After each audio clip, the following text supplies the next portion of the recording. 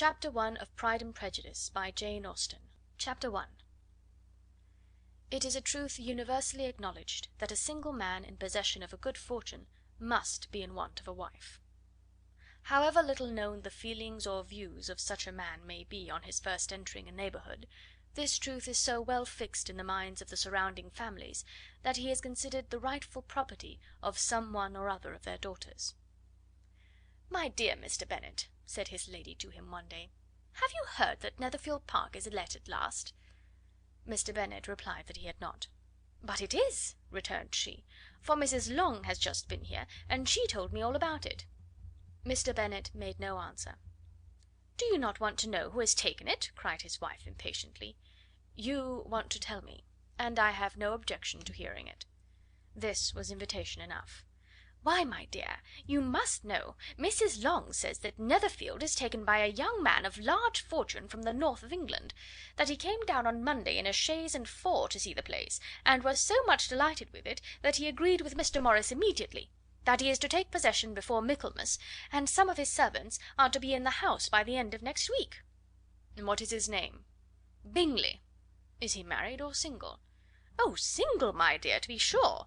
A single man of large fortune, 4,000 or 5,000 a year. What a fine thing for our girls!" "How so? How can it affect them?" "My dear Mr. Bennet," replied his wife, "how can you be so tiresome? You must know that I am thinking of his marrying one of them." "Is that his design in settling here?" "Design? Nonsense! How can you talk so? But it is very likely that he may fall in love with one of them, and therefore you must visit him as soon as he comes." "I see no occasion for that. You and the girls may go, or you may send them by themselves, which perhaps will be still better, for as you are as handsome as any of them, Mr. Bingley may like you the best of the party." "My dear, you flatter me. I certainly have had my share of beauty, but I do not pretend to be anything extraordinary now. When a woman has 5 grown up daughters, she ought to give over thinking of her own beauty." "In such cases a woman has not often much beauty to think of." "But, my dear, you must indeed go and see Mr. Bingley when he comes into the neighbourhood." "It is more than I engage for, I assure you." "But consider your daughters. Only think what an establishment it would be for one of them. Sir William and Lady Lucas are determined to go, merely on that account, for in general, you know, they visit no newcomers. Indeed you must go, for it will be impossible for us to visit him if you do not." "You are over scrupulous, surely. I dare say Mr. Bingley will be very glad to see you, and I will send a few lines by you to assure him of my hearty consent to his marrying whichever he chooses of the girls, though I must throw in a good word for my little Lizzy." "I desire you will do no such thing. Lizzy is not a bit better than the others, and I am sure she is not half so handsome as Jane, nor half so good humoured as Lydia. But you are always giving her the preference." "They have none of them much to recommend them," replied he. "They are all silly and ignorant like other girls, but Lizzy has something more of quickness than her sisters." "Mr. Bennet, how can you abuse your own children in such a way? You take delight in vexing me. You have no compassion for my poor nerves." "You mistake me, my dear. I have a high respect for your nerves. They are my old friends. I have heard you mention them with consideration these last 20 years at least." "Ah, you do not know what I suffer." "But I hope you will get over it, and live to see many young men of 4,000 a year come into the neighbourhood." "It will be no use to us if 20 such should come, since you will not visit them." "Depend upon it, my dear, that when there are 20 I will visit them all." Mr. Bennet was so odd a mixture of quick parts, sarcastic humour, reserve, and caprice, that the experience of 23 years had been insufficient to make his wife understand his character. Her mind was less difficult to develop. She was a woman of mean understanding, little information, and uncertain temper. When she was discontented, she fancied herself nervous. The business of her life was to get her daughters married. Its solace was visiting and news. End of chapter 1. Chapter 2. Mr. Bennet was among the earliest of those who waited on Mr. Bingley. He had always intended to visit him, though to the last always assuring his wife that he should not go. Until the evening after the visit was paid, she had no knowledge of it. It was then disclosed in the following manner. Observing his second daughter employed in trimming a hat, he suddenly addressed her with: "I hope Mr. Bingley will like it, Lizzy." "We are not in a way to know what Mr Bingley likes," said her mother resentfully, "since we are not to visit." "But you forget, mamma," said Elizabeth, "that we shall meet him at the assemblies, and that Mrs Long promised to introduce him." "I do not believe Mrs Long will do any such thing. She has two nieces of her own. She is a selfish, hypocritical woman, and I have no opinion of her." "No more have I," said Mr. Bennet, "and I am glad to find that you do not depend on her serving you." Mrs. Bennet deigned not to make any reply, but, unable to contain herself, began scolding one of her daughters. "Don't keep coughing so, Kitty, for heaven's sake! Have a little compassion on my nerves, you tear them to pieces." "Kitty has no discretion in her coughs," said her father; "she times them ill."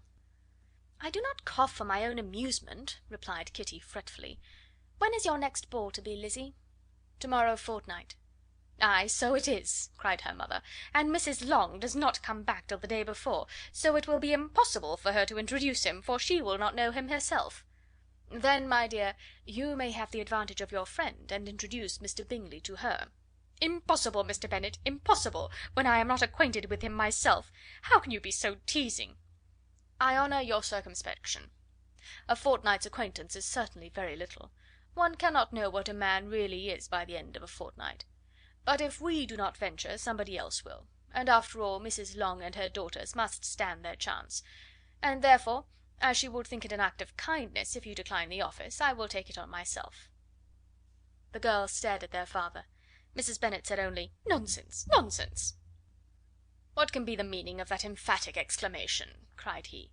"Do you consider the forms of introduction, and the stress that is laid on them, as nonsense? I cannot quite agree with you there. What say you, Mary? For you are a young lady of deep reflection, I know, and read great books and make extracts." Mary wished to say something sensible, but knew not how. "While Mary is adjusting her ideas," he continued, "let us return to Mr Bingley." "I am sick of Mr Bingley!" cried his wife. "I am sorry to hear that; but why did you not tell me that before? If I had known as much this morning, I certainly would not have called on him. It is very unlucky, but as I have actually paid the visit, we cannot escape the acquaintance now." The astonishment of the ladies was just what he wished; that of Mrs. Bennet perhaps surpassing the rest, though, when the first tumult of joy was over, she began to declare that it was what she had expected all the while. "How good it was in you, my dear Mr. Bennet! But I knew I should persuade you at last. I was sure you loved your girls too well to neglect such an acquaintance. Well, how pleased I am! And it is such a good joke, too, that you should have gone this morning, and never said a word about it till now."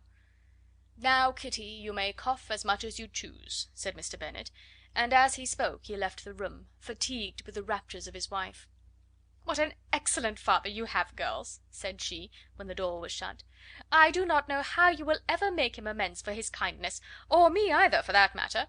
At our time of life it is not so pleasant, I can tell you, to be making new acquaintances every day, but for your sakes we would do anything. Lydia, my love, though you are the youngest, I dare say Mr. Bingley will dance with you at the next ball." "Oh!" said Lydia stoutly, "I'm not afraid, for though I am the youngest, I'm the tallest." The rest of the evening was spent in conjecturing how soon he would return Mr. Bennet's visit, and determining when they should ask him to dinner.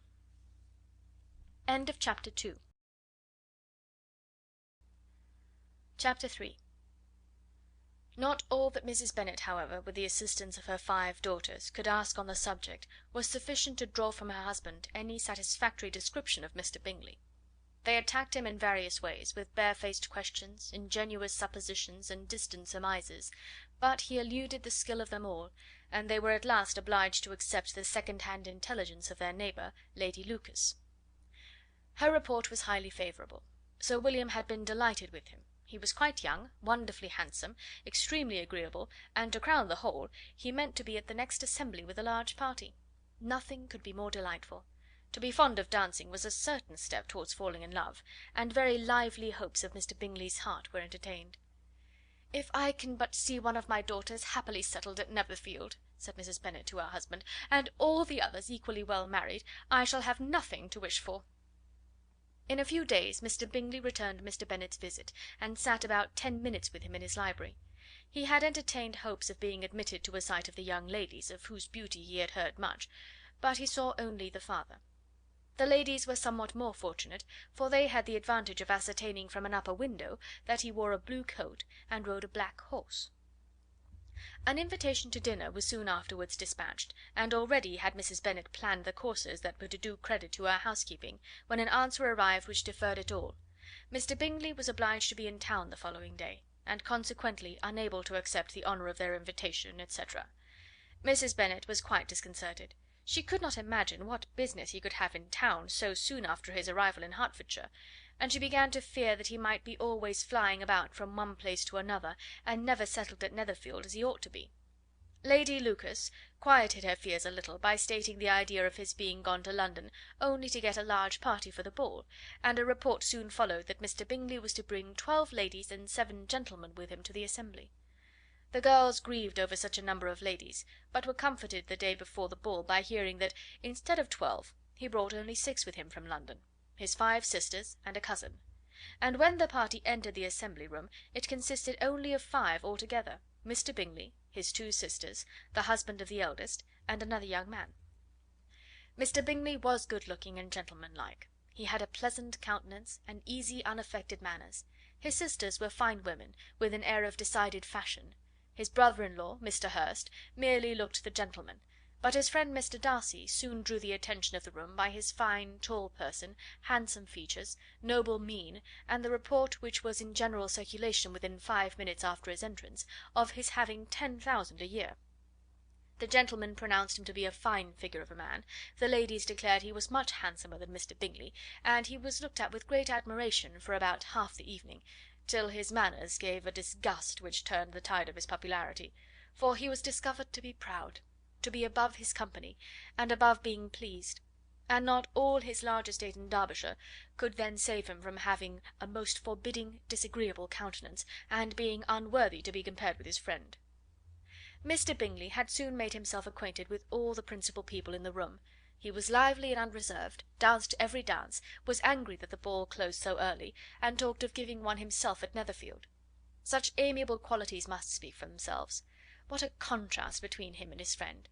Mr. Darcy danced only once with Mrs. Hurst, and once with Miss Bingley, declined being introduced to any other lady, and spent the rest of the evening in walking about the room, speaking occasionally to one of his own party. His character was decided. He was the proudest, most disagreeable man in the world, and everybody hoped that he would never come there again. Amongst the most violent against him was Mrs. Bennet, whose dislike of his general behaviour was sharpened into particular resentment by his having slighted one of her daughters. Elizabeth Bennet had been obliged, by the scarcity of gentlemen, to sit down for 2 dances, and during part of that time Mr. Darcy had been standing near enough for her to hear a conversation between him and Mr. Bingley, who came from the dance for a few minutes to press his friend to join it. "Come, Darcy," said he, "I must have you dance. I hate to see you standing about by yourself in this stupid manner. You had much better dance." "I certainly shall not. You know how I detest it, unless I am particularly acquainted with my partner. At such an assembly as this it would be insupportable. Your sisters are engaged, and there is not another woman in the room whom it would not be a punishment to me to stand up with." "I would not be so fastidious as you are," cried Mr. Bingley, "for a kingdom. Upon my honour, I never met with so many pleasant girls in my life as I have this evening, and there are several of them, you see, uncommonly pretty." "You are dancing with the only handsome girl in the room," said Mr. Darcy, looking at the eldest Miss Bennet. "Oh, she is the most beautiful creature I ever beheld. But there is one of her sisters sitting down just behind you, who is very pretty, and I dare say very agreeable. Do let me ask my partner to introduce you." "Which do you mean?" And turning round, he looked for a moment at Elizabeth, till catching her eye, he withdrew his own and coldly said, "She is tolerable, but not handsome enough to tempt me. I am in no humour at present to give consequence to young ladies who are slighted by other men. You had better return to your partner and enjoy her smiles, for you are wasting your time with me." Mr. Bingley followed his advice. Mr. Darcy walked off, and Elizabeth remained with no very cordial feelings toward him. She told the story, however, with great spirit among her friends, for she had a lively, playful disposition, which delighted in anything ridiculous. The evening altogether passed off pleasantly to the whole family.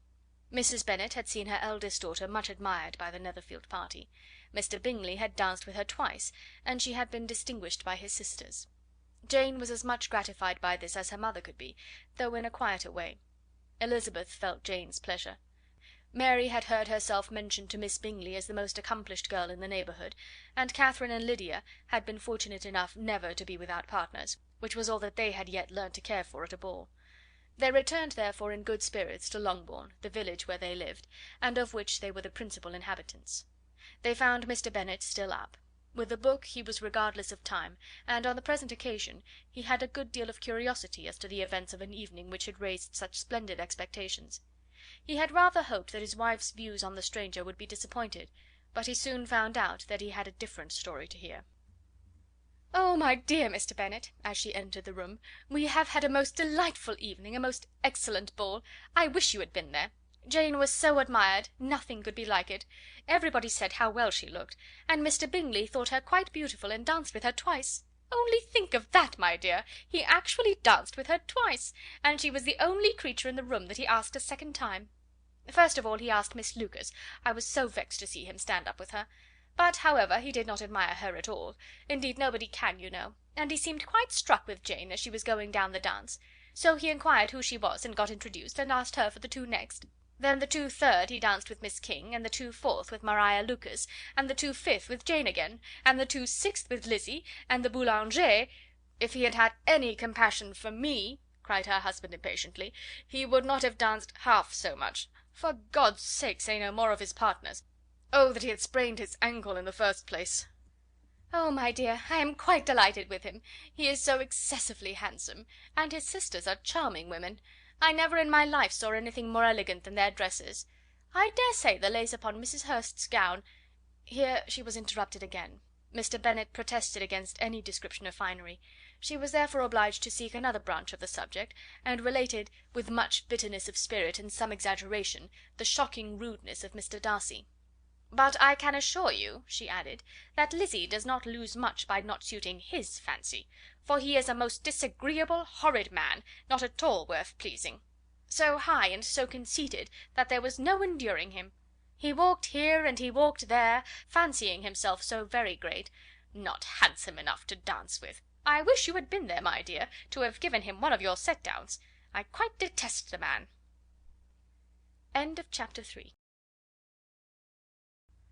Chapter 4. When Jane and Elizabeth were alone, the former, who had been cautious in her praise of Mr Bingley before, expressed to her sister just how very much she admired him. "He is just what a young man ought to be," said she, "sensible, good-humoured, lively, and I never saw such happy manners. So much ease, with such perfect good breeding." "He is also handsome," replied Elizabeth, "which a young man ought likewise to be, if he possibly can. His character is thereby complete." "I was very much flattered by his asking me to dance a second time. I did not expect such a compliment." "Did not you? I did for you. But that is one great difference between us. Compliments always take you by surprise, and me never. What could be more natural than his asking you again? He could not help seeing that you were about 5 times as pretty as every other woman in the room. No thanks to his gallantry for that. Well, he certainly is very agreeable, and I give you leave to like him. You have liked many a stupider person." "Dear Lizzie!" "Oh, you are a great deal too apt, you know, to like people in general. You never see a fault in anybody. All the world are good and agreeable in your eyes. I never heard you speak ill of a human being in your life." "I would not wish to be hasty in censuring any one, but I always speak what I think." "I know you do, and it is that which makes the wonder. With your good sense, to be so honestly blind to the follies and nonsense of others. Affectation of candour is common enough, one meets with it everywhere, but to be candid without ostentation or design, to take the good of everybody's character and make it still better, and say nothing of the bad, belongs to you alone. And so you like this man's sisters too, do you? Their manners are not equal to his." "Certainly not, at first, but they are very pleasing women when you converse with them. Miss Bingley is to live with her brother and keep his house, and I am much mistaken if we shall not find a very charming neighbour in her." Elizabeth listened in silence, but was not convinced. Their behaviour at the assembly had not been calculated to please in general, and with more quickness of observation and less pliancy of temper than her sister, and with a judgment too unassailed by any attention to herself, she was very little disposed to approve of them. They were, in fact, very fine ladies, not deficient in good humour when they were pleased, nor in the power of making themselves agreeable when they chose it, but proud and conceited. They were rather handsome, had been educated in one of the first private seminaries in town, had a fortune of £20,000, were in the habit of spending more than they ought, and of associating with people of rank, and were therefore in every respect entitled to think well of themselves and meanly of others. They were of a respectable family in the north of England, a circumstance more deeply impressed on their memories than that their brother's fortune and their own had been acquired by trade. Mr Bingley inherited property to the amount of nearly £100,000 from his father, who had intended to purchase an estate, but did not live to do it. Mr Bingley intended it likewise, and sometimes made choice of his county, but as he was now provided with a good house and the liberty of a manor, it was doubtful to many of those who best knew the easiness of his temper whether he might not spend the remainder of his days at Netherfield, and leave the next generation to purchase. His sisters were anxious for his having an estate of his own, but though he was now only established as a tenant, Miss Bingley was by no means unwilling to preside at his table, nor was Mrs Hurst, who had married a man of more fashion than fortune, less disposed to consider his house as her home when it suited her. Mr Bingley had not been of age 2 years when he was tempted by an accidental recommendation to look at Netherfield House. He did look at it, and into it, for almost half an hour, was pleased with the situation and the principal rooms, satisfied with what the owner said in its praise, and took it immediately. Between him and Darcy there was a very steady friendship, in spite of great opposition of character. Bingley was endeared to Darcy by the easiness, openness, and ductility of his temper, though no disposition could offer a greater contrast to his own, and though with his own he never appeared dissatisfied. On the strength of Darcy's regard Bingley had the firmest reliance, and of his judgment the highest opinion. In understanding, Darcy was the superior. Bingley was by no means deficient, but Darcy was clever. He was at the same time haughty, reserved, and fastidious, and his manners, though well bred, were not inviting. In that respect his friend had greatly the advantage. Bingley was sure of being liked wherever he appeared. Darcy was continually giving offence. The manner in which they spoke of the Meryton assembly was sufficiently characteristic. Bingley had never met with more pleasant people or prettier girls in his life. Everybody had been most kind and attentive to him, there had been no formality, no stiffness, he had soon felt acquainted with all the room, and as to Miss Bennet, he could not conceive an angel more beautiful. Darcy, on the contrary, had seen a collection of people in whom there was little beauty and no fashion, for none of whom he had felt the smallest interest, and from none received either attention or pleasure. Miss Bennet he acknowledged to be pretty, but she smiled too much. Mrs Hurst and her sister allowed it to be so, but still they admired her and liked her, and pronounced her to be a sweet girl, and one whom they would not object to know more of. Miss Bennet was therefore established as a sweet girl, and their brother felt authorized by such commendation to think of her as he chose. Chapter 5. Within a short walk of Longbourn lived a family with whom the Bennets were particularly intimate. Sir William Lucas had been formerly in trade in Meryton, where he had made a tolerable fortune, and risen to the honour of knighthood by an address to the King during his mayoralty. The distinction had perhaps been felt too strongly. It had given him a disgust to his business, and to his residence in a small market town, and in quitting them both, he had removed with his family to a house about a mile from Meryton, denominated from that period Lucas Lodge, where he could think with pleasure of his own importance, and, unshackled by business, occupy himself solely in being civil to all the world. For though elated by his rank, it did not render him supercilious. On the contrary, he was all attention to everybody. By nature inoffensive, friendly, and obliging, his presentation at St James's had made him courteous. Lady Lucas was a very good kind of woman, not too clever to be a valuable neighbour to Mrs Bennet. They had several children. The eldest of them, a sensible, intelligent young woman about 27, was Elizabeth's intimate friend. That the Miss Lucases and the Miss Bennets should meet to talk over a ball was absolutely necessary, and the morning after the assembly brought the former to Longbourn to hear and to communicate. "You began the evening well, Charlotte," said Mrs Bennet, with civil self-command, to Miss Lucas. "You were Mr Bingley's first choice." "Yes, but he seemed to like his second better." "Oh, you mean Jane, I suppose, because he danced with her twice. To be sure, that did seem as if he admired her. Indeed, I rather believe he did. I heard something about it, but I hardly know what. Something about Mr Robinson." Perhaps you mean what I overheard between him and Mr Robinson. Did not I mention it to you? Mr Robinson's asking him how he liked our Meryton assemblies, and whether he did not think there were a great many pretty women in the room, and which he thought the prettiest, and his answering immediately to the last question, 'Oh, the eldest Miss Bennet, beyond a doubt. There cannot be two opinions on that point.' Upon my word! Well, that is very decided indeed. That does seem as if... But, however, it may all come to nothing, you know." "My overhearings were more to the purpose than yours, Eliza," said Charlotte. "Mr Darcy is not so well worth listening to as his friend, is he?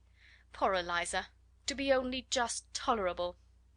I beg you would not put it into Lizzie's head to be vexed by his ill treatment, for he is such a disagreeable man, that it would be quite a misfortune to be liked by him. Mrs Long told me last night that he sat close to her for half an hour without once opening his lips." "Are you quite sure, ma'am? Is there not a little mistake?" said Jane. "I certainly saw Mr Darcy speaking to her." "Ay, because she asked him at last how he liked Netherfield, and he could not help answering her. But she said he seemed quite angry at being spoke to." "Miss Bingley told me," said Jane, "that he never speaks much, unless among his intimate acquaintances. With them he is remarkably agreeable." "I do not believe a word of that, my dear. If he had been so very agreeable, he would have talked to Mrs Long. But I can guess how it was. Everybody says that he is eat up with pride, and I dare say he had heard somehow that Mrs Long does not keep a carriage, and had come to the ball in a hack chaise." "I do not mind his not talking to Mrs Long," said Miss Lucas, "but I wish he had danced with Eliza." "Another time, Lizzie," said her mother, "I would not dance with him, if I were you." "I believe, ma'am, I may safely promise you never to dance with him." "His pride," said Miss Lucas, "does not offend me so much as pride often does, because there is an excuse for it. One cannot wonder that so very fine a young man, with family, fortune, everything in his favour, should think highly of himself. If I may so express it, he has a right to be proud." "That is very true," replied Elizabeth, "that I could easily forgive his pride if he had not mortified mine." "Pride," observed Mary, who piqued herself upon the solidity of her reflections, "is a very common failing, I believe. By all that I have ever read, I am convinced that it is very common indeed, that human nature is particularly prone to it, and that there are very few of us who do not cherish a feeling of self complacency on the score of some quality or other, real or imaginary. Vanity and pride are different things, though the words are often used synonymously. A person may be proud without being vain. Pride relates more to our opinion of ourselves, vanity to what we would have others think of us." "If I were as rich as Mr Darcy," cried a young Lucas, who came with his sisters, "I should not care how proud I was. I would keep a pack of foxhounds and drink a bottle of wine a day." "Then you would drink a great deal more than you ought," said Mrs Bennet, "and if I were to see you at it, I should take away your bottle directly." The boy protested that she should not. She continued to declare that she would, and the argument ended only with the visit. Chapter 6. The ladies of Longbourn soon waited on those of Netherfield. The visit was soon returned in due form.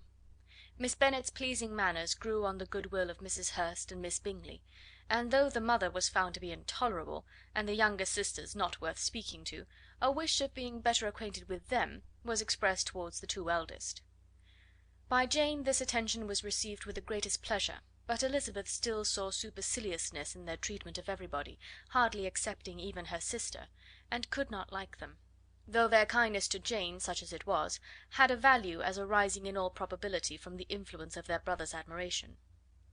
It was generally evident, whenever they met, that he did admire her, and to her it was equally evident that Jane was yielding to the preference which she had begun to entertain for him from the first, and was in a way to be very much in love; but she considered with pleasure that it was not likely to be discovered by the world in general, since Jane united, with great strength of feeling, a composure of temper and a uniform cheerfulness of manner, which would guard her from the suspicions of the impertinent. She mentioned this to her friend Miss Lucas. "It may perhaps be pleasant," replied Charlotte, "to be able to impose on the public in such a case, but it is sometimes a disadvantage to be so very guarded. If a woman conceals her affection with the same skill from the object of it, she may lose the opportunity of fixing him, and it will then be but poor consolation to believe the world equally in the dark. There is so much of gratitude or vanity in almost every attachment, that it is not safe to leave any to itself. We can all begin freely, a slight preference is natural enough, but there are very few of us who have heart enough to be really in love without encouragement. In 9 cases out of 10 a woman had better show more affection than she feels. Bingley likes your sister undoubtedly, but he may never do more than like her if she does not help him on." "But she does help him on, as much as her nature will allow. If I can perceive her regard for him, he must be a simpleton indeed not to discover it too. Remember, Eliza, that he does not know Jane's disposition as you do." "But if a woman is partial to a man, and does not endeavour to conceal it, he must find it out." "Perhaps he must, if he sees enough of her; but though Bingley and Jane meet tolerably often, it is never for many hours together, and as they always see each other in large mixed parties, it is impossible that every moment should be employed in conversing together. Jane should therefore make the most of every half hour in which she can command his attention. When she is secure of him, there will be more leisure for falling in love as much as she chooses."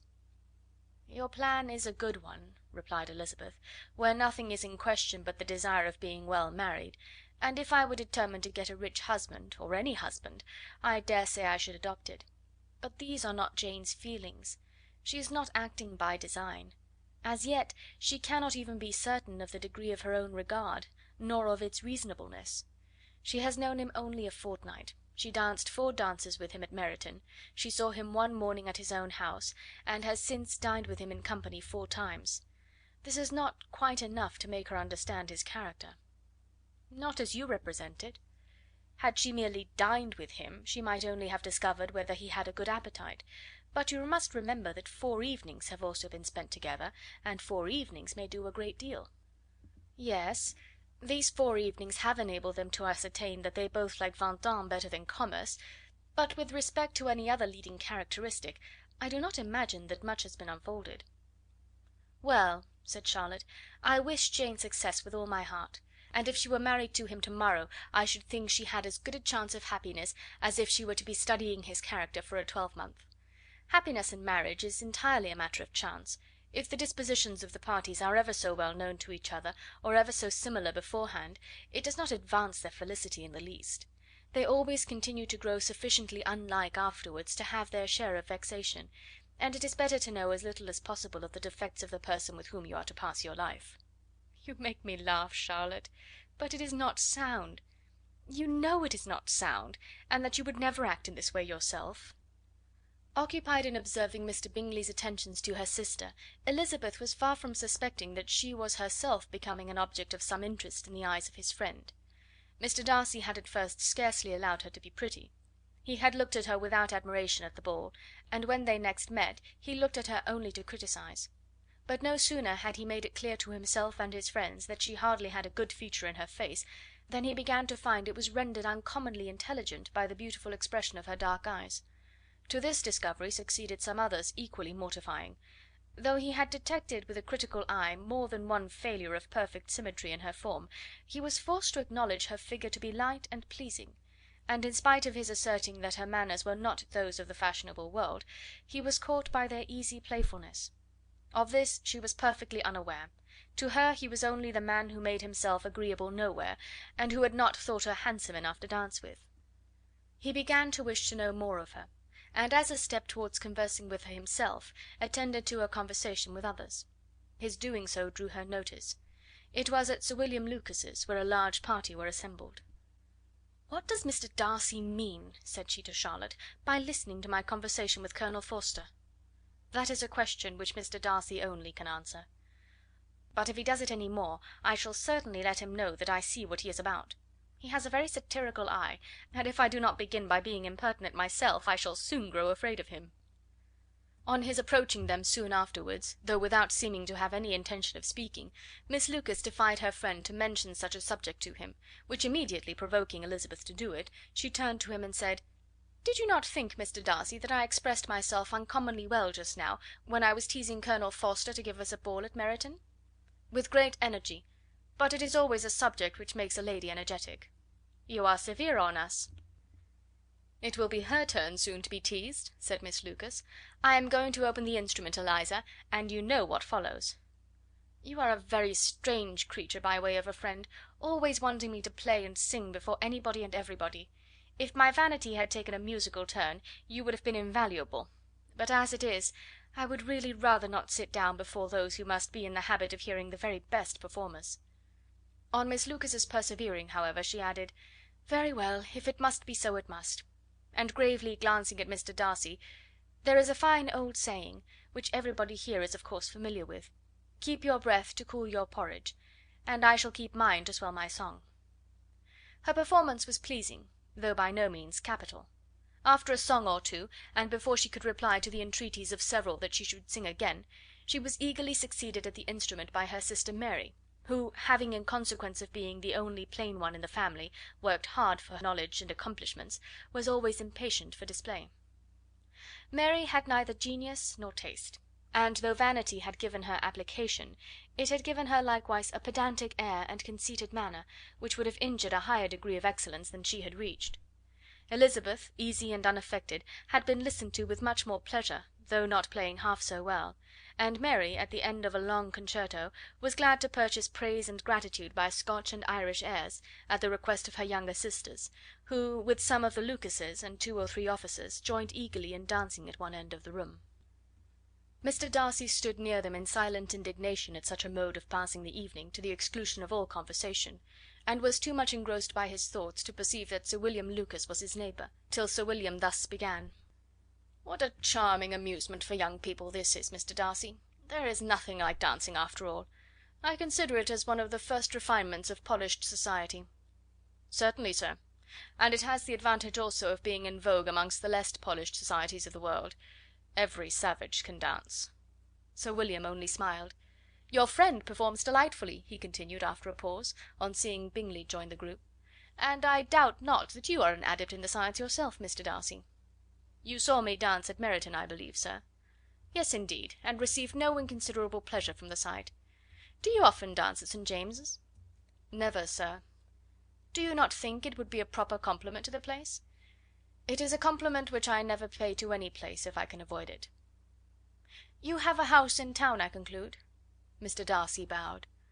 "I had once had some thought of fixing in town myself, for I am fond of superior society, but I did not feel quite certain that the air of London would agree with Lady Lucas." He paused in hopes of an answer, but his companion was not disposed to make any, and Elizabeth at that instant moving towards them, he was struck with the action of doing a very gallant thing, and called out to her: "My dear Miss Eliza, why are you not dancing? Mr. Darcy, you must allow me to present this young lady to you as a very desirable partner. You cannot refuse to dance, I am sure, when so much beauty is before you." And taking her hand, he would have given it to Mr. Darcy, who, though extremely surprised, was not unwilling to receive it, when she instantly drew back, and said with some discomposure to Sir William: "Indeed, sir, I have not the least intention of dancing. I entreat you not to suppose that I moved this way in order to beg for a partner."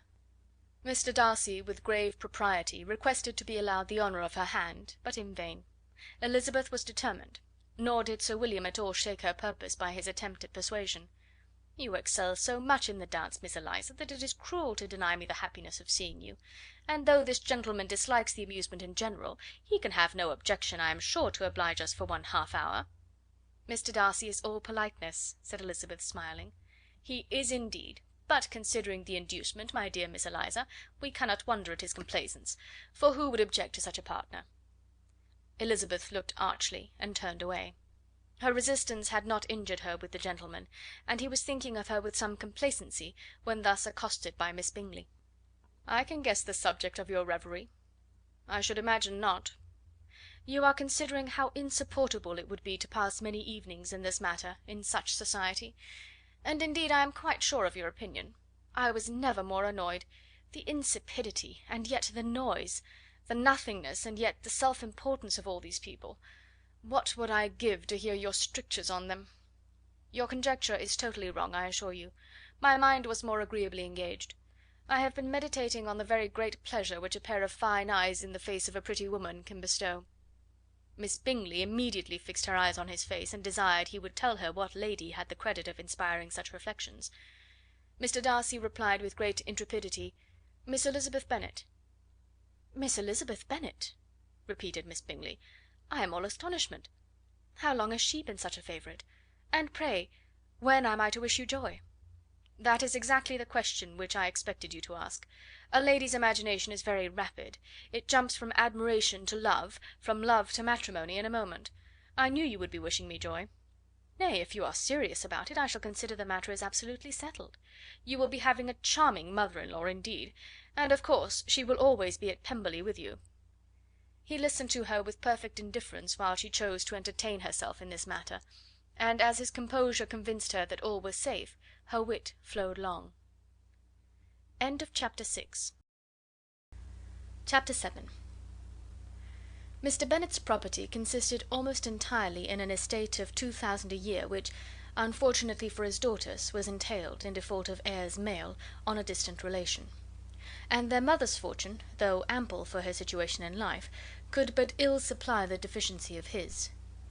Her father had been an attorney in Meryton, and had left her £4000. She had a sister married to a Mr Phillips, who had been a clerk to their father and succeeded him in the business, and a brother settled in London in a respectable line of trade. The village of Longbourn was only 1 mile from Meryton, a most convenient distance for the young ladies, who were usually tempted thither 3 or 4 times a week to pay their duty to their aunt and to a milliner's shop just over the way. The 2 youngest of the family, Catherine and Lydia, were particularly frequent in these attentions. Their minds were more vacant than their sisters', and when nothing better offered, a walk to Meryton was necessary to amuse their morning hours and furnish conversation for the evening; and however bare of news the country in general might be, they always contrived to learn some from their aunt. At present, indeed, they were well supplied with both news and happiness by the recent arrival of a militia regiment in the neighbourhood. It was to remain the whole winter, and Meryton was the headquarters. Their visits to Mrs Phillips were now productive of the most interesting intelligence. Every day added something to their knowledge of the officers' names and connections. Their lodgings were not long a secret, and at length they began to know the officers themselves. Mr Phillips visited them all, and this opened to his nieces a store of felicity unknown before. They could talk of nothing but officers, and Mr Bingley's large fortune, the mention of which gave animation to their mother, was worthless in their eyes when opposed to the regimentals of an ensign. After listening one morning to their effusions on this subject, Mr Bennet coolly observed, "From all that I can collect by your manner of talking, you must be 2 of the silliest girls in the country. I have suspected it some time, but I am now convinced." Catherine was disconcerted and made no answer, but Lydia, with perfect indifference, continued to express her admiration of Captain Carter, and her hope of seeing him in the course of the day, as he was going the next morning to London. "I am astonished, my dear," said Mrs Bennet, "that you should be so ready to think your own children silly. If I wished to think slightingly of anybody's children, it should not be my own, however." "If my children are silly, I must hope to always be sensible of it." "Yes, but as it happens, they are all of them very clever." "This is the only point, I flatter myself, on which we do not agree. I had hoped that our sentiments coincided in every particular, but I must so far differ from you as to think our 2 youngest daughters uncommonly foolish." "My dear Mr Bennet, you must not expect such girls to have the sense of their father and mother. When they get to our age, I dare say they will not think about officers any more than we do. I remember the time when I liked a red coat myself very well, and indeed so I do still at my heart; and if a smart young colonel, with 5 or 6000 a year, should want one of my girls, I shall not say nay to him. And I thought Colonel Forster looked very becoming the other night at Sir William's in his regimentals." "Mamma," cried Lydia, "my aunt says that Colonel Forster and Captain Carter do not go so often to Miss Watson's as they did when they first came. She sees them now very often standing in Clark's library." Mrs Bennet was prevented replying by the entrance of the footman with a note for Miss Bennet. It came from Netherfield, and the servant waited for an answer. Mrs Bennet's eyes sparkled with pleasure, and she was eagerly calling out, while her daughter read, "Well, Jane, who is it from? What is it about? What does he say? Well, Jane, make haste and tell us. Make haste, my love." "It is from Miss Bingley," said Jane, and then read it aloud. "My dear friend, if you are not so compassionate as to dine to-day with Louisa and me, we shall be in danger of hating each other for the rest of our lives, for a whole day's tete-a-tete between 2 women can never end without a quarrel. Come as soon as you can on receipt of this. My brother and the gentlemen are to dine with the officers. Yours ever, Caroline Bingley." "With the officers!" cried Lydia. "I wonder my aunt did not tell us of that." "Dining out," said Mrs Bennet; "that is very unlucky." "Can I have the carriage?" said Jane. "No, my dear, you had better go on horseback, because it seems likely to rain, and then you must stay all night." "That would be a good scheme," said Elizabeth, "if you were sure that they would not offer to send her home." "Oh, but the gentlemen will have Mr Bingley's chaise to go to Meryton, and the Hursts have no horses to theirs." "I had much rather go in the coach." "But, my dear, your father cannot spare the horses, I am sure. They are wanted in the farm, Mr Bennet, are they not?" "They are wanted in the farm much oftener than I can get them." "But if you have got them to day," said Elizabeth, "my mother's purpose will be answered." She did at last extort from her father an acknowledgment that the horses were engaged. Jane was therefore obliged to go on horseback, and her mother attended her to the door with many cheerful prognostics of a bad day. Her hopes were answered. Jane had not been gone long before it rained hard. Her sisters were uneasy for her, but her mother was delighted. The rain continued the whole evening without intermission. Jane certainly could not come back. "This was a lucky idea of mine, indeed," said Mrs Bennet more than once, as if the credit of making it rain were all her own. Till the next morning, however, she was not aware of all the felicity of her contrivance. Breakfast was scarcely over when a servant from Netherfield brought the following note for Elizabeth. "My dearest Lizzy, I find myself very unwell this morning, which I suppose is to be imputed to my getting wet through yesterday. My kind friends will not hear of my returning till I am better. They insist also on my seeing Mr Jones, therefore do not be alarmed if you should hear of his having been to me, and, excepting a sore throat and headache, there is not much the matter with me. Yours, etc." "Well, my dear," said Mr Bennet, when Elizabeth had read the note aloud, "if your daughter should have a dangerous fit of illness, if she should die, it would be a comfort to know that it was all in pursuit of Mr Bingley, and under your orders." "Oh, I am not afraid of her dying. People do not die of little trifling colds. She will be taken good care of. As long as she stays there, it is all very well. I would go and see her if I could have the carriage." Elizabeth, feeling really anxious, was determined to go to her, though the carriage was not to be had; and as she was no horsewoman, walking was her only alternative. She declared her resolution. "How can you be so silly," cried her mother, "as to think of such a thing, in all this dirt? You will not be fit to be seen when you get there." "I shall be very fit to see Jane, which is all I want." "Is this a hint to me, Lizzy," said her father, "to send for the horses?" "No, indeed. I do not wish to avoid the walk. The distance is nothing when one has a motive. Only 3 miles. I shall be back by dinner." "I admire the activity of your benevolence," observed Mary, "but every impulse of feeling should be guided by reason, and, in my opinion, exertion should always be in proportion to what is required." "We will go as far as Meryton with you," said Catherine and Lydia. Elizabeth accepted their company, and the 3 young ladies set off together. "If we make haste," said Lydia, as they walked along, "perhaps we may see something of Captain Carter before he goes."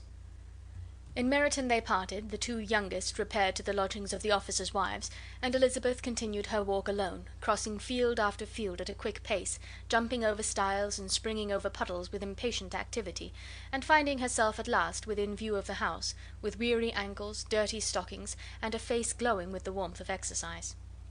She was shown into the breakfast parlour, where all but Jane were assembled, and where her appearance created a great deal of surprise. That she should have walked 3 miles so early in the day, in such dirty weather, and by herself, was almost incredible to Mrs Hurst and Miss Bingley, and Elizabeth was convinced that they held her in contempt for it. She was received, however, very politely by them, and in their brother's manners there was something better than politeness, there was good humour and kindness. Mr Darcy said very little, and Mr Hurst nothing at all. The former was divided between admiration of the brilliancy which exercise had given to her complexion, and doubt as to the occasion's justifying her coming so far alone. The latter was thinking only of his breakfast. Her inquiries after his sister were not very favourably answered. Miss Bennet had slept ill, and though up, was very feverish, and not well enough to leave her room. Elizabeth was glad to be taken to her immediately, and Jane, who had only been withheld by the fear of giving alarm or inconvenience from expressing in her note how much she longed for such a visit, was delighted at her entrance. She was not equal, however, to much conversation, and when Miss Bingley left them together, could attempt little beside expressions of gratitude for the extraordinary kindness she was treated with. Elizabeth silently attended her. When breakfast was over they were joined by the sisters, and Elizabeth began to like them herself when she saw how much affection and solicitude they showed for Jane. The apothecary came, and having examined his patient, said, as might be supposed, that she had caught a violent cold, and that they must endeavour to get the better of it; advised her to return to bed, and promised her some draughts. The advice was followed readily, for the feverish symptoms increased, and her head ached acutely. Elizabeth did not quit her room for a moment, nor were the other ladies often absent. The gentlemen being out, they had, in fact, nothing to do elsewhere. When the clock struck 3, Elizabeth felt that she must go, and very unwillingly said so. Miss Bingley offered her the carriage, and she only wanted a little pressing to accept it, when Jane testified such concern in parting with her, that Miss Bingley was obliged to convert the offer of the chaise to an invitation to remain at Netherfield for the present. Elizabeth most thankfully consented, and a servant was dispatched to Longbourn to acquaint the family with her stay, and bring back a supply of clothes. Chapter 8. At 5 o'clock the two ladies retired to dress, and at 6:30 Elizabeth was summoned to dinner. To the civil inquiries which then poured in, and amongst which she had the pleasure of distinguishing the much superior solicitude of Mr Bingley's, she could not make a very favourable answer. Jane was by no means better. The sisters, on hearing this, repeated 3 or 4 times how much they were grieved, how shocking it was to have a bad cold, and how excessively they disliked being ill themselves; and then thought no more of the matter, and their indifference towards Jane, when not immediately before them, restored Elizabeth to the enjoyment of all her former dislike. Their brother, indeed, was the only one of the party whom she could regard with any complacency. His anxiety for Jane was evident, and his attentions to herself most pleasing, and they prevented her feeling herself so much an intruder as she believed she was considered by the others. She had very little notice from any but him. Miss Bingley was engrossed by Mr Darcy, her sister scarcely less so, and as for Mr Hurst, by whom Elizabeth sat, he was an indolent man, who lived only to eat, drink, and play at cards, who, when he found her to prefer a plain dish to a ragout, had nothing to say to her. When dinner was over, she returned directly to Jane, and Miss Bingley began abusing her as soon as she was out of the room. Her manners were pronounced to be very bad indeed, a mixture of pride and impertinence. She had no conversation, no style, no beauty. Mrs Hurst thought the same, and added, "She has nothing, in short, to recommend her, but being an excellent walker. I shall never forget her appearance this morning. She really looked almost wild." "She did indeed, Louisa. I could hardly keep my countenance. Very nonsensical to come at all. Why must she be scampering about the country because her sister had a cold? Her hair, so untidy, so blousy! Yes, and her petticoat, I hope you saw her petticoat, 6 inches deep in mud, I am absolutely certain, and the gown which had been let down to hide it not doing its office." "Your picture may be very exact, Louisa," said Bingley, "but this was all lost upon me. I thought Miss Elizabeth Bennet looked remarkably well when she came into the room this morning. Her dirty petticoat quite escaped my notice." "You observed it, Mr Darcy, I am sure," said Miss Bingley, "and I am inclined to think that you would not wish to see your sister make such an exhibition." "Certainly not." "To walk 3 miles, or 4 miles, or 5 miles, or whatever it is, above her ankles in dirt, and alone, quite alone! What could she mean by it? It seems to me to show an abominable sort of conceited independence, a most country town indifference to decorum." "It shows an affection for her sister that is very pleasing," said Bingley. "I am afraid, Mr Darcy," observed Miss Bingley in a half whisper, "that this adventure has rather affected your admiration of her fine eyes." "Not at all," he replied; "they were brightened by the exercise." A short pause followed this speech, and Mrs Hurst began again.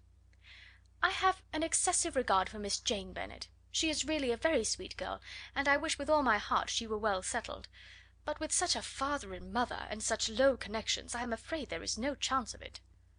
"I think I have heard you say that their uncle is an attorney on Meryton." "Yes, and they have another who lives somewhere near Cheapside." "That is capital," added her sister, and they both laughed heartily. "If they had uncles enough to fill all Cheapside," cried Bingley, "it would not make them one jot less agreeable." "But it must very materially lessen their chance of marrying men of any consideration in the world," replied Darcy. To this speech Bingley made no answer, but his sisters gave it their hearty assent, and indulged their mirth for some time at the expense of their dear friend's vulgar relations. With a renewal of tenderness, however, they returned to her room on leaving the dining parlour, and sat with her till summoned to coffee. She was still very poorly, and Elizabeth would not quit her at all till late in the evening, when she had the comfort of seeing her sleep, and when it seemed to her rather right than pleasant that she should go downstairs herself. On entering the drawing room she found the whole party at loo, and was immediately invited to join them, but suspecting them to be playing high she declined it, and making her sister the excuse, said she would amuse herself for the short time she could stay below with a book. Mr. Hurst looked at her with astonishment. "Do you prefer reading to cards?" said he. "That is rather singular." "Miss Eliza Bennet," said Miss Bingley, "despises cards. She is a great reader, and has no pleasure in anything else." "I deserve neither such praise nor such censure," cried Elizabeth. "I am not a great reader, and I have pleasure in many things." "In nursing your sister I am sure you have pleasure," said Bingley, "and I hope it will soon be increased by seeing her quite well." Elizabeth thanked him from her heart, and then walked towards the table where a few books were lying. He immediately offered to fetch her others, all that his library afforded. "And I wish my collection were larger for your benefit and my own credit, but I am an idle fellow, and though I have not many, I have more than I have ever looked into." Elizabeth assured him that she could suit herself perfectly with those in the room. "I am astonished," said Miss Bingley, "that my father should have left so small a collection of books. What a delightful library you have at Pemberley, Mr. Darcy!" "It ought to be good," he replied. "It has been the work of many generations." "And then you have added so many to it yourself. You are always buying books." "I cannot comprehend the neglect of a family library in such days as these." "Neglect? I am sure you neglect nothing that can add to the beauties of that noble place. Charles, when you build your house, I wish it may be half as delightful as Pemberley." "I wish it may." "But I would really advise you to make your purchase in that neighbourhood, and take Pemberley for a kind of model. There is not a finer county in England than Derbyshire." "With all my heart. I will buy Pemberley itself if Darcy will sell it." "I am talking of possibilities, Charles." "Upon my word, Caroline, I should think it more possible to get Pemberley by purchase than by imitation." Elizabeth was so much caught with what passed as to leave her very little attention for her book, and soon laying it wholly aside, she drew near the card table, and stationed herself between Mr. Bingley and his eldest sister to observe the game. "Is Miss Darcy much grown since this spring?" said Miss Bingley. "Will she be as tall as I am?" "I think she will. She is now about Miss Elizabeth Bennet's height, or rather taller. How I long to see her again! I never met with anybody who delighted me so much. Such a countenance, such manners, and so extremely accomplished for her age. Her performance on the pianoforte is exquisite." "It is amazing to me," said Bingley, "how young ladies can have patience to be so very accomplished as they all are." "All young ladies accomplished? My dear Charles, what do you mean?" "Yes, all of them, I think. They all paint tables, cover screens, and net purses. I scarcely know any one who cannot do all this, and I am sure I never heard a young lady spoken of for the first time without being informed that she was very accomplished." "Your list of the common extent of accomplishments," said Darcy, "has too much truth. The word is applied to many a woman who deserves it no otherwise than by netting a purse or covering a screen. But I am very far from agreeing with you in your estimation of ladies in general. I cannot boast of knowing more than half a dozen, in the whole range of my acquaintance, that are really accomplished." "Nor I am sure," said Miss Bingley. "Then," observed Elizabeth, "you must comprehend a great deal in your idea of an accomplished woman." "Yes, I do comprehend a great deal in it." "Oh, certainly," cried his faithful assistant. "No one can be really esteemed accomplished who does not greatly surpass what is usually met with. A woman must have a thorough knowledge of music, singing, drawing, dancing, and the modern languages, to deserve the word; and besides all this, she must possess a certain something in her air and manner of walking, the tone of her voice, her address and expressions, or the word will be but half deserved." "All this she must possess," added Darcy, "and to all this she must yet add something more substantial, in the improvement of her mind by extensive reading." "I am no longer surprised at your knowing only 6 accomplished women. I rather wonder now at your knowing any." "Are you so severe upon your own sex as to doubt the possibility of all this?" "I never saw such a woman. I never saw such capacity and taste and application and elegance as you describe, united." Mrs. Hurst and Miss Bingley both cried out against the injustice of her implied doubt, and both were protesting that they knew many women who answered this description, when Mr. Hurst called them to order, with bitter complaints of their inattention to what was going forward. As all conversation was thereby at an end, Elizabeth soon afterwards left the room. "Elizabeth Bennet," said Miss Bingley, when the door was closed on her, "is one of those young ladies who seek to recommend themselves to the other sex by undervaluing their own, and with many men, I dare say, it succeeds; but, in my opinion, it is a paltry device, a very mean art." "Undoubtedly," replied Darcy, to whom this remark was chiefly addressed, "there is a meanness in all the arts which ladies sometimes condescend to employ for captivation. Whatever bears affinity to cunning is despicable." Miss Bingley was not so entirely satisfied with this reply as to continue the subject. Elizabeth joined them again only to say that her sister was worse, and that she could not leave her. Bingley urged Mr Jones being sent for immediately, while his sisters, convinced that no country advice could be of any service, recommended an express to town for one of the most eminent physicians. This she would not hear of, but she was not so unwilling to comply with their brother's proposal, and it was settled that Mr Jones should be sent for early in the morning, if Miss Bennet were not decidedly better. Bingley was quite uncomfortable. His sisters declared that they were miserable. They solaced their wretchedness, however, by duets after supper, while he could find no better relief to his feelings than by giving the housekeeper directions that every attention might be paid to the sick lady and her sister. Chapter 9. Elizabeth passed the chief of the night in her sister's room, and in the morning had the pleasure of being able to send a tolerable answer to the inquiries which she very early received from Mr Bingley by a housemaid, and some time afterwards from the two elegant ladies who waited on his sisters. In spite of this amendment, however, she requested to have a note sent to Longbourn, desiring her mother to visit Jane, and form her own judgment of her situation. The note was immediately dispatched, and its contents as quickly complied with. Mrs Bennet, accompanied by her two youngest girls, reached Netherfield soon after the family breakfast. Had she found Jane in any apparent danger, Mrs Bennet would have been very miserable; but being satisfied on seeing her that her illness was not alarming, she had no wish of her recovering immediately, as her restoration to health would probably remove her from Netherfield. She would not listen, therefore, to her daughter's proposal of being carried home, neither did the apothecary, who arrived about the same time, think it at all advisable. After sitting a little while with Jane, on Miss Bingley's appearance and invitation, the mother and three daughters all attended her into the breakfast parlour. Bingley met them with hopes that Mrs Bennet had not found Miss Bennet worse than she expected. "Indeed I have, sir," was her answer. "She is a great deal too ill to be moved. Mr Jones says we must not think of moving her. We must trespass a little longer on your kindness." "Removed!" cried Bingley. "It must not be thought of. My sister, I am sure, will not hear of her removal." "You may depend upon it, madam," said Miss Bingley with cold civility, "that Miss Bennet will receive every possible attention while she remains with us." Mrs Bennet was profuse in her acknowledgments. "I am sure," she added, "if it was not for such good friends, I do not know what would become of her, for she is very ill indeed, and suffers a vast deal, though with the greatest patience in the world, which is always the way with her, for she has, without exception, the sweetest temper I have ever met with. I often tell my other girls that they are nothing to her. You have a sweet room here, Mr Bingley, and a charming prospect over the gravel walk.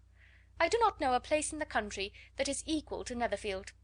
You will not think of quitting it in a hurry, I hope, though you have but a short lease." "Whatever I do is done in a hurry," replied he, "and therefore, if I should resolve to quit Netherfield, I should probably be off in 5 minutes. At present, however, I consider myself as quite fixed here." "That is exactly what I should have supposed of you," said Elizabeth. "You begin to comprehend me, do you?" cried he, turning towards her. "Oh, yes, I understand you perfectly." "I wish I might take this for a compliment, but to be so easily seen through I am afraid is pitiful." "That is as it happens. It does not follow that a deep, intricate character is more or less estimable than such a one as yours." "Lizzy!" cried her mother, "remember where you are, and do not run on in the wild manner that you are suffered to do at home." "I did not know before," continued Bingley immediately, "that you were a studier of character. It must be an amusing study." "Yes, but the intricate characters are the most amusing. They have at least that advantage." "The country," said Darcy, "can in general supply but a few subjects for such a study. In a country neighbourhood you move in a very confined and unvarying society." "But people themselves alter so much that there is something new to be observed in them for ever." "Yes, indeed!" cried Mrs Bennet, offended by his manner of mentioning a country neighbourhood. "I assure you there is quite as much of that going on in the country as in town." Everybody was surprised, and Darcy, after looking at her for a moment, turned silently away. Mrs Bennet, who fancied she had gained a complete victory over him, continued her triumph. "I cannot see that London has any great advantage over the country, for my part, except the shops and public places. The country is a vast deal pleasanter, is it not, Mr Bingley?" "When I am in the country," he replied, "I never wish to leave it, and when I am in town it is pretty much the same. They have each their advantages, and I can be equally happy in either." "Ay, that is because you have the right disposition; but that gentleman," looking at Darcy, "seemed to think the country was nothing at all." "Indeed, mamma, you are mistaken," said Elizabeth, blushing for her mother. "You quite mistook Mr Darcy. He only meant that there was not such a variety of people to be met with in the country as in the town, which you must acknowledge to be true." "Certainly, my dear, nobody said there were; but as to not meeting with many people in this neighbourhood, I believe there are few neighbourhoods larger. I know we dine with 24 families." Nothing but concern for Elizabeth could enable Bingley to keep his countenance. His sister was less delicate, and directed her eyes towards Mr Darcy with a very expressive smile. Elizabeth, for the sake of saying something that might turn her mother's thoughts, now asked her if Charlotte Lucas had been at Longbourn since her coming away. "Yes, she called yesterday with her father. What an agreeable man Sir William is, Mr Bingley, is not he? So much the man of fashion, so genteel and easy. He had always something good to say to everybody. That is my idea of good breeding; and those persons who fancy themselves very important, and never open their mouths, quite mistake the matter." "Did Charlotte dine with you?" "No, she would go home. I fancy she was wanted about the mince pies. For my part, Mr Bingley, I always keep servants that can do their own work. My daughters are brought up very differently; but everybody is to judge for themselves, and the Lucases are a very good sort of girls, I assure you. It is a pity they are not handsome. Not that I think Charlotte so very plain, but then she is our particular friend." "She seems a very pleasant young woman." "Oh dear, yes; but you must own she is very plain. Lady Lucas herself has often said so, and envied me Jane's beauty. I do not like to boast of my own child, but to be sure Jane, one does not often see anybody better looking." "It is what everybody says. I do not trust my own partiality. When she was only 15 there was a man at my brother Gardiner's in town so much in love with her that my sister-in-law was sure he would make her an offer before we came away; but, however, he did not. Perhaps he thought her too young. However, he wrote some verses on her, and very pretty they were." "And so ended his affection," said Elizabeth impatiently. "There has been many a one, I fancy, overcome in the same way. I wonder who first discovered the efficacy of poetry in driving away love." "I have been used to consider poetry as the food of love," said Darcy. "Of a fine, stout, healthy love it may. Everything nourishes what is strong already; but if it be only a slight, thin sort of inclination, I am convinced that one good sonnet will starve it entirely away." Darcy only smiled, and the general pause which ensued made Elizabeth tremble lest her mother should be exposing herself again. She longed to speak, but could think of nothing to say, and after a short silence Mrs Bennet began repeating her thanks to Mr Bingley for his kindness to Jane, with an apology for troubling him also with Lizzie. Mr Bingley was unaffectedly civil in his answer, and forced his younger sister to be civil also, and say what the occasion required. She performed her part indeed without much graciousness, but Mrs Bennet was satisfied, and soon afterwards ordered her carriage. Upon this signal the youngest of her daughters put herself forward. The two girls had been whispering to each other during the whole visit, and the result of it was, that the youngest should tax Mr Bingley with having promised on his first coming into the country to give a ball at Netherfield. Lydia was a stout, well-grown girl of 15, with a fine complexion and good-humoured countenance, a favourite with her mother, whose affection had brought her into public at an early age. She had high animal spirits, and a sort of natural self-consequence, which the attention of the officers, to whom her uncle's good dinners, and her own easy manners recommended her, had increased into assurance. She was very equal, therefore, to address Mr Bingley on the subject of the ball, and abruptly reminded him of his promise, adding that it would be the most shameful thing in the world if he did not keep it. His answer to this sudden attack was delightful to their mother's ear. "I am perfectly ready, I assure you, to keep my engagement, and when your sister is recovered you shall, if you please, name the very day of the ball. But you would not wish to be dancing when she is ill?" Lydia declared herself satisfied. "Oh, yes! It would be much better to wait till Jane was well, and by that time most likely Captain Carter would be at Meryton again. And when you have given your ball," she added, "I shall insist on their giving one also. I shall tell Colonel Forster that it will be quite a shame if he does not." Mrs Bennet and her daughters then departed, and Elizabeth returned instantly to Jane, leaving her own and her relations' behaviour to the remarks of the two ladies and Mr Darcy; the latter of whom, however, could not be prevailed on to join in their censure of her, in spite of all Miss Bingley's witticisms on fine eyes. Chapter 10. The day passed much as the day before had done. Mrs. Hurst and Miss Bingley had spent some hours of the morning with the invalid, who continued, though slowly, to mend, and in the evening Elizabeth joined their party in the drawing room. The loo table, however, did not appear. Mr. Darcy was writing, and Miss Bingley, seated near him, was watching the progress of his letter, and repeatedly calling off his attention by messages to his sister. Mr. Hurst and Mr. Bingley were at piquet, and Mrs. Hurst was observing their game. Elizabeth took up some needlework, and was sufficiently amused in attending to what passed between Darcy and his companion. The perpetual commendations of the lady, either on his handwriting, or on the evenness of his lines, or on the length of his letter, with the perfect unconcern with which her praises were received, formed a curious dialogue, and was exactly in union with her opinion of each. "How delighted Miss Darcy will be to receive such a letter!" He made no answer. "You write uncommonly fast." "You are mistaken, I write rather slowly." "How many letters you must have occasion to write in the course of a year! Letters of business, too! How odious I should think them!" "It is fortunate, then, that they fall to my lot instead of yours." "Pray tell your sister that I long to see her." "I have already told her so once, by your desire." "I am afraid you do not like your pen. Let me mend it for you. I mend pens remarkably well." "Thank you, but I always mend my own." "How can you contrive to write so even?" He was silent. "Tell your sister I am delighted to hear of her improvement on the harp, and pray let her know that I am quite in raptures with her beautiful little design for a table, and I think it infinitely superior to Miss Grantley's." "Will you give me leave to defer your raptures till I write again? At present I have not room to do them justice." "Oh, it is of no consequence. I shall see her in January. But do you always write such charming long letters to her, Mr. Darcy?" "They are generally long, but whether always charming it is not for me to determine." "It is a rule with me, that a person who can write a long letter with ease cannot write ill." "That will not do for a compliment to Darcy, Caroline," cried her brother, "because he does not write with ease. He studies too much for words of 4 syllables. Do not you, Darcy?" "My style of writing is very different from yours." "Oh!" cried Miss Bingley, "Charles writes in the most careless way imaginable. He leaves out half his words and blots the rest." "My ideas flow so rapidly that I have not time to express them, by which means my letters sometimes convey no ideas at all to my correspondents." "Your humility, Mr. Bingley," said Elizabeth, "must disarm reproof."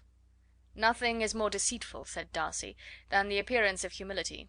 It is often only carelessness of opinion, and sometimes an indirect boast." "And which of the two do you call my little recent piece of modesty?" "The indirect boast. For you are really proud of your defects in writing, because you consider them as proceeding from a rapidity of thought and carelessness of execution, which, if not estimable, you think at least highly interesting. The power of doing anything with quickness is always prized much by the possessor, and often without any attention to the imperfection of the performance. When you told Mrs. Bennet this morning, that if you ever resolved upon quitting Netherfield you should be gone in 5 minutes, you meant it to be a sort of panegyric, of compliment to yourself. And yet what is there so very laudable in the precipitance which must leave very necessary business undone, and can be of no real advantage to yourself or any one else?" "Nay," cried Bingley, "this is too much, to remember at night all the foolish things that were said in the morning. And yet, upon my honour, I believe what I said of myself to be true, and I believe it at this moment. At least, therefore, I did not assume the character of needless precipitance merely to show off before the ladies." "I dare say you believed it, but I am by no means convinced that you would have gone with such celerity. Your conduct would be quite as dependent on chance as that of any man I know, and if, as you were mounting your horse, a friend were to say, 'Bingley, you had better stay till next week,' you would probably do it. You would probably not go, and, at another word, might stay a month." "You have only proved by this," cried Elizabeth, "that Mr. Bingley did not do justice to his own disposition. You have shown him off now much more than he did himself." "I am exceedingly gratified," said Bingley, "by your converting what my friend says into a compliment on the sweetness of my temper; but I am afraid you are giving it a turn which that gentleman did by no means intend; for he would certainly think better of me if, under such a circumstance, I were to give a flat denial, and ride off as fast as I could." "Would Mr. Darcy, then, consider the rashness of your original intentions as atoned for by your obstinacy in adhering to it?" "Upon my word, I cannot exactly explain the matter. Darcy must speak for himself." You expect me to account for opinions which you choose to call mine, but which I have never acknowledged. Allowing the case, however, to stand according to your representation, you must remember, Miss Bennet, that the friend who is supposed to desire his return to the house, and the delay of his plan, has merely desired it, asked it without offering one argument in favour of its propriety. To yield readily, easily, to the persuasion of a friend is no merit with you. To yield without conviction is no compliment to the understanding of either. You appear to me, Mr Darcy, to allow nothing for the influence of friendship and affection. A regard for the requester would often make one yield readily to a request without waiting for arguments to reason one into it. I am not particularly speaking of such a case as you have supposed about Mr Bingley. We may as well wait, perhaps, till the circumstance occurs before we discuss the discretion of his behaviour thereupon. But in general and ordinary cases between friend and friend, where one of them is desired by the other to change a resolution of no very great moment, should you think ill of that person for complying with the desire without waiting to be argued into it? Will it not be advisable, before we proceed on this subject, to arrange with rather more precision the degree of importance which is to appertain to this request, as well as the degree of intimacy subsisting between the parties? By all means, cried Bingley. Let us hear all the particulars, not forgetting their comparative height and size, for that will have more weight in the argument, Miss Bennet, than you may be aware of. I assure you that if Darcy were not such a great tall fellow in comparison with myself, I should not pay him half so much deference. I declare I do not know a more awful object than Darcy on particular occasions, and in particular places; at his own house especially, and of a Sunday evening, when he has nothing to do. Mr Darcy smiled, but Elizabeth thought she could perceive that he was rather offended, and therefore checked her laugh. Miss Bingley warmly resented the indignity he had received, in an expostulation with her brother for talking such nonsense. "I see your design, Bingley," said his friend. "You dislike an argument, and want to silence this. Perhaps I do. Arguments are too much like disputes. If you and Miss Bennet will defer yours till I am out of the room, I shall be very thankful, and then you may say whatever you like of me." "What you ask," said Elizabeth, "is no sacrifice on my side, and Mr Darcy had much better finish his letter." Mr Darcy took her advice, and did finish his letter. When that business was over, he applied to Miss Bingley and Elizabeth for an indulgence of some music. Miss Bingley moved with some alacrity to the pianoforte, and, after a polite request that Elizabeth would lead the way, which the other as politely and more earnestly negatived, she seated herself. Mrs Hurst sang with her sister, and while they were thus employed, Elizabeth could not help observing, as she turned over some music books that lay on the instrument, how frequently Mr Darcy's eyes were fixed on her. She hardly knew how to suppose that she could be an object of admiration to so great a man, and yet that he should look at her because he disliked her was still more strange. She could only imagine, however, at last, that she drew his notice because there was something more wrong and reprehensible, according to his ideas of right, than in any other person present. The supposition did not pain her. She liked him too little to care for his approbation. After playing some Italian songs, Miss Bingley varied the charm by a lively Scotch air, and soon afterwards Mr Darcy, drawing near Elizabeth, said to her, "Do not you feel a great inclination, Miss Bennet, to see such an opportunity of dancing a reel?" She smiled, but made no answer. He repeated the question with some surprise at her silence. "Oh," said she, "I heard you before, but I could not immediately determine what to say in reply. You wanted me, I know, to say yes, that you might have the pleasure of despising my taste, but I always delight in overthrowing those kind of schemes, and cheating a person of their premeditated contempt. I have therefore made up my mind to tell you that I do not want to dance a reel at all. And now despise me if you dare." "Indeed I do not dare." Elizabeth, having rather expected to affront him, was amazed at his gallantry, but there was a mixture of sweetness and archness in her manner which made it difficult for her to affront anybody, and Darcy had never been so bewitched by any woman as he was by her. He really believed that, were it not for the inferiority of her connections, he should be in some danger. Miss Bingley saw or suspected enough to be jealous, and her great anxiety for the recovery of her dear friend Jane received some assistance from her desire of getting rid of Elizabeth. She often tried to provoke Darcy into disliking her guest by talking of their supposed marriage, and planning his happiness in such an alliance.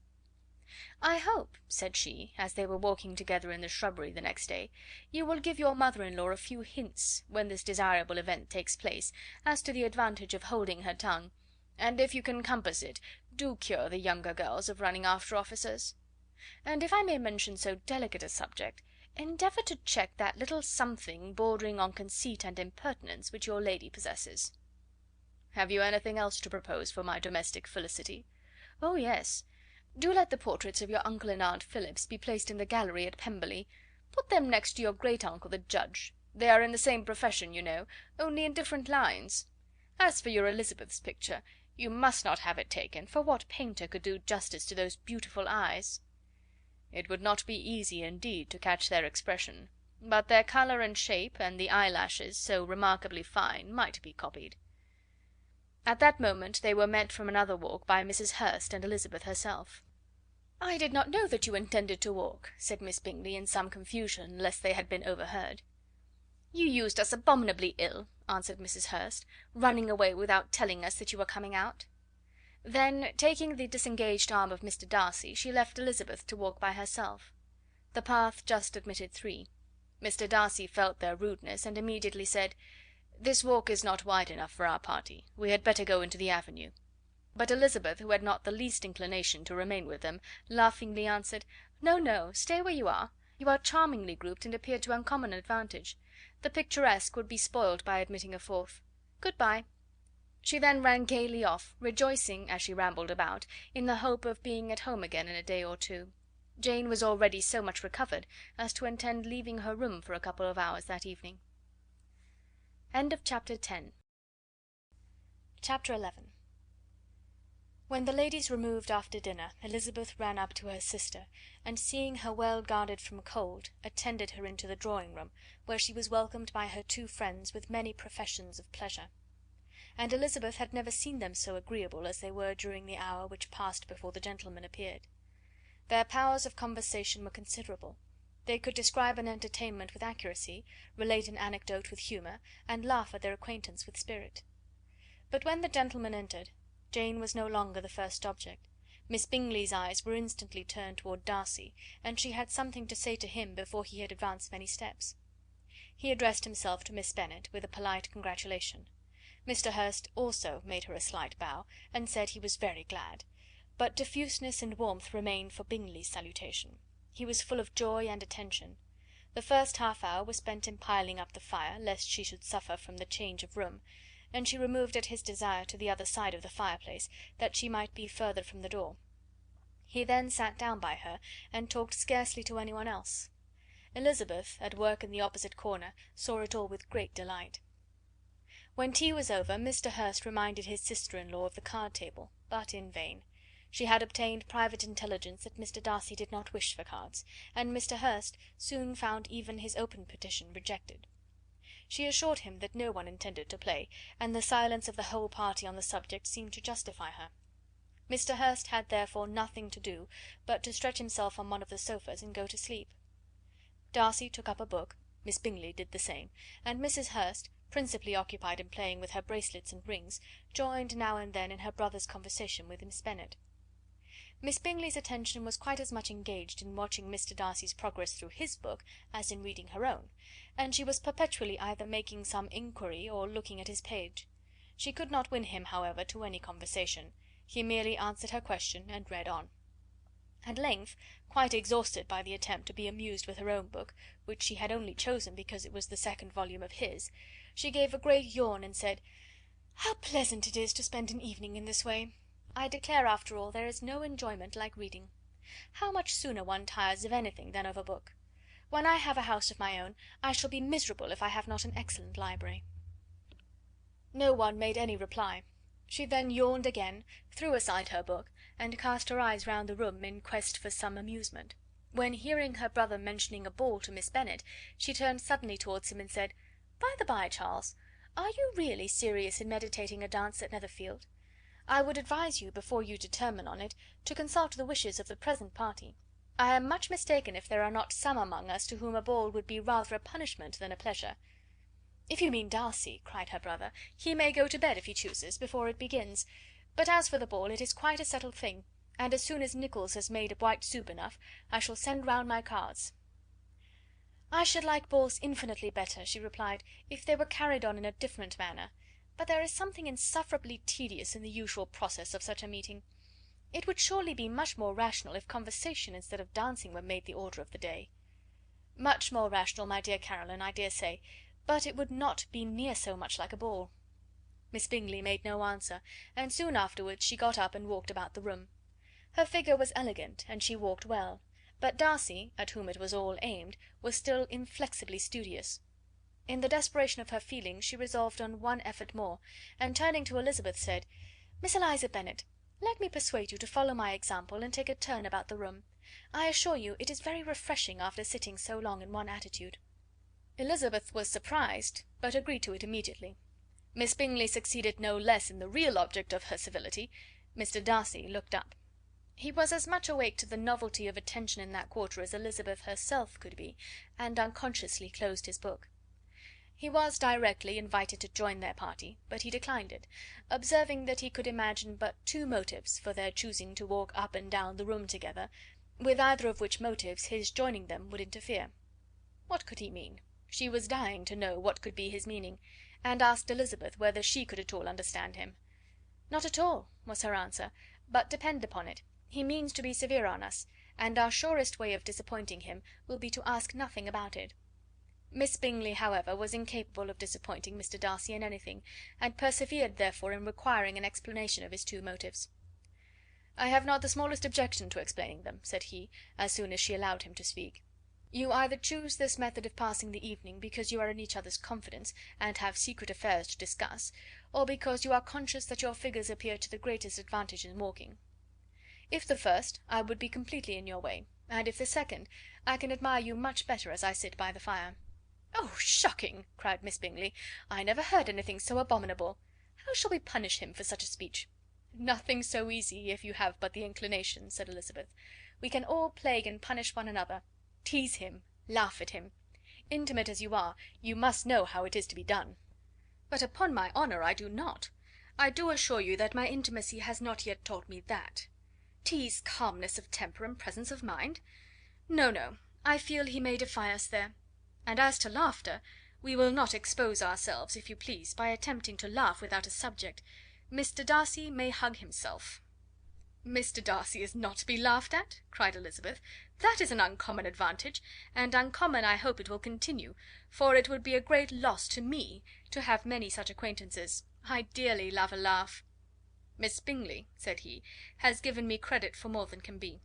The wisest and the best of men, nay, the wisest and the best of their actions, may be rendered ridiculous by a person whose first object in life is a joke." "Certainly," replied Elizabeth, "there are such people, but I hope I am not one of them. I hope I never ridicule what is wise or good. Follies and nonsense, whims and inconsistencies, do divert me, I own, and I laugh at them whenever I can; but these, I suppose, are precisely what you are without." "Perhaps that is not possible for anyone. But it has been the study of my life to avoid those weaknesses which often expose a strong understanding to ridicule." "Such as vanity and pride?" "Yes, vanity is a weakness indeed; but pride, where there is a real superiority of mind, pride will always be under good resolution." Elizabeth turned away to hide a smile. "Your examination of Mr. Darcy is over, I presume," said Miss Bingley; "and pray what is the result?" "I am perfectly convinced by it that Mr. Darcy has no defect. He owns it to himself without disguise." "No," said Darcy, "I have made no such pretension. I have faults enough, but they are not, I hope, of understanding. My temper I dare not vouch for. It is, I believe, too little yielding, certainly too little for the convenience of the world. I cannot forget the follies and vices of others so soon as I ought, nor their offences against myself. My feelings are not puffed about with every attempt to move them. My temper would perhaps be called resentful. My good opinion, once lost, is lost for ever." "That is a failing indeed," cried Elizabeth. "Implacable resentment is a shade in a character. But you have chosen your fault well. I really cannot laugh at it. You are safe from me." "There is, I believe, in every disposition a tendency to some particular evil, a natural defect which not even the best education can overcome."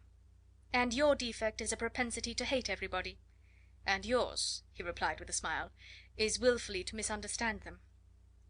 "Do let us have a little music," cried Miss Bingley, tired of a conversation in which she had no share. "Louisa, you will not mind my waking Mr. Hurst?" Her sister made not the slightest objection, and the pianoforte was opened, and Darcy, after a few moments' recollection, was not sorry for it. He began to feel the danger of paying Elizabeth too much attention. Chapter 12. In consequence of an agreement between the sisters, Elizabeth wrote the next morning to her mother to beg that the carriage might be sent for them in the course of the day. But Mrs. Bennet, who had calculated on her daughter's remaining at Netherfield till the following Tuesday, which would exactly finish Jane's week, could not bring herself to receive them with pleasure before. Her answer, therefore, was not propitious, at least not to Elizabeth's wishes, for she was impatient to get home. Mrs. Bennet sent them word that they could not possibly have the carriage before Tuesday, and in her postscript it was added that if Mr. Bingley and his sister pressed them to stay longer, she could spare them very well. Against staying longer, however, Elizabeth was positively resolved; nor did she much expect it would be asked, and fearful, on the contrary, as being considered as intruding themselves needlessly long, she urged Jane to borrow Mr. Bingley's carriage immediately, and at length it was settled that their original design of leaving Netherfield that morning should be mentioned, and the request made. The communication excited many professions of concern, and enough was said of wishing them to stay at least until the following day, to work on Jane. Until the morrow their going was deferred. Miss Bingley was then sorry that she had proposed the delay, for her jealousy and dislike of one sister much exceeded her affection for the other. The master of the house heard with real sorrow that they were to go so soon, and repeatedly tried to persuade Miss Bennet that it would not be safe for her, that she was not enough recovered, but Jane was firm where she felt herself to be right. To Mr. Darcy it was welcome intelligence. Elizabeth had been at Netherfield long enough. She attracted him more than he liked, and Miss Bingley was uncivil to her, and more teasing than usual to himself. He wisely resolved to be particularly careful that no sign of admiration should now escape him, nothing that could elevate her with the hope of influencing his felicity, sensible that, if such an idea had been suggested, his behaviour during the last day must have material weight in confirming or crushing it. Steady to his purpose, he scarcely spoke 10 words to her through the whole of Saturday, and though they were at one time left by themselves for half an hour, he adhered most conscientiously to his book, and would not even look at her. On Sunday, after morning service, the separation, so agreeable to almost all, took place. Miss Bingley's civility to Elizabeth increased at last very rapidly, as well as her affection for Jane, and when they parted, after assuring the latter of the pleasure it would give her to see her either at Longbourn or Netherfield, and embracing her most tenderly, she even shook hands with the former. Elizabeth took leave of the whole party in the liveliest spirits. They were not welcomed home very cordially by their mother. Mrs. Bennet wondered at their coming, and thought them very wrong to give so much trouble, and was sure Jane would have caught cold again. But their father, though very laconic in his expressions of pleasure, was really glad to see them. He had felt their importance in the family circle. The evening conversation, when they were all assembled, had lost much of its animation, and almost all its sense, by the absence of Jane and Elizabeth. They found Mary, as usual, deep in the study of thorough base and human nature, and had some new extracts to admire, and some new observations of threadbare morality to listen to. Catherine and Lydia had information for them of a different sort. Much had been done, and much had been said in the regiment since the preceding Wednesday. Several of the officers had dined lately with their uncle, a private had been flogged, and it had actually been hinted that Colonel Forster was going to be married. Chapter 13. "I hope, my dear," said Mr. Bennet to his wife, as they were at breakfast the next morning, "that you have ordered a good dinner to-day, because I have reason to expect an addition to our family party." "Who do you mean, my dear? I know of nobody that is coming, I am sure, unless Charlotte Lucas should happen to call in, and I am sure my dinners are good enough for her. I do not believe she often sees such at home." "The person of whom I speak is a gentleman and a stranger." Mrs. Bennet's eyes sparkled. "A gentleman and a stranger! It is Mr. Bingley, I am sure. Well, I am sure I shall be extremely glad to see Mr. Bingley. But, good Lord, how unlucky! There is not a bit of fish to be got to-day. Lydia, my love, ring the bell. I must speak to Hill this moment." "It is not Mr. Bingley," said her husband. "It is a person whom I never saw in the whole course of my life." This roused a general astonishment, and he had the pleasure of being eagerly questioned by his wife and his 5 daughters at once. After amusing himself some time with their curiosity, he thus explained: "About a month ago I received this letter, and about a fortnight ago I answered it, for I thought it a cause of some delicacy, and requiring early attention. It is from my cousin Mr Collins, who, when I am dead, may turn you all out of this house as soon as he pleases." "Oh, my dear," cried his wife, "I cannot bear to hear that mentioned. Pray do not talk of that odious man. I do think it is the hardest thing in the world that your estate should be entailed away from your own children. I am sure, if I had been you, I should have tried long ago to do something or other about it." Jane and Elizabeth tried to explain to her the nature of an entail. They had often attempted to do it before, but it was a subject on which Mrs Bennet was beyond the reach of reason, and she continued to rail bitterly against the cruelty of settling an estate away from a family of 5 daughters, in favour of a man whom nobody cared anything about. "It certainly is a most iniquitous affair," said Mr Bennet, "and nothing can clear Mr Collins from the guilt of inheriting Longbourn; but if you will listen to his letter, you may perhaps be a little softened by his manner of expressing himself." "No, that I am sure I shall not; and I think it is very impertinent of him to write to you at all, and very hypocritical. I hate such false friends. Why could he not keep on quarrelling with you, as his father did before him?" "Why, indeed? He does seem to have had some filial scruples on that head, as you will hear. Hunsford, near Westerham, Kent, 15th October. Dear Sir, the disagreement subsisting between yourself and my late honoured father always gave me much uneasiness, and since I have had the misfortune to lose him, I have frequently wished to heal the breach, but for some time I was kept back by my own doubts, fearing lest it might seem disrespectful to his memory for me to be on good terms with any one with whom it had always pleased him to be at variance. There, Mrs Bennet. My mind, however, is now made up on the subject, for having received ordination at Easter, I have been so fortunate as to be distinguished by the patronage of the Right Honourable Lady Catherine de Bourgh, widow of Sir Lewis de Bourgh, whose bounty and beneficence has preferred me to the valuable rectory of this parish, where it shall be my earnest endeavour to demean myself with grateful respect towards her ladyship, and be ever ready to perform those rites and ceremonies which are instituted by the Church of England. As a clergyman, moreover, I feel it my duty to promote and establish the blessing of peace in all families within the reach of my influence, and on these grounds I flatter myself that my present overtures are highly recommendable, and that the circumstance of my being next in the entail of Longbourn estate will be kindly overlooked on your side, and not lead you to reject the offered olive branch.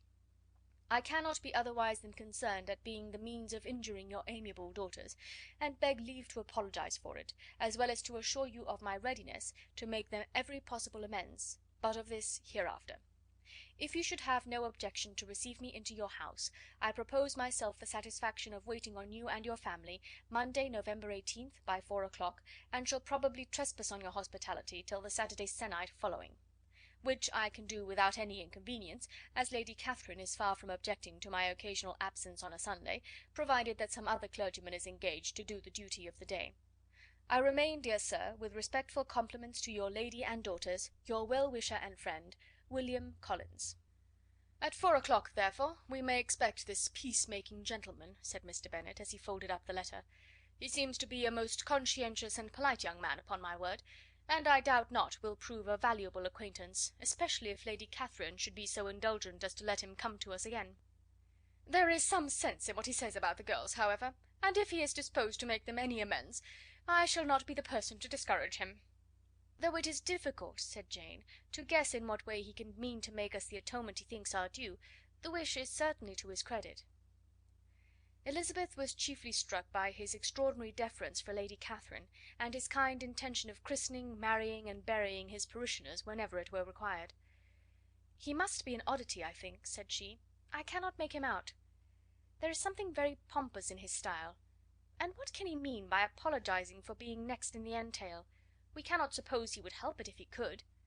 Could he be a sensible man, sir?" "No, my dear, I think not. I have great hopes of finding him quite the reverse. There is a mixture of servility and self-importance in his letter, which promises well. I am impatient to see him." "In point of composition," said Mary, "the letter does not seem defective. The idea of the olive branch perhaps is not wholly new, yet I think it is well expressed." To Catherine and Lydia neither the letter nor its writer were in any degree interesting. It was next to impossible that their cousin should come in a scarlet coat, and it was now some weeks since they had received pleasure from the society of a man in any other colour. As for their mother, Mr. Collins's letter had done away with much of her ill will, and she was preparing to see him with a degree of composure which astonished her husband and daughters. Mr. Collins was punctual to his time, and was received with great politeness by the whole family.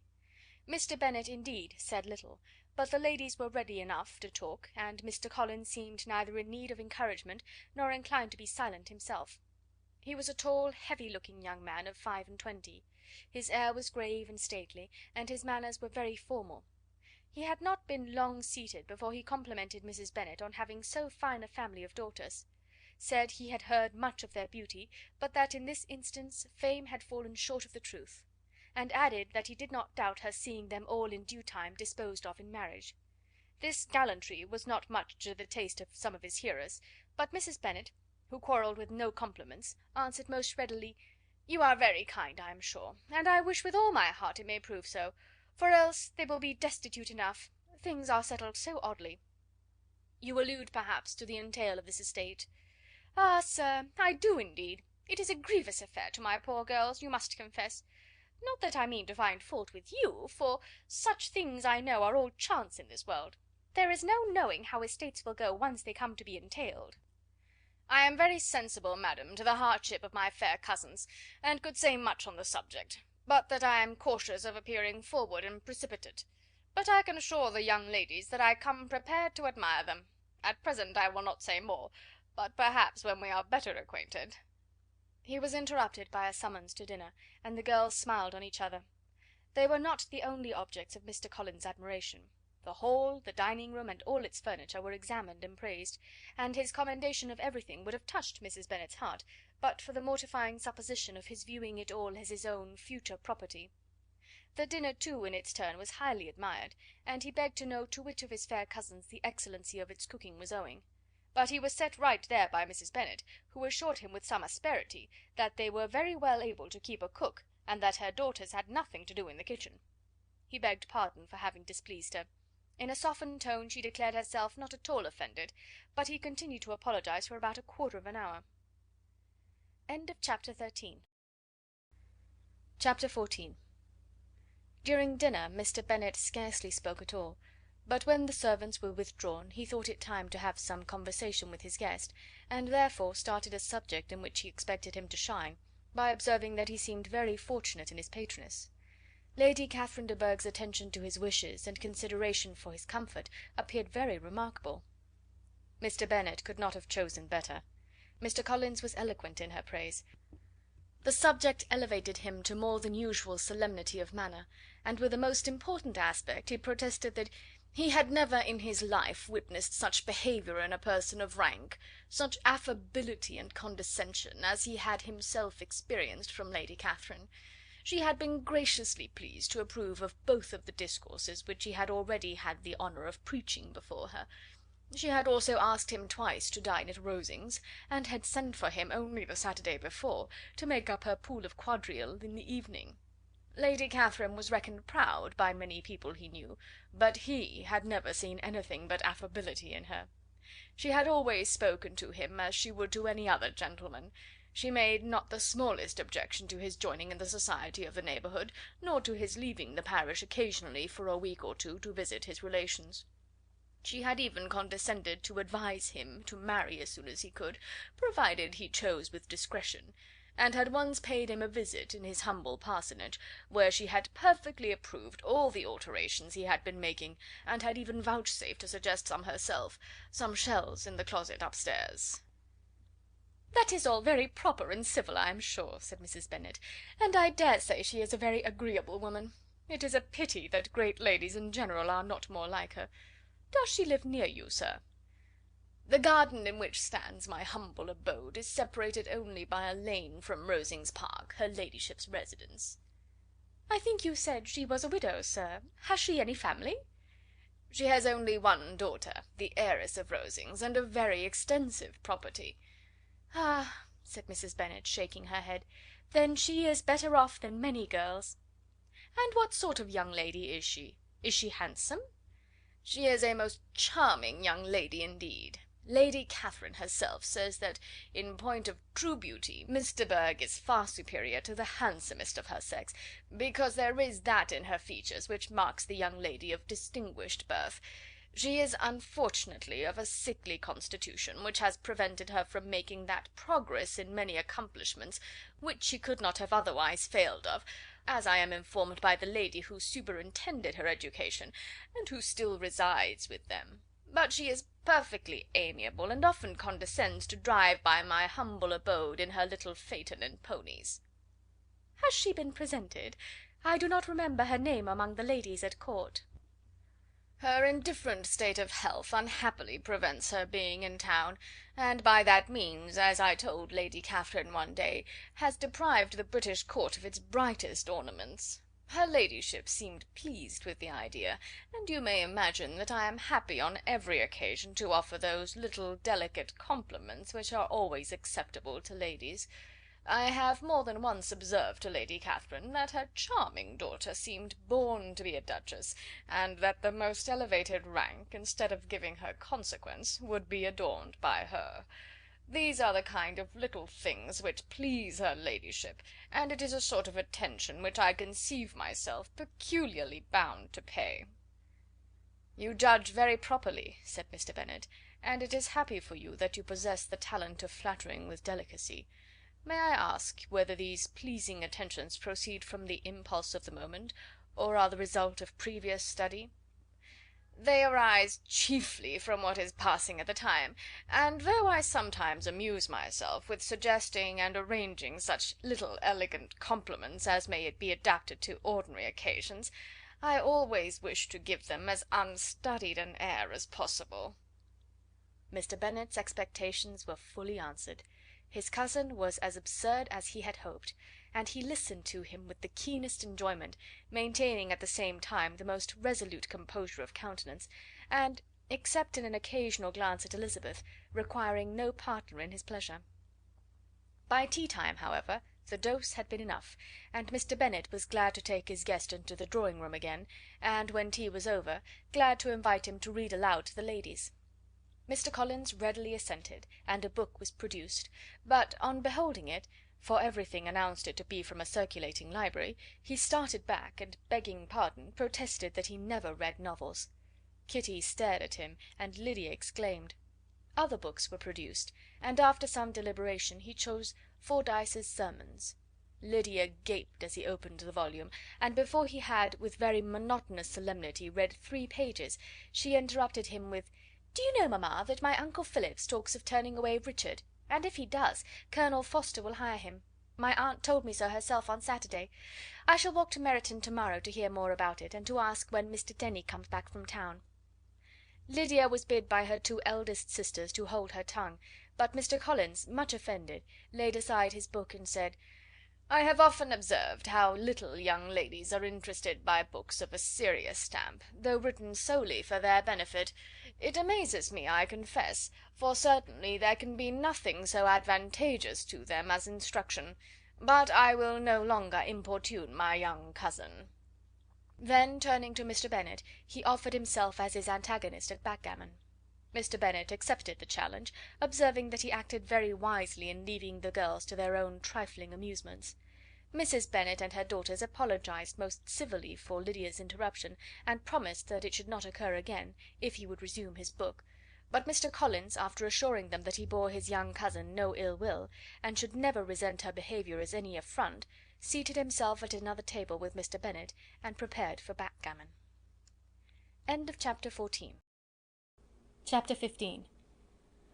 Mr. Collins was not a sensible man, and the deficiency of nature had been but little assisted by education or society, the greatest part of his life having been spent under the guidance of an illiterate and miserly father, and though he belonged to one of the universities, he had merely kept the necessary terms, without forming at it any useful acquaintance. The subjection in which his father had brought him up had given him originally great humility of manner, but it was now a good deal counteracted by the self-conceit of a weak head, living in retirement, and the consequential feelings of early and unexpected prosperity. A fortunate chance had recommended him to Lady Catherine de Bourgh when the living of Hunsford was vacant, and the respect which he felt for her high rank, and his veneration for her as his patroness, mingling with a very good opinion of himself, of his authority as a clergyman, and his right as a rector, made him altogether a mixture of pride and obsequiousness, self-importance and humility. Having now a good house and a very sufficient income, he intended to marry, and in seeking a reconciliation with the Longbourn family, he had a wife in view, as he meant to choose one of the daughters, if he found them as handsome and amiable as they were represented by common report. This was his plan of amends, of atonement, for inheriting their father's estate, and he thought it an excellent one, full of eligibility and suitableness, and excessively generous and disinterested on his own part. His plan did not vary on seeing them.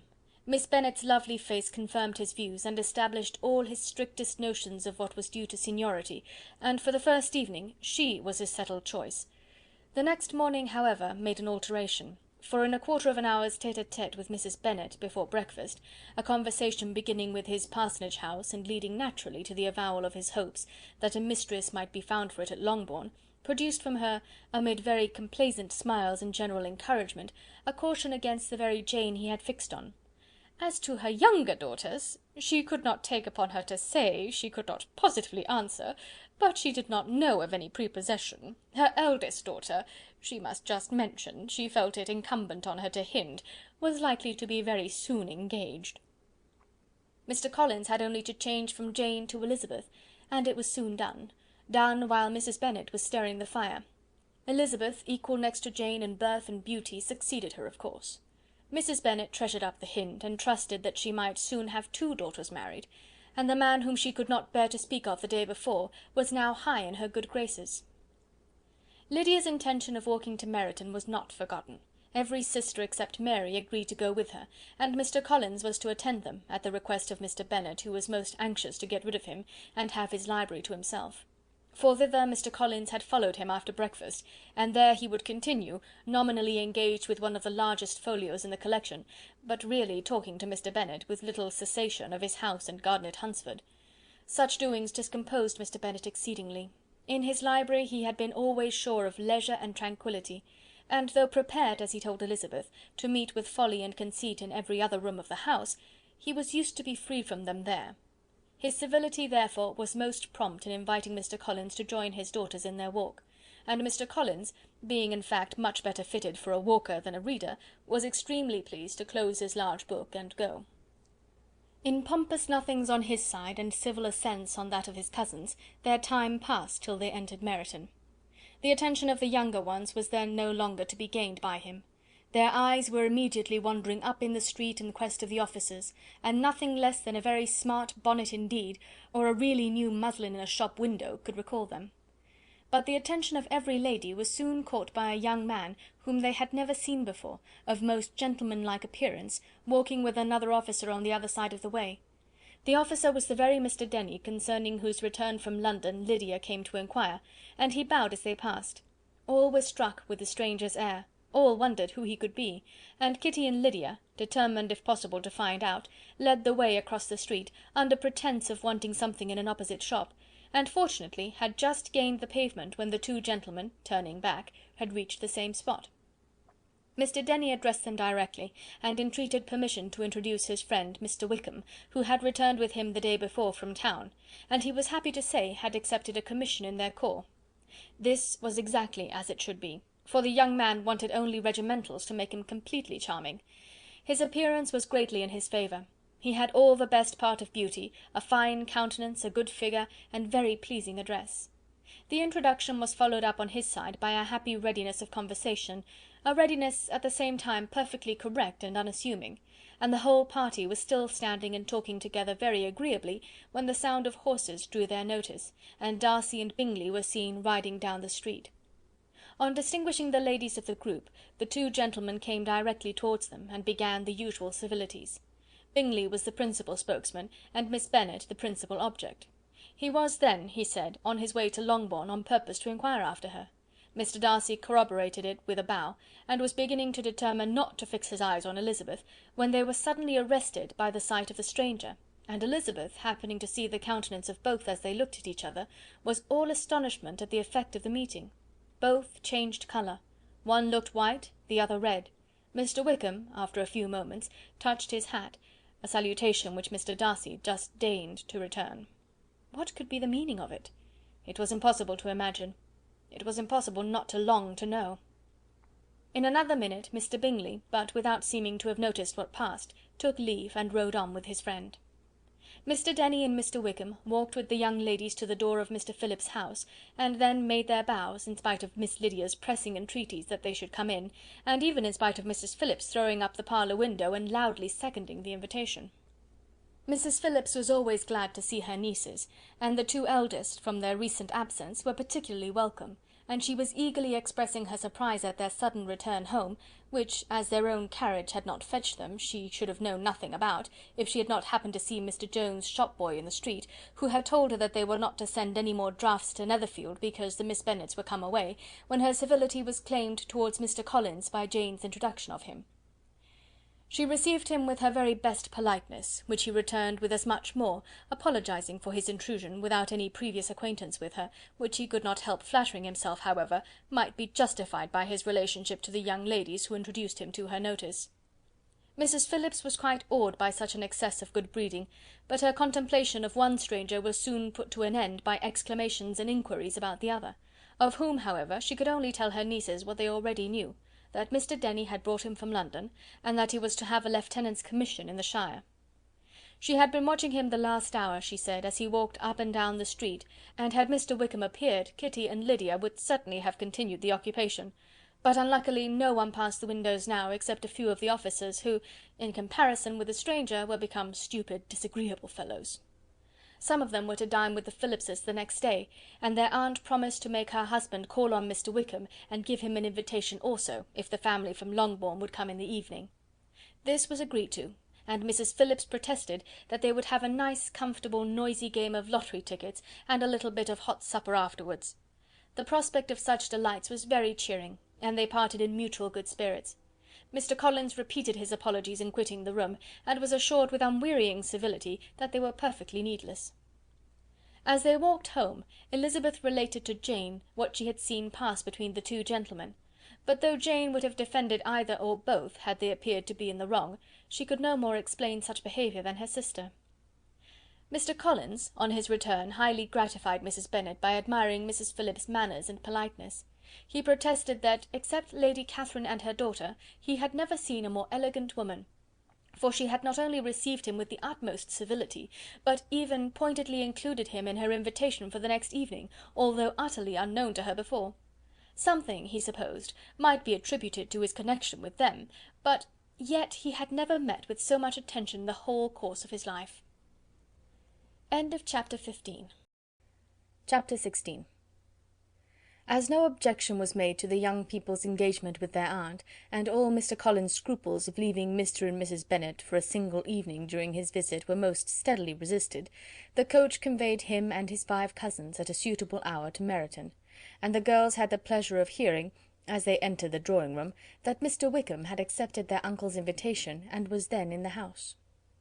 When this information was given, and they had all taken their seats, Mr Collins was at leisure to look around him and admire, and he was so much struck with the size and furniture of the apartment, that he declared he might almost have supposed himself in the small summer breakfast parlour at Rosings, a comparison that did not at first convey much gratification, but when Mrs Phillips understood from him what Rosings was, and who was its proprietor, when she had listened to the description of only one of Lady Catherine's drawing-rooms, and found that the chimney-piece alone had cost £800, she felt all the force of the compliment, and would hardly have resented a comparison with the housekeeper's room. In describing to her all the grandeur of Lady Catherine and her mansion, with occasional digressions in praise of his own humble abode, and the improvements it was receiving, he was happily employed until the gentlemen joined them, and he found in Mrs Phillips a very attentive listener, whose opinion of his consequence increased with what she heard, and who was resolving to retail it all among her neighbours as soon as she could. To the girls, who could not listen to their cousin, and who had nothing to do but to wish for an instrument, and examine their own indifferent imitations of china on the mantelpiece, the interval of waiting appeared very long. It was over at last, however. The gentlemen did approach, and when Mr Wickham walked into the room, Elizabeth felt that she had neither been seeing him before, nor thinking of him since, with the smallest degree of unreasonable admiration. The officers of the shire were in general a very creditable, gentlemanlike set, and the best of them were of the present party, but Mr Wickham was as far beyond them all in person, countenance, air, and walk, as they were superior to the broad-faced, stuffy Uncle Phillips, breathing port wine, who followed them into the room. Mr Wickham was the happy man towards whom almost every female eye was turned, and Elizabeth was the happy woman by whom he finally seated himself, and the agreeable manner in which he immediately fell into conversation, though it was only on its being a wet night, made her feel that the commonest, dullest, most threadbare topic might be rendered interesting by the skill of the speaker. With such rivals for the notice of the fair as Mr Wickham and the officers, Mr Collins seemed to sink into insignificance. To the young ladies he certainly was nothing, but he had still at intervals a kind listener in Mrs Phillips, and was by her watchfulness most abundantly supplied with coffee and muffin. When the card tables were placed, he had the opportunity of obliging her in turn by sitting down to whist. "I know little of the game at present," said he, "but I shall be glad to improve myself, for in my situation in life—" Mrs Phillips was very glad for his compliance, but could not wait for his reason. Mr Wickham did not play at whist, and with ready delight was he received at the other table between Elizabeth and Lydia. At first there seemed danger of Lydia's engrossing him entirely, for she was a most determined talker, but being likewise extremely fond of lottery tickets, she soon grew too much interested in the game, too eager in making bets and exclaiming after prizes, to have attention for anyone in particular.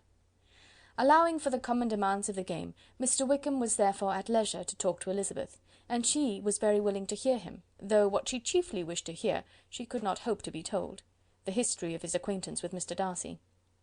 She dared not even mention that gentleman. Her curiosity, however, was unexpectedly relieved. Mr Wickham began the subject himself. He inquired how far Netherfield was from Meryton, and after receiving her answer, asked in a hesitating manner how long Mr Darcy had been staying there.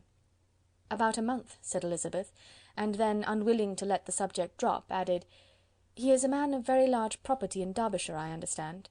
"Yes," replied Mr Wickham, "his estate there is a noble one. A clear 10,000 per annum. You could not have met with a person more capable of giving you certain information on that head than myself, for I have been connected with his family in a particular manner from my infancy." Elizabeth could not but look surprised. "You may well be surprised, Miss Bennet, at such an assertion, after seeing, as you probably might, the very cold manner of our meeting yesterday. Are you much acquainted with Mr Darcy?" "As much as I ever wished to be," cried Elizabeth very warmly. "I have spent 4 days in the same house with him, and I think him very disagreeable." "I have no right to give my opinion," said Wickham, "as to his being agreeable or otherwise. I am not qualified to form one. I have known him too long and too well to be a fair judge. It is impossible for me to be impartial, but I believe your opinion of him would in general astonish, and perhaps you would not express it quite so strongly anywhere else. Here you are in your own family." "Upon my word, I say no more here than I might say in any house in the neighbourhood, except Netherfield. He is not at all liked in Hertfordshire.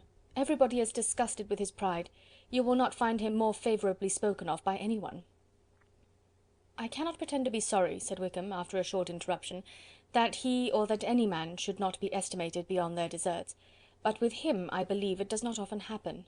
The world is blinded by his fortune and consequence, or frightened by his high and imposing manners, and sees him only as he chooses to be seen. I should take him, even on my slight acquaintance, to be an ill-tempered man." Wickham only shook his head. "I wonder," said he, at the next opportunity of speaking, "whether he is likely to be in this country much longer. I do not at all know, but I heard nothing of his going away when I was at Netherfield. I hope your plans in favour of the shire will not be affected by his being in the neighbourhood?" "Oh no, it is not for me to be driven away by Mr Darcy. If he wishes to avoid seeing me, he must go.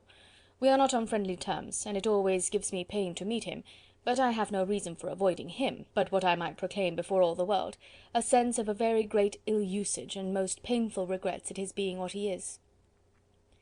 His father, Miss Bennet, the late Mr Darcy, was one of the best men that ever breathed, and the truest friend I ever had, and I can never be in company with this Mr Darcy without being grieved to the soul by 1,000 tender recollections.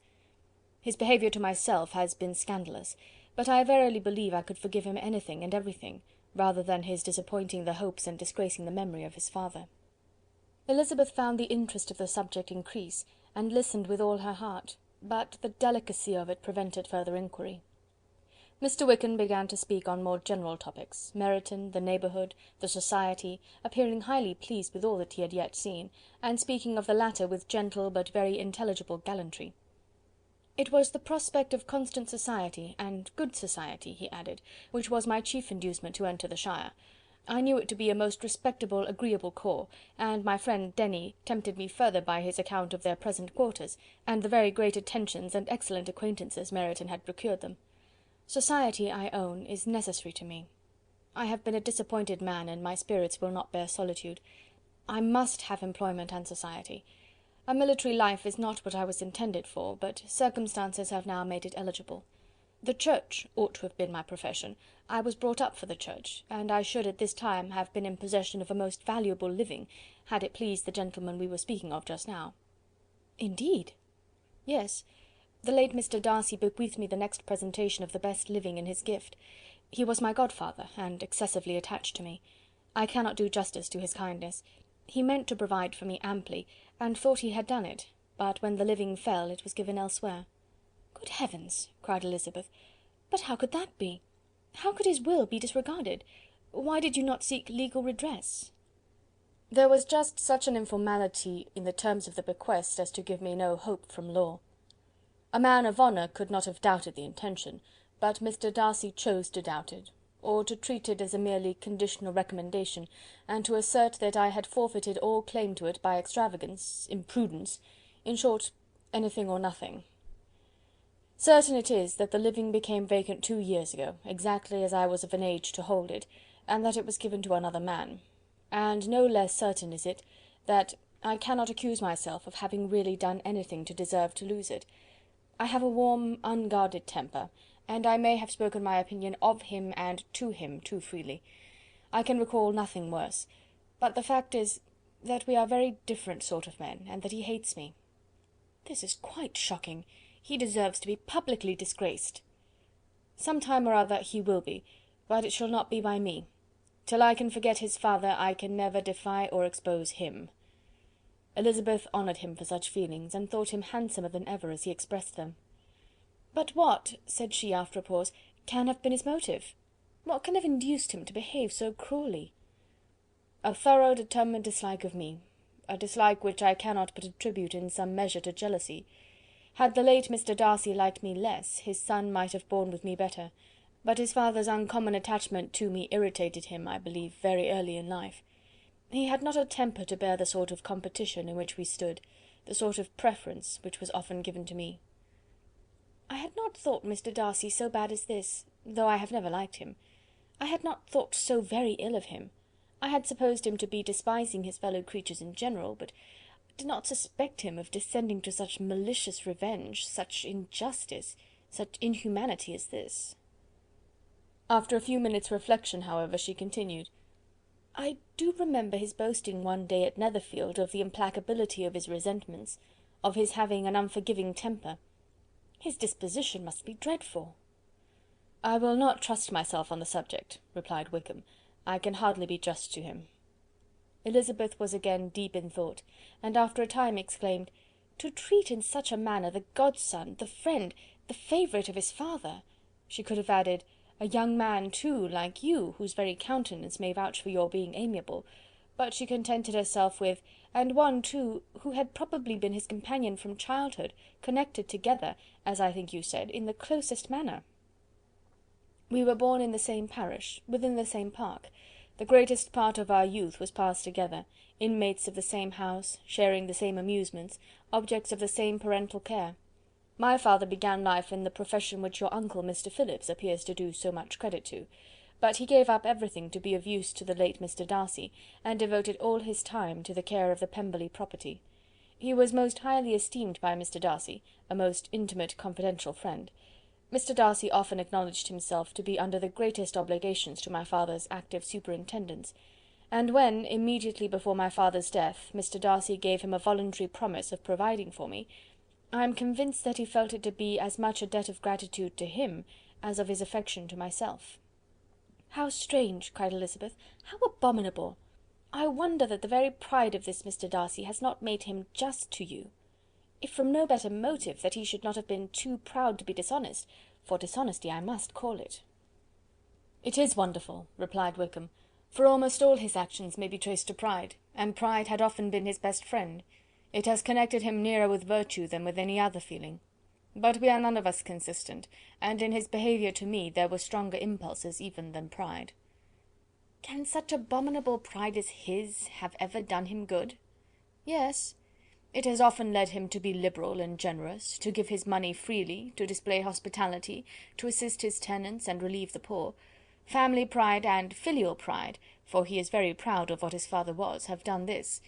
Not to appear to disgrace his family, to degenerate from the popular qualities, or lose the influence of the Pemberley house, is a powerful motive. He has also brotherly pride, which, with some brotherly affection, makes him a very kind and careful guardian of his sister, and you will hear him generally cried up as the most attentive and best of brothers." "What sort of girl is Miss Darcy?" He shook his head. "I wish I could call her amiable. It gives me pain to speak ill of a Darcy, but she is too much like her brother, very, very proud. As a child she was affectionate and pleasing, and extremely fond of me, and I have devoted hours and hours to her amusement, but she is nothing to me now. She is a handsome girl, about 15 or 16, and, I understand, highly accomplished. Since her father's death, her home has been London, where a lady lives with her, and superintends her education." After many pauses, and many trials of other subjects, Elizabeth could not help reverting once more to the first, and saying, "I am astonished at his intimacy with Mr Bingley. How can Mr Bingley, who seems good humour itself, and is, I really believe, truly amiable, be in friendship with such a man? How can they suit each other? Do you know Mr Bingley?" "Not at all." "He is a sweet-tempered, amiable, charming man. He cannot know what Mr Darcy is." "Probably not, but Mr Darcy can please where he chooses. He does not want abilities. He can be a conversible companion if he thinks it worth his while. Among those who are at all his equals in consequence, he is a very different man from what he is to the less prosperous. His pride never deserts him, but with the rich he is liberal-minded, just, sincere, rational, honourable, and perhaps agreeable, allowing something for fortune and figure." The whist party soon afterwards breaking up, the players gathered round the other table, and Mr Collins took his station between his cousin Elizabeth and Mrs Phillips. The usual inquiries as to his success were made by the latter. It had not been very great. He had lost every point, but when Mrs Phillips began to express her concern thereupon, he assured her with much earnest gravity that it was not of the least importance, that he considered the money as a mere trifle, and begged that she would not make herself uneasy. "I know very well, madam," said he, "that when persons sit down to a card table they must take their chances of these things, and happily I am not in such circumstances as to make 5 shillings any object. There are undoubtedly many who could not say the same, but, thanks to Lady Catherine de Bourgh, I am removed far beyond the necessity of regarding little matters." Mr Wickham's attention was caught, and, after observing Mr Collins for a few moments, he asked Elizabeth in a low voice whether her relation was very intimately acquainted with the family of de Bourgh. "Lady Catherine de Bourgh," she replied, "has very lately given him a living. I hardly know how Mr Collins was first introduced to her notice, but he certainly has not known her long. You know, of course, that Lady Catherine de Bourgh and Lady Anne Darcy were sisters, consequently that she is aunt to the present Mr Darcy." "No, indeed I did not. I knew nothing at all of Lady Catherine's connections. I never heard of her existence till the day before yesterday." "Her daughter, Miss de Bourgh, will have a very large fortune, and it is believed that she and her cousin will unite the 2 estates." This information made Elizabeth smile as she thought of poor Miss Bingley. Vain indeed must be all her attentions, vain and useless her affection for his sister and her praise of himself, if he were already self-destined for another. "Mr Collins," said she, "speaks highly both of Lady Catherine and her daughter, but from some particulars that he has related of her ladyship, I suspect his gratitude misleads him, and that in spite of her being his patroness, she is an arrogant, conceited woman." "I believe her to be both in a great degree," replied Wickham. "I have not seen her for many years, but I very well remember that I never liked her, and that her manners were dictatorial and insolent. She has the reputation of being remarkably sensible and clever, but I rather believe she derives part of her abilities from her rank and fortune, part from her authoritative manner, and the rest from the pride for her nephew, who chooses that every one connected with him should have an understanding of the first class." Elizabeth allowed that he had given a very rational account of it, and they continued talking together with mutual satisfaction till supper put an end to cards, and gave the rest of the ladies their share of Mr Wickham's attentions. There could be no conversation in the noise of Mrs Phillips's supper party, but his manners recommended him to everybody. Whatever he said was said well, and whatever he did, done gracefully. Elizabeth went away with her head full of him. She could think of nothing but of Mr Wickham, and of what he had told her, all the way home. But there was not time for her even to mention his name as they went, for neither Lydia nor Mr Collins were once silent. Lydia talked incessantly of lottery tickets, of the fish she had lost and the fish she had won, and Mr Collins, in describing the civility of Mr and Mrs Phillips, protesting that he did not in the least regard his losses at whist, enumerating all the dishes at supper, and repeatedly fearing that he crowded his cousins, had more to say than he could well manage before the carriage stopped at Longbourn House. Chapter 17. Elizabeth related to Jane the next day what had passed between Mr Wickham and herself. Jane listened with astonishment and concern.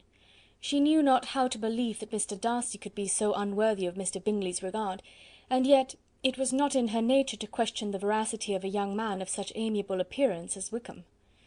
The possibility of his having endured such unkindness was enough to interest all her tender feelings, and nothing remained therefore to be done but to think well of them both, to defend the conduct of each, and throw into the account of accident or mistake whatever could not be otherwise explained.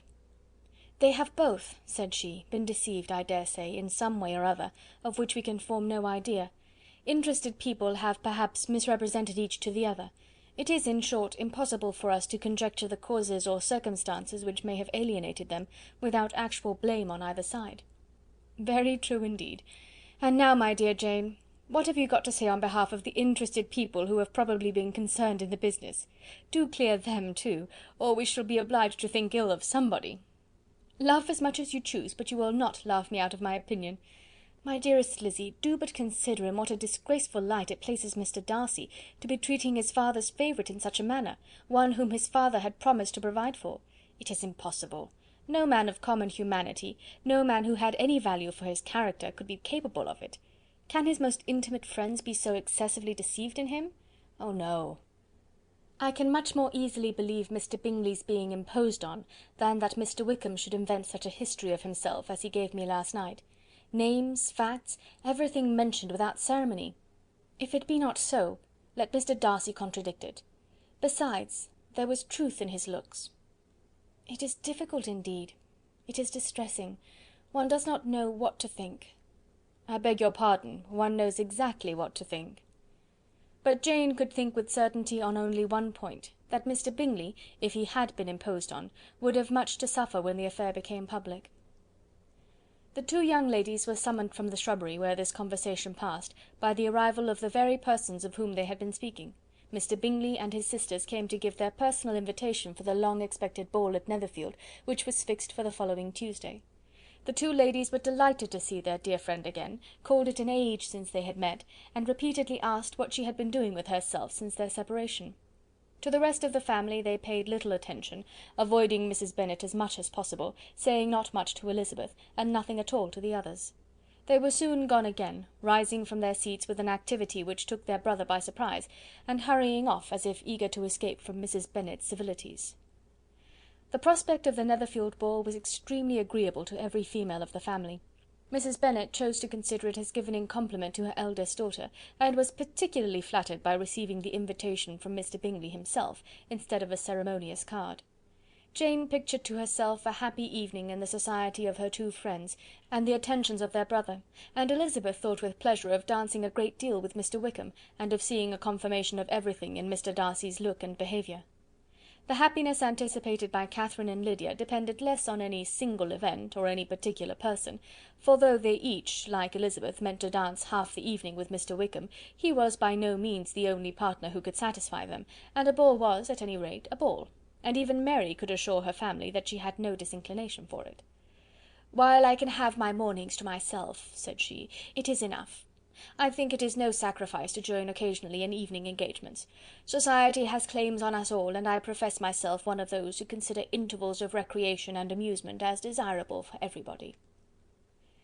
Elizabeth's spirits were so high on this occasion, that though she did not often speak unnecessarily to Mr. Collins, she could not help asking him whether he intended to accept Mr. Bingley's invitation, and if he did, whether he would think it proper to join in the evening's amusement. And she was rather surprised to find that he entertained no scruple whatever on that head, and was very far from dreading a rebuke either from the Archbishop or Lady Catherine de Bourgh by venturing to dance. "I am by no means of the opinion, I assure you," said he, "that a ball of this kind, given by a young man of character to respectable people, can have any evil tendency, and I am so far from objecting to dancing myself, that I shall hope to be honoured with the hands of all my fair cousins in the course of the evening, and I take this opportunity of soliciting yours, Miss Elizabeth, for the first 2 dances especially. A preference which I trust my cousin Jane will attribute to the right cause, and not to any disrespect for her." Elizabeth felt herself completely taken in.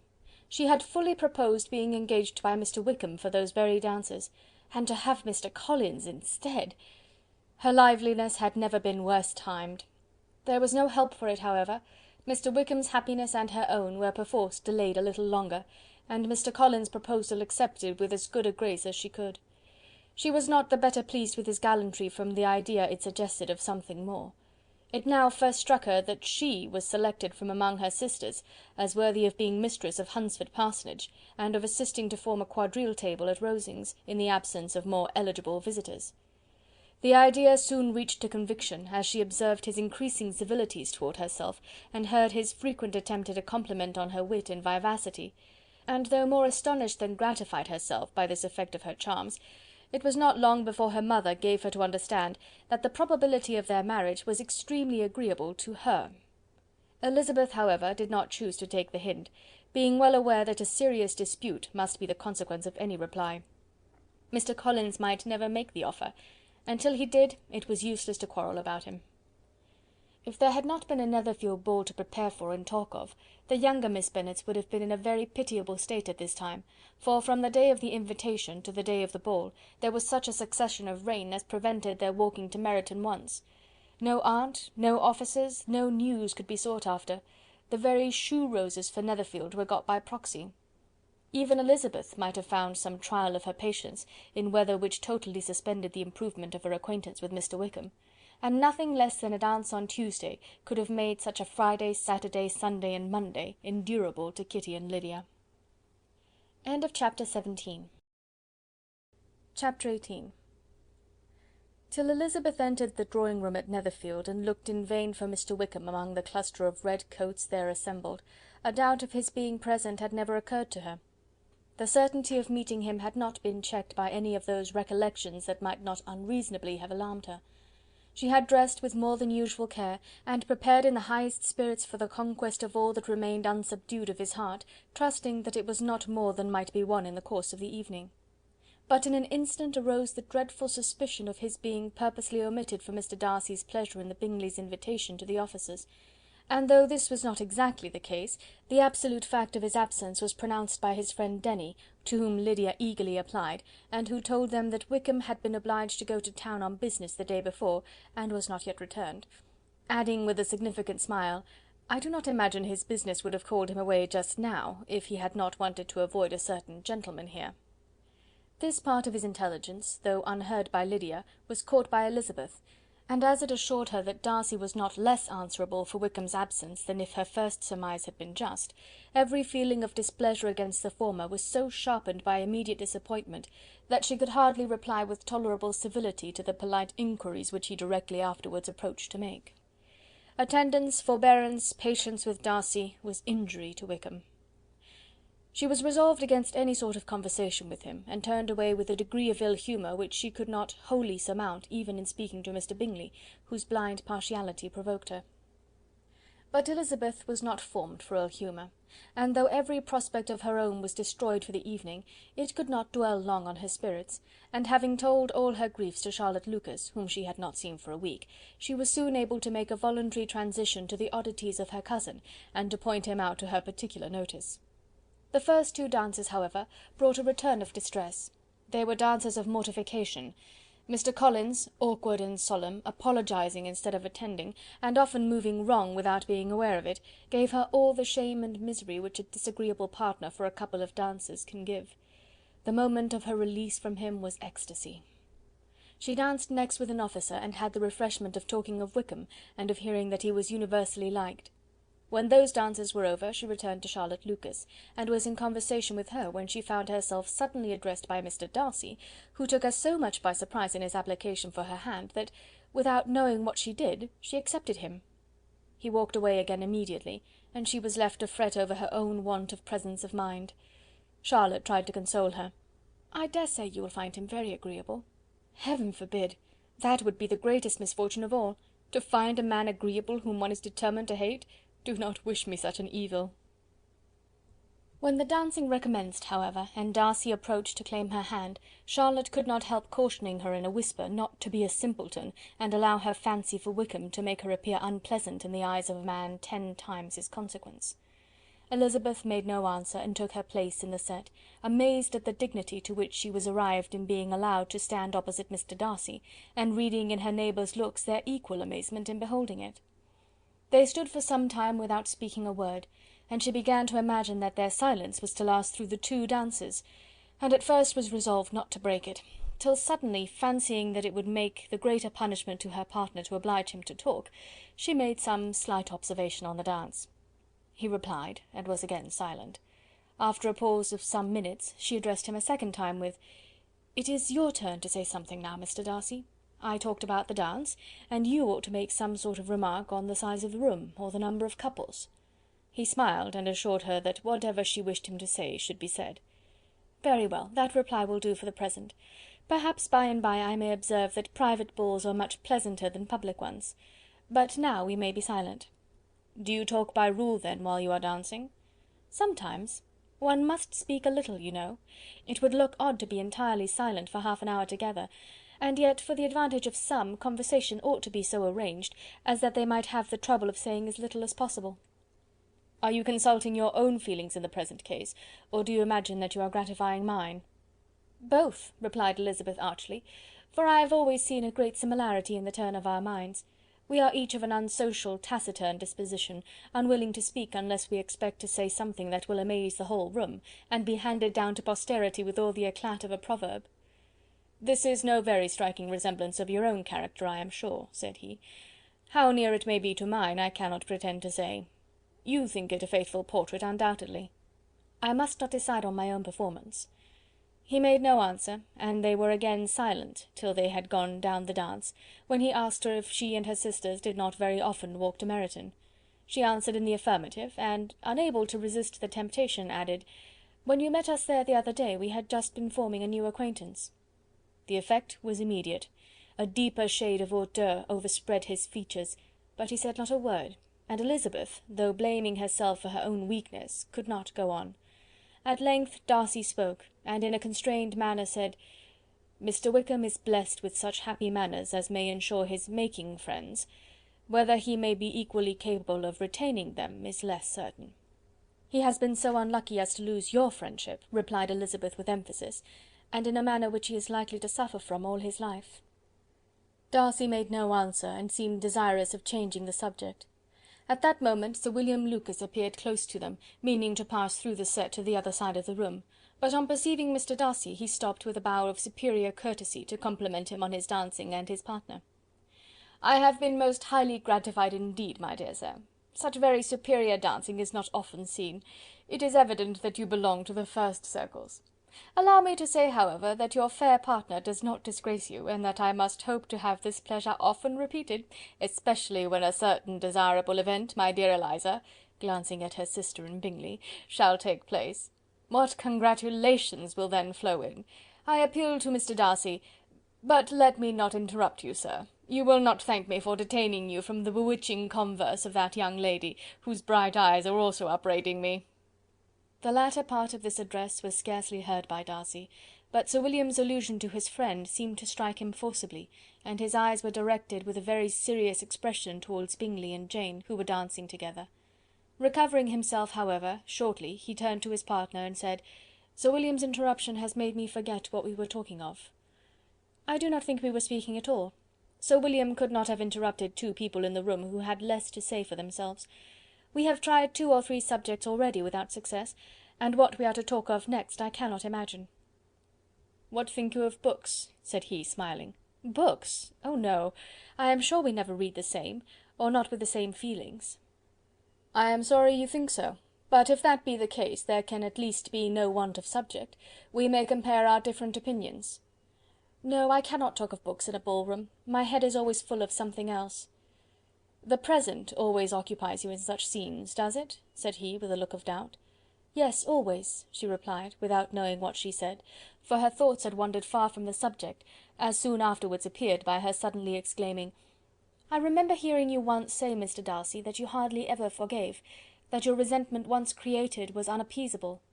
You are very cautious, I suppose, as to its being created?" "I am," said he, with a firm voice. "And never allow yourself to be blinded by prejudice?" "I hope not." "It is particularly incumbent on those who never change their opinion to be secure of judging properly at first." "May I ask to what these questions tend?"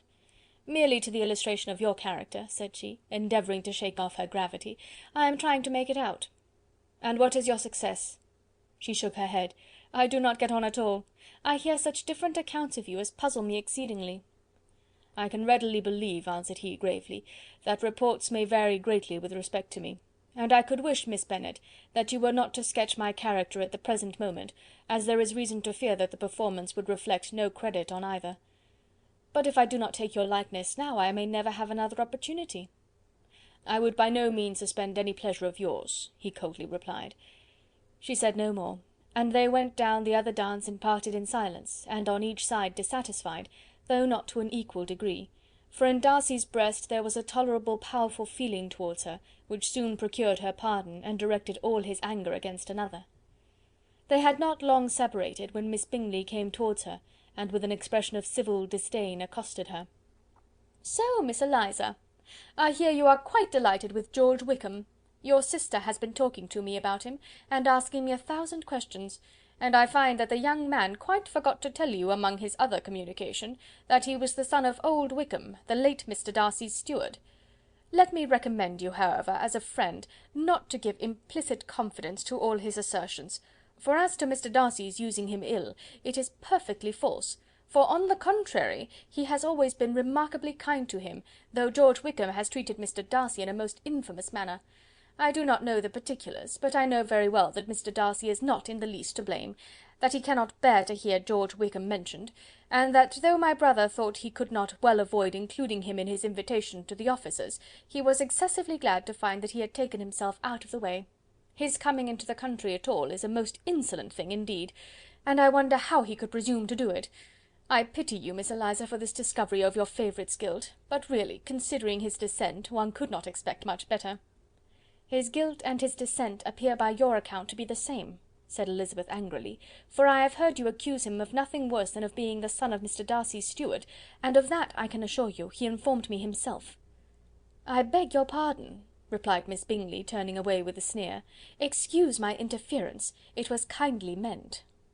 "Insolent girl!" said Elizabeth to herself. "You are much mistaken if you expect to influence me by such a paltry attack as this. I see nothing in it but your own wilful ignorance and the malice of Mr. Darcy." She then sought her eldest sister, who had undertaken to make inquiries on the same subject of Bingley. Jane met her with a smile of such sweet complacency, a glow of such happy expression, as sufficiently marked how well she was satisfied with the occurrences of the evening. Elizabeth instantly read her feelings, and at that moment solicitude for Wickham, resentment against his enemies, and everything else, gave way before the hope of Jane's being in the fairest way for happiness. "I want to know," said she, with a countenance no less smiling than her sister's, "what you have learnt about Mr. Wickham, but perhaps you have been too pleasantly engaged to think of any third person, in which case you may be sure of my pardon." "No," replied Jane, "I have not forgotten him, but I have nothing satisfactory to tell you. Mr. Bingley does not know the whole of his history, and is quite ignorant of the circumstances which have principally offended Mr. Darcy, but he will vouch for the good conduct, the probity and honour of his friend, and is perfectly convinced that Mr. Wickham has deserved much less attention from Mr. Darcy than he has received. and I am sorry to say by his account as well as his sister's, Mr. Wickham is by no means a respectable young man. I am afraid he has been very imprudent, and has deserved to lose Mr. Darcy's regard." "Mr. Bingley does not know Mr. Wickham himself?" "No, he never saw him till the other morning at Meryton." "This account, then, is what he has received from Mr. Darcy. I am satisfied. But what does he say of the living?" "He does not exactly recollect the circumstances, though he has heard them from Mr. Darcy more than once, but he believes that it was left to him conditionally only." "I have not a doubt of Mr. Bingley's sincerity," said Elizabeth warmly, "but you must excuse my not being convinced by assurances only. Mr. Bingley's defence of his friend was a very able one, I dare say, but since he is unacquainted with several parts of the story, and has learnt the rest from that friend himself, I shall venture to still think of both gentlemen as I did before." She then changed the discourse to one more gratifying to each, and on which there could be no difference of sentiment. Elizabeth listened with delight to the happy though modest hopes which Jane entertained of Mr. Bingley's regard, and said all in her power to heighten her confidence in it. On their being joined by Mr. Bingley himself, Elizabeth withdrew to Miss Lucas, to whose inquiry after the pleasantness of her last partner she had scarcely replied, before Mr. Collins came up to them, and told her with great exultation that he had just been so fortunate as to make a most important discovery. "I have found out," said he, "by a singular accident, that there is now in the room a near relation of my patroness. I happened to overhear the gentleman himself mentioning to the young lady who does the honours of the house the names of his cousin Mr. Burgh, and of her mother, Lady Catherine. How wonderfully these sort of things occur! Who would have thought of my meeting with perhaps a nephew of Lady Catherine de Bourgh in this assembly? I am most thankful that the discovery is made in time for me to pay my respects to him, which I am now going to do, and trust he will excuse my not having done it before. My total ignorance of the connection must plead my apology." "You are not going to introduce yourself to Mr. Darcy?" "Indeed I am. I shall entreat his pardon for not having done it earlier.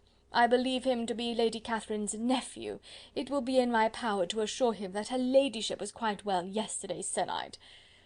Elizabeth tried hard to dissuade him from such a scheme, assuring him that Mr. Darcy would consider his addressing him without introduction as an impertinent freedom, rather than a compliment to his aunt, that it was not in the least necessary there should be any notice on either side, and that if it were, it must belong to Mr. Darcy, the superior in consequence, to begin the acquaintance.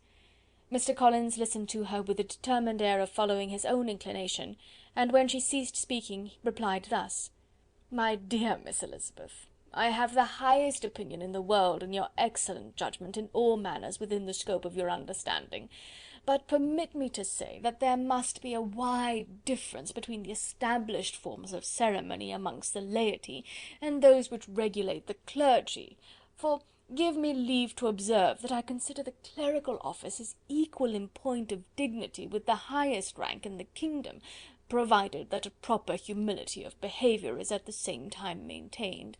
You must therefore allow me to follow the dictates of my conscience on this occasion, which leads me to perform what I look on as a point of duty. Pardon me for neglecting to profit by your advice, which on every other subject shall be my constant guide, though in the case before us I consider myself more fitted by education and habitual study to decide on what is right than a young lady like yourself." And with a low bow he left her to attack Mr. Darcy, whose reception of his advances she eagerly watched, and whose astonishment at being so addressed was very evident. Her cousin prefaced his speech with a solemn bow, and though she could not hear a word of it, she felt as if hearing it all, and saw in the motion of his lips the words apology, Hunsford, and Lady Catherine de Bourgh. It vexed her to see him expose himself to such a man.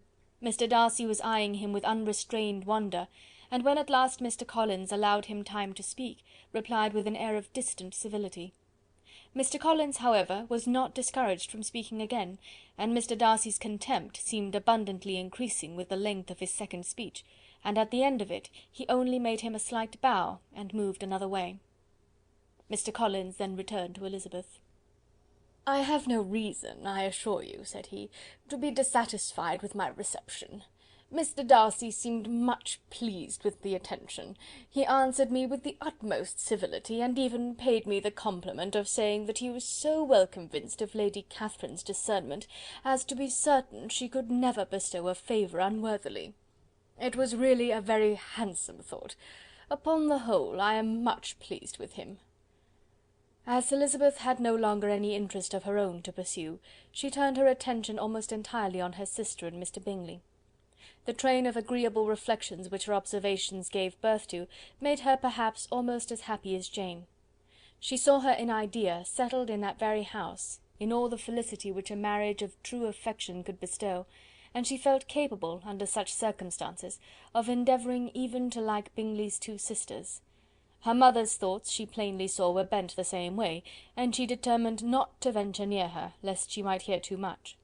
When they sat down to supper, therefore, she considered it a most unlucky perverseness which placed them within one of each other, and deeply was she vexed to find that her mother was talking to that one person, Lady Lucas, freely, openly, and of nothing else but her expectation that Jane would soon be married to Mr Bingley. It was an animating subject, and Mrs Bennet seemed incapable of fatigue while enumerating the advantages of the match. His being such a charming young man, and so rich, and living but 3 miles from them, were the first points of self-gratulation. And then it was such a comfort to think how fond the two sisters were of Jane, and to be certain that they must desire the connection as much as she could do. It was, moreover, such a promising thing for her younger daughters, as Jane's marrying so greatly must throw them in the way of other rich men. And lastly, it was so pleasant at her time of life to be able to consign her single daughters to the care of their sister, that she might not be obliged to go into company more than she liked. It was necessary to make this circumstance a matter of pleasure, because on such occasions it is the etiquette, but no one was less likely than Mrs Bennet to find comfort in staying home at any period of her life. She concluded with many good wishes that Lady Lucas might soon be equally fortunate, though evidently and triumphantly believing there was no chance of it. In vain did Elizabeth endeavour to check the rapidity of her mother's words, or persuade her to describe her felicity in a less audible whisper, for to her inexpressible vexation she could perceive that the chief of it was overheard by Mr Darcy, who sat opposite to them. Her mother only scolded her for being nonsensical. "What is Mr Darcy to me, pray, that I should be afraid of him? I am sure we owe him no such particular civility as to be obliged to say nothing he may not like to hear." "For heaven's sake, madam, speak lower. What advantage can it be for you to offend Mr Darcy? You will never recommend yourself to his friend by so doing." Nothing that she could say, however, had any influence. Her mother would talk of her views in the same intelligible tone. Elizabeth blushed and blushed again with shame and vexation. She could not help frequently glancing her eye at Mr Darcy, though every glance convinced her of what she dreaded, for though he was not always looking at her mother, she was convinced that his attention was invariably fixed by her. The expression of his face changed gradually from indignant contempt to a composed and steady gravity. At length, however, Mrs Bennet had no more to say, and Lady Lucas, who had long been yawning at the repetition of delights which she saw no likelihood of sharing, was left to the comforts of cold ham and chicken. Elizabeth now began to revive. But not long was the interval of tranquillity, for when supper was over, singing was talked of, and she had the mortification of seeing Mary, after very little entreaty, preparing to oblige the company. By many significant looks and silent entreaties did she endeavour to prevent such a proof of complaisance, but in vain. Mary would not understand them. Such an opportunity of exhibiting was delightful to her, and she began her song. Elizabeth's eyes were fixed on her with most painful sensations, and she watched her progress through the several stanzas with an impatience which was very ill rewarded at their close, for Mary, on receiving amongst the thanks of the table the hint of a hope that she might be prevailed on to favour them again, after the pause of half a minute began another. Mary's powers were by no means fitted for such a display. Her voice was weak, and her manner affected. Elizabeth was in agonies. She looked at Jane to see how she bore it, but Jane was very composedly talking to Bingley. She looked at his two sisters, and saw them making signs of derision at each other, and at Darcy, who continued, however, imperturbably grave. She looked at her father to entreat his interference, lest Mary should be singing all night. He took the hint, and when Mary had finished her second song, said aloud, "That will do extremely well, child. You have delighted us long enough. Let the other young ladies have time to exhibit." Mary, though pretending not to hear, was somewhat disconcerted, and Elizabeth, sorry for her, and sorry for her father's speech, was afraid her anxiety had done no good. Others of the party were now applied to. "If I," said Mr. Collins, "were so fortunate as to be able to sing, I should have great pleasure, I am sure, in obliging the company with an air, for I consider music as a very innocent diversion, and perfectly compatible with the profession of a clergyman. I do not mean, however, to assert that we can be justified in devoting too much of our time to music, for there are certainly other things to be attended to. The rector of a parish has much to do. In the first place, he must make such an agreement for tithes as may be beneficial to himself, and not offensive to his patron. He must write his own sermons, and the time that remains will not be too much for his parish duties, and the care and improvement of his dwelling, which he cannot be excused from making as comfortable as possible. And I do not think it of light importance that he should have attentive and conciliatory manner towards everybody, especially towards those to whom he owes his preferment. I cannot acquit him of that duty, nor could I think well of the man who should omit an occasion of testifying his respect towards anybody connected with the family." And with a bow to Mr. Darcy he concluded his speech, which had been spoken so loud as to be heard by half the room. Many stared, many smiled, but no one looked more amused than Mr. Bennet himself, while his wife seriously commended Mr. Collins for having spoken so sensibly, and observed in a half whisper to Lady Lucas that he was a remarkably clever, good kind of young man.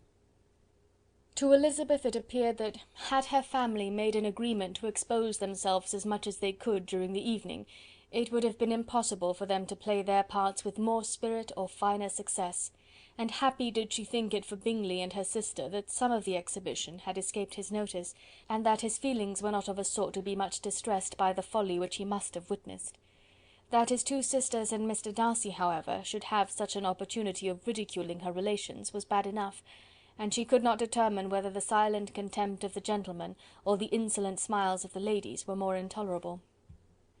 The rest of the evening brought her little amusement. She was teased by Mr. Collins, who continued most perseveringly by her side, and though he could not prevail on her to dance with him again, put it out of her power to dance with others. In vain did she entreat him to stand up with somebody else, and offered to introduce him to any young lady in the room. He assured her that as to dancing he was perfectly indifferent to it, that his chief object was by delicate attentions to recommend himself to her, and that he should therefore make a point of remaining close to her the whole evening. There was no arguing upon such a project. She owed her greatest relief to her friend Miss Lucas, who often joined them, and good-naturedly engaged Mr. Collins' conversation to herself. She was at least free from the offence of Mr. Darcy's further notice. Though often standing within a very short distance of her, quite disengaged, he never came near enough to speak. She felt it to be the probable consequence of her allusions to Mr. Wickham, and rejoiced in it. The Longbourn party were the last of all the company to depart, and by a manoeuvre of Mrs. Bennet had to wait for their carriage a quarter of an hour after everybody else was gone, which gave them time to see how heartily they were wished away by some of the family. Mrs. Hurst and her sister scarcely opened their mouths except to complain of fatigue, and were evidently impatient to have the house to themselves. They repulsed every attempt of Mrs. Bennet at conversation, and by so doing threw a languor over the whole party, which was very little relieved by the long speeches of Mr. Collins, who was complimenting Mr. Bingley and his sisters on the elegance of their entertainment, and the hospitality and politeness which had marked their behaviour to their guests. Darcy said nothing at all. Mr. Bennet, in equal silence, was enjoying the scene. Mr. Bingley and Jane were standing together, a little detached from the rest, and talked only to each other. Elizabeth preserved as steady a silence as either Mrs. Hurst or Miss Bingley, and even Lydia was too much fatigued to utter more than the occasional exclamation of "Lord, how tired I am!" accompanied by a violent yawn. When at length they arose to take leave, Mrs. Bennet was most pressingly civil in her hope of seeing the whole family soon at Longbourn, and addressed herself especially to Mr. Bingley, to assure him how happy he would make them by eating a family dinner with them at any time, without the ceremony of a formal invitation. Bingley was all grateful pleasure, and he readily engaged for taking the earliest opportunity of waiting on her, after his return from London, whither he was obliged to go the next day for a short time. Mrs. Bennet was perfectly satisfied, and quitted the house under the delightful persuasion that, allowing for the necessary preparations of settlements, new carriages, and wedding clothes, she should undoubtedly see her daughter settled at Netherfield in the course of 3 or 4 months. Of having another daughter married to Mr. Collins, she thought with equal certainty, and with considerable though not equal pleasure.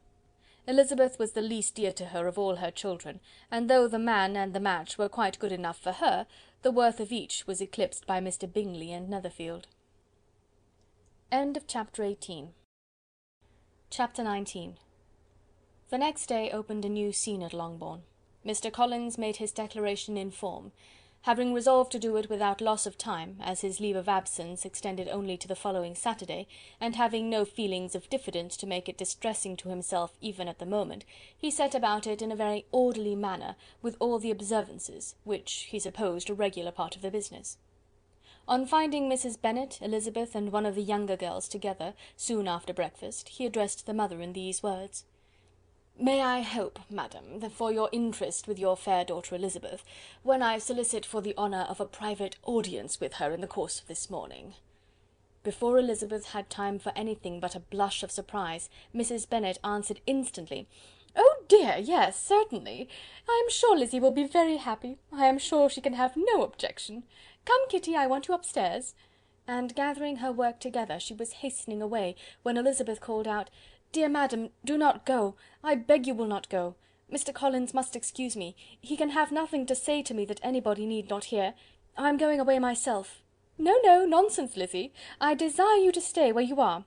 And upon Elizabeth seeming really, with vexed and embarrassed looks about to escape, she added: "Lizzy, I insist upon your staying and hearing Mr Collins."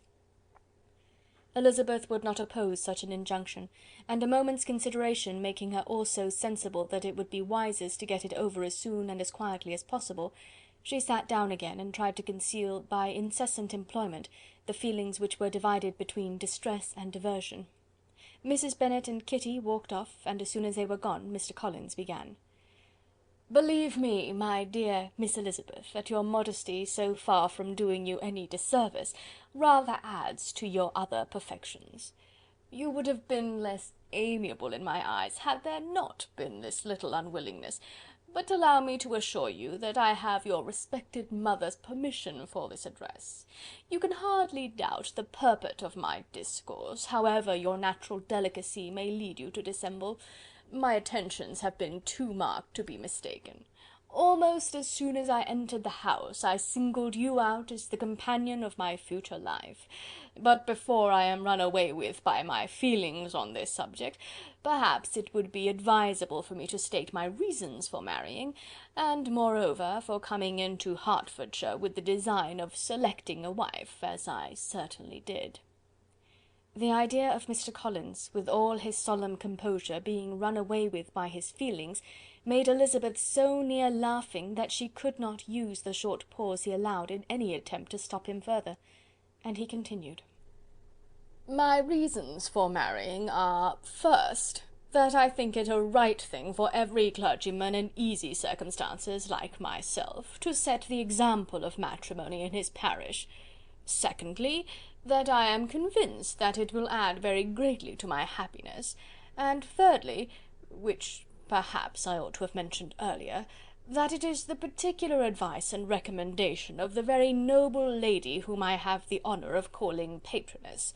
Twice has she condescended to give me her opinion, unasked too, on this subject, and it was but the very Saturday night before I left Hunsford, between our pools at quadrille, while Mrs Jenkinson was arranging Mr Burke's footstool, that she said, 'Mr Collins, you must marry. A clergyman like you must marry. Choose properly. Choose a gentlewoman for my sake, and for your own, let her be an active, useful sort of person, not brought up high, but able to make a small income go a good way. This is my advice. Find such a woman as soon as you can, bring her to Hunsford, and I will visit her. Allow me, by the way, to observe, my fair cousin, that I do not reckon the notice and kindness of Lady Catherine de Bourgh as among the least of the advantages in my power to offer. You will find her manners beyond anything I can describe, and your wit and vivacity, I think, must be acceptable to her, especially when tempered with the silence and respect which her rank will inevitably excite. Thus much for my general intention in favour of matrimony. It remains to be told why my views were directed towards Longbourn instead of my own neighbourhood, where I can assure you there are many amiable young women. But the fact is that, being as I am to inherit this estate after the death of your honoured father, who, however, may live many years longer, I could not satisfy myself without resolving to choose a wife from among his daughters, that the loss to them might be as little as possible when the melancholy event takes place, which, however, as I have already said, may not be for several years. This has been my motive, fair cousin, and I flatter myself it will not sink me in your esteem. And now nothing remains for me but to assure you in the most animated language of the violence of my affection. To fortune I am perfectly indifferent, and shall make no demand of that nature on your father, since I am well aware that it could not be complied with, and that £1000 in the 4 per cents, which will not be yours till after your mother's decease, is all that you may ever be entitled to.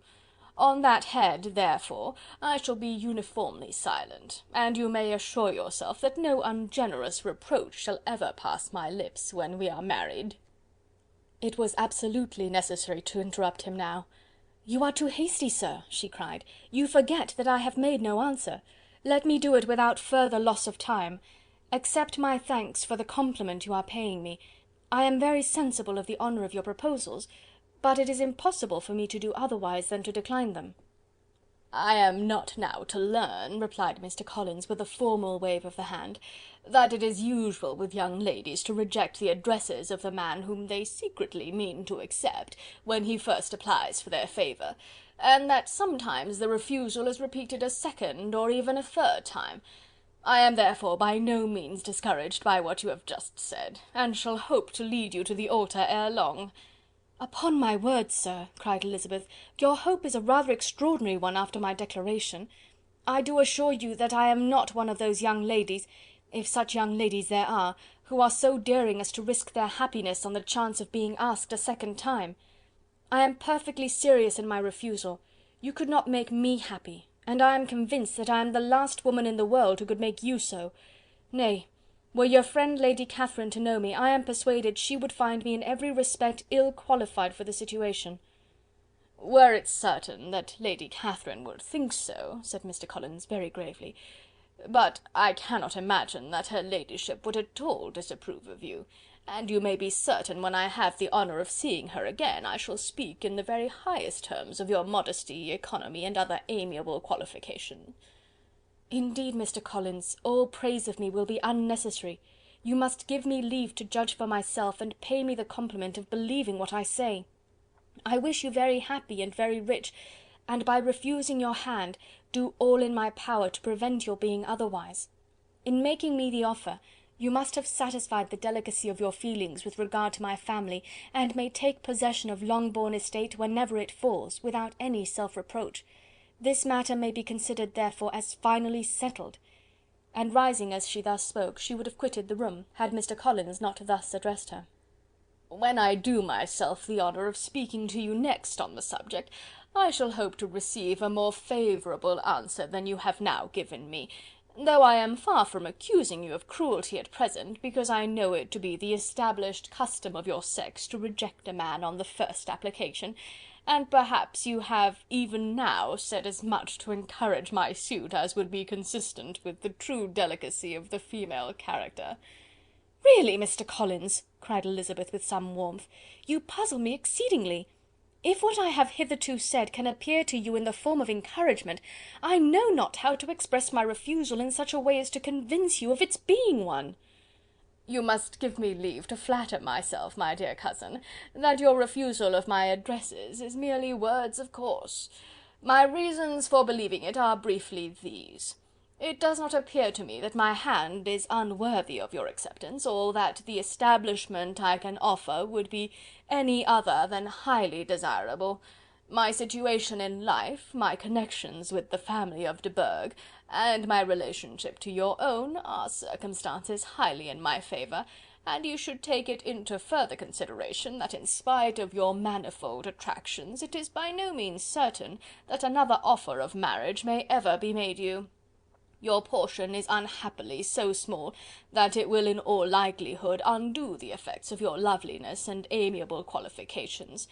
As I must therefore conclude that you are not serious in your rejection of me, I shall choose to attribute it to your wish of increasing my love by suspense, according to the usual practice of elegant females."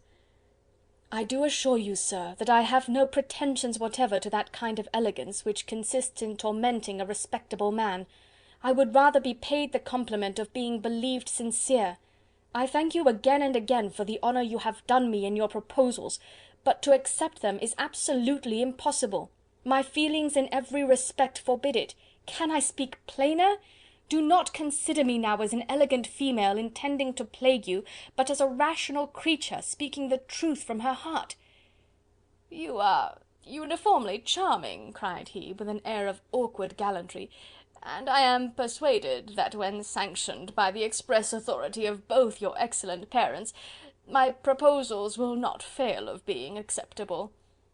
To such perseverance in wilful self-deception Elizabeth would make no reply, and immediately and in silence withdrew, determined, if he persisted in considering her repeated refusals as flattering encouragement, to apply to her father, whose negative might be uttered in such a manner as to be decisive, and whose behaviour at least could not be mistaken for the affectation and coquetry of an elegant female.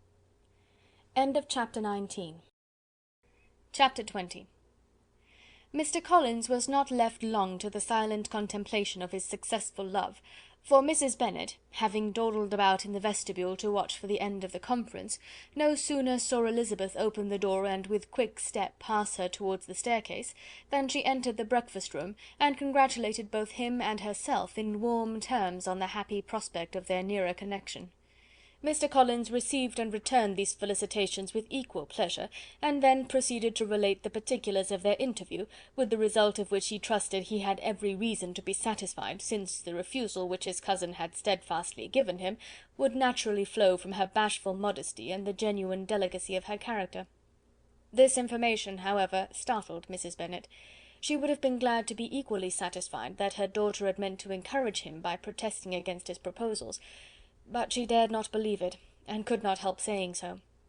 "But depend upon it, Mr. Collins," she added, "that Lizzy shall be brought to reason. I will speak to her about it directly. She is a very headstrong, foolish girl, and does not know her own interest, but I will make her know it." "Pardon me for interrupting you, madam," cried Mr. Collins, "but if she is really headstrong and foolish, I know not whether she would altogether be a desirable wife to a man in my situation, who naturally looks for happiness in the marriage state. If therefore she actually persists in rejecting my suit, perhaps it were better not to force her into accepting me, because if liable to such defects of temper, she could not contribute much to my felicity." "Sir, you quite misunderstand me," said Mrs. Bennet, alarmed. "Lizzy is only headstrong in such matters as these. In everything else she is as good-natured a girl as ever lived. I will go directly to Mr. Bennet, and we shall very soon settle it with her, I am sure." She would not give him time to reply, but hurrying instantly to her husband, called out as she entered the library, "Oh, Mr. Bennet, you are wanted immediately. We are all in an uproar. You must come and make Lizzy marry Mr. Collins, for she vows she will not have him, and if you do not make haste, he will change his mind and not have her." Mr. Bennet raised his eyes from his book as she entered, and fixed them on her face with a calm unconcern which was not in the least altered by her communication. "I have not the pleasure of understanding you," said he, when she had finished her speech. "Of what are you talking?" "Of Mr. Collins and Lizzy. Lizzy declares she will not have Mr. Collins, and Mr. Collins begins to say that he will not have Lizzy." "And what am I to do on the occasion? It seems a hopeless business." "Speak to Lizzy about it yourself. Tell her that you insist upon her marrying him." "Let her be called down. She shall hear my opinion." Mrs. Bennet rang the bell, and Miss Elizabeth was summoned to the library. "Come here, child," cried her father as she appeared. "I have sent for you on an affair of importance. I understand that Mr. Collins has made you an offer of marriage. Is it true?" Elizabeth replied that it was. "Very well. "And this offer of marriage you have refused?" "I have, sir." "Very well. We now come to the point. Your mother insists upon your accepting it. Is it not so, Mrs. Bennet?" "Yes, or I will never see her again." "An unhappy alternative is before you, Elizabeth. From this day you must be a stranger to one of your parents. Your mother will never see you again if you do not marry Mr. Collins, and I will never see you again if you do." Elizabeth could not but smile at such a conclusion of such a beginning, but Mrs. Bennet, who had persuaded herself that her husband regarded the affair as she wished, was excessively disappointed. "What do you mean, Mr. Bennet, in talking this way? You promised me to insist upon her marrying him." "My dear," replied her husband, "I have two small favours to request. First, that you will allow me the free use of my understanding on the present occasion, and secondly, of my room. I shall be glad to have the library to myself as soon as may be." Not yet, however, in spite of her disappointment in her husband, did Mrs. Bennet give up the point. She talked to Elizabeth again and again, coaxed and threatened her by turns. She endeavoured to secure Jane in her interest, but Jane, with all possible mildness, declined interfering, and Elizabeth, sometimes with real earnestness, and sometimes with playful gaiety, replied to her attacks. Though her manner varied, however, her determination never did. Mr. Collins, meanwhile, was meditating in solitude on what had passed. He thought too well of himself to comprehend on what motives his cousin could refuse him, and though his pride was hurt, he suffered in no other way. His regard for her was quite imaginary, and the possibility of her deserving her mother's reproach prevented his feeling any regret. While the family were in this confusion, Charlotte Lucas came to spend the day with them. She was met in the vestibule by Lydia, who, flying to her, cried in a half whisper, "I am glad you are come, for there is such fun here. What do you think has happened this morning? Mr. Collins has made an offer to Lizzy, and she will not have him." Charlotte hardly had time to answer before they were joined by Kitty, who came to tell the same news; and no sooner had they entered the breakfast room, where Mrs. Bennet was alone, than she likewise began on the subject, calling on Miss Lucas for her compassion, and entreating her to persuade her friend Lizzy to comply with the wishes of all her family. "Pray do, my dear Miss Lucas," she added in a melancholy tone, "for nobody is on my side, nobody takes part with me. I am cruelly used, nobody feels for my poor nerves." Charlotte's reply was spared by the entrance of Jane and Elizabeth. "Ay, there she comes," continued Mrs. Bennet, "looking as unconcerned as may be, and caring no more for us than if we were at York, provided she can have her own way. But I tell you, Miss Lizzy, if you take it into your head to go on refusing every offer of marriage in this way, you will never get a husband at all, and I am sure I do not know who is to maintain you when your father is dead. I shall not be able to keep you, and so I warn you. I have done with you from this very day. I told you in the library, you know, that I should never speak to you again, and you will find me as good as my word. I have no pleasure in talking to undutiful children. Not that I have much pleasure, indeed, in talking to anybody. People who suffer as much as I do from nervous complaints can have no great inclination for talking. Nobody can tell what I suffer, but it is always so. Those who do not complain are never pitied." Her daughters listened in silence to this effusion, sensible that any attempt to reason with her or soothe her would only increase the irritation. She talked on, therefore, without interruption from any of them, till they were joined by Mr. Collins, who entered the room with an air more stately than usual, and on perceiving whom, she said to the girls, "Now I do insist upon it, that you, all of you, hold your tongues, and let me and Mr. Collins have a little conversation together." Elizabeth passed quietly out of the room. Jane and Kitty followed, but Lydia stood her ground, determined to hear all she could; and Charlotte, detained first by the civility of Mr. Collins, whose inquiries after herself and all her family were very minute, and then by a little curiosity, satisfied herself with walking to the window and pretending not to hear. In a doleful voice Mrs. Bennet began the projected conversation. "Oh, Mr. Collins!" "My dear madam," replied he, "let us be for ever silent on this point. Far be it from me," he presently continued, in a voice that marked his displeasure, "to resent the behaviour of your daughter. Resignation to inevitable evils is the evil duty of us all, the peculiar duty of a young man who has been so fortunate as I have been in early preferment, and I trust I am resigned. Perhaps not the less so from feeling a doubt of my positive happiness, had my fair cousin honoured me with her hand. for I have often observed that resignation is never so perfect as when the blessing denied begins to lose somewhat of its value in our estimation. You will not, I hope, consider me as showing any disrespect to your family, my dear madam, by thus withdrawing my pretensions to your daughter's favour, without having paid yourself and Mr Bennet the compliment of requesting you to interpose your authority in my behalf. My conduct may, I fear, be objectionable in having accepted my dismission from your daughter's lips instead of your own. But we are all liable to error. I have certainly meant well through the whole affair. My object has been to secure an amiable companion for myself, with due consideration for the advantage of all your family, and if my manner has been at all reprehensible, I here beg leave to apologize. End of chapter 20. Chapter 21. The discussion of Mr. Collins's offer was now nearly at an end, and Elizabeth had only to suffer from the uncomfortable feelings necessarily attending it, and occasionally from some peevish allusions of her mother. As for the gentleman himself, his feelings were chiefly expressed, not by embarrassment or dejection, or by trying to avoid her, but by stiffness of manner and resentful silence. He scarcely ever spoke to her, and the assiduous attentions which he had been so sensible of himself were transferred for the rest of the day to Miss Lucas, whose civility in listening to him was a seasonable relief to them all, and especially to her friend. The morrow produced no abatement to Mrs. Bennet's ill humour or ill health. Mr. Collins was also in the same state of angry pride. Elizabeth had hoped that his resentment might shorten his visit, but his plan did not appear in the least affected by it. He was always to have gone on Saturday, and to Saturday he meant to stay. After breakfast the girls walked to Meryton to inquire if Mr. Wickham were returned, and to lament over his absence from the Netherfield ball.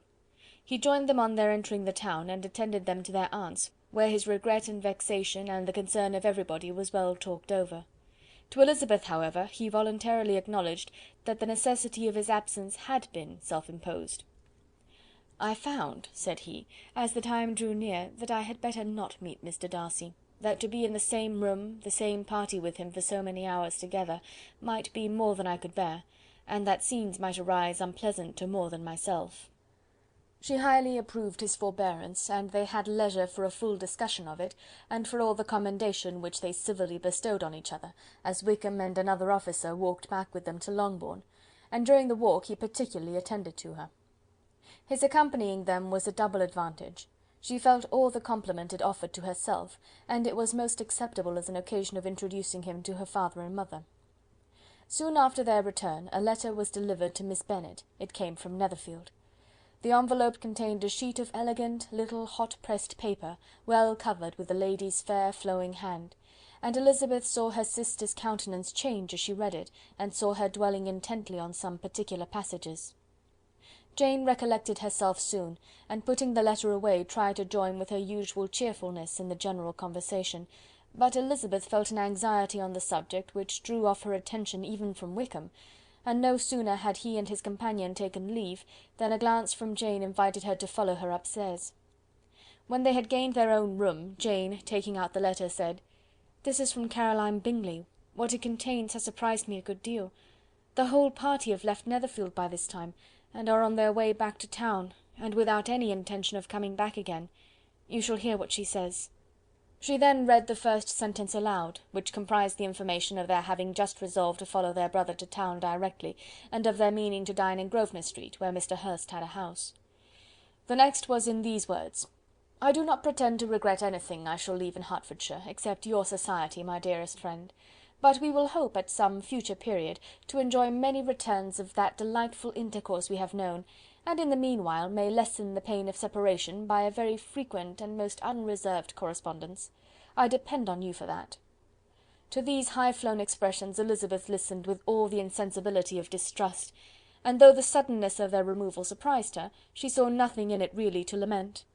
It was not to be supposed that their absence from Netherfield would prevent Mr. Bingley's being there, and as to the loss of their society, she was persuaded that Jane must cease to regard it in the enjoyment of his.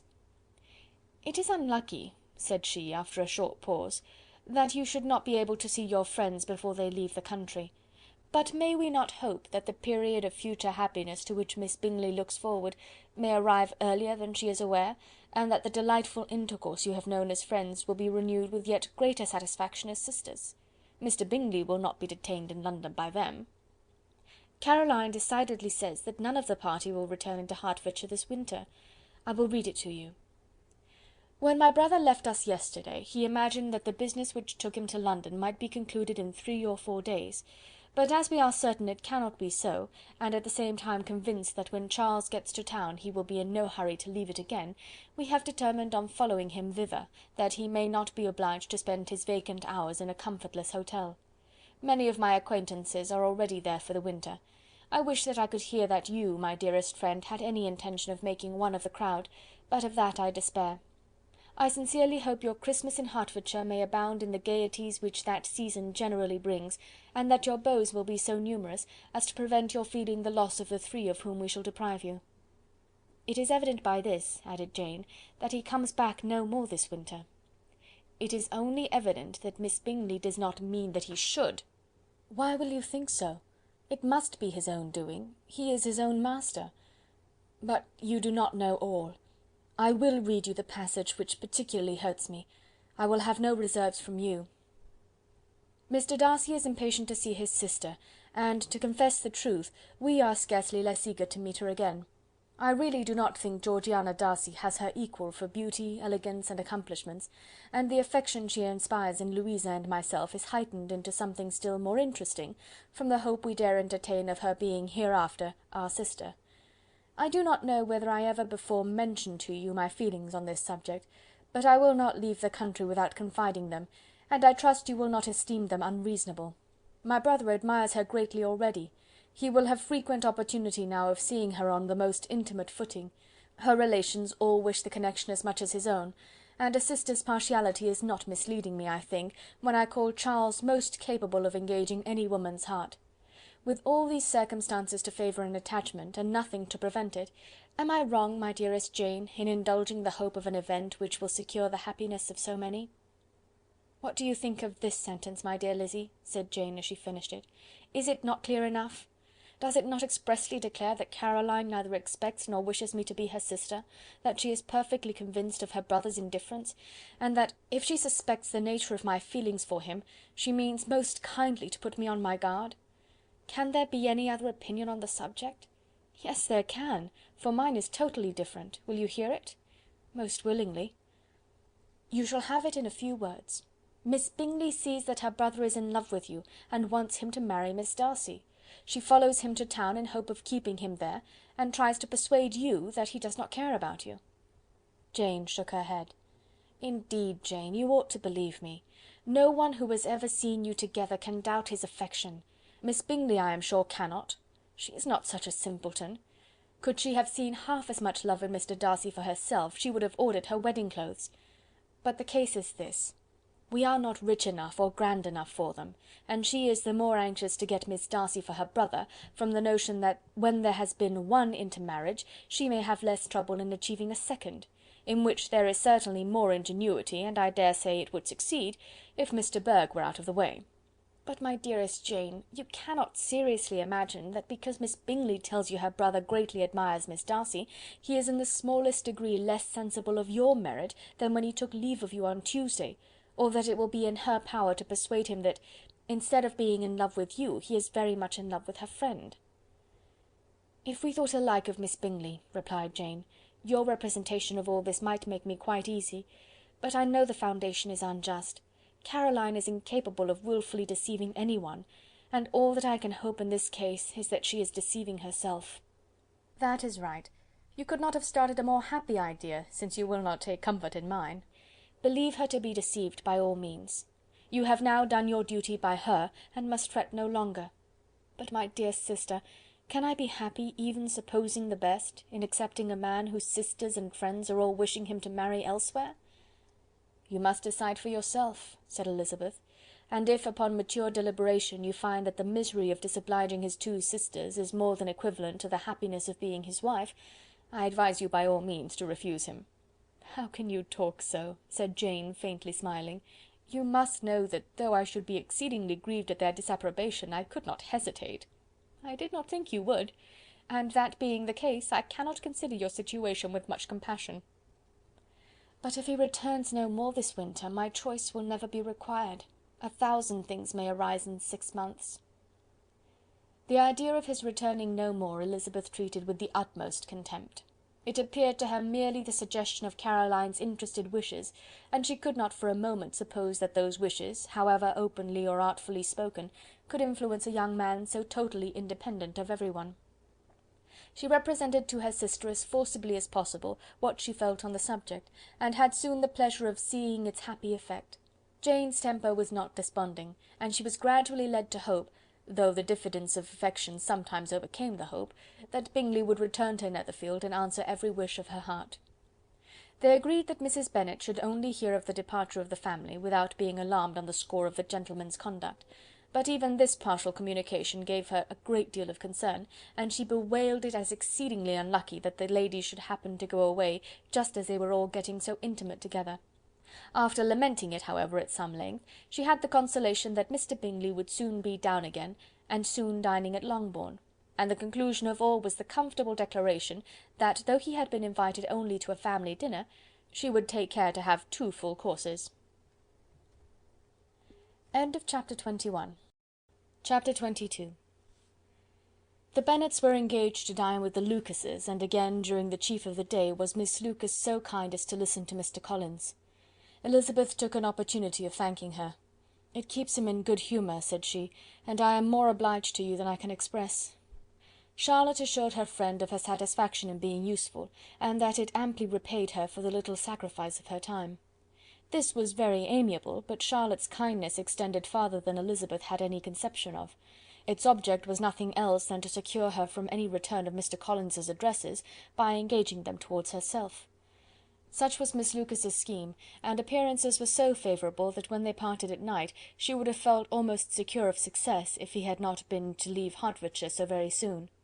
But here she did injustice to the fire and independence of his character, for it led him to escape out of Longbourn House the next morning with admirable slyness, and to hasten to Lucas Lodge to throw himself at her feet. He was anxious to avoid the notice of his cousins, from a conviction that if they saw him depart, they could not fail to conjecture his design, and he was not willing to have the attempt known till its success might be known likewise; for though feeling almost secure, and with reason, for Charlotte had been tolerably encouraging, he was Miss Lucas perceived him from an upper window as he walked towards the house, and instantly set out to meet him accidentally in the lane. But little had she dared to hope that so much love and eloquence awaited her there. In as short a time as Mr. Collins's long speeches would allow, everything was settled between them to the satisfaction of both, and as they entered the house, he earnestly entreated her to name the day that was to make him the happiest of men, and though such a solicitation must be waived for the present, the lady felt no inclination to trifle with his happiness. The stupidity with which he was favoured by nature must guard his courtship from any charm that would make a woman wish for its continuance, and Miss Lucas, who accepted him solely from the pure and disinterested desire of an establishment, cared not how soon that establishment were gained. Sir William and Lady Lucas were speedily applied to for their consent, and it was bestowed with a most joyful alacrity. Mr. Collins's present circumstances made it a most eligible match for their daughter, to whom they could give little fortune, and his prospects of future wealth were exceedingly fair. Lady Lucas began directly to calculate, with more interest than the matter had ever excited before, how many years longer Mr. Bennet was likely to live, and Sir William gave it as his decided opinion that whenever Mr. Collins should be in possession of the Longbourn estate, it would be highly expedient that both he and his wife should make their appearance at St. James's. The whole family, in short, were properly overjoyed on the occasion. The younger girls formed hopes of coming out a year or 2 sooner than they might otherwise have done, and the boys were relieved from their apprehension of Charlotte's dying an old maid. Charlotte herself was tolerably composed; she had gained her point, and had time to consider of it. Her reflections were in general satisfactory. Mr. Collins, to be sure, was neither sensible nor agreeable, his society was irksome, and his attachment to her must be imaginary, but still he would be her husband. Without thinking highly either of men or matrimony, marriage had always been her object.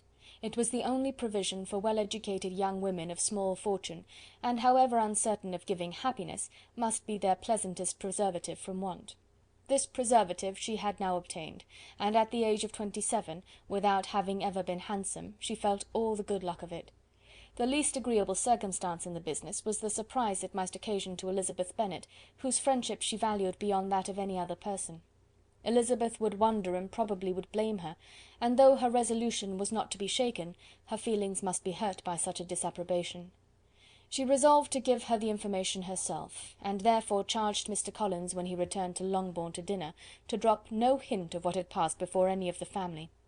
A promise of secrecy was of course very dutifully given, but it could not be kept without difficulty, for the curiosity excited by his long absence burst forth in such very direct questions on his return as required some ingenuity to evade, and he was at the same time exercising great self-denial, for he was longing to publish his prosperous love. As he was to begin his journey too early on the morrow to see any of the family, the ceremony of leave-taking was performed when the ladies moved for the night, and Mrs. Bennet, with great politeness and cordiality, said how happy they should be to see him at Longbourn again, whenever his engagements might allow him to visit them. "My dear madam," he replied, "this invitation is particularly gratifying, because it is what I have been hoping to receive, and you may be very certain that I shall avail myself of it as soon as possible." They were all astonished, and Mr. Bennet, who could by no means wish for so speedy a return, immediately said, "But is there not danger of Lady Catherine's disapprobation here, my good sir? You had better neglect your relations than run the risk of offending your patroness." "My dear sir," replied Mr. Collins, "I am particularly obliged to you for this friendly caution, and you may depend upon my not taking so material a step without her ladyship's concurrence." "You cannot be too much upon your guard. Risk anything rather than her displeasure, and if you find it likely to be raised by your coming to us again, which I should think exceedingly probable, stay quietly at home, and be satisfied that we shall take no offence." "Believe me, my dear sir, my gratitude is warmly excited by such affectionate attention, and depend upon it, you will speedily receive from me a letter of thanks for this, and for every other mark of your regard during my stay in Hertfordshire. As for my fair cousins, though my absence may not be long enough to render it necessary, I shall now take the liberty of wishing them health and happiness, not excepting my cousin Elizabeth." With proper civilities the ladies then withdrew, all of them equally surprised that he meditated a quick return. Mrs. Bennet wished to understand by it that he thought of paying his addresses to one of her younger girls, and Mary might have been prevailed on to accept him. She rated his abilities much higher than any of the others. There was a solidity in his reflections which often struck her, and though by no means so clever as herself, she thought that if encouraged to read and improve himself by such an example as hers, he might become a very agreeable companion. But on the following morning every hope of this kind was done away. Miss Lucas called soon after breakfast, and in a private conference with Elizabeth related the event of the day before. The possibility of Mr. Collins's fancying himself in love with her friend had once occurred to Elizabeth within the last day or two, but that Charlotte could encourage him seemed almost as far from possibility as she could encourage him herself, and her astonishment was consequently so great as to overcome at first the bounds of decorum, and she could not help crying out, "Engaged to Mr. Collins! My dear Charlotte, impossible!" The steady countenance which Miss Lucas had commanded in telling her story gave way to a momentary confusion here on receiving so direct a reproach, though, as it was no more than she expected, she soon regained her composure and calmly replied, "Why should you be surprised, my dear Eliza? Do you think it incredible that Mr. Collins should be able to procure any woman's good opinion, because he was not so happy as to succeed with you?" But Elizabeth had now recollected herself, and making a strong effort for it, was able to assure with tolerable firmness that the prospect of their relationship was highly grateful to her, and that she wished her all imaginable happiness. "I see what you are feeling," replied Charlotte. "You must be surprised, very much surprised, so lately as Mr. Collins was wishing to marry you. But when you have had time to think it over, I hope you will be satisfied with what I have done. I am not romantic, you know, I never was. I ask only a comfortable home, and considering Mr. Collins's character, connection, and situation in life, I am convinced that my chance of happiness with him is as fair as most people can boast on entering the marriage state."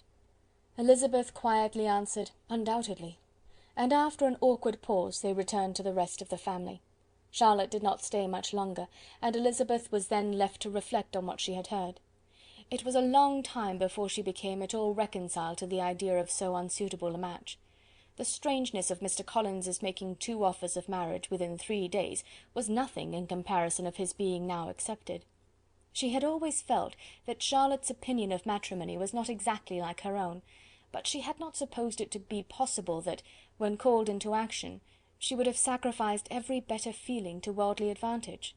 Charlotte, the wife of Mr. Collins, was a most humiliating picture, and to the pang of a friend disgracing herself and sunk in her esteem, was added the distressing conviction that it was impossible for that friend to be tolerably happy in the lot she had chosen. Chapter 22.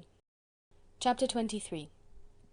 Elizabeth was sitting with her mother and sisters, reflecting on what she had heard, and doubting whether she was authorised to mention it, when Sir William Lucas himself appeared, sent by his daughter to announce her engagement to the family. With many compliments to them, and much self-gratulation on the prospect of a connection between the 2 houses, he unfolded the matter to an audience not merely wondering but incredulous, for Mrs. Bennet, with more perseverance than politeness, protested he must be entirely mistaken, and Lydia, always unguarded and often uncivil, boisterously exclaimed, "Good Lord, Sir William, how can you tell such a story? Do not you know that Mr. Collins wants to marry Lizzy?" Nothing less than the complaisance of a courtier could have borne without anger such treatment, but Sir William's good breeding carried him through it all, and though he begged leave to be positive as to the truth of his information, he listened to all their impertinence with the most forbearing courtesy. Elizabeth, feeling it incumbent on her to relieve him from so unpleasant a situation, now put herself forward to confirm his account, by mentioning her prior knowledge of it from Charlotte herself, and endeavoured to put a stop to the exclamations of her mother and sisters by the earnestness of her congratulations to Sir William, in which she was readily joined by Jane, and by making a variety of remarks on the happiness that might be expected from the match, the excellent character of Mr. Collins, and the convenient distance of Hunsford from London. Mrs. Bennet was in fact too much overpowered to say a great deal while Sir William remained, but no sooner had he left them than her feelings found a rapid vent. In the first place, she persisted in disbelieving the whole of the matter. Secondly, she was very sure that Mr. Collins had been taken in. Thirdly, she trusted that they would never be happy together, and fourthly, that the match might be broken off. 2 inferences, however, were plainly deduced from the whole. One, that Elizabeth was the real cause of the mischief, and the other, that she herself had been barbarously misused by them all, and on these 2 points she principally dwelt during the rest of the day. Nothing could console and nothing could appease her, nor did that day wear out her resentment.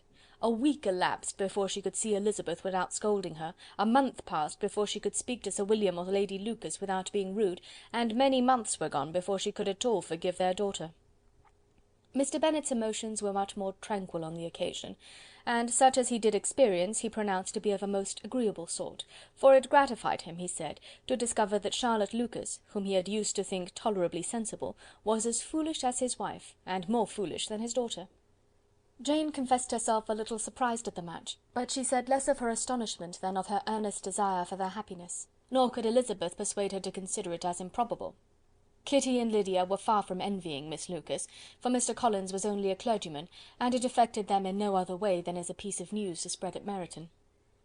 Lady Lucas could not be insensible of triumph on being able to retort on Mrs. Bennet the comfort of having a daughter well married, and she called at Longbourn rather oftener than usual to say how happy she was, though Mrs. Bennet's sour looks and ill-natured remarks might have been enough to drive happiness away.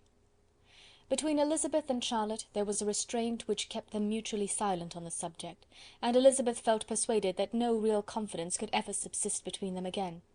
Her disappointment in Charlotte made her turn with fonder regard to her sister, of whose rectitude and delicacy she was sure her opinion could never be shaken, and for whose happiness she grew daily more anxious, as Bingley had now been gone a week, and nothing more was heard of his return.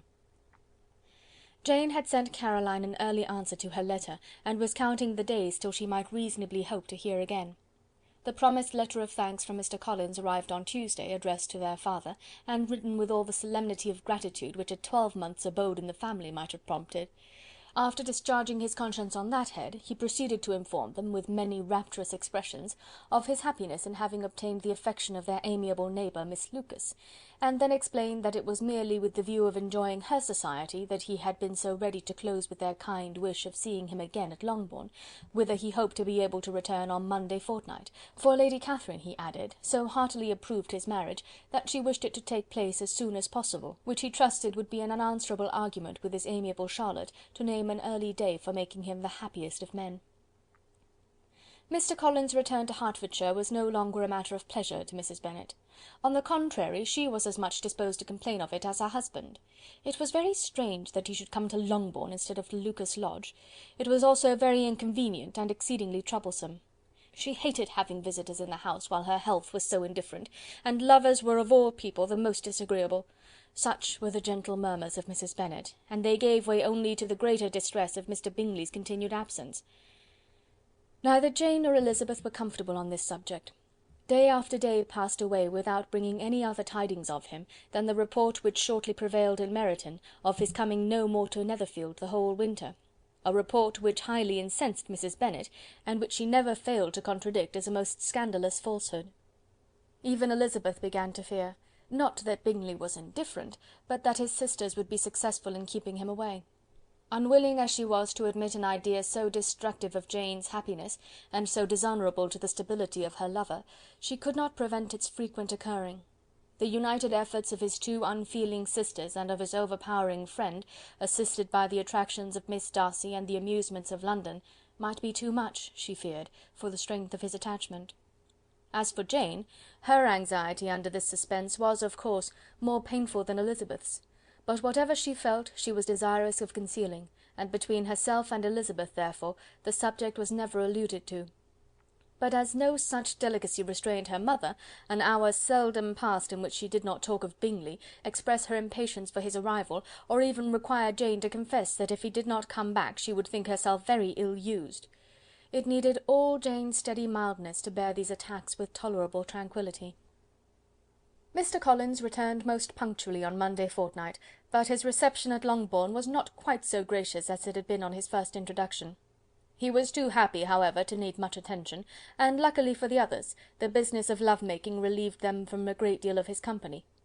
The chief of every day was spent by him at Lucas Lodge, and he sometimes returned to Longbourn only in time to make an apology for his absence before the family went to bed.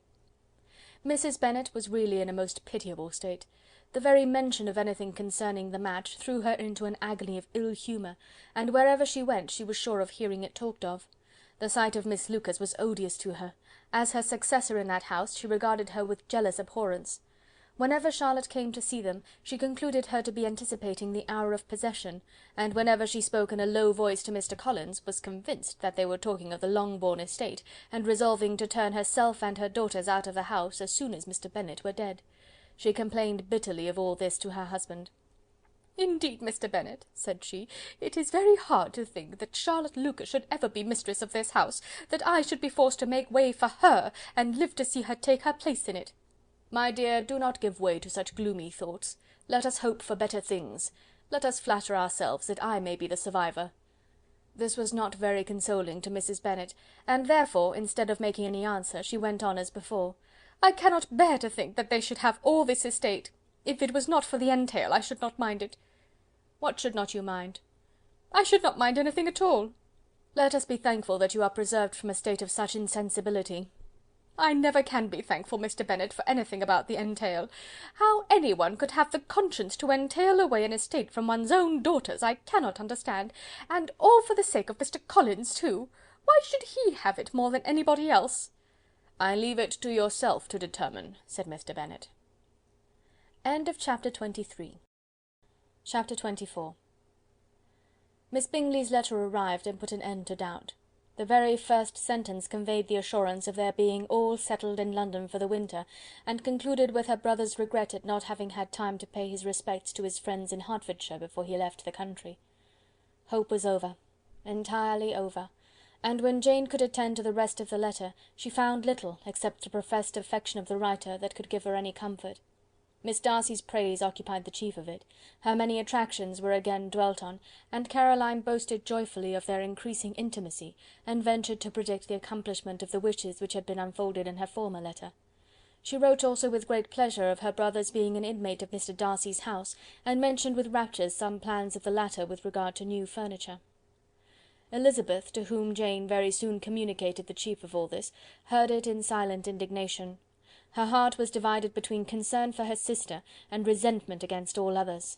To Caroline's assertion of her brother's being partial to Miss Darcy she paid no credit. That he was really fond of Jane she doubted no more than she had ever done, and much as she had always been disposed to like him, she could not think without anger, hardly without contempt, on that easiness of temper, that want of proper resolution, which now made him the slave of his designing friends, and led him to sacrifice his own happiness to the caprice of their inclination. Had his own happiness, however, been the only sacrifice, he might have been allowed to sport with it in whatever manner he thought best, but her sister's was involved in it, as she thought he must be sensible himself. It was a subject, in short, on which reflection would be long indulged, and must be unavailing. She could think of nothing else, and yet, whether Bingley's regard had really died away, or were suppressed by his friend's interference, whether he had been aware of Jane's attachment, or whether it had escaped his observation, whatever were the case, though her opinion of him must be materially affected by the difference, her sister's situation remained the same, her peace equally wounded. A day or two passed before Jane had the courage to speak of her feelings to Elizabeth, but at last, on Mrs. Bennet's leaving them together, after a longer irritation than usual about Netherfield and its master, she could not help saying, "Oh, that my dear mother had more command over herself! She can have no idea of the pain she gives me by her continual reflections on him. But I will not repine, it cannot last long. He will be forgot, and we shall all be as we were before."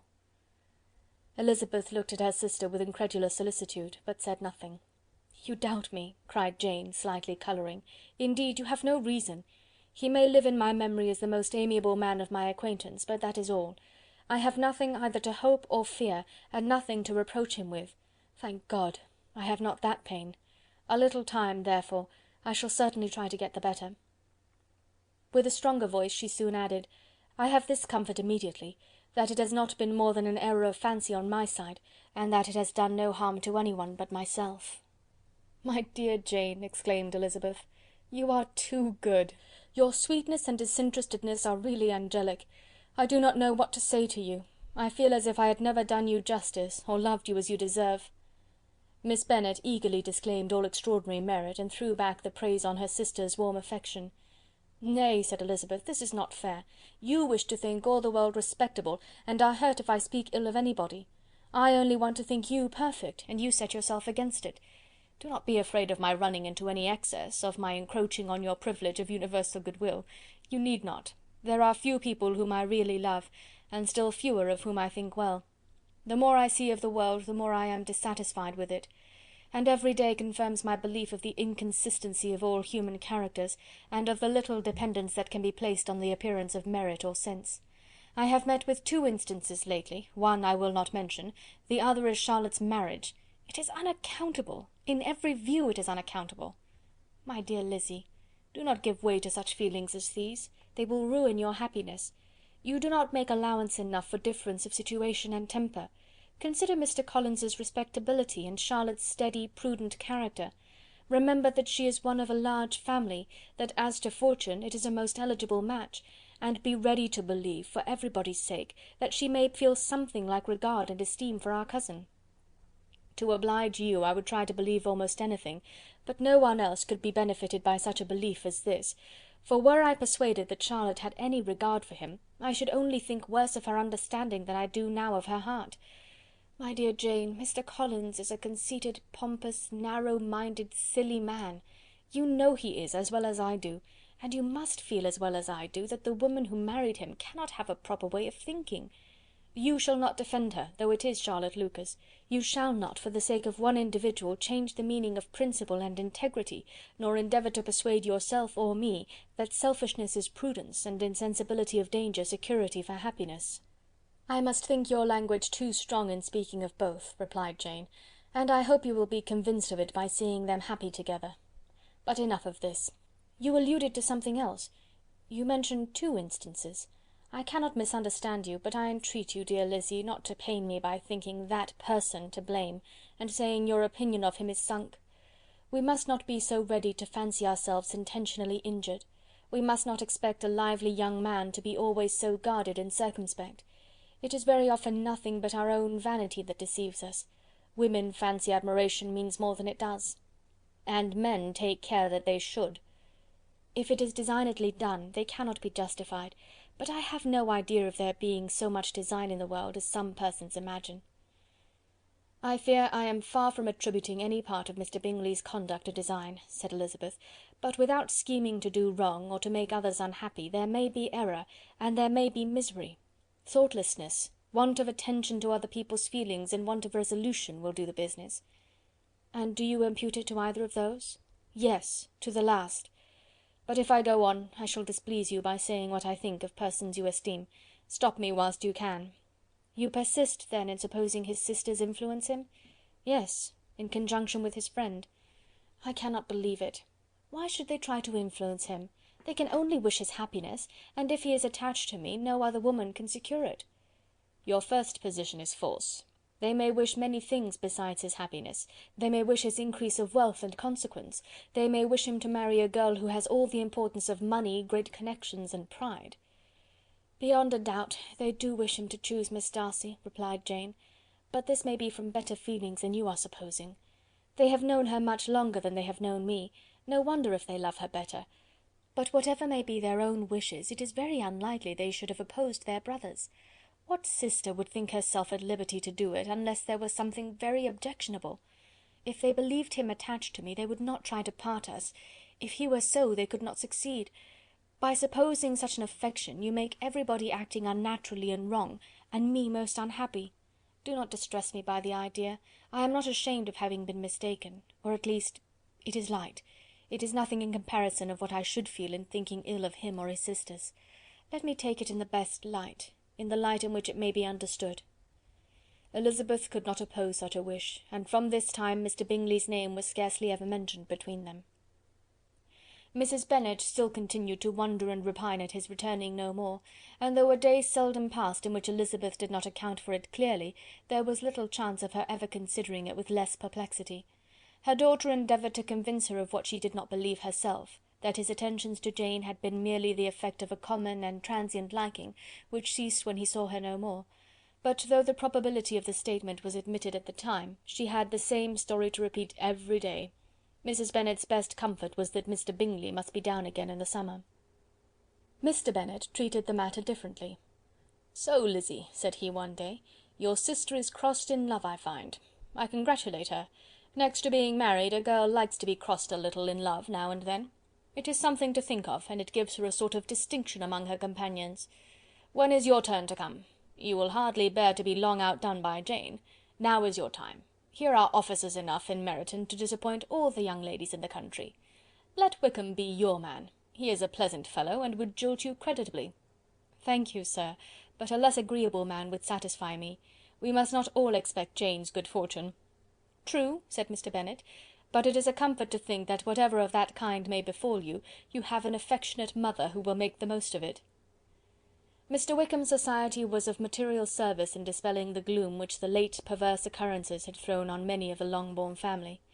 They saw him often, and to his other recommendations was now added that of general unreserve.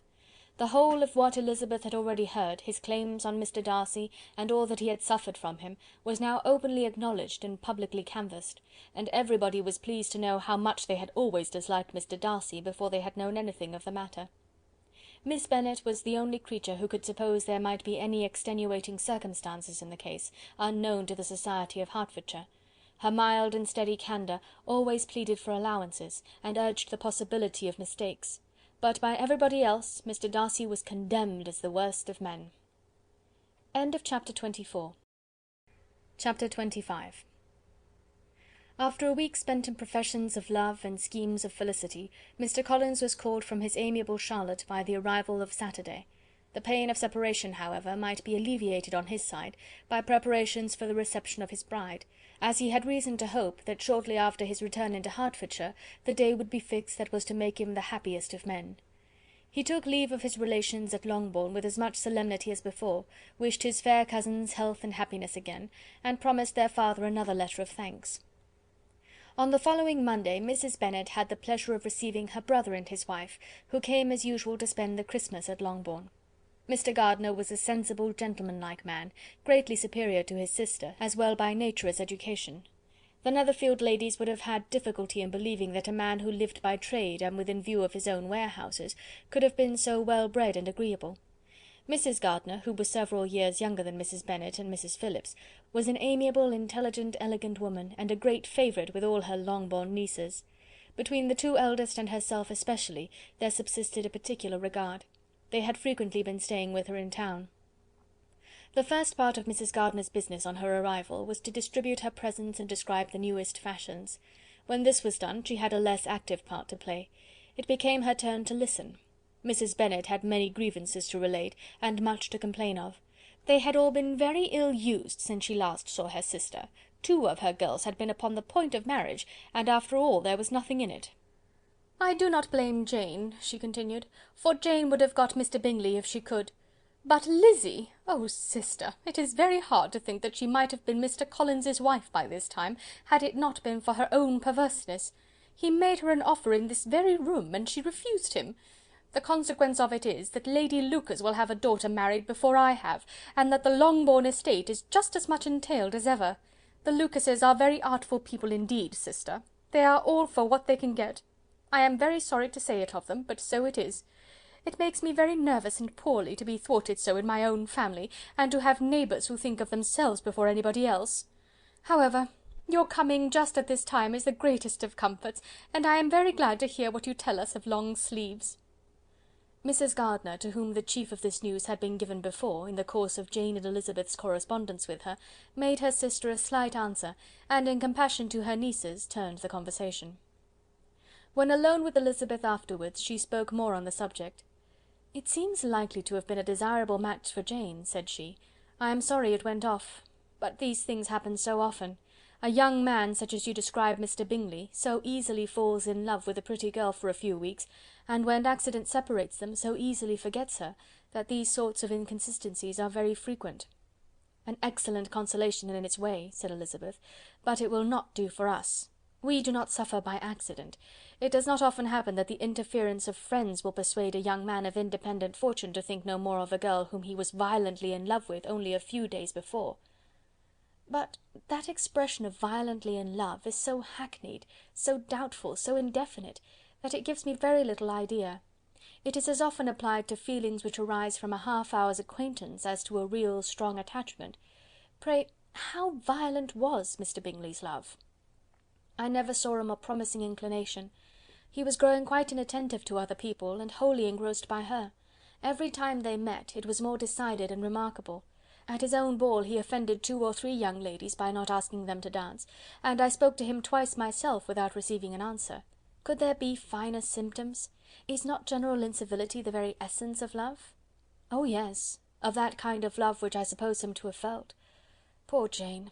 I am sorry for her, because, with her disposition, she may not get over it immediately.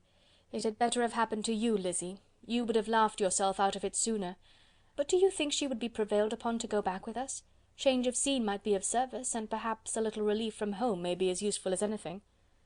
Elizabeth was exceedingly pleased with this proposal, and felt persuaded of her sister's ready acquiescence. "I hope," added Mrs. Gardiner, "that no consideration with regard to this young man will influence her. We live in so different a part of town, all our connections are so different, and as you well know, we go out so little, that it is very improbable that they should meet at all, unless he really comes to see her." "And that is quite impossible, for he is now in the custody of his friend, and Mr. Darcy would no more suffer him to call on Jane in such a part of London. My dear aunt, how could you think of it? Mr. Darcy may perhaps have heard of such a place as Gracechurch Street, but he would hardly think a month's ablution enough to cleanse him from its impurities, were he once to enter it, and depend upon it, Mr. Bingley never stirs without him." "So much the better. I hope they will not meet at all. But does not Jane correspond with his sister? She will not be able to help calling." "She will drop the acquaintance entirely." But in spite of the certainty in which Elizabeth affected to place this point, as well as the still more interesting one of Bingley's being withheld from seeing Jane, she felt a solicitude on the subject which convinced her, on examination, that she did not consider it entirely hopeless. It was possible, and sometimes she thought it probable, that his affection might be reanimated, and the influence of his friend successfully combated by the more natural influence of Jane's attractions. Miss Bennet accepted her aunt's invitation with pleasure, and the Bingleys were no otherwise in her thoughts at the same time than as she hoped by Caroline's not living in the same house with her brother, she might occasionally spend a morning with her without any danger of seeing him. The Gardiners stayed a week at Longbourn, and what with the Phillipses, the Lucases, and the officers, there was not a day without its engagement. Mrs. Bennet had so carefully provided for the entertainment of her brother and sister, that they did not once sit down to a family dinner. When the engagement was for home, some of the officers always made part of it, of which officers Mr. Wickham was sure to be one, and on these occasions Mrs. Gardiner, rendered suspicious by Elizabeth's warm commendation, narrowly observed them both. Without supposing them, from what she saw, to be very seriously in love, their preference of each other was plain enough to make her a little uneasy, and she resolved to speak to Elizabeth on the subject before she left Hertfordshire, and represent to her the imprudence of encouraging such an attachment. To Mrs. Gardiner, Wickham had one means of affording pleasure, unconnected with his general powers. About 10 or a dozen years ago, before her marriage, she had spent a considerable time in that very part of Derbyshire to which he belonged. They had, therefore, many acquaintances in common, and though Wickham had been little there since the death of Darcy's father, it was yet in his power to give her fresher intelligence of her former friends than she had been in the way of procuring. Mrs. Gardiner had seen Pemberley, and known the late Mr. Darcy by character perfectly well. Here, consequently, was an inexhaustible subject of discourse, in comparing her recollection of Pemberley with the minute description which Wickham could give, and in bestowing her tribute of praise on the character of its late possessor, she was delighting both him and herself. On being made acquainted with the present Mr. Darcy's treatment of him, she tried to remember some of that gentleman's reputed disposition when quite a lad, which might agree with it, and was confident at last that she recollected having heard Mr. Fitzwilliam Darcy formerly spoken of as a very proud, ill-natured boy. End of chapter 25. Chapter 26. Mrs. Gardiner's caution to Elizabeth was punctually and kindly given on the first favourable opportunity of speaking to her alone. After honestly telling her what she thought, she thus went on.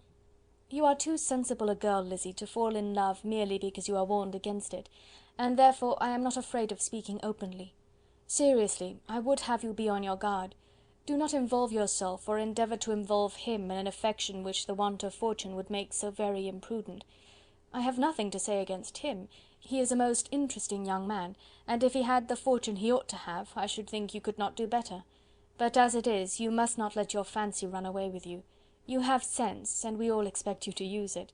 Your father would depend on your resolution and good conduct, I am sure. You must not disappoint your father." "My dear aunt, this is being serious indeed." "Yes, and I hope to engage you to be serious likewise." "Well, then, you need not be under any alarm. I will take care of myself and of Mr. Wickham too. He shall not be in love with me if I can prevent it." "Elizabeth, you are not serious now." "I beg your pardon, I will try again. At present I am not in love with Mr. Wickham. No, I certainly am not. But he is, beyond all comparison, the most agreeable man I ever saw, and if he becomes really attached to me, I believe it will be better that he should not. I see the imprudence of it. Oh, that abominable Mr. Darcy! My father's opinion of me does me the greatest honour, and I should be miserable to forfeit it.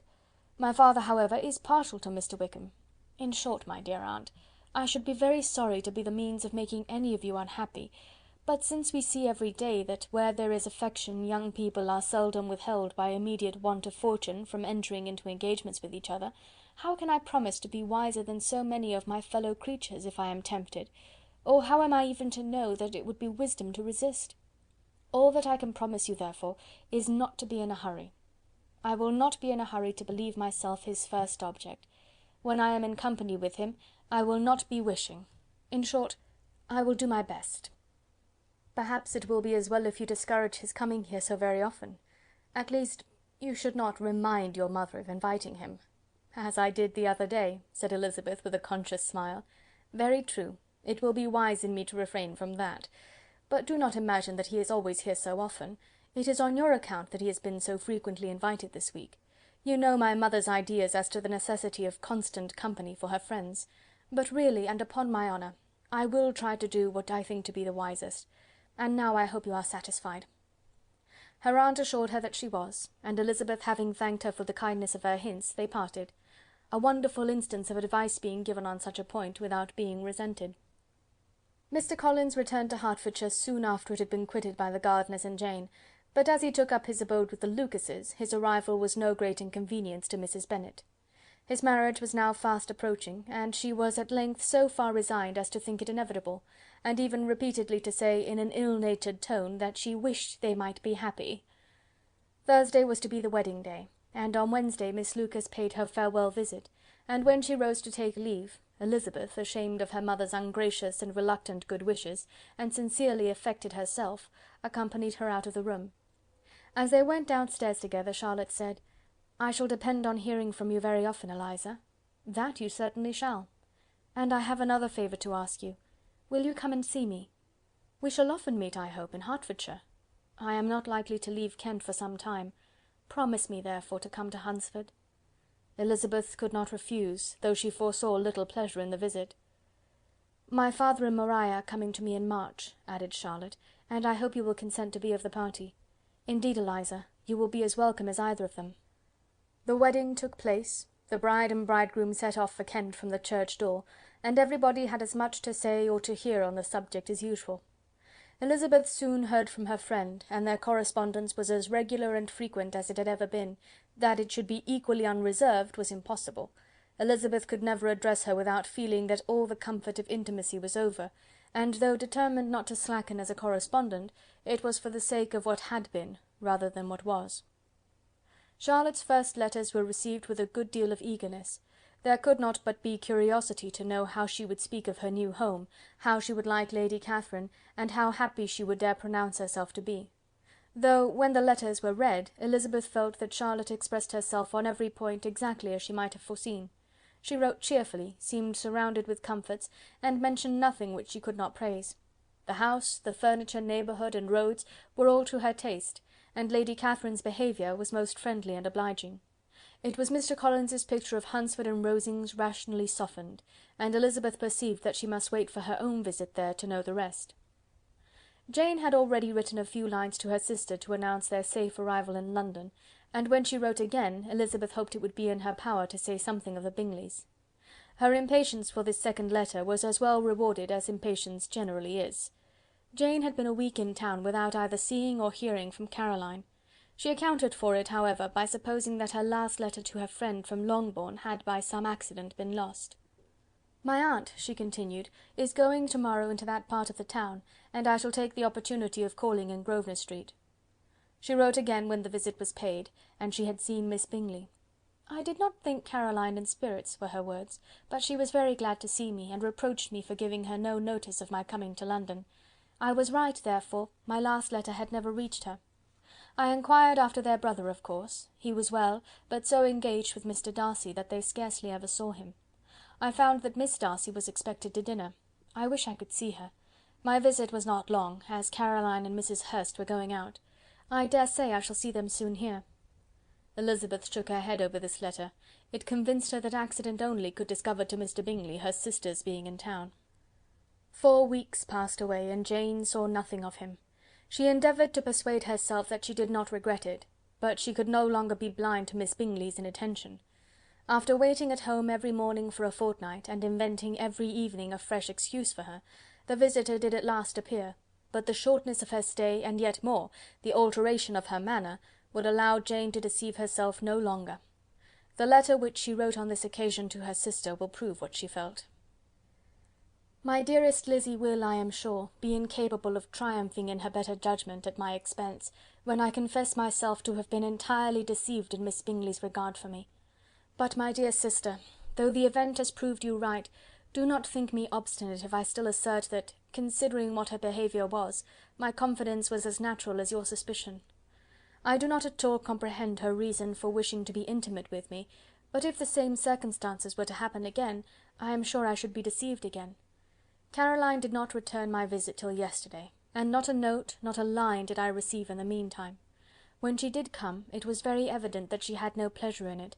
She made a slight, formal apology for not calling before, said not a word of wishing to see me again, and was in every respect so altered a creature, that when she went away I was perfectly resolved to continue the acquaintance no longer. I pity, though I cannot help blaming her. She was very wrong in singling me out as she did. I can safely say that every advance to intimacy began on her side. But I pity her because she must feel that she has been acting wrong, and because I am very sure that anxiety for her brother is the cause of it.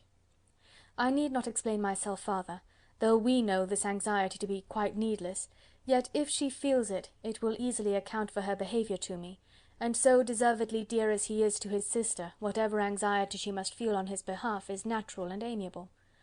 I cannot but wonder, however, at her having any such fears now, because, if he had at all cared about me, we must have met long ago.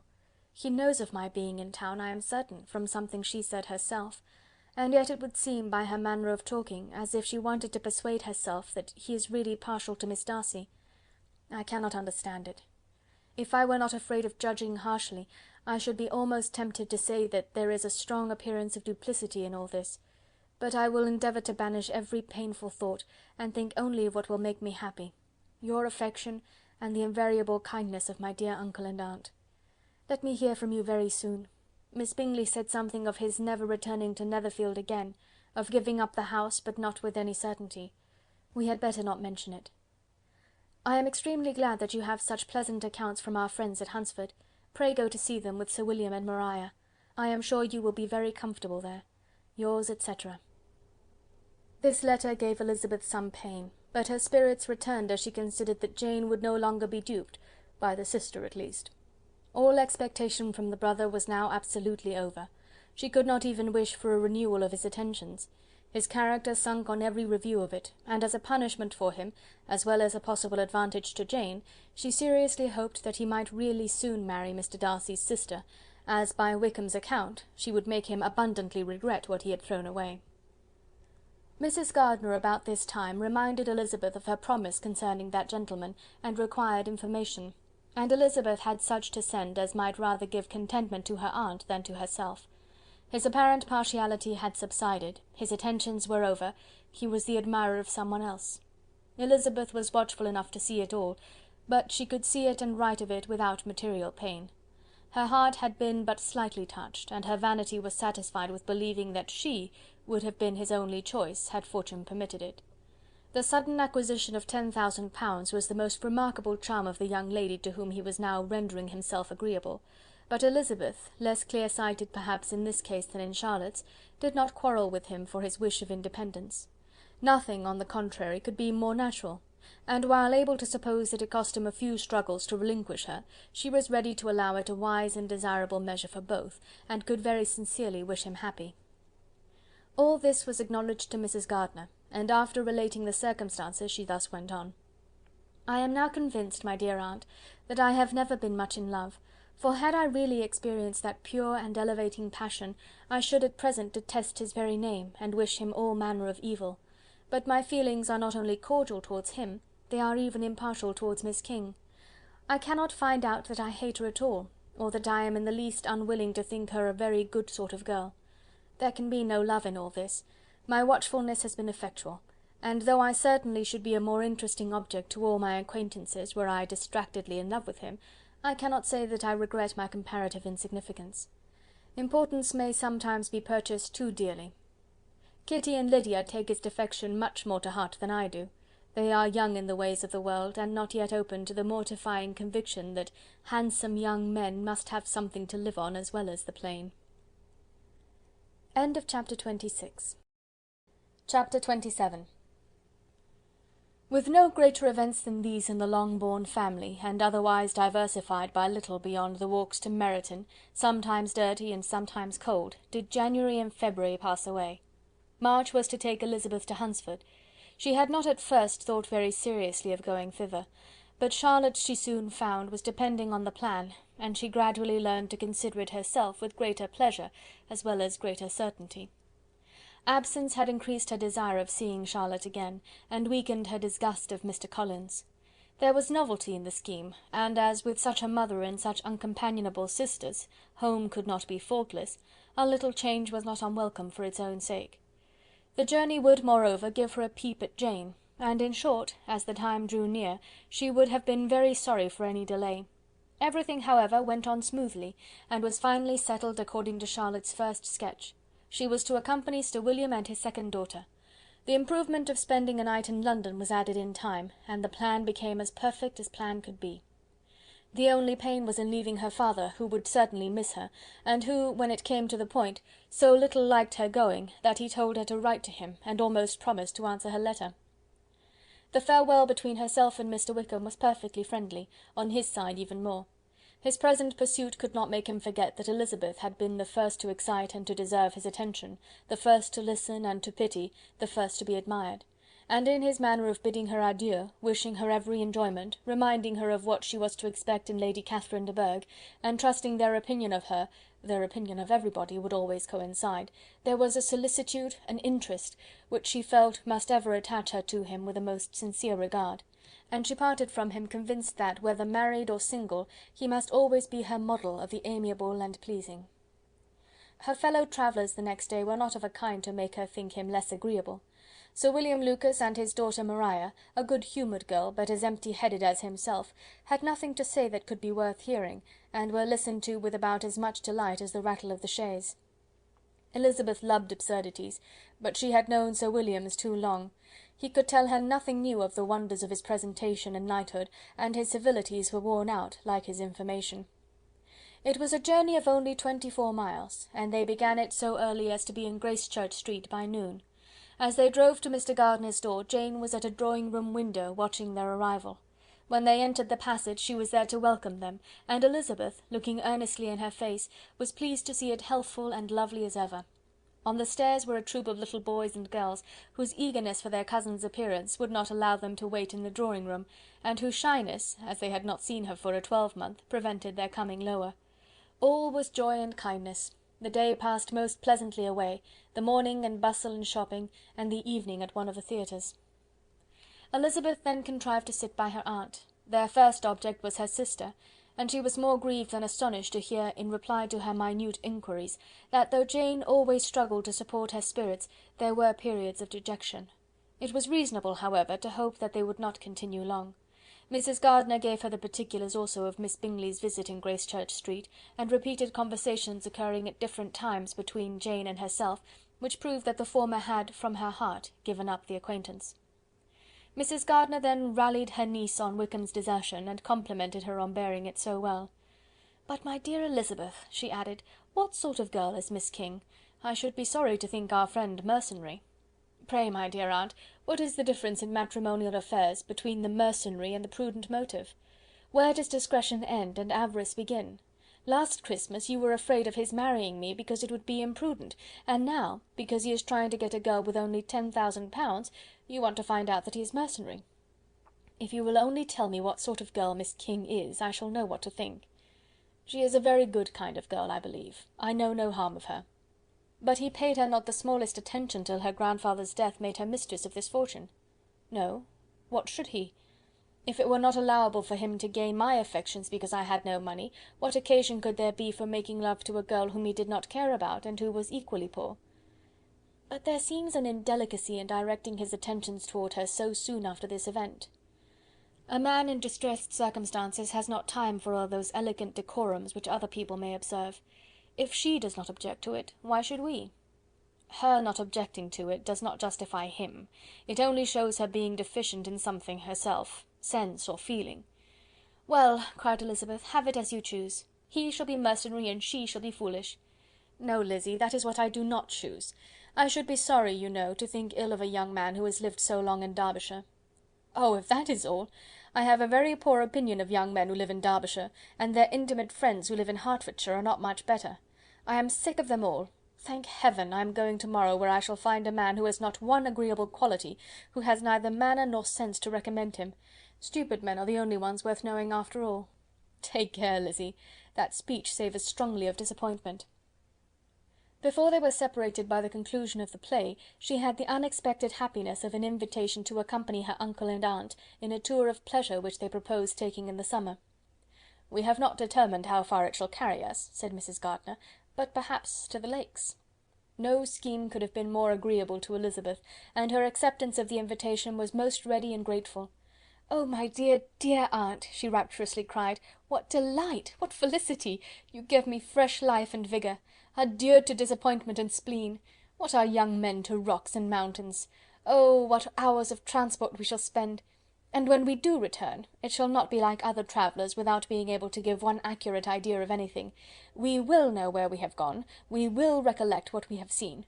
Lakes, mountains, and rivers shall not be jumbled together in our imaginations, nor when we attempt to describe any particular scene, will we begin quarrelling about its relative situation. Let our first effusions be less insupportable than those of the generality of travellers. End of chapter 27. Chapter 28. Every object in the next day's journey was new and interesting to Elizabeth, and her spirits were in a state of enjoyment, for she had seen her sister looking so well as to banish all fear for her health, and the prospect of her northern tour was a constant source of delight. When they left the high road for the lane to Hunsford, every eye was in search of the parsonage, and every turning expected to bring it in view. The palings of Rosings Park was their boundary on one side. Elizabeth smiled at the recollection of all that she had heard of its inhabitants. At length the parsonage was discernible. The garden sloping to the road, the house standing in it, the green pales and the laurel hedge, everything declared they were arriving. Mr. Collins and Charlotte appeared at the door, and the carriage stopped at the small gate which led by a short gravel walk to the house, amidst the nods and smiles of the whole party. In a moment they were all out of the chaise, rejoicing at the sight of each other. Mrs. Collins welcomed her friend with the liveliest pleasure, and Elizabeth was more and more satisfied with coming when she found herself so affectionately received. She saw instantly that her cousin's manners were not altered by his marriage. His formal civility was just what it had been, and he detained her some minutes at the gate to hear and satisfy his inquiries after all her family. They were then, with no other delay than his pointing out the neatness of the entrance, taken into the house. And as soon as they were in the parlour, he welcomed them a second time, with ostentatious formality, to his humble abode, and punctually repeated all his wife's offers of refreshment. Elizabeth was prepared to see him in his glory, and she could not help fancying that in displaying the good proportion of the room, its aspect and its furniture, he addressed himself particularly to her, as if wishing to make her feel what she had lost in refusing him. But though everything seemed neat and comfortable, she was not able to gratify him by any sigh of repentance, and rather looked with wonder at her friend that she could have so cheerful an air with such a companion. When Mr. Collins said anything of which his wife might reasonably be ashamed, which certainly was not unseldom, she involuntarily turned her eye on Charlotte. Once or twice she could discern a faint blush, but in general Charlotte wisely did not hear. After sitting long enough to admire every article of furniture in the room, from the sideboard to the fender, to give an account of their journey and of all that had happened in London, Mr. Collins invited them to take a stroll in the garden, which was large and well laid out, and to the cultivation of which he attended himself. To work in this garden was one of his most respectable pleasures, and Elizabeth admired the command of countenance with which Charlotte talked of the healthfulness of the exercise, and owned she encouraged it as much as possible. Here, leading the way through every walk and cross-walk, and scarcely allowing them an interval to utter the praises he asked for, every view was pointed out with a minuteness which left beauty entirely behind. He could number the fields in every direction, and could tell how many trees there were in the most distant clump. But of all the views which his garden, or which the country or kingdom could boast, none were to be compared with the prospect of Rosings, afforded by an opening in the trees that bordered the park nearly opposite the front of his house. It was a handsome modern building, well situated on rising ground. From his garden Mr. Collins would have led them round his 2 meadows, but the ladies, not having shoes to encounter the remains of a white frost, turned back, and while Sir William accompanied him, Charlotte took her sister and friend over the house, extremely well pleased probably to have the opportunity of showing it without her husband's help. It was rather small, but well built and convenient, and everything was fitted up and arranged with a neatness and consistency of which Elizabeth gave Charlotte all the credit. When Mr. Collins could be forgotten, there was really an air of great comfort throughout, and by Charlotte's evident enjoyment of it, Elizabeth supposed he must be often forgotten. She had already learnt that Lady Catherine was still in the country. It was spoken of again while they were at dinner, when Mr. Collins, joining in, observed: "Yes, Miss Elizabeth, you will have the honour of seeing Lady Catherine de Bourgh on the ensuing Sunday at church, and I need not say you will be delighted with her. She is all affability and condescension, and I doubt not but you will be honoured with some portion of her notice when service is over. I have scarcely any hesitation in saying she will include you and my sister Maria in every invitation with which she honours us during your stay here. Her behaviour to my dear Charlotte is charming. We dine at Rosings twice every week, and are never allowed to walk home. Her ladyship's carriage is regularly ordered for us. I should say one of her ladyship's carriages, for she has several." "Lady Catherine is a very respectable, sensible woman indeed," added Charlotte, "and a most attentive neighbour." "Very true, my dear, that is exactly what I say.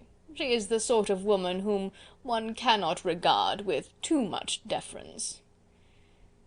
The evening was spent chiefly in talking over Hertfordshire news, and telling again what had already been written, and when it closed, Elizabeth, in the solitude of her chamber, had to meditate upon Charlotte's degree of contentment, to understand her address in guiding, and composure in bearing with, her husband, and to acknowledge that it was all done very well. She also had to anticipate how her visit would pass: the quiet tenor of their usual employments, the vexatious interruptions of Mr. Collins, and the gaieties of their intercourse with Rosings. A lively imagination soon settled it all. About the middle of the next day, as she was in her room getting ready for a walk, a sudden noise below seemed to speak the whole house in confusion, and after listening a moment, she heard somebody running upstairs in a violent hurry, and calling loudly after her.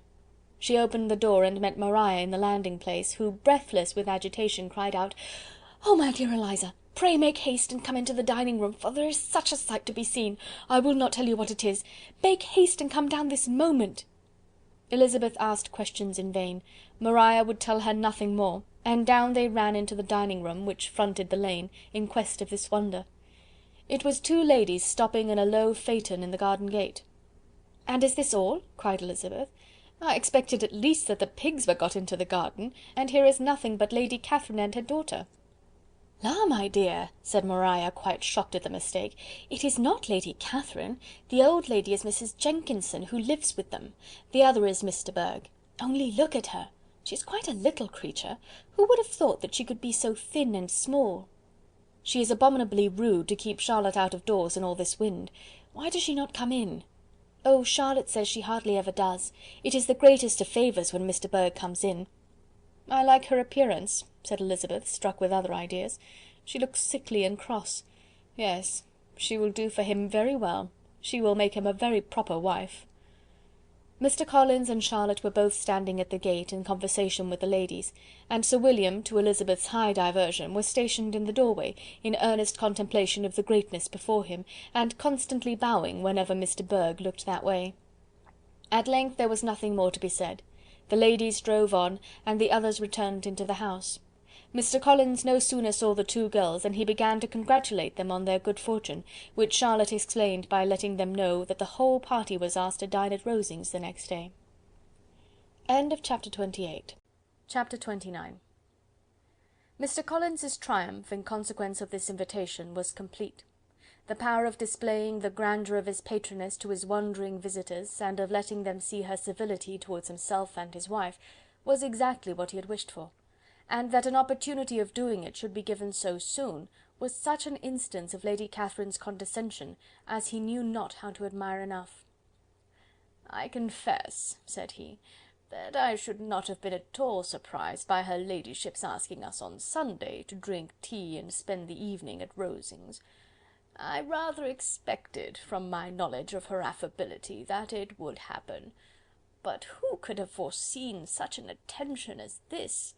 Who could have imagined that we should receive an invitation to dine there, an invitation, moreover, including the whole party, so immediately after your arrival?" "I am the less surprised at what has happened," replied Sir William, "from that knowledge of what the manners of the great really are, which my situation in life has allowed me to acquire. About the court such instances of elegant breeding are not uncommon."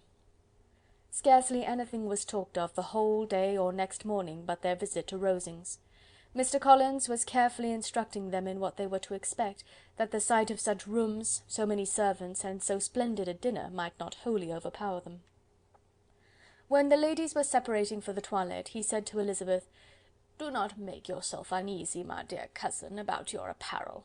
Lady Catherine is far from requiring that elegance of dress in us which becomes herself and her daughter. I would advise you merely to put on whatever of your clothes is superior to the rest. There is no occasion for anything more. Lady Catherine will not think the worse of you for being simply dressed. She likes to have the distinction of rank preserved." While they were dressing, he came 2 or 3 times to their different doors, to recommend their being quick, as Lady Catherine very much objected to be kept waiting for her dinner. Such formidable accounts of her ladyship, and her manner of living, quite frightened Maria Lucas, who had been little used to company, and she looked forward to her introduction at Rosings with as much apprehension as her father had done to his presentation at St. James's. As the weather was fine, they had a pleasant walk of about half a mile across the park. Every park has its beauty and its prospects, and Elizabeth saw much to be pleased with, though she could not be in such raptures as Mr. Collins expected the scene to inspire, and was but slightly affected by his enumeration of the windows in front of the house, and his relation of what the glazing altogether had originally cost Sir Lewis de Bourgh. When they ascended the steps to the hall, Maria's alarm was every moment increasing, and even Sir William did not look perfectly calm. Elizabeth's courage did not fail her. She had heard nothing of Lady Catherine that spoke her awful from any extraordinary talents or miraculous virtue, and the mere stateliness of money or rank she thought she could witness without trepidation. From the entrance hall, of which Mr. Collins pointed out with a rapturous air the fine proportion and the finished ornaments, they followed the servants through an antechamber to the room where Lady Catherine, her daughter, and Mrs. Jenkinson were sitting. Her ladyship, with great condescension, arose to receive them, and as Mrs. Collins had settled it with her husband that the office of introduction should be hers, it was performed in a proper manner, without any of those apologies and thanks which he would have thought necessary. In spite of having been at St. James's, Sir William was so completely awed by the grandeur surrounding him, that he had but just courage enough to make a very low bow and take his seat without saying a word, and his daughter, frightened almost out of her senses, sat on the edge of her chair, not knowing which way to look. Elizabeth found herself quite equal to the scene, and could observe the 3 ladies before her composedly. Lady Catherine was a tall, large woman, with strongly marked features, which might once have been handsome. Her air was not conciliating, nor was her manner of receiving them such as to make her visitors forget their inferior rank. She was not rendered formidable by silence, but whatever she said was spoken in so authoritative a tone as marked her self-importance, and brought Mr. Wickham immediately to Elizabeth's mind, and from the observation of the day altogether, she believed Lady Catherine to be exactly what he represented. When, after examining the mother, in whose countenance and deportment she soon found some resemblance of Mr. Darcy, she turned her eyes on the daughter, she could almost have joined in Maria's astonishment at her being so thin and so small. There was neither in figure nor face any likeness between the ladies. Miss de Bourgh was pale and sickly, her features, though not plain, were insignificant, and she spoke very little, except in a low voice to Mrs. Jenkinson, in whose appearance there was nothing remarkable, and who was entirely engaged in listening to what she said, and placing a screen in the proper direction before her eyes. After sitting a few minutes, they were all sent to one of the windows to admire the view, Mr. Collins attending them to point out its beauties, and Lady Catherine kindly informing them that it was much better worth looking at in the summer. The dinner was exceedingly handsome, and there were all the servants and all the articles of plate which Mr. Collins had promised, and as he had likewise foretold, he took his seat at the bottom of the table, by her ladyship's desire, and looked as if he felt that life could furnish nothing greater. He carved, and ate, and praised with delighted alacrity, and every dish was commended, first by him and then by Sir William, who was now enough recovered to echo whatever his son-in-law said, in a manner which Elizabeth wondered Lady Catherine could bear. But Lady Catherine seemed gratified by their excessive admiration, and gave most gracious smiles, especially when any dish on the table proved a novelty to them. The party did not supply much conversation. Elizabeth was ready to speak whenever there was an opening, but she was seated between Charlotte and Miss de Bourgh, the former of whom was engaged in listening to Lady Catherine, and the latter said not a word to her all dinner-time. Mrs. Jenkinson was chiefly employed in watching how little Miss de Bourgh ate, pressing her to try some other dish, and fearing she was indisposed. Maria thought speaking out of the question, and the gentlemen did nothing but eat and admire. When the ladies returned to the drawing-room, there was little to be done but to hear Lady Catherine talk, which she did without any intermission till coffee came in, delivering her opinion on every subject in so decisive a manner as proved that she was not used to have her judgment controverted. She inquired into Charlotte's domestic concerns familiarly and minutely, gave her a great deal of advice as to the management of them all, told her how everything ought to be regulated in so small a family as hers, and instructed her as to the care of her cows and her poultry. Elizabeth found that nothing was beneath this great lady's attention, which could furnish her with an occasion of dictating to others. In the intervals of her discourse with Mrs. Collins, she addressed a variety of questions to Maria and Elizabeth, but especially to the latter, of whose connections she knew the least, and who, she observed to Mrs. Collins, was a very genteel, pretty kind of girl. She asked her, at different times, how many sisters she had, whether they were older or younger than herself, whether any of them were likely to be married, whether they were handsome, where they had been educated, what carriage her father kept, and what had been her mother's maiden name. Elizabeth felt all the impertinence of her questions, but answered them very composedly. Lady Catherine then observed, "Your father's estate is entailed on Mr. Collins, I think. For your sake," turning to Charlotte, "I am glad of it, but otherwise I see no occasion for entailing estates from the female line. It was not thought necessary in Sir Lewis de Bourgh's family.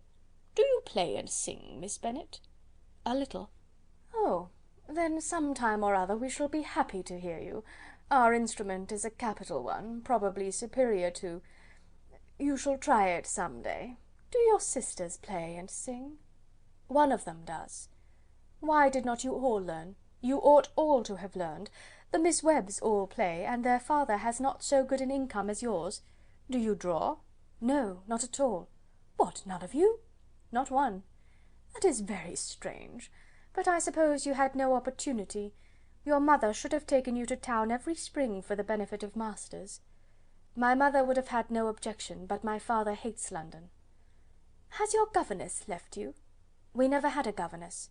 "No governess! How was that possible? 5 daughters brought up at home without a governess! I never heard of such a thing. Your mother must have been quite a slave to your education." Elizabeth could hardly help smiling as she assured her that had not been the case. "Then who taught you? Who attended to you? Without a governess you must have been neglected." "Compared with some families, I believe we were, but such of us as wished to learn never wanted the means. We were always encouraged to read, and had all the masters that were necessary. Those who chose to be idle certainly might." "Ay, no doubt, but that is what a governess will prevent, and if I had known your mother, I should have advised her most strenuously to engage one. I always say that nothing is to be done in education without steady and regular instruction, and nobody but a governess can give it. It is wonderful how many families I have been the means of supplying in that way. I am always glad to get a young person well placed out. 4 nieces of Mrs. Jenkinson are most delightfully situated through my means, and it was but the other day that I recommended another young person, who was merely accidentally mentioned to me, and the family are quite delighted with her. Mrs. Collins, did I tell you of Lady Metcalfe's calling yesterday to thank me? She finds Miss Pope a treasure. Lady Catherine, said she, you have given me a treasure. Are any of your younger sisters out, Miss Bennet?" "Yes, ma'am, all." "All? What, all 5 out at once? Very odd. And you only the second? The younger ones out before the elder ones are married? Your younger sisters must be very young." "Yes, my youngest is not 16.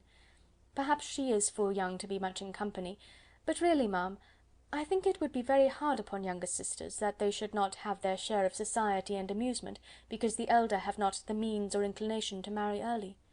The last born has as good a right to the pleasures of youth as the first, and to be kept back on such a motive, I think it would not be very likely to promote sisterly affection or delicacy of mind."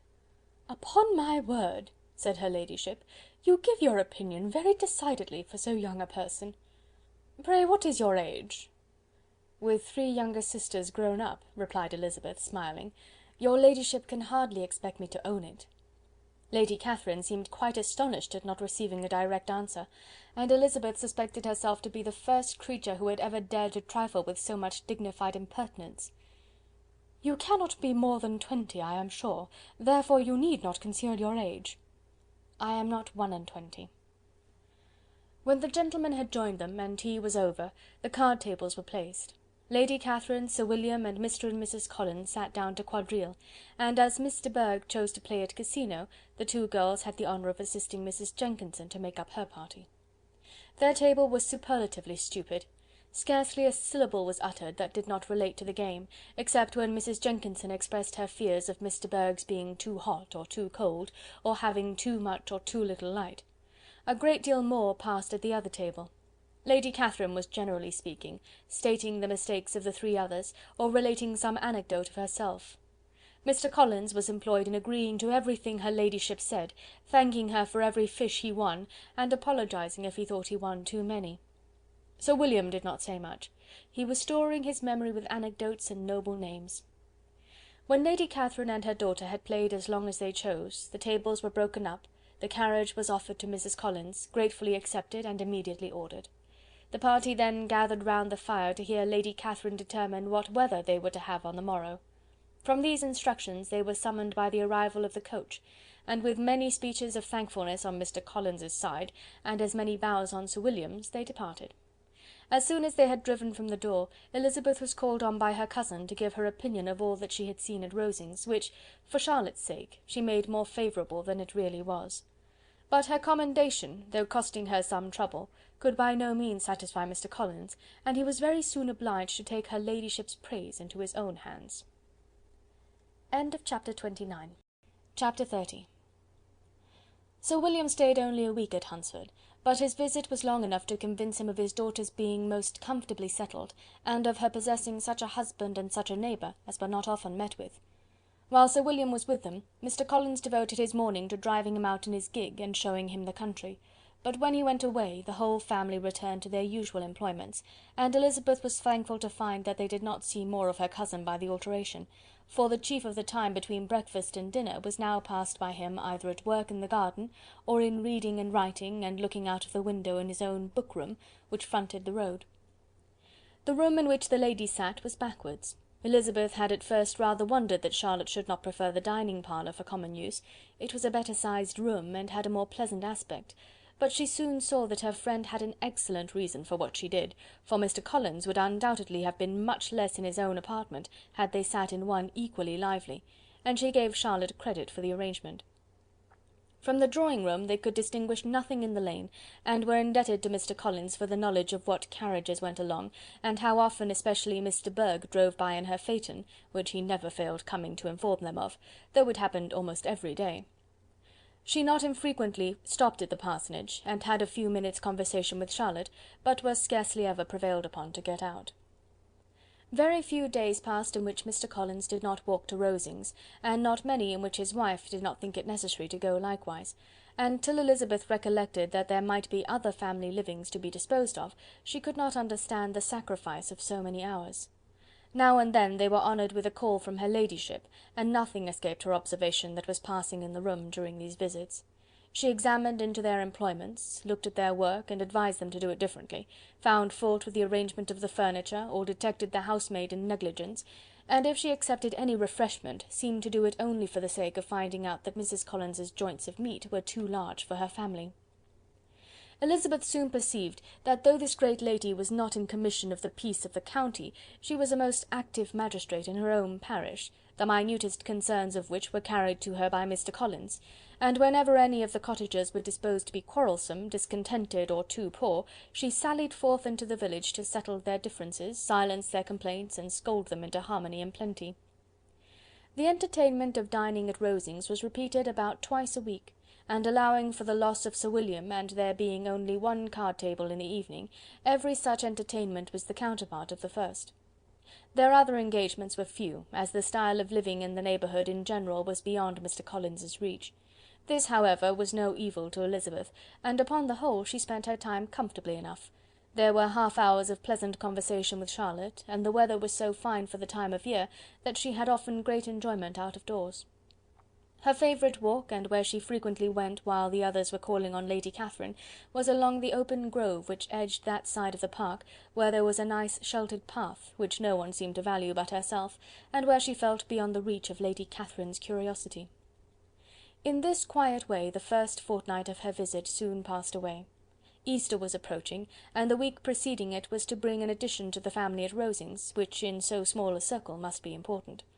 Elizabeth had heard soon after her arrival that Mr Darcy was expected there in the course of a few weeks, and though there were not many of her acquaintances whom she did not prefer, his coming would furnish one comparatively new to look at in their Rosings parties, and she might be amused in seeing how hopeless Miss Bingley's designs on him were by his behaviour to his cousin, for whom he was evidently destined by Lady Catherine, who talked of his coming with the greatest satisfaction, spoke of him in terms of the highest admiration, and seemed almost angry to find that he had already been frequently seen by Miss Lucas and herself.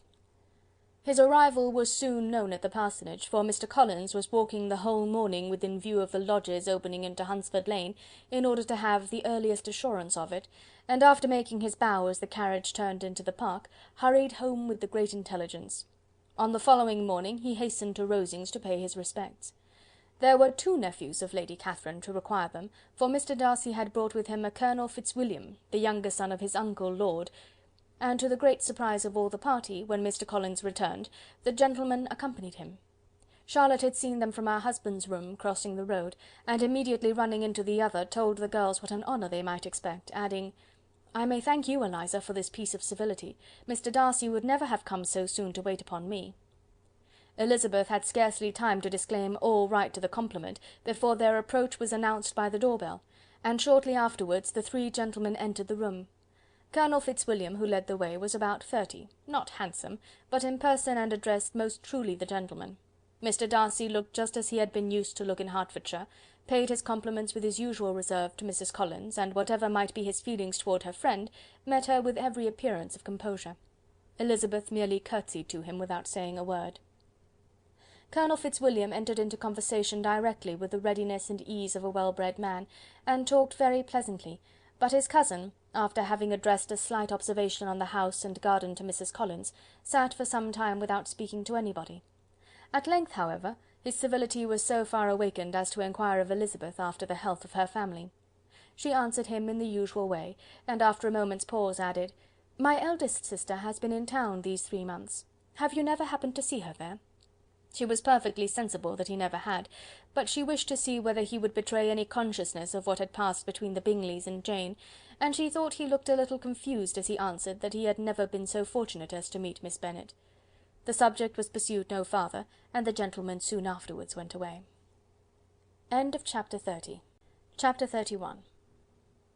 Colonel Fitzwilliam's manners were very much admired at the parsonage, and the ladies all felt that he must add considerably to the pleasures of their engagements at Rosings.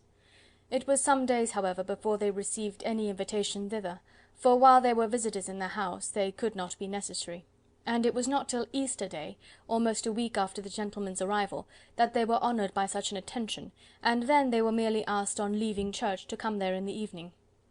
For the last week they had seen very little of Lady Catherine or her daughter. Colonel Fitzwilliam had called at the parsonage more than once during the time, but Mr Darcy they had seen only at church. The invitation was accepted, of course, and at a proper hour they joined the party in Lady Catherine's drawing-room. Her ladyship received them civilly, but it was plain that their company was by no means so acceptable as when she could get nobody else, and she was, in fact, almost engrossed by her nephews, speaking to them, especially to Darcy, much more than any other person in the room. Colonel Fitzwilliam seemed really glad to see them. Anything was a welcome relief to him at Rosings, and Mrs Collins's pretty friend had moreover caught his fancy very much.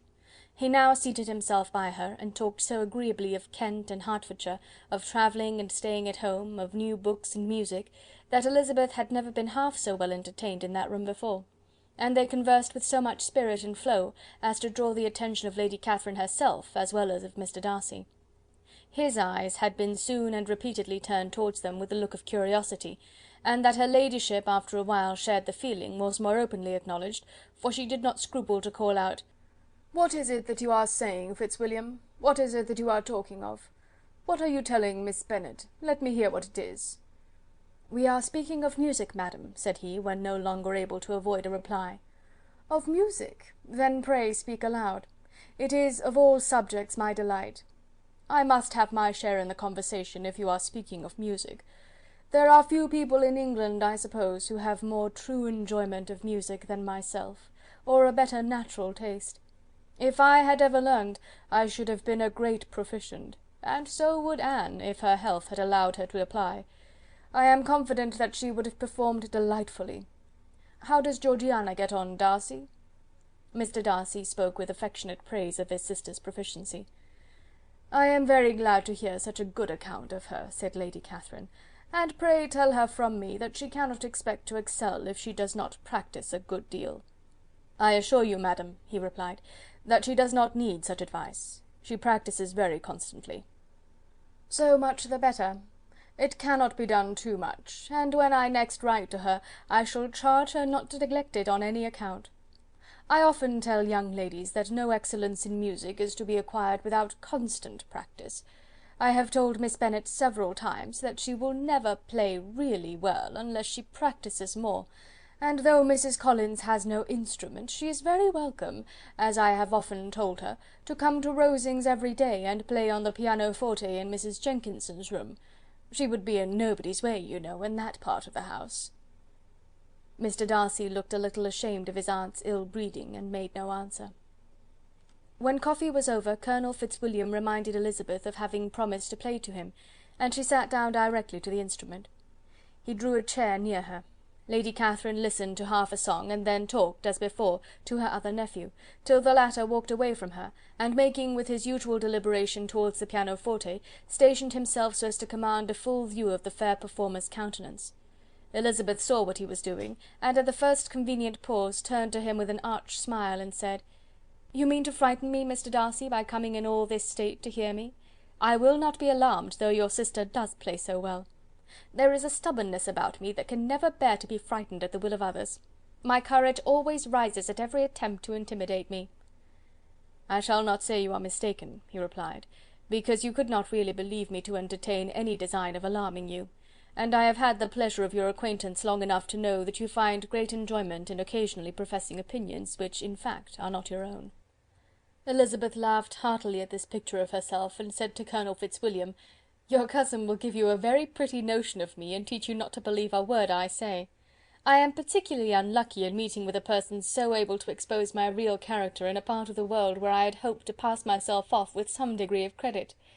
Indeed, Mr. Darcy, it is very ungenerous in you to mention all that you knew to my disadvantage in Hertfordshire, and, give me leave to say, very impolitic too, for it is provoking me to retaliate, and such things may come out as will shock your relations to hear." "I am not afraid of you," said he, smilingly. "Pray let me hear what you have to accuse him of," cried Colonel Fitzwilliam. "I should like to know how he behaves among strangers." "You shall hear then, but prepare yourself for something very dreadful. The first time of my ever seeing him in Hertfordshire, you must know, was at a ball, and at this ball, what do you think he did? He danced only 4 dances, though gentlemen were scarce, and to my certain knowledge more than one young lady was sitting down in want of a partner. Mr. Darcy, you cannot deny the fact." "I had not at that time the honour of knowing any lady in the assembly beyond my own party." "True, and nobody can ever be introduced in a ball-room. Well, Colonel Fitzwilliam, what do I play next? My fingers wait your orders." "Perhaps," said Darcy, "I should have judged better, had I sought an introduction, but I am ill qualified to recommend myself to strangers." "Shall we ask your cousin the reason of this?" said Elizabeth, still addressing Colonel Fitzwilliam. "Shall we ask him why a man of sense and education, and who has lived in the world, is ill qualified to recommend himself to strangers?" "I can answer your question," said Fitzwilliam, without applying to him. "It is because he will not give himself the trouble." "I certainly have not the talent which some people possess," said Darcy, "of conversing easily with those I have never seen before.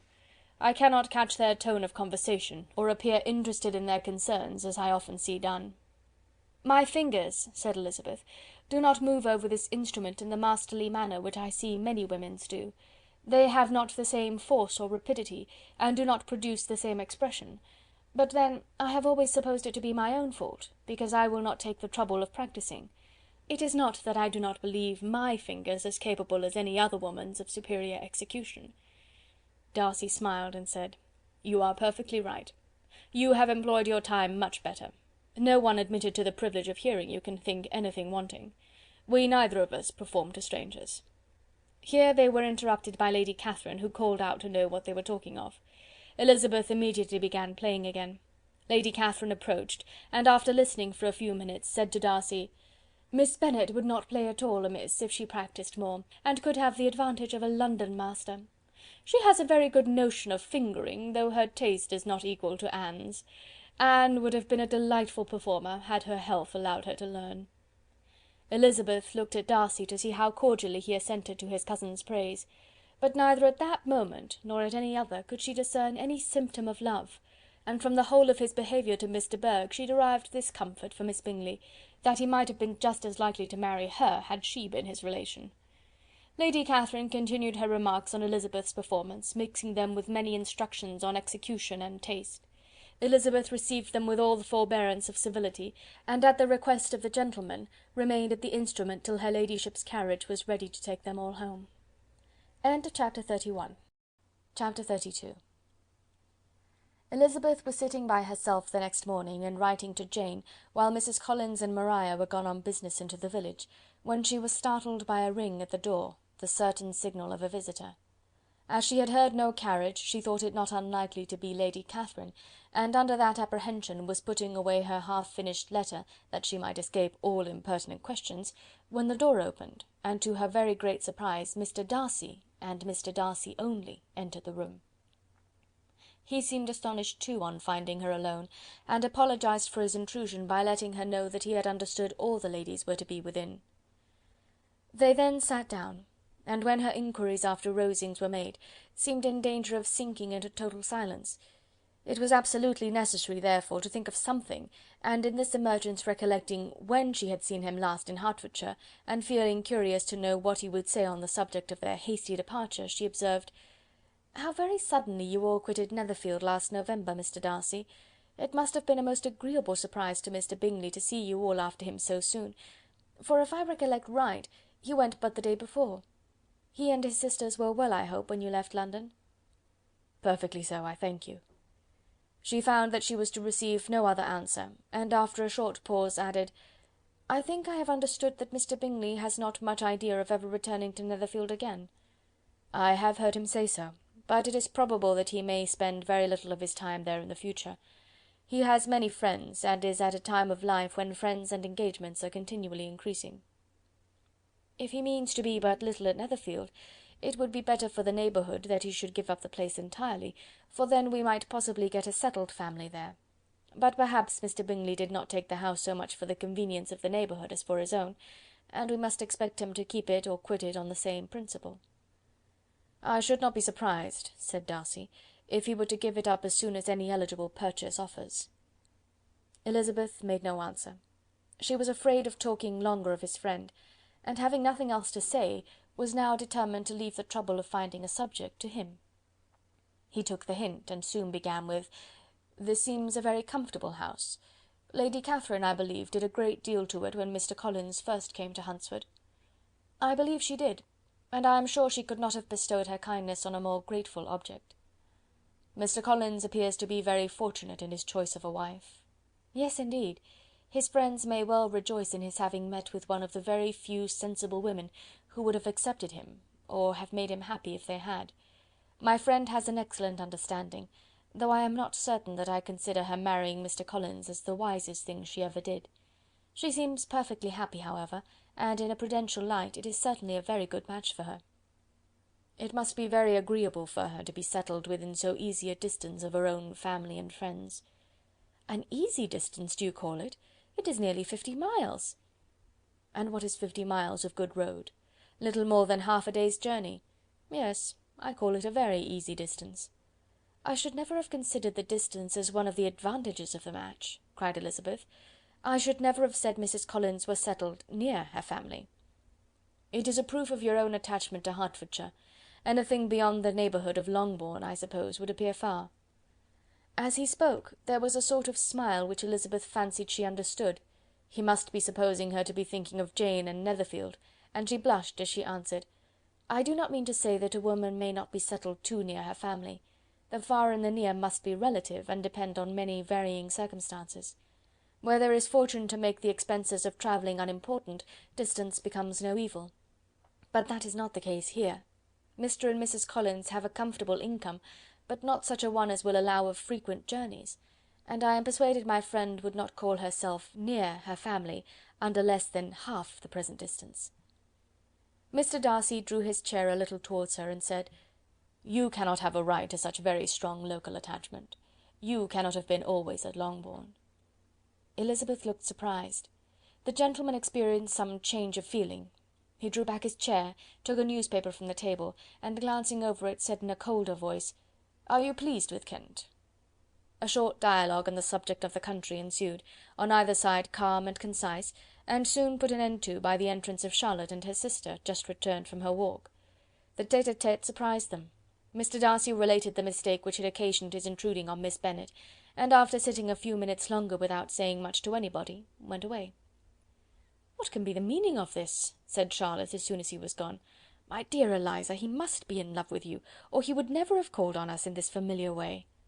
But when Elizabeth told of his silence, it did not seem very likely, even to Charlotte's wishes, to be the case, and after various conjectures they could at last only suppose his visit to proceed from the difficulty of finding anything to do, which was the more probable from the time of year. All field sports were over. Within doors there was Lady Catherine, books, and a billiard table, but gentlemen cannot always be within doors, and in the nearness of the parsonage, or the pleasantness of the walk to it, or of the people who lived in it, the two cousins found a temptation from this period of walking thither almost every day. They called at various times of the morning, sometimes separately, sometimes together, and now and then accompanied by their aunt. It was plain to them all that Colonel Fitzwilliam came because he had pleasure in their society, a persuasion which of course recommended him still more, and Elizabeth was reminded by her own satisfaction in being with him, as well as by his evident admiration of her former favourite, George Wickham, and though, in comparing them, she saw there was less captivating softness in Colonel Fitzwilliam's manners, she believed he might have the best informed mind. But why Mr. Darcy came so often to the parsonage, it was more difficult to understand. It could not be for society, as he frequently sat there 10 minutes together without opening his lips, and when he did speak, it seemed the effect of necessity rather than of choice, a sacrifice to propriety, not a pleasure to himself. He seldom appeared really animated. Mrs. Collins knew not what to make of him. Colonel Fitzwilliam's occasionally laughing at his stupidity proved that he was generally different, which her own knowledge of him could not have told her, and as she would like to have believed this change the effect of love, and the object of that love her friend Eliza, she set herself seriously to work to find it out. She watched him whenever they were at Rosings, and whenever he came to Hunsford, but without much success. He certainly looked at her friend a great deal, but the expression of that look was disputable. It was an earnest, steadfast gaze, but she often doubted whether there were much admiration in it, and sometimes it seemed nothing but absence of mind. She had once or twice suggested to Elizabeth the possibility of his being partial to her, but Elizabeth always laughed at the idea, and Mrs. Collins did not think it right to press the subject, from the danger of raising expectations which might only end in disappointment, for in her opinion it admitted not of a doubt that all her friend's dislike would vanish if she could suppose him to be in her power. In her kind schemes for Elizabeth, she sometimes planned her marrying Colonel Fitzwilliam. He was beyond comparison the most pleasant man. He certainly admired her, and his situation in life was most eligible. But to counterbalance these advantages, Mr. Darcy had considerable patronage in the church, and his cousin could have none at all. End of chapter 32. Chapter 33. More than once did Elizabeth, in her rambles within the park, unexpectedly meet Mr. Darcy. She felt all the perverseness of the mischance that should bring him where no one else was brought, and, to prevent its ever happening again, took care to inform him at first that it was a favourite haunt of hers. How it could occur a second time, therefore, was very odd. Yet it did, and even a third. It seemed like wilful ill nature, or a voluntary penance, for on these occasions it was not merely a few formal inquiries and an awkward pause and then away, but he actually thought it necessary to turn back and walk with her. He never said a great deal, nor did she give herself the trouble of talking or of listening much, but it struck her in the course of their third rencontre that he was asking some odd, unconnected questions about her pleasure in being at Hunsford, her love of solitary walks, and her opinion of Mr and Mrs Collins's happiness, and that in speaking of Rosings and her not perfectly understanding the house, he seemed to expect that whenever she came into Kent again she would be staying there too. His words seemed to imply it. Could he have Colonel Fitzwilliam in his thoughts? She supposed, if he meant anything, he must mean an allusion to what might arise in that quarter. It distressed her a little, and she was quite glad to find herself at the gate in the pales opposite the parsonage. She was engaged one day as she walked, in perusing Jane's last letter, and dwelling on some passages which proved that Jane had not written in spirits, when, instead of being again surprised by Mr. Darcy, she saw on looking up that Colonel Fitzwilliam was meeting her. Putting away the letter immediately, and forcing a smile, she said, "I did not know before that you ever walked this way." "I have been making the tour of the park," he replied, "as I generally do every year, and intend to close it with a call at the parsonage. Are you going much farther?" "No, I should have turned in a moment." And accordingly she did turn, and they walked towards the parsonage together. "Do you certainly leave Kent on Saturday?" said she. "Yes, if Darcy does not put it off again, but I am at his disposal. He arranges the business just as he pleases." "And if not able to please himself in the arrangement, he has at least pleasure in the great power of choice. I do not know anybody who seems more to enjoy the power of doing what he likes than Mr. Darcy." "He likes to have his own way very well," replied Colonel Fitzwilliam, "but so we all do. It is only that he has better means of having it than many others, because he is rich, and many others are poor. I speak feelingly. A younger son, you know, must be inured to self-denial and dependence." "In my opinion, the younger son of an earl can know very little of either. Now, seriously, what have you ever known of self-denial and dependence? When have you been prevented by want of money from going wherever you chose, or procuring anything you had a fancy for?" "These are home questions, and perhaps I cannot say that I have experienced many hardships of that nature. But in matters of greater weight I may suffer from want of money. Younger sons cannot marry where they like." "Unless they like women of fortune, which I think they very often do." "Our habits of expense make us too dependent, and there are not many in my rank of life who can afford to marry without some attention to money." "Is this," thought Elizabeth, "meant for me?" And she coloured at the idea, but recovering herself, said in a lively tone, "And pray, what is the usual price of an earl's younger son? Unless the elder brother is very sickly, I suppose you would not ask above £50,000? He answered her in the same style, and the subject dropped. To interrupt a silence which might make him fancy her affected with what had passed, she soon afterwards said, "I imagine your cousin brought you down with him chiefly for the sake of having some one at his disposal. I wonder he does not marry, to secure a lasting convenience of that kind, but perhaps his sister does as well for the present, and, as she is under his sole care, he may do what he likes with her." "No," said Colonel Fitzwilliam, "that is an advantage which he must divide with me. I am joined with him in the guardianship of Miss Darcy." "Are you indeed? And pray what sort of guardians do you make? Does your charge give you much trouble? Young ladies of her age are sometimes a little difficult to manage, and if she has the true Darcy spirit, she may like to have her own way." As she spoke she observed him looking at her earnestly, and the manner in which he immediately asked her why she supposed Miss Darcy likely to give them any uneasiness, convinced her that she had somehow or other got pretty near the truth. She replied directly, "You need not be frightened. I never heard any harm of her, and I dare say she is one of the most tractable creatures in the world. She is a very great favourite with some ladies of my acquaintance, Mrs. Hurst and Miss Bingley. I think I have heard you say that you know them?" "I know them a little. Their brother is a pleasant gentlemanlike man. He is a great friend of Darcy's." "Oh yes," said Elizabeth drily. "Mr. Darcy is uncommonly kind to Mr. Bingley, and takes a prodigious deal of care of him." "Care of him?" "Yes, I really believe Darcy does take care of him in those points where he most wants care. From something that he told me in our journey hither, I have reason to think Bingley very much indebted to him. But I ought to beg his pardon, for I have no right to suppose that Bingley was the person meant. It was all conjecture." "What is it you mean?" "It is a circumstance which Darcy could not wish to be generally known, because if it were to get round to the lady's family, it would be an unpleasant thing."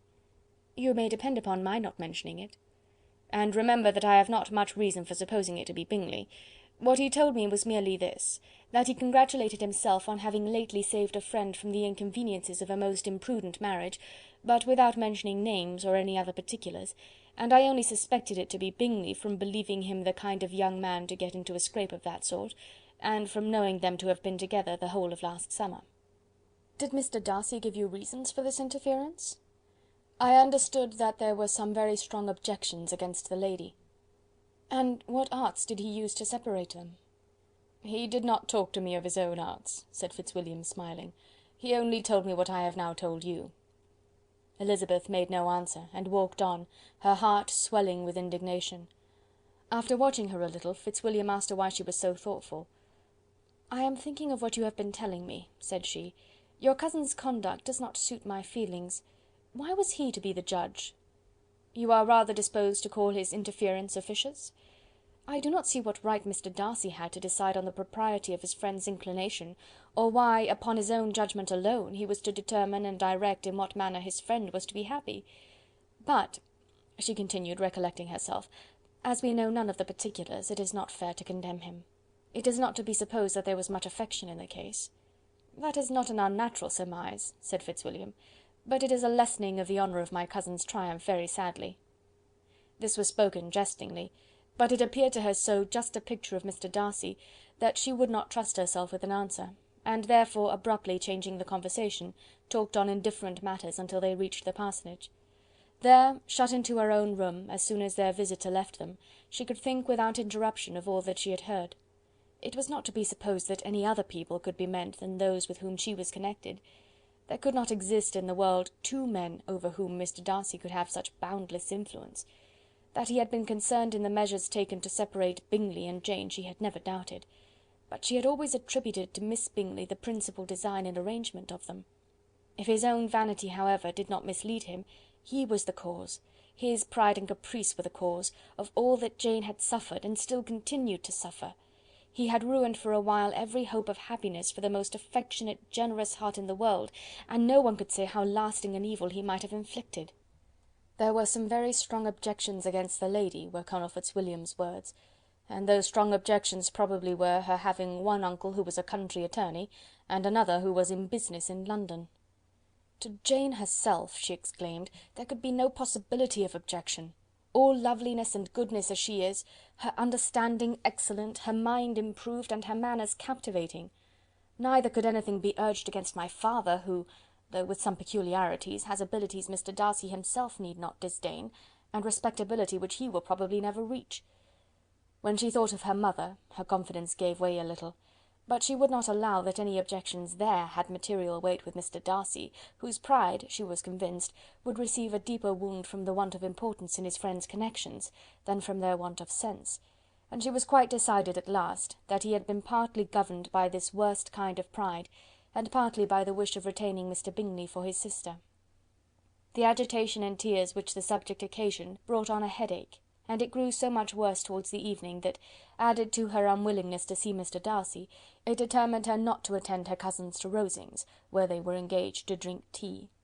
Mrs. Collins, seeing that she was really unwell, did not press her to go, and as much as possible prevented her husband from pressing her, but Mr. Collins could not conceal his apprehension of Lady Catherine's being rather displeased by her staying at home.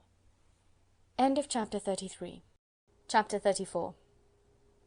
When they were gone, Elizabeth, as if intending to exasperate herself as much as possible against Mr. Darcy, chose for her employment the examination of all the letters which Jane had written to her since her being in Kent. They contained no actual complaint, nor was there any revival of past occurrences, or any communication of present suffering. But in all, and in almost every line of each, there was a want of that cheerfulness which had been used to characterize her style, and which, proceeding from the serenity of a mind at ease with itself and kindly disposed towards everyone, had been scarcely ever clouded. Elizabeth noticed every sentence conveying the idea of uneasiness with an attention which it had hardly received on the first perusal. Mr. Darcy's shameful boast of what misery he had been able to inflict gave her a keener sense of her sister's sufferings.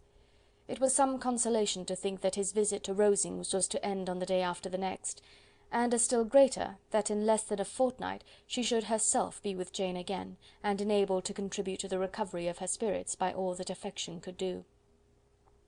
She could not think of Darcy's leaving Kent without remembering that his cousin was to go with him, but Colonel Fitzwilliam had made it clear that he had no intentions at all, and agreeable as he was, she did not mean to be unhappy about him.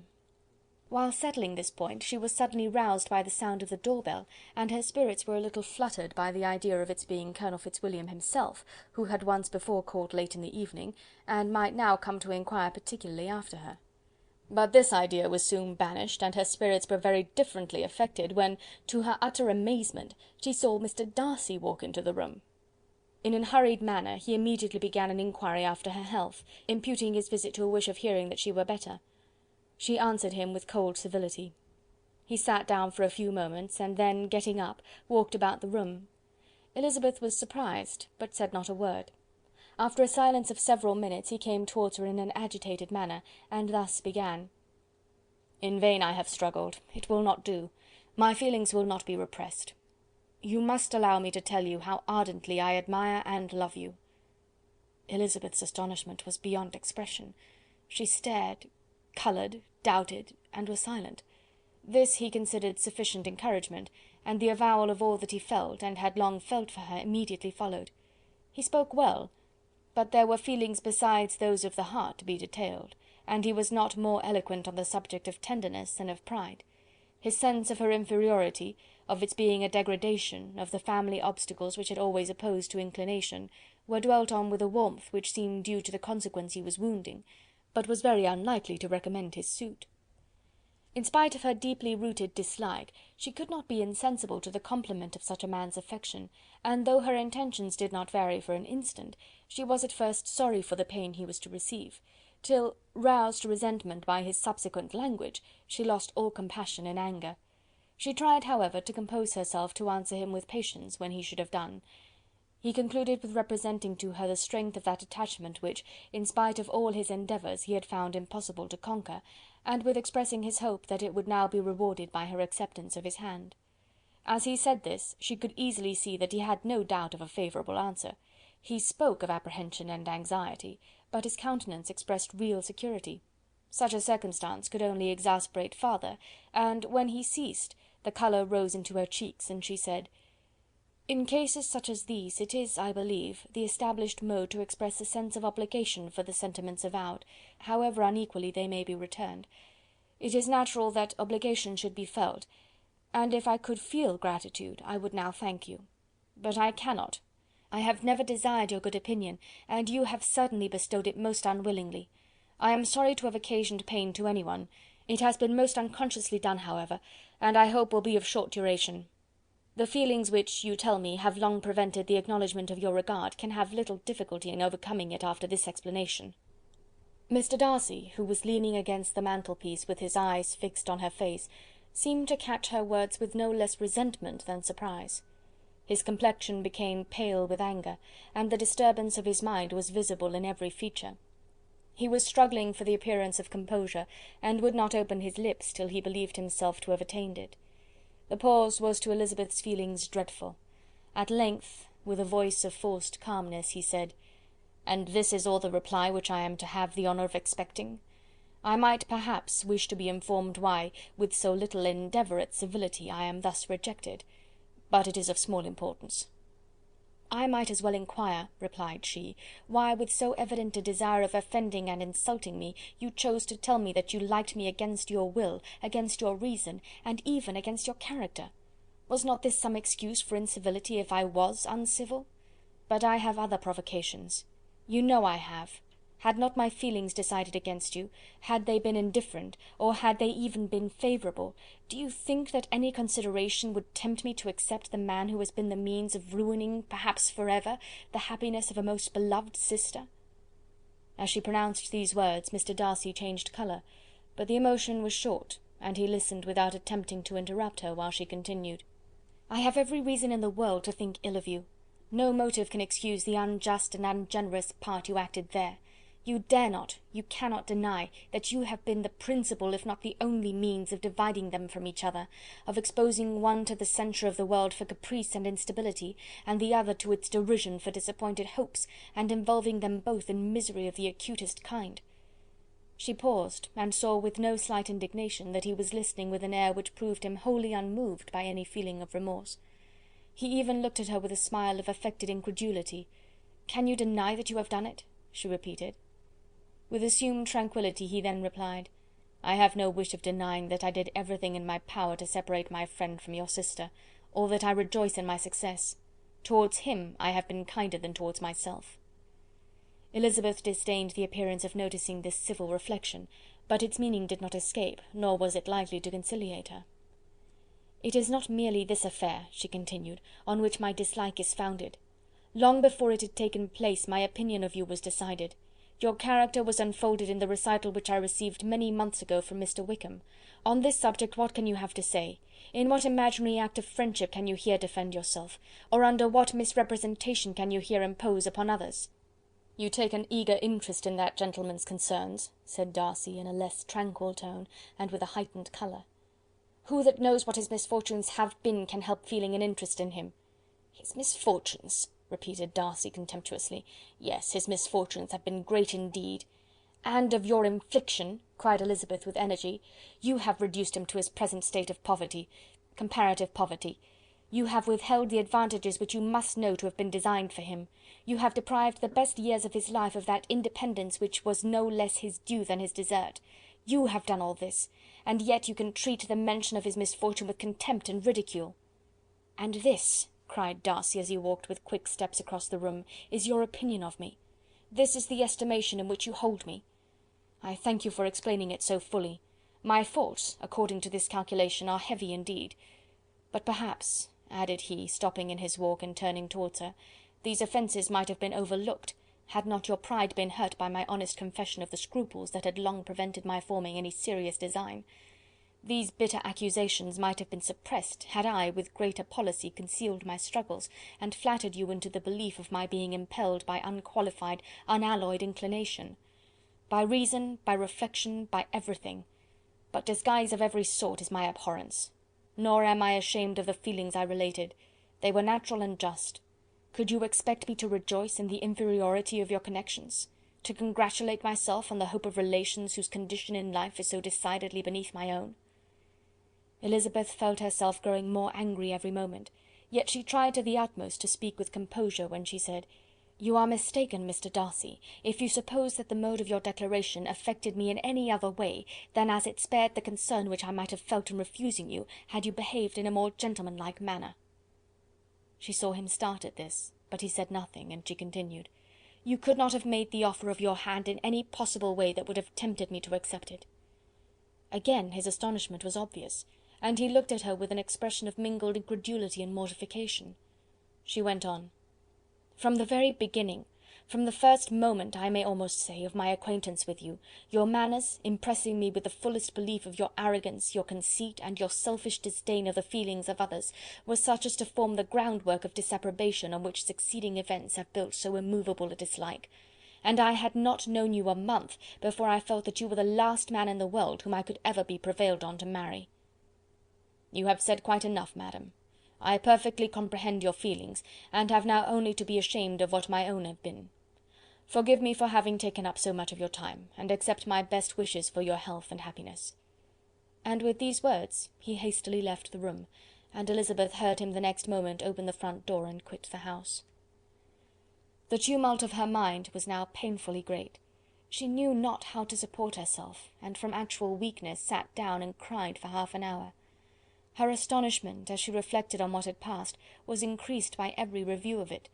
That she should receive an offer of marriage from Mr. Darcy! That he should have been in love with her for so many months!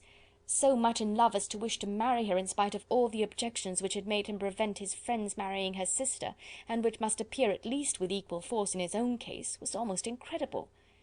It was gratifying to have inspired unconsciously so strong an affection, but his pride, his abominable pride, his shameless avowal of what he had done with respect to Jane, his unpardonable assurance in acknowledging, though he could not justify it, and the unfeeling manner in which he had mentioned Mr. Wickham, his cruelty towards whom he had not attempted to deny, soon overcame the pity which the consideration of his attachment had for a moment excited. She continued in very agitated reflections till the sound of Lady Catherine's carriage made her feel how unequal she was to encounter Charlotte's observation, and hurried her away to her room. Chapter 34. Chapter 35. Elizabeth awoke the next morning to the same thoughts and meditations which had at length closed her eyes. She could not yet recover from the surprise of what had happened. It was impossible to think of anything else, and totally indisposed for employment, she resolved, soon after breakfast, to indulge herself in air and exercise. She was proceeding directly to her favourite walk, when the recollection of Mr. Darcy's sometimes coming there stopped her, and instead of entering the park, she turned up the lane which led farther from the turnpike road. The park paling was still the boundary on one side, and she soon passed one of the gates into the ground. After walking 2 or 3 times along that part of the lane, she was tempted by the pleasantness of the morning to stop at the gates and look into the park. The 5 weeks which she had now passed in Kent had made a great difference in the country, and every day was adding to the verdure of the early trees. She was on the point of continuing her walk, when she caught a glimpse of a gentleman within the sort of grove which edged the park. He was moving that way, and fearful of its being Mr Darcy, she was directly retreating. But the person who advanced was now near enough to see her, and stepping forward with eagerness, pronounced her name. She had turned away, but on hearing herself called, though in a voice which proved it to be Mr Darcy, she moved again towards the gate. He had by that time reached it also, and holding out a letter, which she instinctively took, said, with a look of haughty composure, "I have been walking in the grove some time in the hope of meeting you. Will you do me the honour of reading that letter?" And then, with a slight bow, turned again into the plantation, and was soon out of sight. With no expectation of pleasure, but with the strongest curiosity, Elizabeth opened the letter, and to her still increasing wonder, perceived an envelope containing 2 sheets of letter paper, written quite through in a very close hand. The envelope itself was likewise full.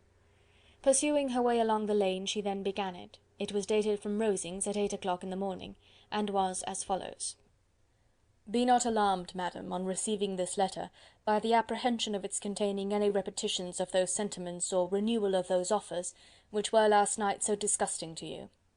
I write without any intention of paining you, or humbling myself, by dwelling on wishes which, for the happiness of both, cannot be too soon forgotten, and the effort which the formation and the perusal of this letter must occasion, should have been spared, had not my character required it to be written and read.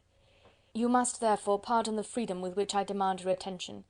Your feelings, I know, will bestow it unwillingly, but I demand it of your justice.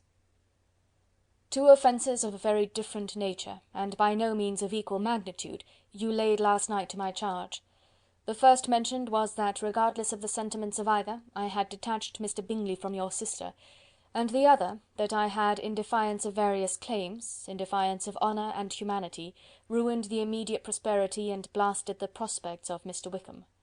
Wilfully and wantonly to have thrown off the companion of my youth, the acknowledged favourite of my father, a young man who had scarcely any other dependence than on our patronage, and who had been brought up to expect its exertion, would be a depravity to which the separation of 2 young persons, whose affection could be the growth of only a few weeks, could bear no comparison. But from the severity of that blame which was last night so liberally bestowed, respecting each circumstance, I shall hope to be in the future secured, when the following account of my actions and their motives has been read. If, in the explanation of them, which is due to myself, I am under the necessity of relating feelings which may be offensive to yours, I can only say that I am sorry. The necessity must be obeyed, and further apology would be absurd. I had not been long in Hertfordshire before I saw, in common with others, that Bingley preferred your elder sister to any other young woman in the country. But it was not till the evening of the dance at Netherfield that I had any apprehension of his feeling a serious attachment. I had often seen him in love before. At that ball, while I had the honour of dancing with you, I was first made acquainted, by Sir William Lucas's accidental information, that Bingley's attentions to your sister had given rise to a general expectation of their marriage. He spoke of it as a certain event, of which the time alone could be undecided. From that moment I observed my friend's behaviour attentively, and I could then perceive that his partiality for Miss Bennet was beyond what I had ever witnessed in him. Your sister I also watched. Her look and manners were open, cheerful, and engaging as ever, but without any symptom of peculiar regard, and I remained convinced, from the evening's scrutiny, that though she received his attentions with pleasure, she did not invite them by any participation of sentiment. If you have not been mistaken here, I must have been in error. Your superior knowledge of your sister must make the latter probable. If it be so, if I have been misled by such error to inflict pain on her, your resentment has not been unreasonable. But I shall not scruple to assert that the serenity of your sister's countenance and air was such as might have given the most acute observer a conviction that, however amiable her temper, her heart was not likely to be easily touched. That I was desirous of believing her indifferent is certain, but I will venture to say that my investigation and decisions are not usually influenced by my hopes or fears. I did not believe her to be indifferent because I wished it. I believed it on impartial conviction, as truly as I wished it in reason. My objections to the marriage were not merely those which I last night acknowledged to have the utmost force of passion to put aside, in my own case. The want of connection could not be so great an evil to my friend as to me. But there were other causes of repugnance, causes which, though still existing, and existing to an equal degree in both instances, I had myself endeavoured to forget, because they were not immediately before me. These causes must be stated, though briefly. The situation of your mother's family, though objectionable, was nothing in comparison to that total want of propriety so frequently, so almost uniformly betrayed by herself, by your 3 younger sisters, and occasionally even by your father. Pardon me, it pains me to offend you, but amidst your concern for the defects of your nearest relations, and your displeasure at this representation of them, let it give you consolation to consider that to have conducted yourselves so as to avoid any share of the like censure, is praise no less generally bestowed on you and your elder sister, than it is honourable to the sense and disposition of both. I will only say farther, that from what passed that evening, my opinion of all parties was confirmed, and every inducement heightened which could have led me before to preserve my friend from what I esteemed a most unhappy connection. He left Netherfield for London on the day following, as you, I am certain, remember, with the design of soon returning. The part which I acted is now to be explained. His sister's uneasiness had been equally excited with my own. Our coincidence of feeling was soon discovered, and alike sensible that no time was to be lost in detaching their brother, we shortly resolved on joining him directly in London. We accordingly went, and there I readily engaged in the office of pointing out to my friend the certain evils of such a choice. I described and enforced them earnestly. But however this remonstrance might have staggered or delayed his determination, I do not suppose that it would ultimately have prevented the marriage, had it not been seconded by the assurance that I hesitated not in giving, of your sister's indifference. He had before believed her to return his affection with sincere, if not with equal regard. But Bingley has great natural modesty, with a stronger dependence on my judgment than on his own. To convince him, therefore, that he had deceived himself was no very difficult point. To persuade him against returning to Hertfordshire, when that conviction had been given, was scarcely the work of a moment. I cannot blame myself for having done thus much. There is but one part of my conduct in the whole affair on which I do not reflect with satisfaction. It is that I condescended to adopt the measures of art so far as to conceal from him your sister's being in town. I knew it myself, as it was known to Miss Bingley, but her brother is even yet ignorant of it. That they might have met without ill consequence is perhaps probable, but his regard did not appear to me enough extinguished for him to see her without some danger. Perhaps this concealment, this disguise, was beneath me. It is done, however, and it was done for the best. On this subject I have nothing more to say, no other apology to offer. If I have wounded your sister's feelings, it was unknowingly done, and though the motives which governed me may to you very naturally appear insufficient, I have not yet learned to condemn them. With respect to that other more weighty accusation, of having injured Mr. Wickham, I can only refute it by laying before you the whole of his connection with my family. Of what he has particularly accused me I am ignorant, but of the truth of what I shall relate I can summon more than one witness of undoubted veracity. Mr. Wickham is the son of a very respectable man, who had for many years the management of all the Pemberley estates, and whose good conduct in the discharge of his trust naturally inclined my father to be of service to him. And on George Wickham, who was his godson, his kindness was therefore liberally bestowed. My father supported him at school, and afterwards at Cambridge, most important assistance, as his own father, always poor from the extravagance of his wife, would have been unable to give him a gentleman's education. My father was not only fond of this young man's society, whose manners were always engaging, he had also the highest opinion of him, and hoping the church would be his profession, intended to provide for him in it. As for myself, it is many, many years since I first began to think of him in a very different manner. The vicious propensities, the want of principle which he was careful to guard from the knowledge of his best friend, could not escape the observation of a young man of nearly the same age with himself, and who had opportunities of seeing him in unguarded moments, which Mr. Darcy could not have. Here again I shall give you pain, to what degree you only can tell. But whatever may be the sentiments which Mr. Wickham has created, a suspicion of their nature shall not prevent me from unfolding his real character. It adds even another motive.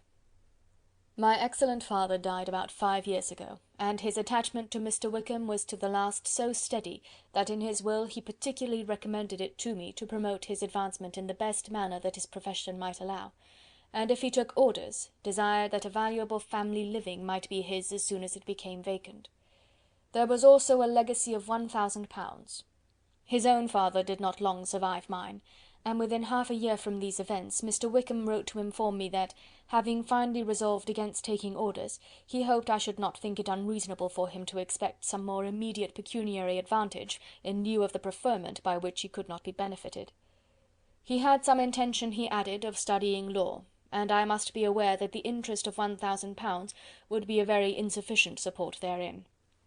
I rather wished than believed him to be sincere, but at any rate was perfectly ready to accede to his proposal. I knew that Mr. Wickham ought not to be a clergyman. The business was therefore soon settled. He resigned all claim to assistance in the church, were it possible that he could ever be in a situation to receive it, and accepted in return £3000. All connection between us seemed now dissolved. I thought too ill of him to invite him to Pemberley or admit his society in town.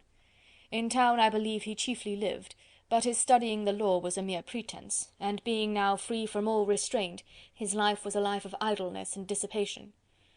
For about 3 years I heard little of him, but on the decease of the incumbent of the living which had been designed for him, he applied to me again by letter for the presentation. His circumstances, he assured me, and I had no difficulty in believing it, were exceedingly bad. He had found the law a most unprofitable study, and was now absolutely resolved on being ordained, if I would present him to the living in question, of which he trusted there could be little doubt, as he was well assured that I had no other person to provide for, and I could not have forgotten my revered father's intentions. You will hardly blame me for refusing to comply with this entreaty, or for resisting every repetition of it. His resentment was in proportion to the distress of his circumstances, and he was doubtless as violent in his abuse of me to others as in his reproaches to myself. After this period every appearance of acquaintance was dropped. How he lived I know not. But last summer he was again most painfully obtruded on my notice. I must now mention a circumstance which I would wish to forget myself, and which no obligation less than the present should induce me to unfold to any human being. Having said thus much, I feel no doubt of your secrecy. My sister, who is more than 10 years my junior, was left to the guardianship of my mother's nephew, Colonel Fitzwilliam, and myself. About a year ago she was taken from school, and an establishment formed for her in London, and last summer she went with the lady who presided over it to Ramsgate, and thither also went Mr. Wickham, undoubtedly by design, for there proved to have been a prior acquaintance between him and Mrs. Young, in whose character we were most unhappily deceived. And by her connivance and aid, he so far recommended himself to Georgiana, whose affectionate heart retained a strong impression of his kindness to her as a child, that she was persuaded to believe herself in love, and to consent to an elopement. She was then but 15, which must be her excuse, and after stating her imprudence, I am happy to add, that I owed the knowledge of it to herself.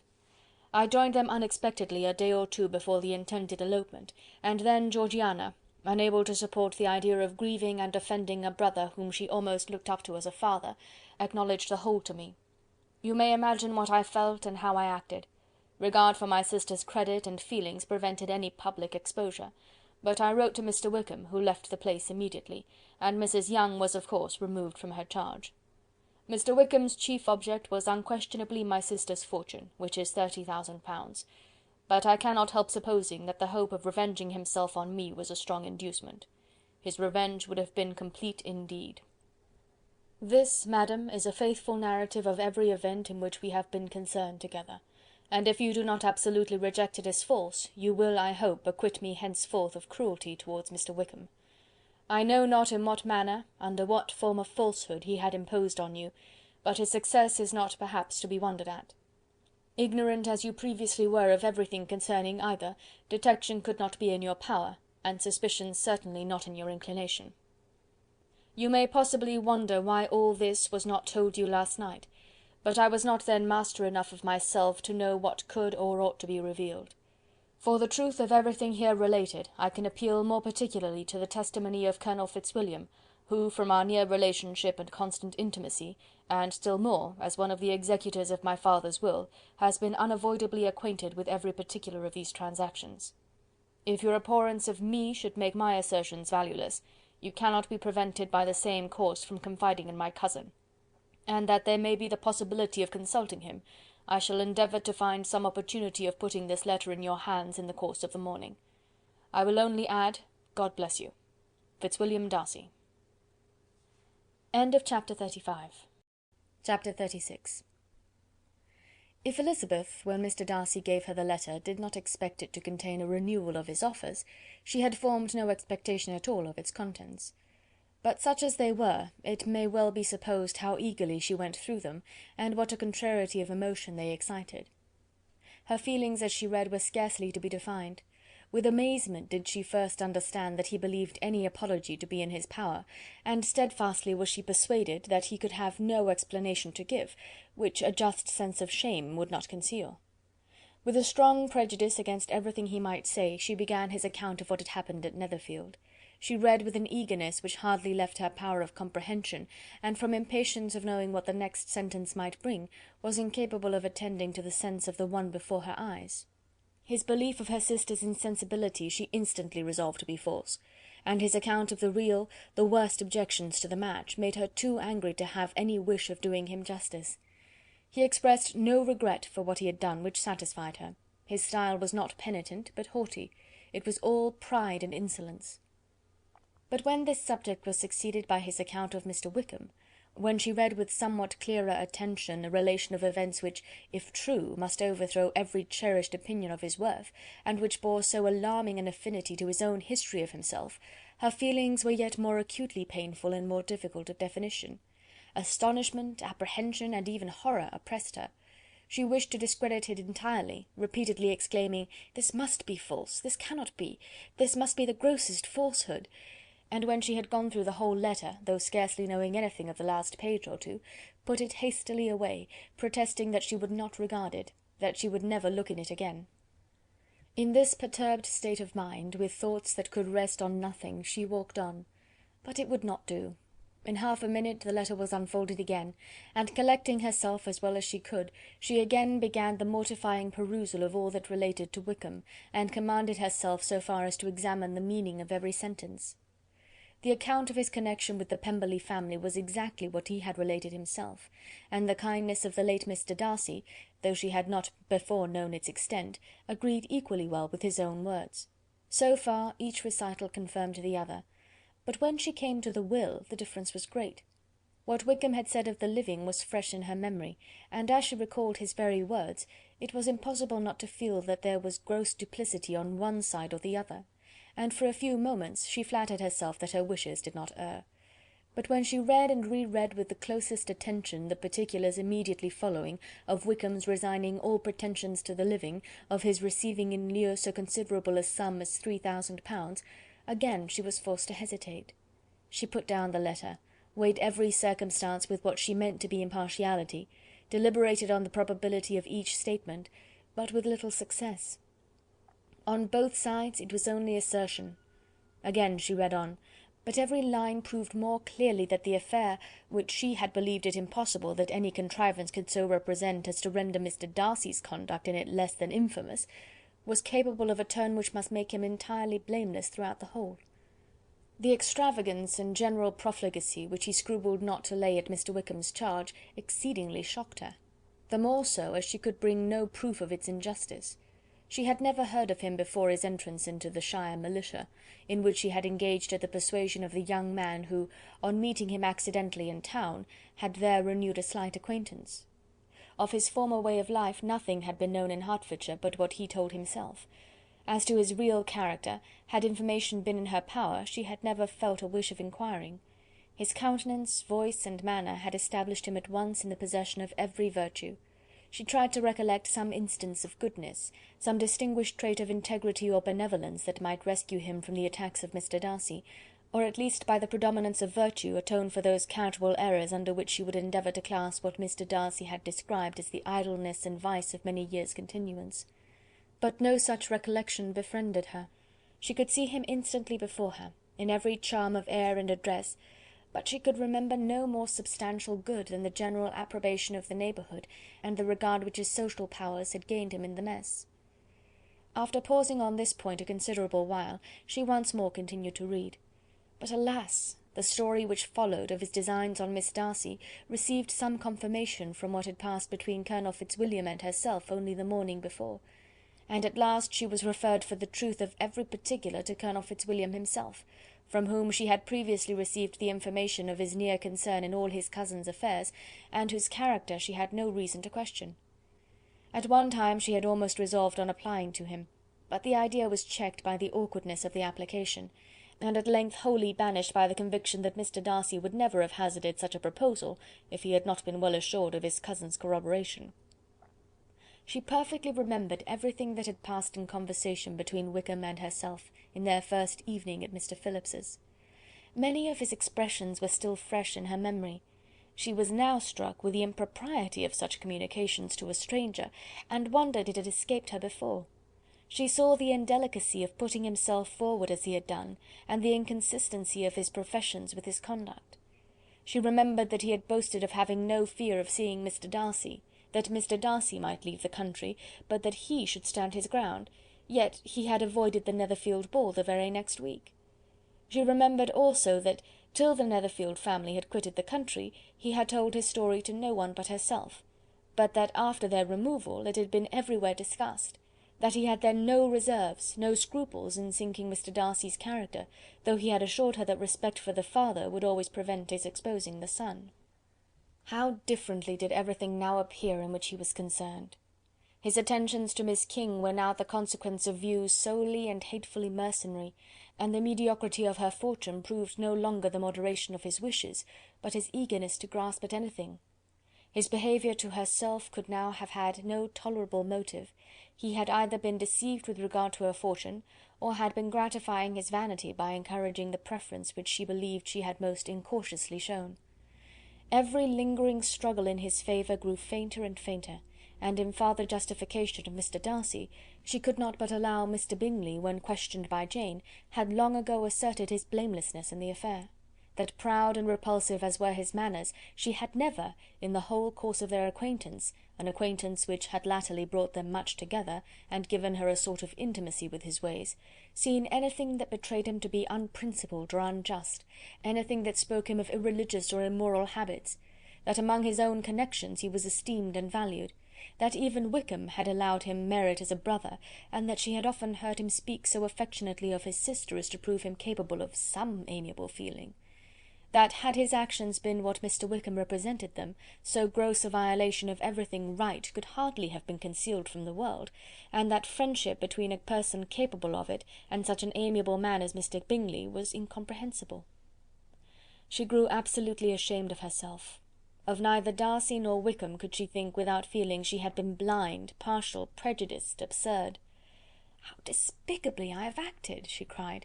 "I, who have prided myself on my discernment, I, who have valued myself on my abilities, who have often disdained the generous candour of my sister, and gratified my vanity in useless or blameable mistrust. How humiliating is this discovery! Yet how just a humiliation! Had I been in love, I could not have been more wretchedly blind, but vanity, not love, has been my folly. Pleased with the preference of one, and offended by the neglect of the other on the very beginning of our acquaintance, I have courted prepossession and ignorance, and driven reason away where either were concerned. Till this moment I never knew myself." From herself to Jane, from Jane to Bingley, her thoughts were in a line which soon brought to her recollection that Mr. Darcy's explanation there had appeared very insufficient, and she read it again. Widely different was the effect of a second perusal. How could she deny that credit to his assertions in one instance, which she had been obliged to give in the other? He declared himself to be totally unsuspicious of her sister's attachment, and she could not help remembering what Charlotte's own opinion had always been. Neither could she deny the justice of his description of Jane. She felt that Jane's feelings, though fervent, were little displayed, and that there was a constant complacency in her air and manner not often united with great sensibility. When she came to that part of the letter in which her family were mentioned in terms of such mortifying yet merited reproach, her sense of shame was severe. The justice of the charge struck her too forcibly for denial, and the circumstances to which he particularly alluded as having passed at the Netherfield ball, and as confirming all his first disapprobation, could not have made a stronger impression on his mind than on hers. The compliment to herself and her sister was not unfelt. It soothed, but it could not console her for the contempt which had thus been self-attracted by the rest of her family, and as she considered that Jane's disappointment had in fact been the work of her nearest relations, and reflected how materially the credit of both must be hurt by such impropriety of conduct, she felt depressed beyond anything she had ever known before. After wandering along the lane for 2 hours, giving way to every variety of thought, reconsidering events, determining probabilities, and reconciling herself as well as she could to a change so sudden and so important, fatigue and a recollection of her long absence made her at length return home, and she entered the house with the wish of appearing cheerful as usual, and the resolution of repressing such reflections as must make her unfit for conversation. She was immediately told that the 2 gentlemen from Rosings had each called during her absence, Mr. Darcy only for a few minutes to take leave, but that Colonel Fitzwilliam had been sitting with them at least an hour, hoping for her return, and almost resolving to walk after her till she could be found. Elizabeth could but just affect concern in missing him. She really rejoiced at it. Colonel Fitzwilliam was no longer an object. She could think only of her letter. End of chapter 36. Chapter 37. The 2 gentlemen left Rosings the next morning, and Mr. Collins, having been in waiting near the lodges to make them his parting obeisance, was able to bring home the pleasing intelligence of their appearing in very good health, and in as tolerable spirits as could be expected after the melancholy scene so lately gone through at Rosings. To Rosings he then hastened to console Lady Catherine and her daughter, and on his return brought back, with great satisfaction, a message from her ladyship, importing that she felt herself so dull as to make her very desirous of having them all to dine with her. Elizabeth could not see Lady Catherine without recollecting that, had she chosen it, she might by this time have been presented to her as her future niece, nor could she think without a smile of what her ladyship's indignation would have been. What would she have said, how would she have behaved, were questions with which she amused herself. Their first subject was the diminution of the Rosings party. "I assure you I feel it exceedingly," said Lady Catherine. "I believe no one feels the loss of friends so much as I do, but I am particularly attached to these young men, and know them to be so attached to me. They were excessively sorry to go, but so they always are. The dear Colonel rallied his spirits tolerably till just at last, but Darcy seemed to feel it most acutely, more, I think, than last year. His attachment to Rosings certainly increases." Mr. Collins had a compliment and an allusion to throw in here, which were kindly smiled on by the mother and daughter. Lady Catherine observed, after dinner, that Miss Bennet seemed out of spirits, and immediately accounting for it by herself, by supposing that she did not like to go home again so soon, she added, "But if that is the case, you must write to your mother and beg that you may stay a little longer. Mrs. Collins will be very glad of your company, I am sure." "I am very obliged to your ladyship for your kind invitation," replied Elizabeth, "but it is not in my power to accept it. I must be in town next Saturday." "Why, at that rate, you will have been here only 6 weeks. I expected you to stay 2 months. I told Mrs. Collins so before you came. There can be no occasion for your going so soon. Mrs. Bennet could certainly spare you for another fortnight." "But my father cannot. He wrote last week to hurry my return." "Oh, your father, of course, may spare you, if your mother can. Daughters are never of so much consequence to a father, and if you will stay another month complete, it will be in my power to take one of you as far as London, for I am going there early in June for a week, and as Dawson does not object to the barouche box, there will be very good room for one of you, and indeed, if the weather should happen to be cool, I should not object to taking you both, as you are neither of you large." "You are all kindness, madam, but I believe we must abide by our original plan." Lady Catherine seemed resigned. "Mrs. Collins, you must send a servant with them. You know I always speak my mind, and I cannot bear the idea of 2 young women travelling post by themselves. It is highly improper. You must contrive to send somebody. I have the greatest dislike in the world to that sort of thing. Young women should always be properly guarded and attended according to their situation in life. When my niece Georgiana went to Ramsgate last summer, I made a point of her having 2 men-servants go with her. Miss Darcy, the daughter of Mr. Darcy of Pemberley, and Lady Anne, could not have appeared with propriety in a different manner. I am excessively attentive to all those things. You must send John with the young ladies, Mrs. Collins. I am glad it occurred to me to mention it, for it would really be discreditable to you to let them go alone." "My uncle is to send a servant for us." "Oh, your uncle! He keeps a manservant, does he? I am very glad you have somebody who thinks of these things. Where shall you change horses? Oh, Bromley, of course. If you mention my name at the bell, you will be attended to." Lady Catherine had many other questions to ask respecting their journey, and as she did not answer them all herself, attention was necessary, which Elizabeth believed to be lucky for her, or with a mind so occupied she might have forgotten where she was. Reflection must be reserved for solitary hours. Whenever she was alone, she gave way to it as the greatest relief, and not a day went by without a solitary walk, in which she might indulge in all the delight of unpleasant recollections. Mr. Darcy's letter she was in a fair way of soon knowing by heart. She studied every sentence, and her feelings towards its writer were at times widely different. When she remembered the style of his address, she was still full of indignation, but when she considered how unjustly she had condemned and upbraided him, her anger was turned against herself, and his disappointed feelings became the object of compassion. His attachment excited gratitude, his general character respect, but she could not approve him, nor could she for a moment repent her refusal, or feel the slightest inclination ever to see him again.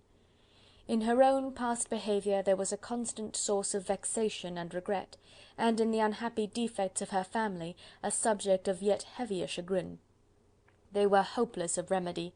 Her father, contented with laughing at them, would never exert himself to restrain the wild giddiness of his youngest daughters, and her mother, with manners so far from right herself, was entirely insensible of the evil.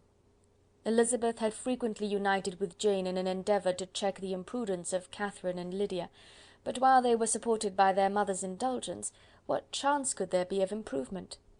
Catherine, weak-spirited, irritable, and completely under Lydia's guidance, had always been affronted by their advice, and Lydia, self-willed and careless, would scarcely give them a hearing.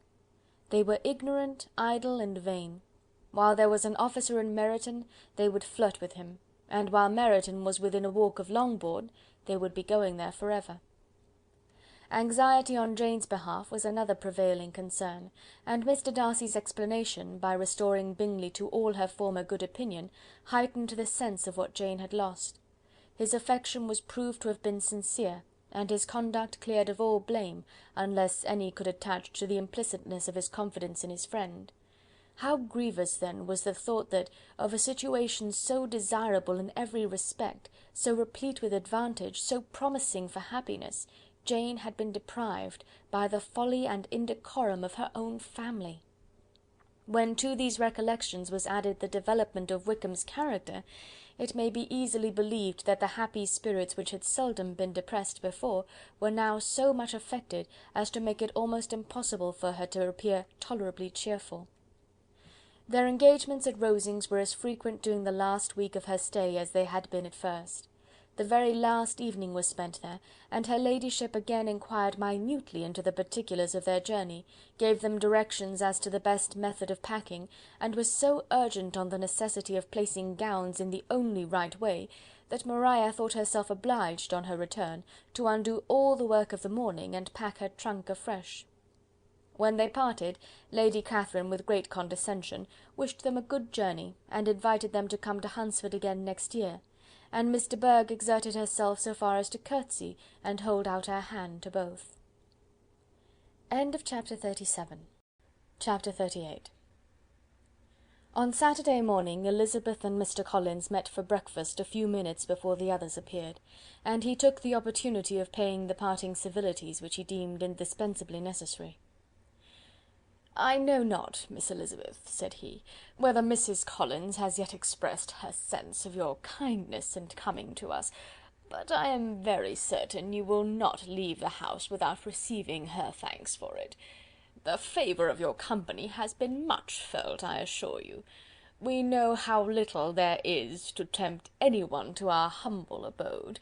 Our plain manner of living, our small rooms and few domestics, and the little we see of the world, must make Hunsford extremely dull to a young lady like yourself, but I hope you will believe us grateful for the condescension, and that we have done everything in our power to prevent your spending your time unpleasantly." Elizabeth was eager with her thanks and assurances of happiness. She had spent 6 weeks with great enjoyment, and the pleasure of being with Charlotte, and the kind attentions she had received, must make her feel the obliged. Mr. Collins was gratified, and with a more smiling solemnity replied, "It gives me great pleasure to hear that you have passed your time not disagreeably. We have certainly done our best, and most fortunately having it in our power to introduce you to very superior society, and from our connection with Rosings, the frequent means of varying the humble home scene, I think we may flatter ourselves that your Hunsford visit cannot have been entirely irksome. Our situation with regard to Lady Catherine's family is indeed the sort of extraordinary advantage and a blessing which few can boast.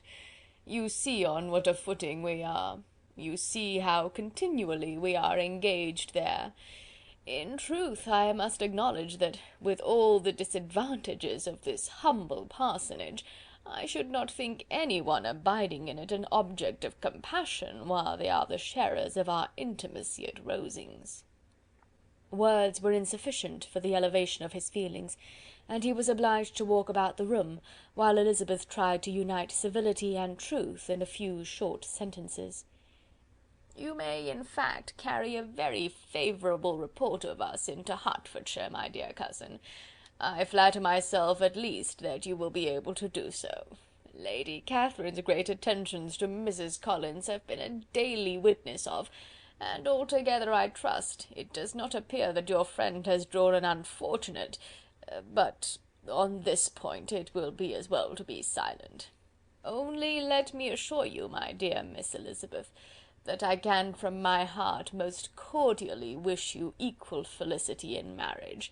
My dear Charlotte and I have but one mind and one way of thinking. There is in everything a most remarkable resemblance of character and ideas between us. We seem to have been designed for each other." Elizabeth could safely say that it was a great happiness where that was the case, and with equal sincerity could add, that she firmly believed and rejoiced in his domestic comforts. She was not sorry, however, to have the recital of them interrupted by the lady from whom they sprang. Poor Charlotte! It was melancholy to leave her to such society, but she had chosen it with her eyes open, and though evidently regretting that her visitors were to go, she did not seem to ask for compassion. Her home and her housekeeping, her parish and her poultry, and all their dependent concerns, had not yet lost their charms. At length the chaise arrived, the trunks were fastened on, the parcels placed within, and it was pronounced to be ready. After an affectionate parting between the friends, Elizabeth was attended to the carriage by Mr. Collins, and as they walked down the garden he was commissioning her with his best respects to all her family, not forgetting his thanks for the kindness he had received at Longbourn in the winter, and his compliments to Mr and Mrs Gardiner, though unknown. He then handed her in, Maria followed, and the door was on the point of being closed, when he suddenly reminded them, with some consternation, that they had hitherto forgotten to leave any message for the ladies at Rosings. "But," he added, "you will of course wish to have your humble respects delivered to them, with your grateful thanks for their kindness to you while you have been here." Elizabeth made no objection, the door was then allowed to be shut, and the carriage drove off. "Good gracious!" cried Maria, after a few minutes' silence, "it seems but a day or two since we first came, and yet how many things have happened!" "A great many indeed," said her companion with a sigh. "We have dined 9 times at Rosings, besides drinking tea there twice. How much I shall have to tell!" Elizabeth added privately, "and how much I shall have to conceal." Their journey was performed without much conversation or any alarm, and within 4 hours of their leaving Hunsford they reached Mr. Gardiner's house, where they were to remain a few days. Jane looked well, and Elizabeth had little opportunity of studying her spirits amidst the various engagements which the kindness of her aunt had reserved for them. But Jane was to go home with her, and at Longbourn there would be leisure enough for observation. It was not without an effort, meanwhile, that she could wait even for Longbourn before she told her sister of Mr. Darcy's proposals. To know that she had the power of revealing what would so exceedingly astonish Jane, and must at the same time so highly gratify whatever of her own vanity she had not yet been able to reason away, was such a temptation to openness as nothing could have conquered but the state of indecision in which she remained as to the extent of what she should communicate, and her fear, if she once entered on the subject, of being hurried into repeating something of Bingley which might only grieve her sister further. Chapter 38. Chapter 39. It was the second week in May in which the three young ladies set out together from Gracechurch Street for the town of in Hertfordshire, and as they drew near the appointed inn where Mr. Bennet's carriage was to meet them, they quickly perceived, in token of the coachman's punctuality, both Kitty and Lydia looking out of a dining-room upstairs. These two girls had been above an hour in the place, happily employed in visiting an opposite milliner, watching the sentinel on guard, and dressing a salad and cucumber. After welcoming their sisters, they triumphantly displayed a table set out with such cold meat as an inn larder usually affords, exclaiming, "Is not this nice? Is not this an agreeable surprise?" "And we mean to treat you all," added Lydia, "but you must lend us the money, for we have just spent ours at the shop out there." Then, showing her purchases, "Look here, I have bought this bonnet. I do not think it is very pretty, but I thought I might as well buy it as not. I shall pull it to pieces as soon as I get home, and see if I can make it up any better." And when her sisters abused it as ugly, she added, with perfect unconcern, "Oh, but there were 2 or 3 much uglier in the shop, and when I have bought some prettier coloured satin to trim it with fresh, I think it will be very tolerable.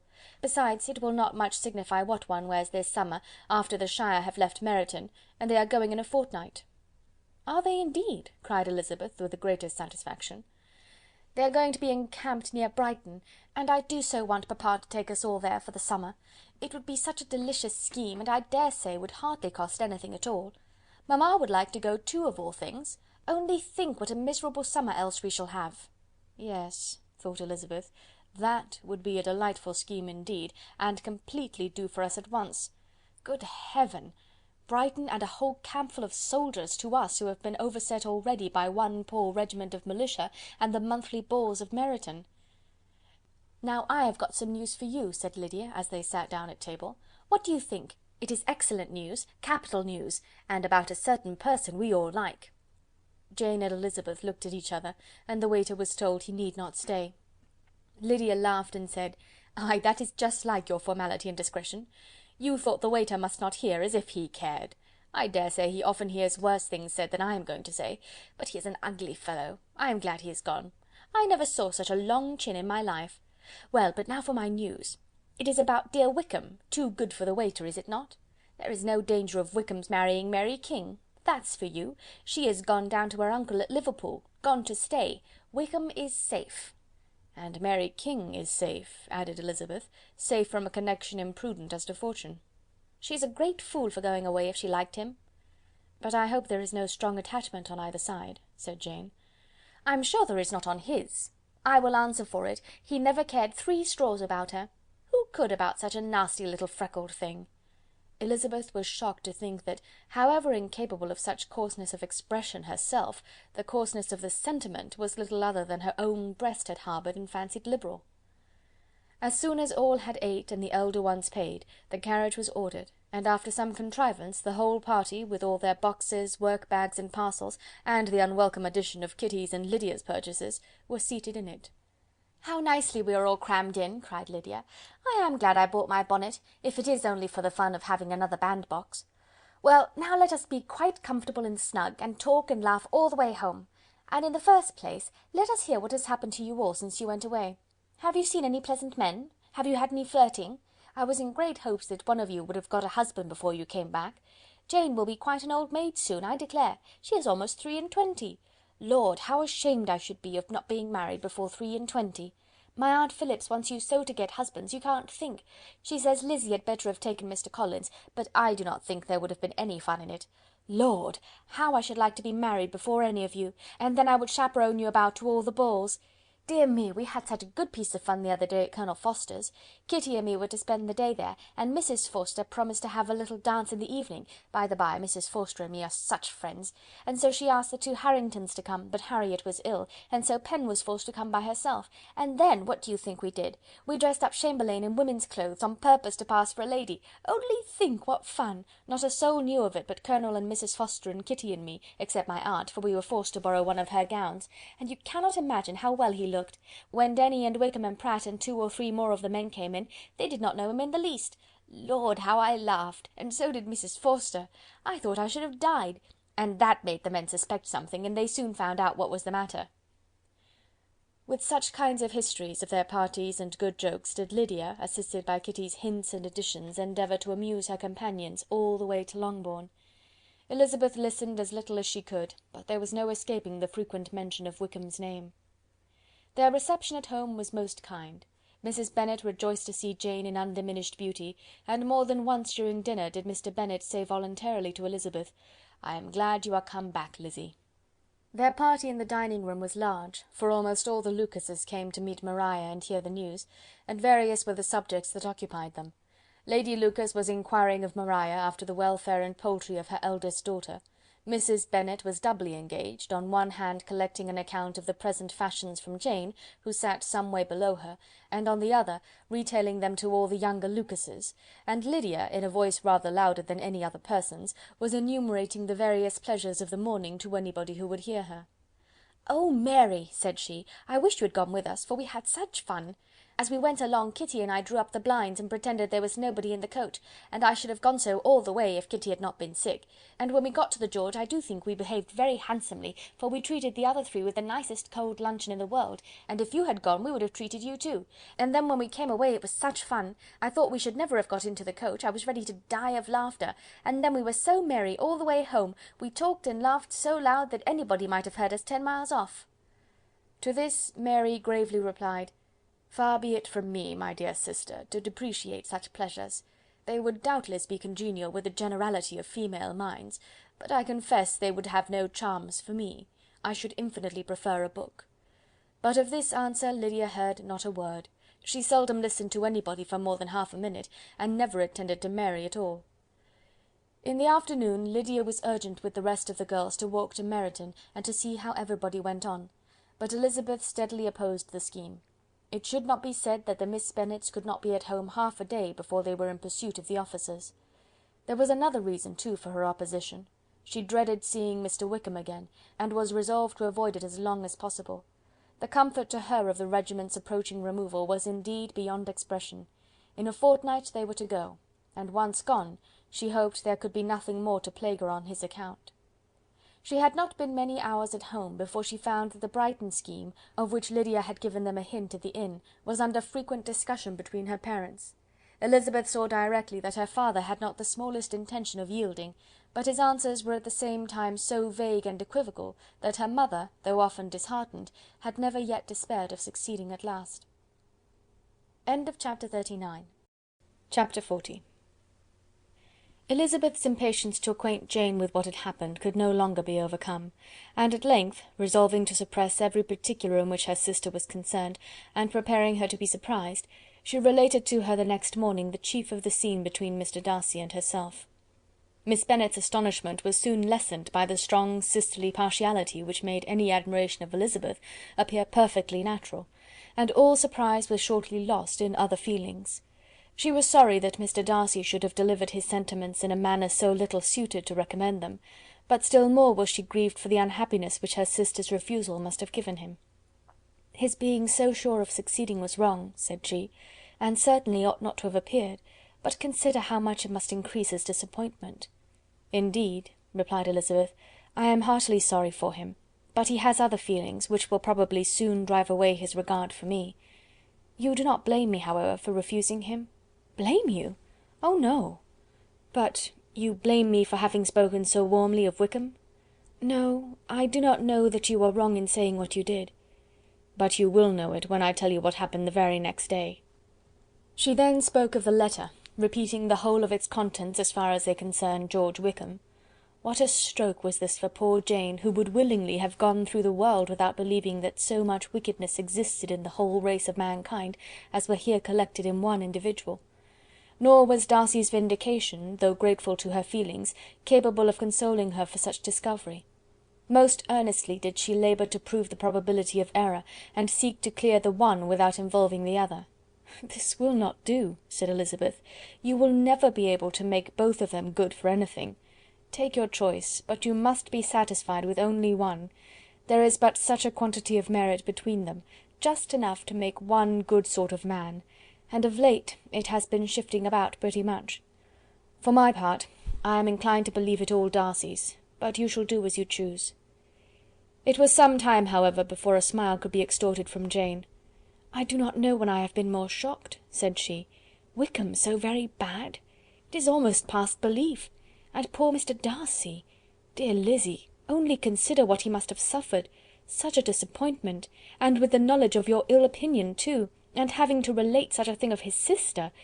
It is really too distressing. I am sure you must feel it so."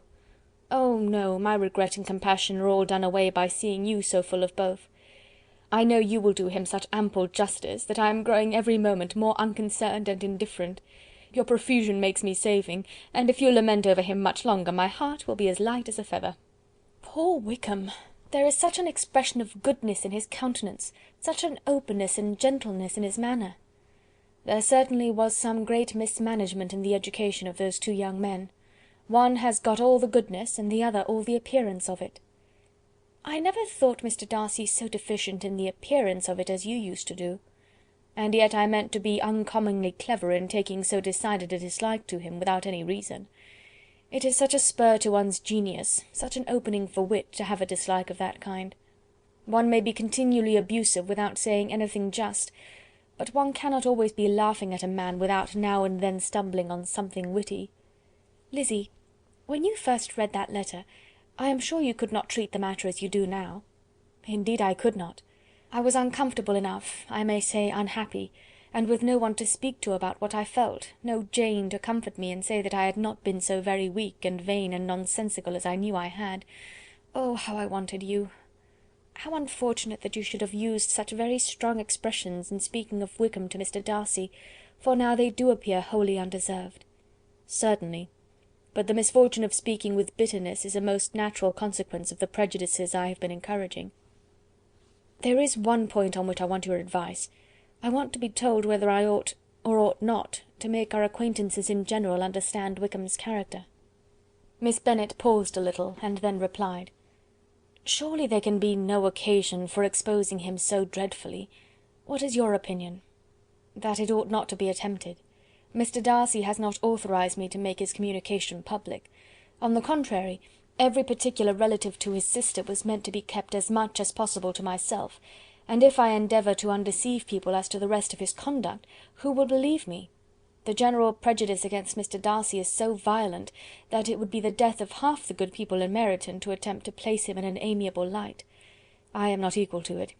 Wickham will soon be gone, and therefore it will not signify to any one here what he really is. Some time hence it will all be found out, and then we may laugh at their stupidity in not knowing it before. At present I will say nothing about it." "You are quite right. To have his errors made public might ruin him for ever. He is now, perhaps, sorry for what he has done, and anxious to re-establish a character. We must not make him desperate."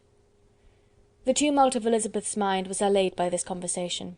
She had got rid of two of the secrets which had weighed on her for a fortnight, and was certain of a willing listener in Jane, whenever she might wish to talk again of either.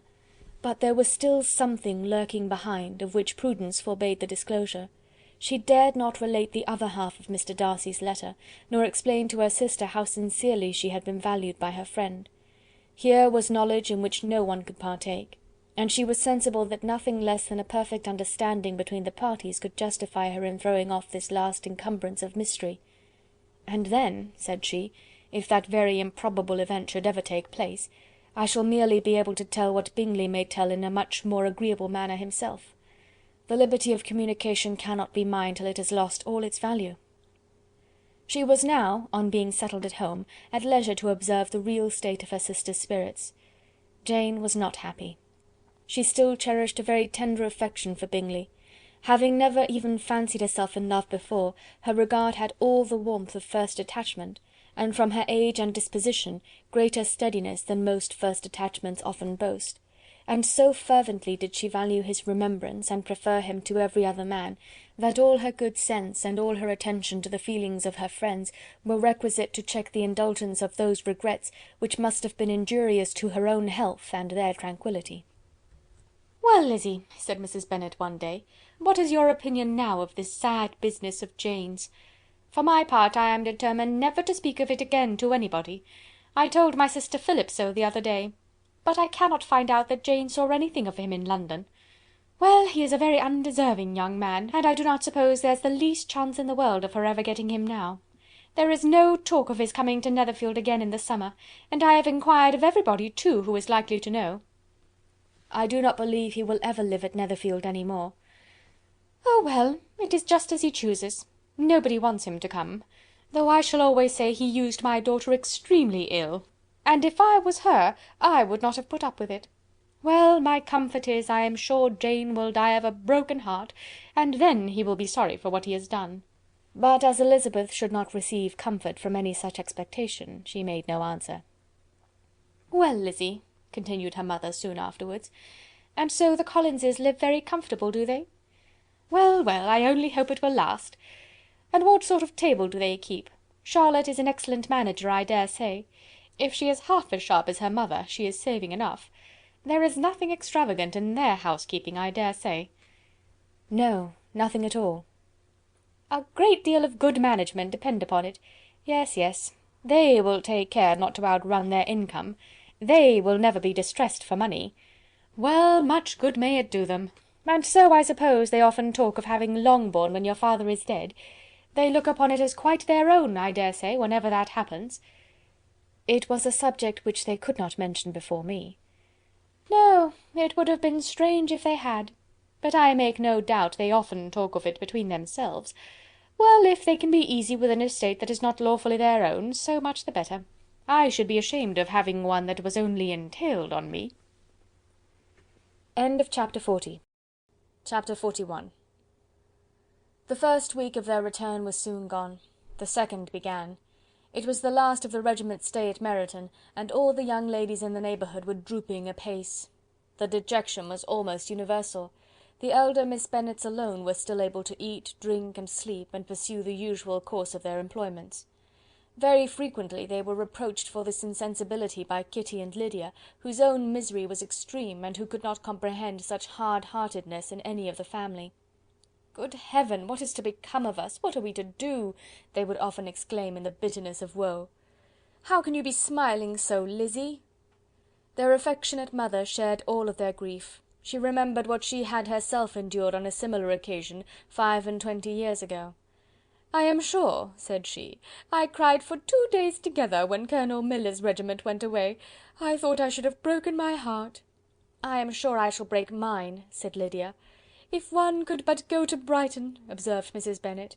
"Oh yes, if one could but go to Brighton, but papa is so disagreeable. A little sea bathing would set me up for ever." "And my Aunt Phillips is sure it would do me a great deal of good," added Kitty. Such were the kind of lamentations resounding perpetually through Longbourn House.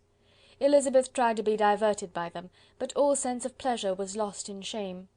She felt anew the justice of Mr. Darcy's objections, and never had she been so much disposed to pardon his interference in the views of his friend. But the gloom of Lydia's prospect was shortly cleared away, for she received an invitation from Mrs. Forster, the wife of the colonel of the regiment, to accompany her to Brighton. This invaluable friend was a very young woman, and very lately married.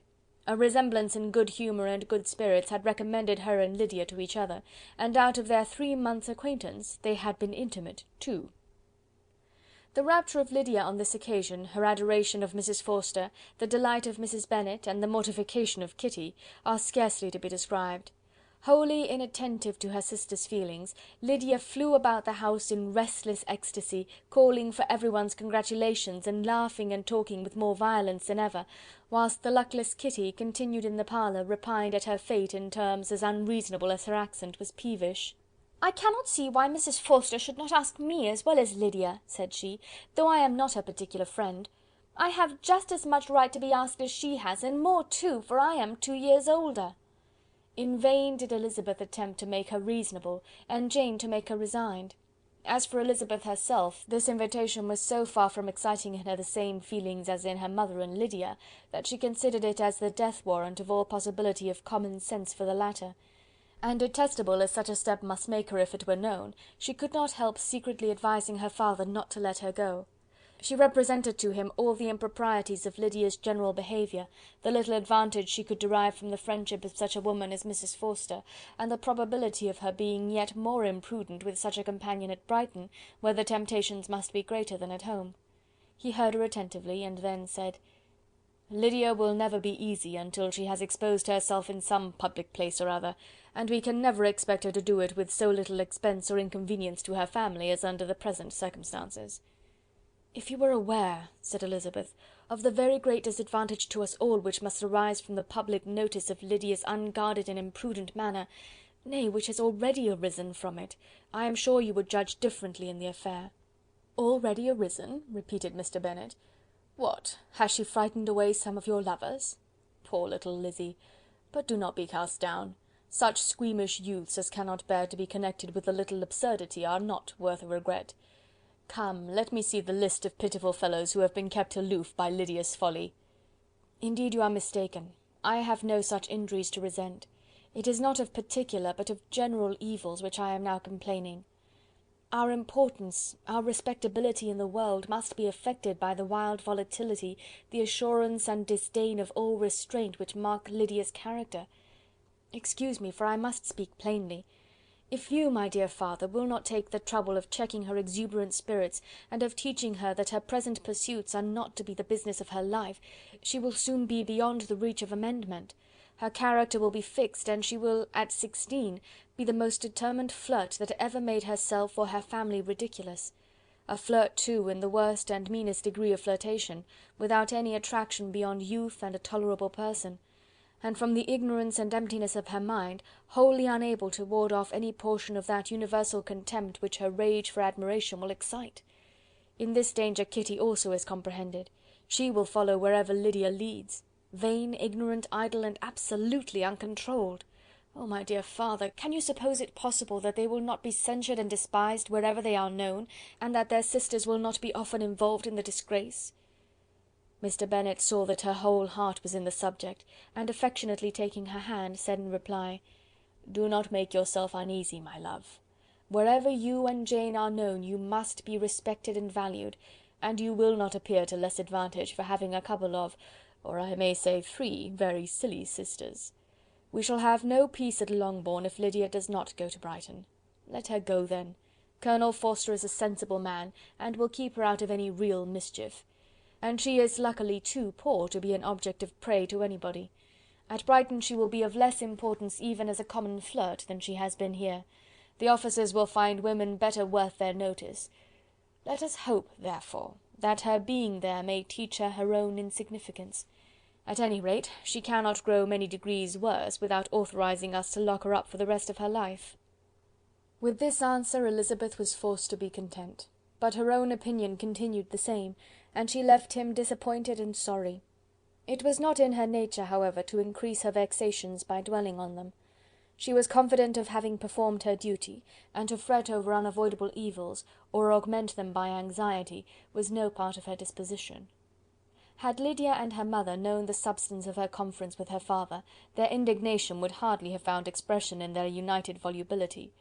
In Lydia's imagination a visit to Brighton comprised every possibility of earthly happiness. She saw, with the creative eye of fancy, the streets of that gay bathing place covered with officers. She saw herself the object of attention to tens and to scores of them at present unknown. She saw all the glories of the camp, its tents stretched forth in beauteous uniformity of lines, crowded with the young and the gay, and dazzling with scarlet. and to complete the view, she saw herself seated beneath a tent, tenderly flirting with at least 6 officers at once. Had she known her sister sought to tear her from such prospects and such realities as these, what would have been her sensations? They could have been understood only by her mother, who might have felt nearly the same. Lydia's going to Brighton was all that consoled her for her melancholy conviction of her husband's never intending to go there himself. But they were entirely ignorant of what had passed, and their raptures continued with little intermission to the very day of Lydia's leaving home. Elizabeth was now to see Mr Wickham for the last time. Having been frequently in company with him since her return, agitation was pretty well over, the agitations of formal partiality entirely so.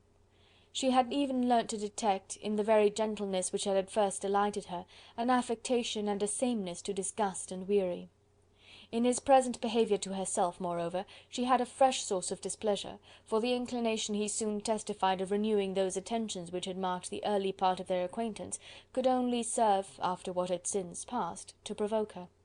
She lost all concern for him in finding herself thus selected as the object of such idle and frivolous gallantry, and while she steadily repressed it, could not but feel the reproof contained in his believing that, however long and for whatever cause his attentions had been withdrawn, her vanity would be gratified, and her preference secured at any time by their renewal.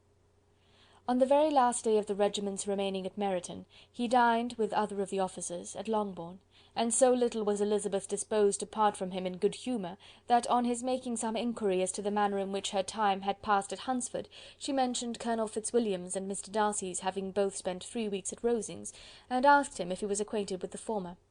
He looked surprised, displeased, alarmed, but with a moment's recollection and a returning smile replied that he had formerly seen him often, and after observing that he was a very gentlemanlike man, asked her how she liked him.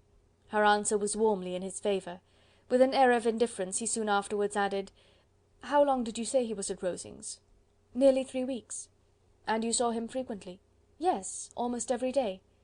"His manners are very different from his cousin's." "Yes, very different, but I think Mr Darcy improves upon acquaintance."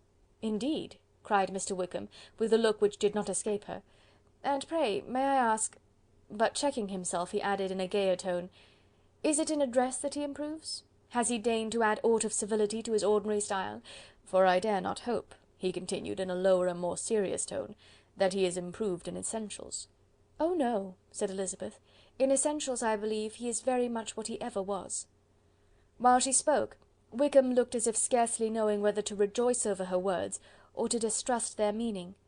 There was a something in her countenance which made him listen with an apprehensive and anxious attention, while she added, "When I said that he improved on acquaintance, I did not mean that his mind or his manners were in a state of improvement, but that, from knowing him better, his disposition was better understood." Wickham's alarm now appeared in a heightened complexion and agitated look.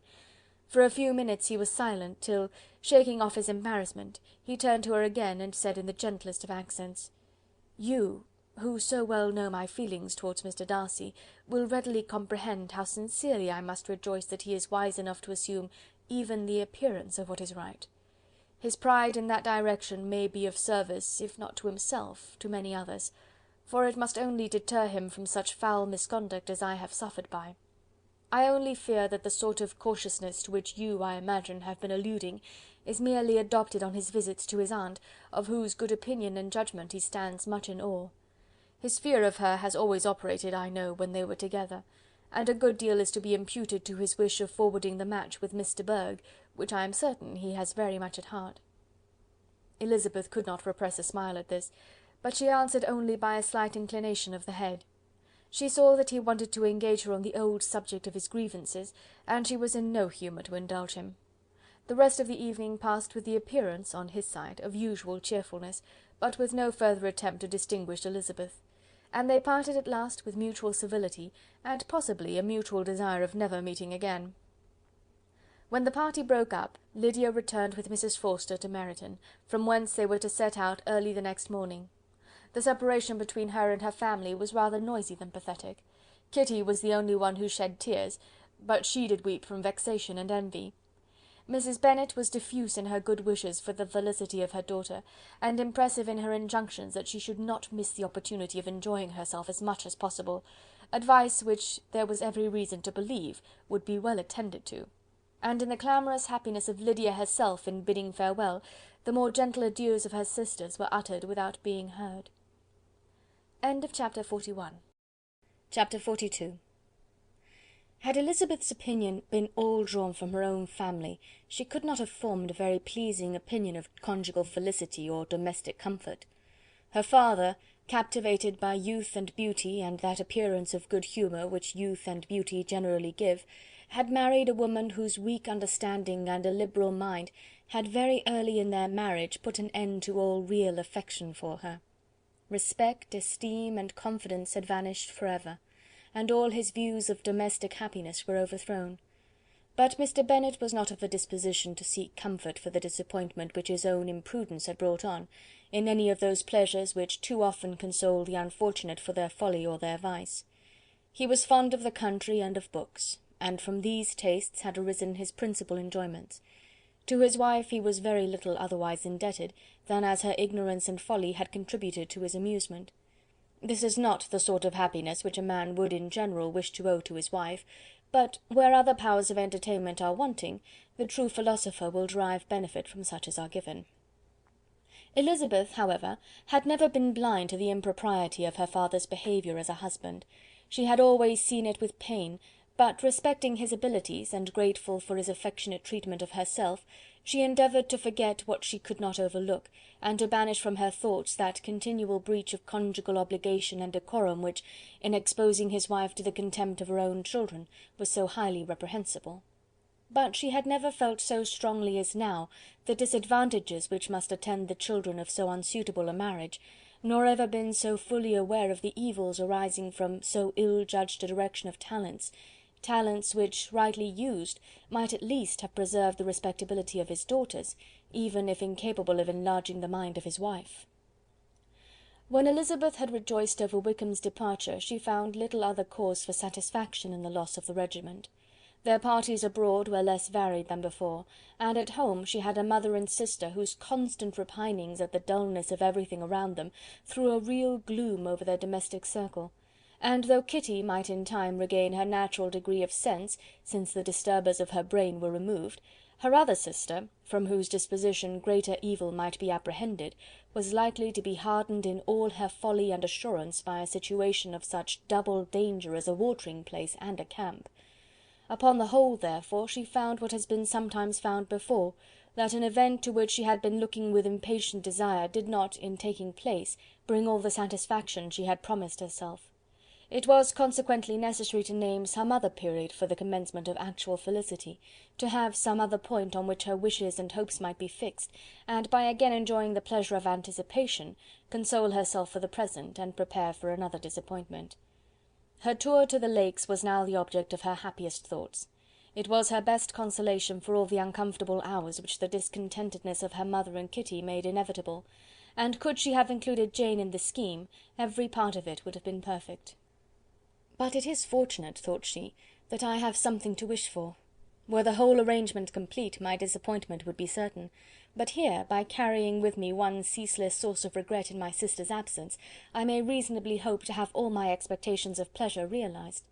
A scheme of which every part promises delight can never be successful, and general disappointment is only warded off by the defence of some little peculiar vexation.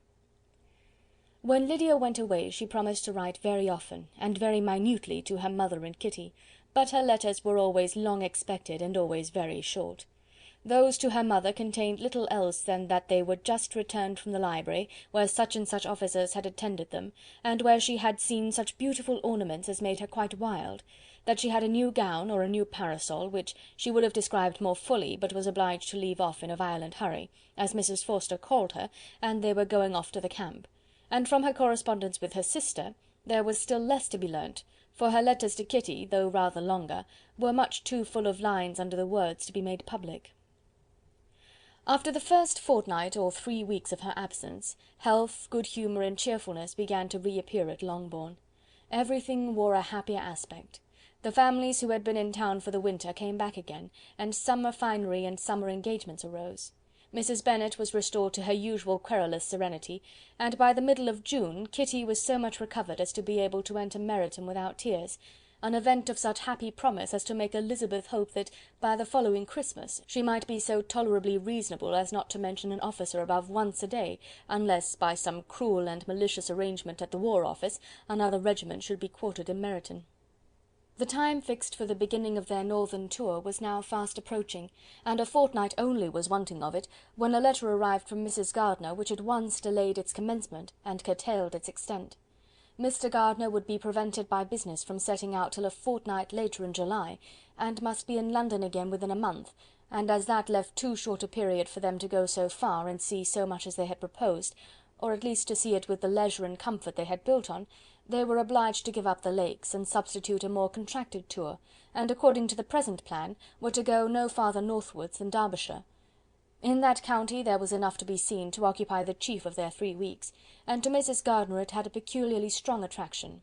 The town where she had formerly passed some years of her life, and where they were now to spend a few days, was probably as great an object of her curiosity as all the celebrated beauties of Matlock, Chatsworth, Dovedale, or the Peak. Elizabeth was excessively disappointed. She had set her heart on seeing the Lakes, and still thought there might have been time enough, but it was her business to be satisfied, and certainly her temper to be happy, and all was soon right again. With the mention of Derbyshire there were many ideas connected. It was impossible for her to see the word without thinking of Pemberley and its owner. "But surely," said she, "I may enter his county without impunity, and rob it of a few petrified spars without his perceiving me." The period of expectation was now doubled. 4 weeks were to pass away before her uncle and aunt's arrival. But they did pass away, and Mr and Mrs Gardiner, with their 4 children, did at length appear at Longbourn. The children, 2 girls of 6 and 8 years old, and 2 younger boys, were to be left under the particular care of their cousin Jane, who was the general favourite, and whose steady sense and sweetness of temper exactly adapted her for attending to them in every way, teaching them, playing with them, and loving them. The Gardiner stayed only 1 night at Longbourn, and set off the next morning with Elizabeth in pursuit of novelty and amusement. One enjoyment was certain, that of suitableness of companions, a suitableness which comprehended health and temper to bear inconveniences, cheerfulness to enhance every pleasure, and affection and intelligence, which might supply it among themselves if there were disappointments abroad. It is not the object of this work to give a description of Derbyshire, nor of any of the remarkable places through which their route thither lay. Oxford, Blenheim, Warwick, Kenilworth, Birmingham, etc., are sufficiently known. A small part of Derbyshire is all the present concern. To the little town of Lambton, the scene of Mrs. Gardiner's former residence, and where she had lately learned some acquaintance still remained, they bent their steps, after having seen all the principal wonders of the country, and within 5 miles of Lambton, Elizabeth found from her aunt that Pemberley was situated. It was not in their direct road, nor more than a mile or 2 out of it. In talking over their route the evening before, Mrs. Gardiner expressed an inclination to see the place again. Mr. Gardiner declared his willingness, and Elizabeth was applied to for her approbation. "My love, should you not like to see a place of which you have heard so much?" said her aunt. "A place, too, with which so many of your acquaintances are connected. Wickham passed all his youth there, you know." Elizabeth was distressed.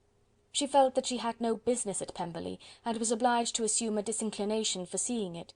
She must own that she was tired of seeing great houses. After going over so many, she really had no pleasure in fine carpets or satin curtains. Mrs. Gardiner abused her stupidity.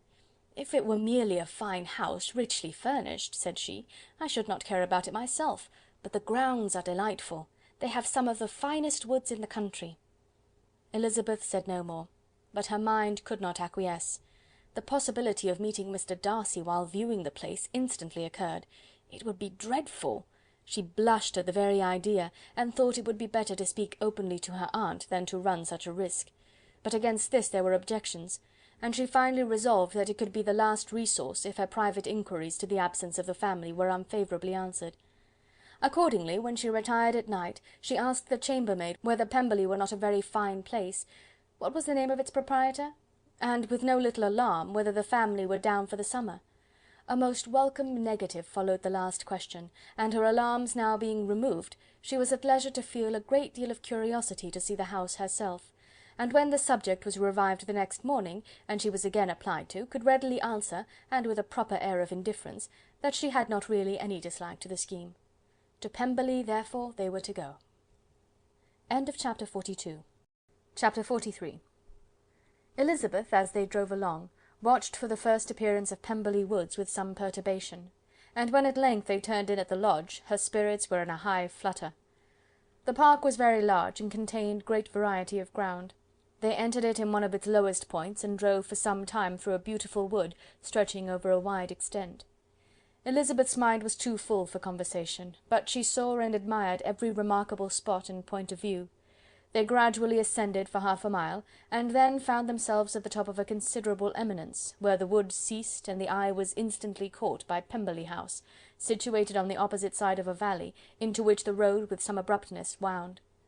It was a large, handsome stone building, standing well on rising ground, and backed by a ridge of high woody hills, and in front a stream of some natural importance was swelled into greater, but without any artificial appearance.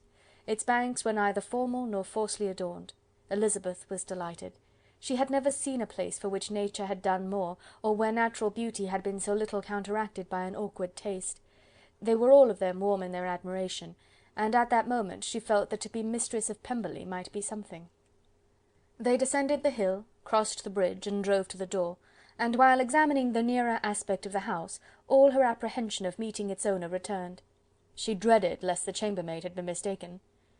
On applying to see the place, they were admitted into the hall, and Elizabeth, as they waited for the housekeeper, had leisure to wonder at her being where she was.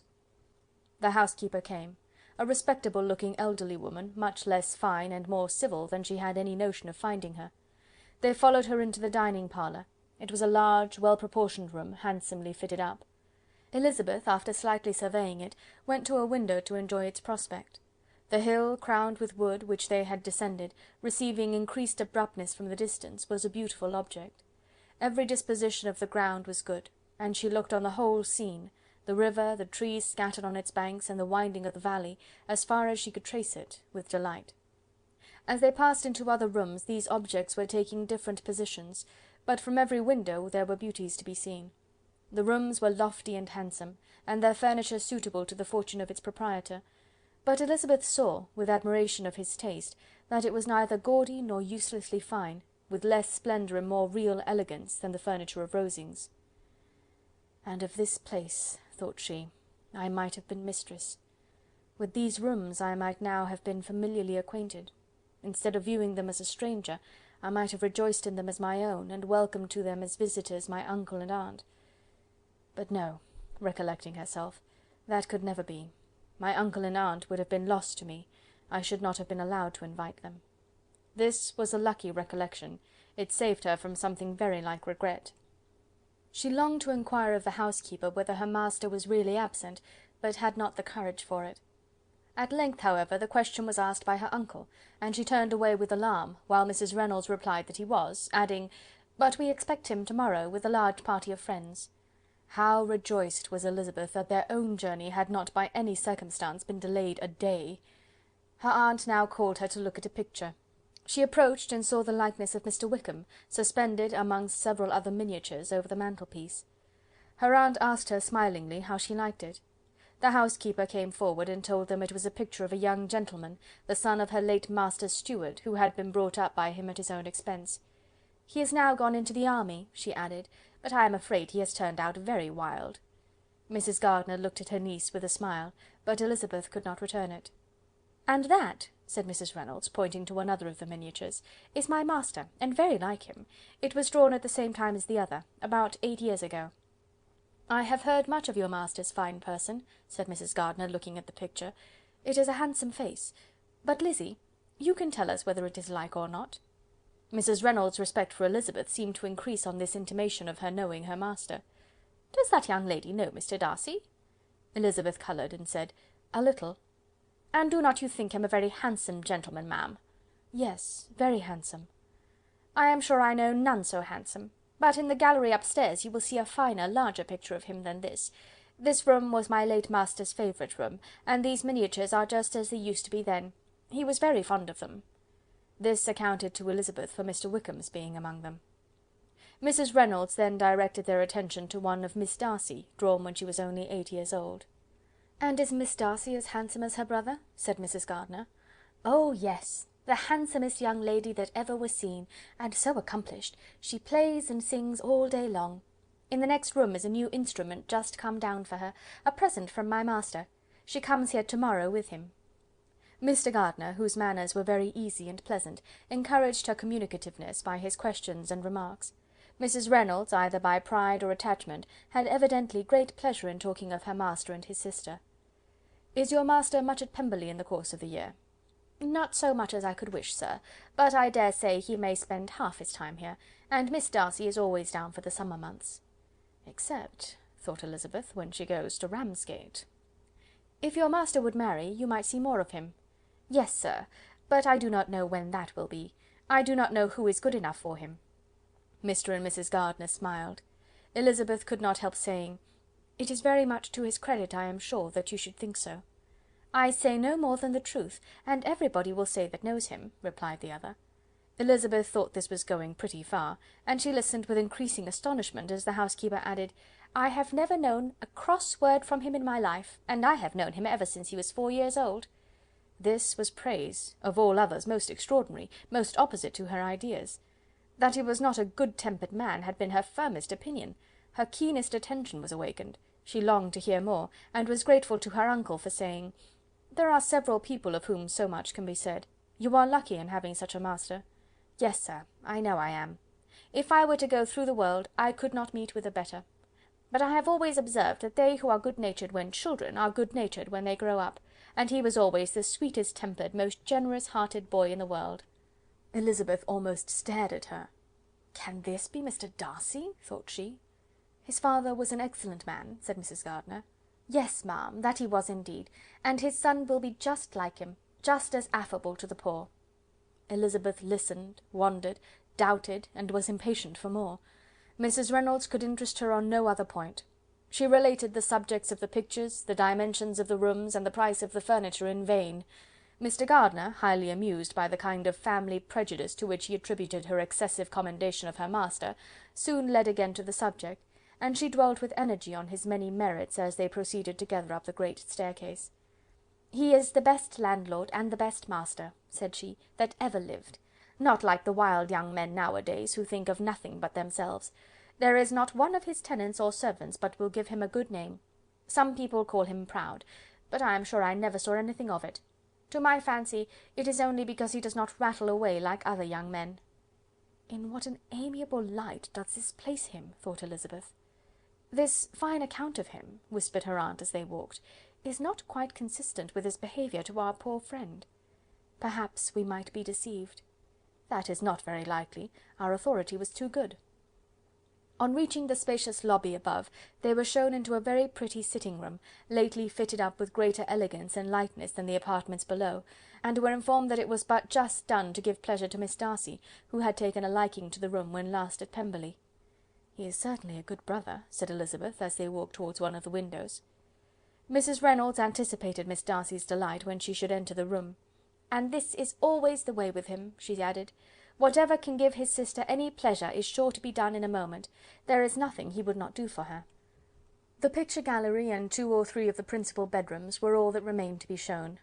In the former were many good paintings, but Elizabeth knew nothing of the art, and from such as had already been visible below, she had willingly turned to look at some drawings of Miss Darcy's, in crayons, whose subjects were usually more interesting and also more intelligible. In the gallery there were many family portraits, but they could have little to fix the attention of a stranger. Elizabeth walked in quest of the only face whose features would be known to her. At last it arrested her, and she beheld a striking resemblance to Mr. Darcy, with such a smile over the face as she remembered to have sometimes seen when he looked at her. She stood several minutes before the picture, in earnest contemplation, and returned to it again before they quitted the gallery. Mrs. Reynolds informed them that it had been taken in his father's lifetime.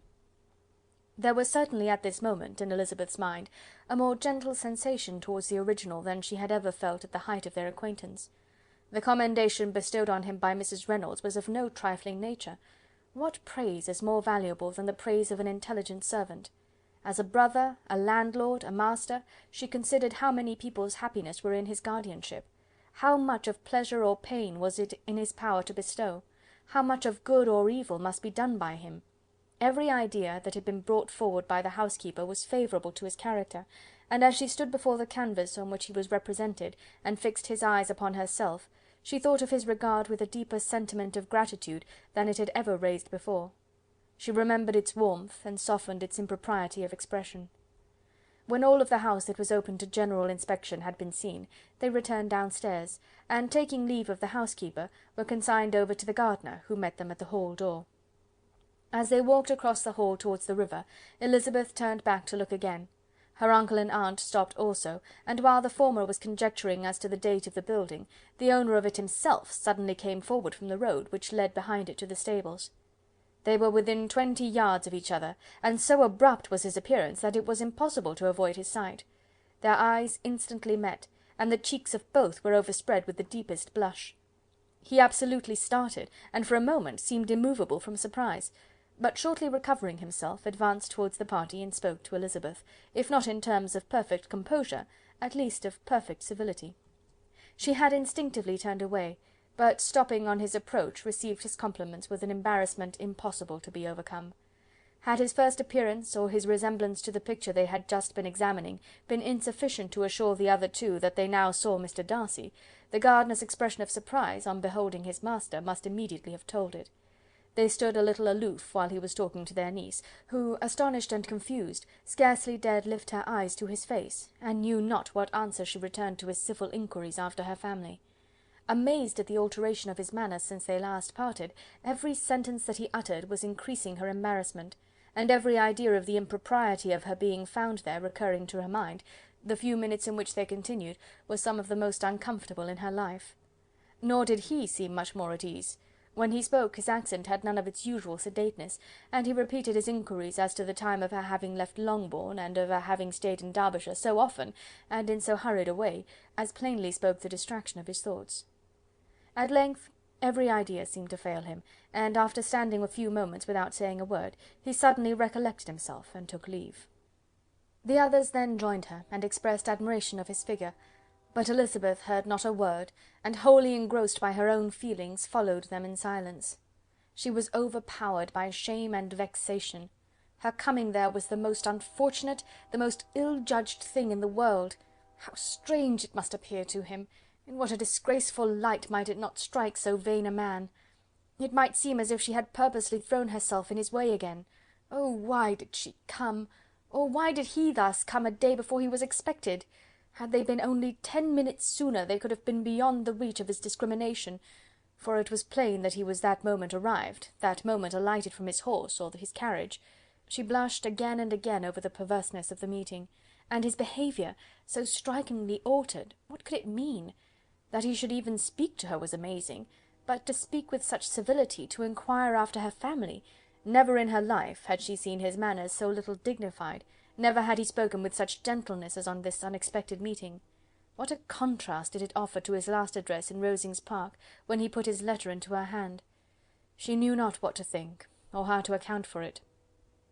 They had now entered a beautiful walk by the side of the water, and every step was bringing forward a nobler fall of ground, or a finer reach of the woods to which they were approaching. But it was some time before Elizabeth was sensible of any of it, and though she answered mechanically to the repeated appeals of her uncle and aunt, and seemed to direct her eyes to such objects as they pointed out, she distinguished no part of the scene. Her thoughts were all fixed on that one spot of Pemberley House, whichever it might be, where Mr. Darcy then was. She longed to know what at the moment was passing in his mind, in what manner he thought of her, and whether, in defiance of everything, she was still dear to him. Perhaps he had been civil only because he felt himself at ease, yet there had been that in his voice which was not like ease. Whether he had felt more of pain or of pleasure in seeing her she could not tell, but he certainly had not seen her with composure. At length, however, the remarks of her companions on her absence of mind aroused her, and she felt the necessity of appearing more like herself. They entered the woods, and bidding adieu to the river for a while, ascended some of the higher grounds. When in spots where the opening of the trees gave the eye power to wander, were many charming views of the valley, the opposite hills with the long range of woods overspreading many, and occasionally part of the stream. Mr. Gardiner expressed a wish of going round the whole park, but feared it might be beyond a walk. With a triumphant smile they were told that it was 10 miles round. It settled the matter, and they pursued the accustomed circuit, which brought them again, after some time, in a descent among hanging woods, to the edge of the water, and one of its narrowest parts. They crossed it by a simple bridge, in character with the general air of the scene.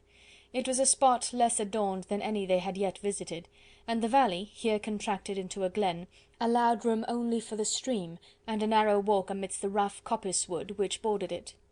Elizabeth longed to explore its windings, but when they had crossed the bridge and perceived their distance from the house, Mrs. Gardiner, who was not a great walker, could go no farther, and thought only of returning to the carriage as quickly as possible. Her niece was, therefore, obliged to submit, and they took their way towards the house on the opposite side of the river, in the nearest direction. But their progress was slow, for Mr. Gardiner, though seldom able to indulge the taste, was very fond of fishing, and was so much engaged in watching the occasional appearance of some trout in the water, and talking to the man about them, that he advanced but little. Whilst wandering on in this slow manner, they were again surprised, and Elizabeth's astonishment was quite equal to what it had been at first, by the sight of Mr. Darcy approaching them, and at no great distance. The walk here being less sheltered than on the other side, allowed them to see him before they met. Elizabeth, however astonished, was at least more prepared for an interview than before, and resolved to appear and to speak with calmness, if he really intended to meet them. For a few moments, indeed, she felt that he would probably strike into some other path. The idea lasted while a turning in the walk concealed him from their view. The turning past, he was immediately before them. With a glance she saw that he had lost none of his recent civility, and to imitate his politeness she began, as they met, to admire the beauty of the place. But she had not got beyond the words delightful and charming, when some unlucky recollections obtruded, and she fancied that praise of Pemberley from her might be mischievously construed. Her colour changed, and she said no more. Mrs. Gardiner was standing a little behind, and on her pausing, he asked her if she would do him the honour of introducing him to her friends. This was a stroke of civility for which she was quite unprepared, and she could hardly suppress a smile at his being now seeking the acquaintance of some of those very people against whom his pride had revolted in his offer to herself. What will be his surprise, thought she, when he knows who they are? He takes them now for people of fashion. The introduction, however, was immediately made, and as she named their relationship to herself, she stole a sly look at him, to see how he bore it, and was not without the expectation of his decamping as fast as he could from such disgraceful companions. That he was surprised by the connection was evident. He sustained it, however, with fortitude, and so far from going away, turned his back with them, and entered into conversation with Mr. Gardiner. Elizabeth could not but be pleased, could not but triumph. It was consoling that he should know she had some relations for whom there was no need to blush. She listened most attentively to all that passed between them, and gloried in every expression, every sentence of her uncle, which marked his intelligence, his taste, or his good manners. The conversation soon turned upon fishing, and she heard Mr. Darcy invite him, with the greatest civility, to fish there as often as he chose while he continued in the neighbourhood, offering at the same time to supply him with fishing tackle, and pointing out those parts of the stream where there was usually most sport. Mrs. Gardiner, who was walking arm in arm with Elizabeth, gave her a look of expressive wonder. Elizabeth said nothing, but it gratified her exceedingly. The compliment must be all for herself. The astonishment, however, was extreme, and continually was she repeating, "Why is he so altered? From what can it proceed? It cannot be for me, it cannot be for my sake that his manners are thus softened. My reproofs at Hunsford could not work such a change as this. It is impossible that he should still love me." After walking some time in this way, the two ladies in front, the two gentlemen behind, on resuming their places, after descending to the brink of the river, for the better inspection of some curious water plant, there chanced to be a little alteration. It originated in Mrs. Gardiner, who, fatigued by the exercise of the morning, found Elizabeth's arm inadequate to her support, and consequently preferred her husband's. Mr. Darcy took her place by her niece, and they walked on together. After a short silence, the lady first spoke.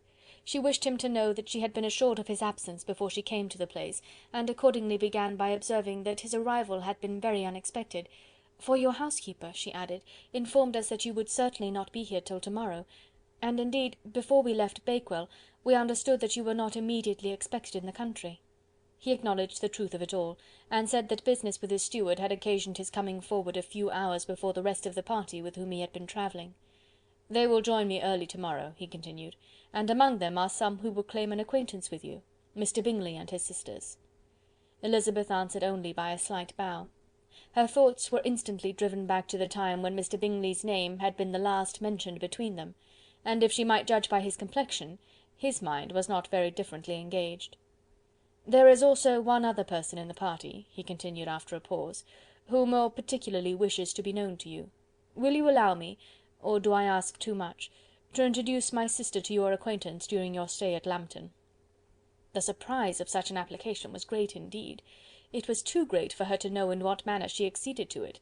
She immediately felt that whatever desire Miss Darcy might have of being acquainted with her must be the work of her brother, and without looking farther, it was satisfactory. It was gratifying to know that his resentment had not made him think really ill of her.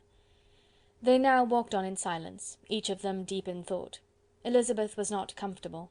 That was impossible, but she was flattered and pleased. His wish of introducing his sister to her was a compliment of the highest kind.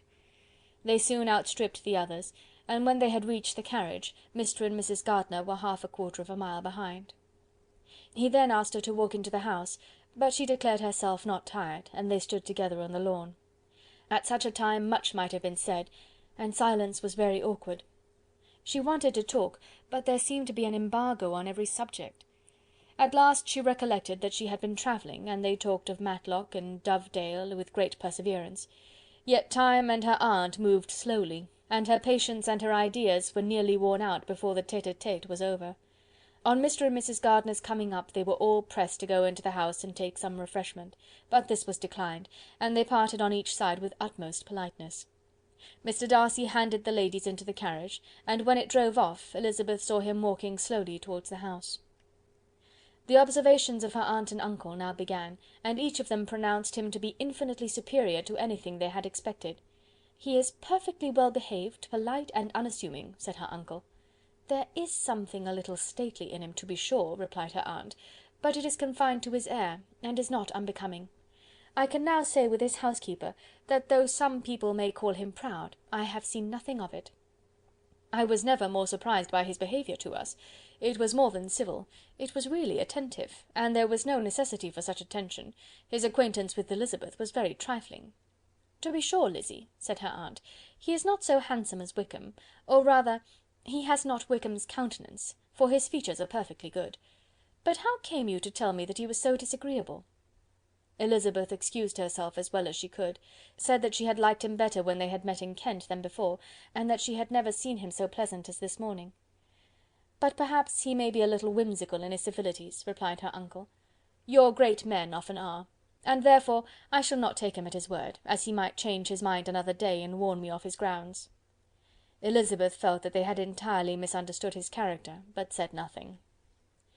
"From what we have seen of him," continued Mrs Gardiner, "I really should not have thought that he could have behaved in so cruel a way by anybody as he has done by poor Wickham.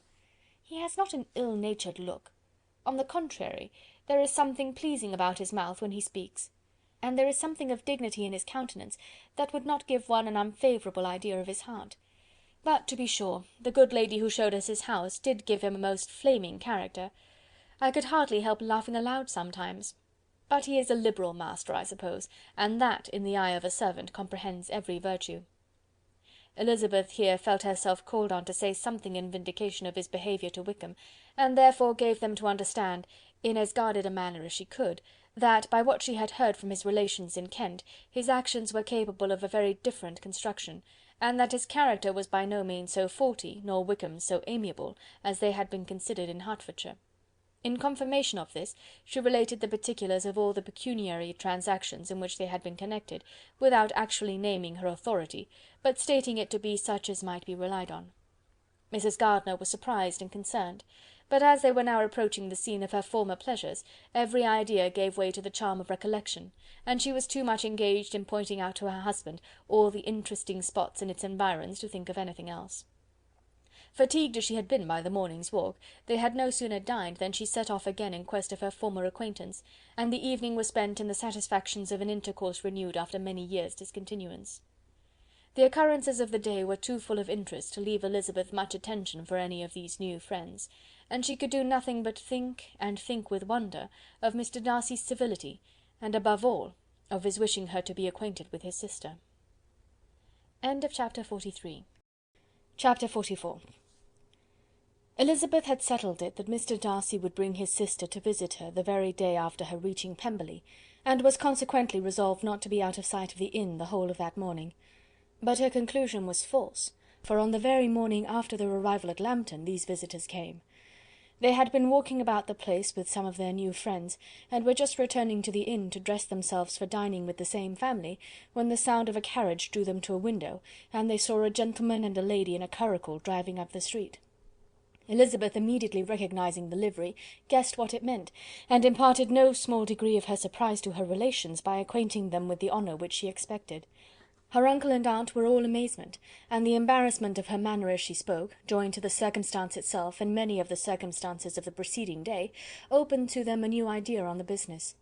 Nothing had ever suggested it before, but they felt that there was no other way of accounting for such attentions from such a quarter than by supposing a partiality for their niece.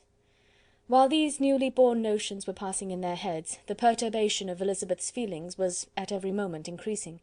She was quite amazed at her own discomposure, but amongst other causes of disquiet, she dreaded lest the partiality of the brother should have said too much in her favour, and more than commonly anxious to please, she naturally suspected that every power of pleasing would fail her.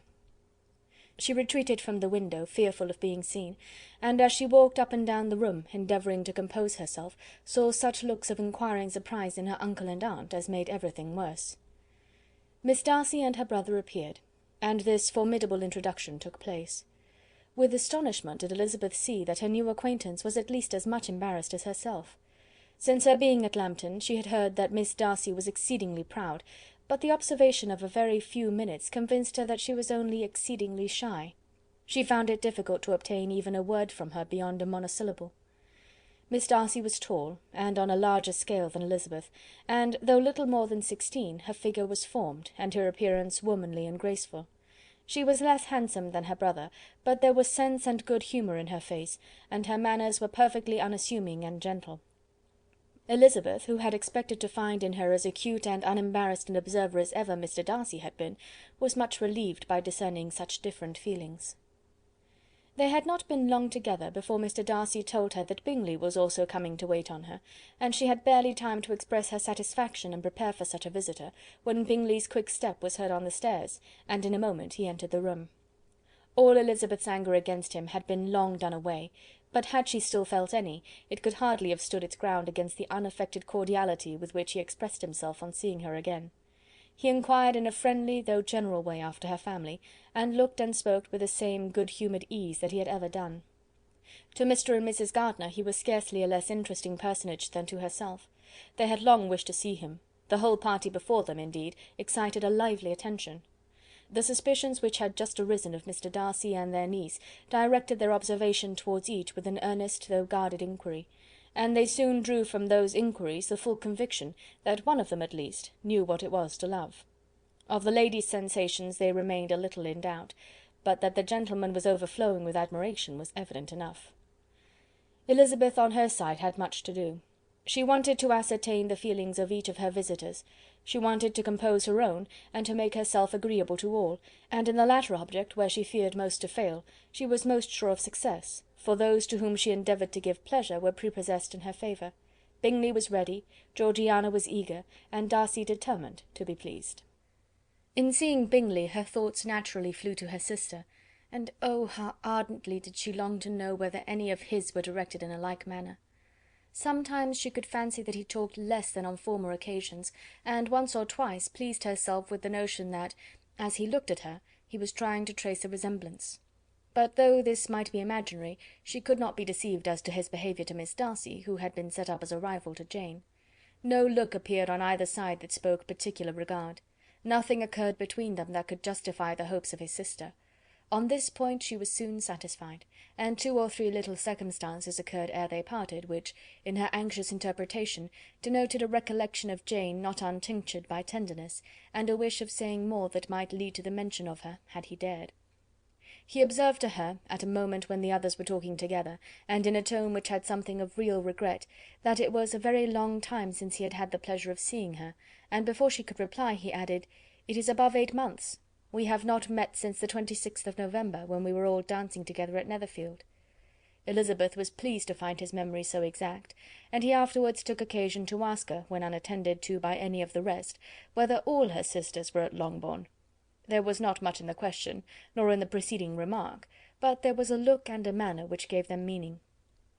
It was not often that she could turn her eyes on Mr. Darcy himself, but whenever she did catch a glimpse, she saw an expression of general complaisance, and in all that he said she heard an accent so removed from hauteur or disdain of his companions, as convinced her that the improvement of manners which she had yesterday witnessed, however temporary its existence might prove, had at least outlived one day. When she saw him thus seeking the acquaintance and courting the good opinion of people with whom any intercourse a few months ago would have been a disgrace, when she saw him thus civil, not only to herself, but to the very relations whom he had openly disdained, and recollected their last lively scene in Hunsford Parsonage, the difference, the change was so great, and struck so forcibly on her mind, that she could hardly restrain her astonishment from being visible. Never, even in the company of his dear friends at Netherfield, or his dignified relations at Rosings, had she seen him so desirous to please, so free from self-consequence or unbending reserve, as now, when no importance could result from the success of his endeavours, and when even the acquaintance of those to whom his attentions were addressed would draw down the ridicule and censure of the ladies both of Netherfield and Rosings. Their visitor stayed with them above half an hour, and when they arose to depart, Mr. Darcy called on his sister to join him in expressing their wish of seeing Mr. and Mrs. Gardiner and Miss Bennet to dinner at Pemberley before they left the country. Miss Darcy, though with a diffidence which marked her little in the habit of giving invitations, readily obeyed. Mrs. Gardiner looked at her niece, desirous of knowing how she, whom the invitation most concerned, felt disposed as to its acceptance, but Elizabeth had turned away her head.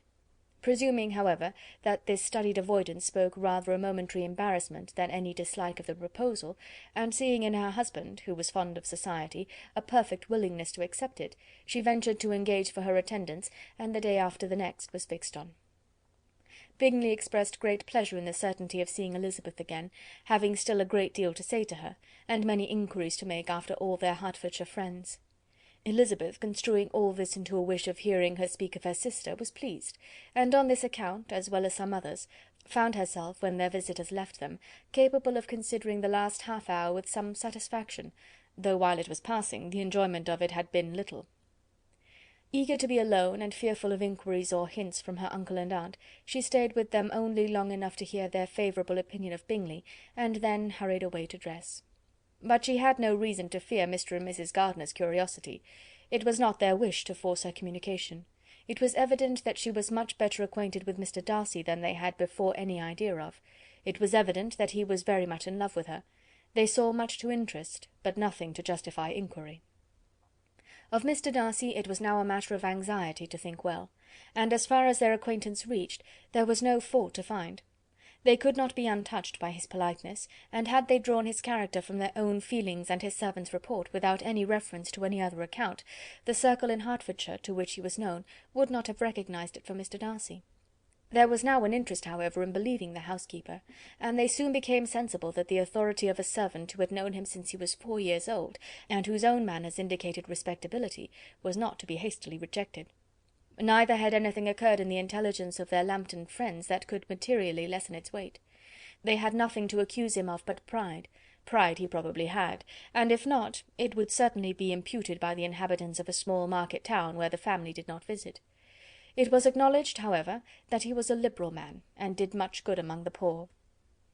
With respect to Wickham, the travellers soon found that he was not held there in much estimation, for though the chief of his concerns with the son of his patron were imperfectly understood, it was yet a well-known fact that, on his quitting Derbyshire, he had left many debts behind him, which Mr. Darcy afterwards discharged.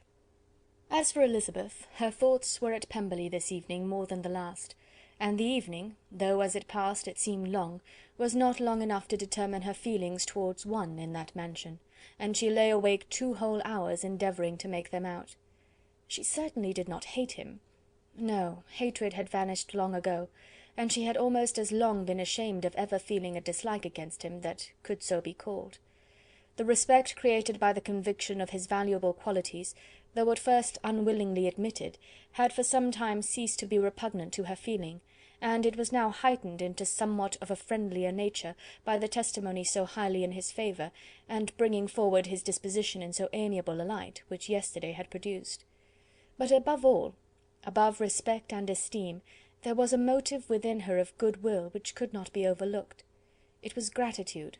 Gratitude not merely for having once loved her, but for loving her still well enough to forgive all the petulance and acrimony of her manner in rejecting him, and all the unjust accusations accompanying her rejection.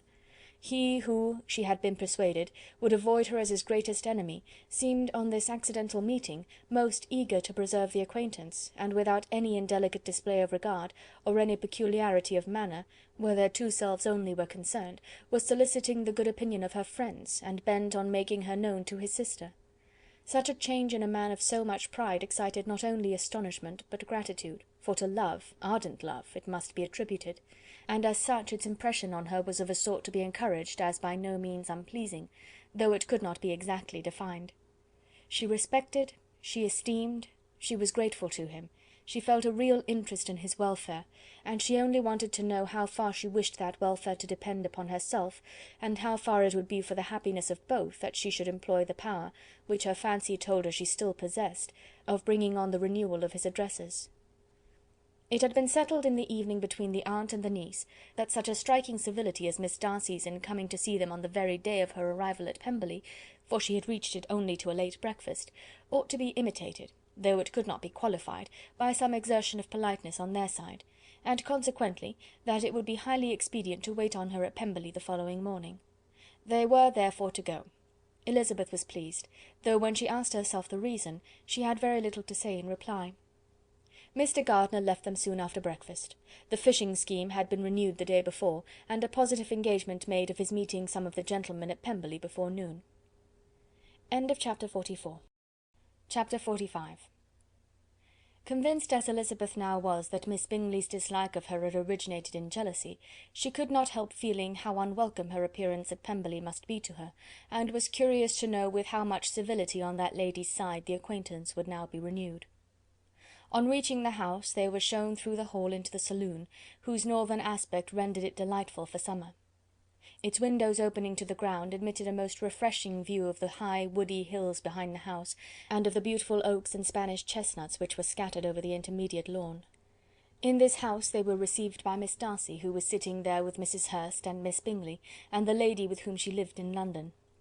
Georgiana's reception of them was very civil, but attended with all the embarrassment which, though proceeding from shyness and the fear of doing wrong, would easily give to those who felt themselves inferior the belief of her being proud and reserved. Mrs. Gardiner and her niece, however, did her justice, and pitied her. By Mrs. Hurst and Miss Bingley they were noticed only by a curtsy, and on their being seated a pause, awkward as such pauses must always be, succeeded for a few moments. It was first broken by Mrs. Annesley, a genteel, agreeable-looking woman, whose endeavour to introduce some kind of discourse proved her to be more truly well-bred than either of the others, and between her and Mrs. Gardiner, with occasional help from Elizabeth, the conversation was carried on. Miss Darcy looked as if she wished for courage enough to join in it, and sometimes did venture a short sentence when there was least danger of its being heard. Elizabeth soon saw that she was herself closely watched by Miss Bingley, and that she could not speak a word, especially to Miss Darcy, without calling her attention. This observation would not have prevented her from trying to talk to the latter, had they not been seated at an inconvenient distance, but she was not sorry to be spared the necessity of saying much. Her own thoughts were employing her.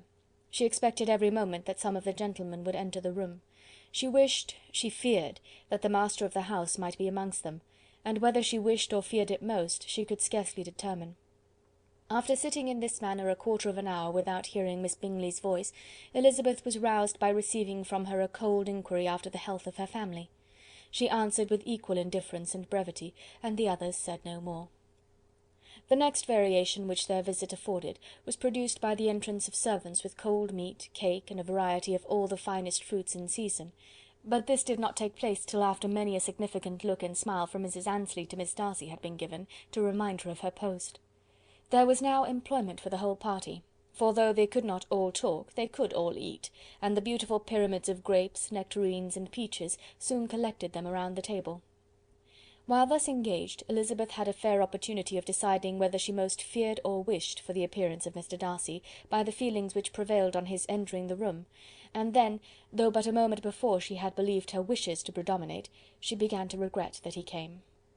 He had been some time with Mr. Gardiner, who, with 2 or 3 other gentlemen from the house, was engaged by the river, and had left him only on learning that the ladies of the family intended a visit to Georgiana that morning. No sooner did he appear than Elizabeth wisely resolved to be perfectly easy and unembarrassed, a resolution the more necessary to be made, but perhaps not the more easily kept, because she saw that the suspicions of the whole party were awakened against them, and that there was scarcely an eye which did not watch his behaviour when he first came into the room. In no countenance was attentive curiosity so strongly marked as in Miss Bingley's, in spite of the smiles which overspread her face whenever she spoke to one of its objects; for jealousy had not yet made her desperate, and her attentions to Mr. Darcy were by no means over. Miss Darcy, on her brother's entrance, exerted herself much more to talk, and Elizabeth saw that he was anxious for his sister and herself to get acquainted, and forwarded as much as possible every attempt at conversation on either side. Miss Bingley saw all this likewise, and in the imprudence of anger took the first opportunity of saying, with sneering civility, "Pray, Miss Eliza, are not the shire militia removed from Meryton? They must be a great loss to your family." In Darcy's presence she dared not mention Wickham's name, but Elizabeth instantly comprehended that he was uppermost in her thoughts, and the various recollections connected with him gave her a moment's distress, but exerting herself vigorously to repel the ill-natured attack, she presently answered the question in a tolerably detached tone. While she spoke, an involuntary glance showed her Darcy, with a heightened complexion, earnestly looking at her, and his sister, overcome with confusion, and unable to lift up her eyes. Had Miss Bingley known what pain she was then giving her beloved friend, she undoubtedly would have refrained from the hint, but she had merely intended to discompose Elizabeth by bringing forward the idea of a man to whom she believed her partial, to make her betray a sensibility which might injure her in Darcy's opinion, and perhaps to remind the latter of all the follies and absurdities by which some part of her family were connected with that corps. Not a syllable had ever reached her of Miss Darcy's meditated elopement. To no creature had it been revealed, where secrecy was possible, except to Elizabeth, and from all Bingley's connections her brother was particularly anxious to conceal it, from the very wish which Elizabeth had long ago attributed to him of their becoming hereafter her own. He had certainly formed such a plan, and without meaning that it should affect his endeavour to separate him from Miss Bennet, it is probable that it might add something to his lively concern for the welfare of his friend. Elizabeth's collected behaviour, however, soon quieted his emotion, and as Miss Bingley, vexed and disappointed, dared not approach nearer to Wickham, Georgiana also recovered in time, though not enough to be able to speak any more. Her brother, whose eyes she feared to meet, scarcely recollected her interest in the affair, and the very circumstance which had been designed to turn his thoughts from Elizabeth seemed to have fixed them on her more and more cheerfully. Their visit did not continue long after the question and answer above mentioned, and while Mr. Darcy was attending them to their carriage, Miss Bingley was venting her feelings in criticisms on Elizabeth's person, behaviour, and dress. But Georgiana would not join her. Her brother's recommendation was enough to ensure her favour. His judgment could not err. And he had spoken in such terms of Elizabeth as to leave Georgiana without the power of finding her otherwise than lovely and amiable. When Darcy returned to the saloon, Miss Bingley could not help repeating to him some part of what she had been saying to his sister. "How very ill Miss Eliza Bennet looks this morning, Mr. Darcy," she cried. "I never in my life saw any one so much altered as she is since the winter. She is grown so brown and coarse. Louisa and I were agreeing that we should not have known her again." However little Mr. Darcy might have liked such an address, he contented himself with coolly replying that he perceived no other alteration than her being rather tanned, no miraculous consequence of travelling in the summer. "For my own part," she rejoined, "I must confess that I never could see any beauty in her. Her face is too thin, her complexion has no brilliancy, and her features are not at all handsome. Her nose wants character, there is nothing marked in its lines. Her teeth are tolerable, but not out of the common way, and as for her eyes, which have sometimes been called so fine, I could never see anything extraordinary in them. They have a sharp, shrewish look, which I do not like at all, and in her air altogether there is a self-sufficiency without fashion, which is intolerable." Persuaded as Miss Bingley was that Darcy admired Elizabeth, this was not the best method of recommending herself, but angry people are not always wise, and in seeing him at last look somewhat nettled, she had all the success she expected. He was resolutely silent, however, and from a determination of making him speak, she continued. I remember, when we first knew her in Hertfordshire, how amazed we all were to find that she was a reputed beauty, and I particularly recollect your saying one night, after they had been dining at Netherfield, 'She a beauty! I would as soon call her mother a wit.' But afterwards she seemed to improve on you, and I believe you thought her rather pretty at one time." "Yes," replied Darcy, who could contain himself no longer, "but that was only when I first saw her, for it is many months since I have considered her as one of the handsomest women of my acquaintance." He then went away, and Miss Bingley was left to all the satisfaction of having forced him to say what gave no one any pain but herself.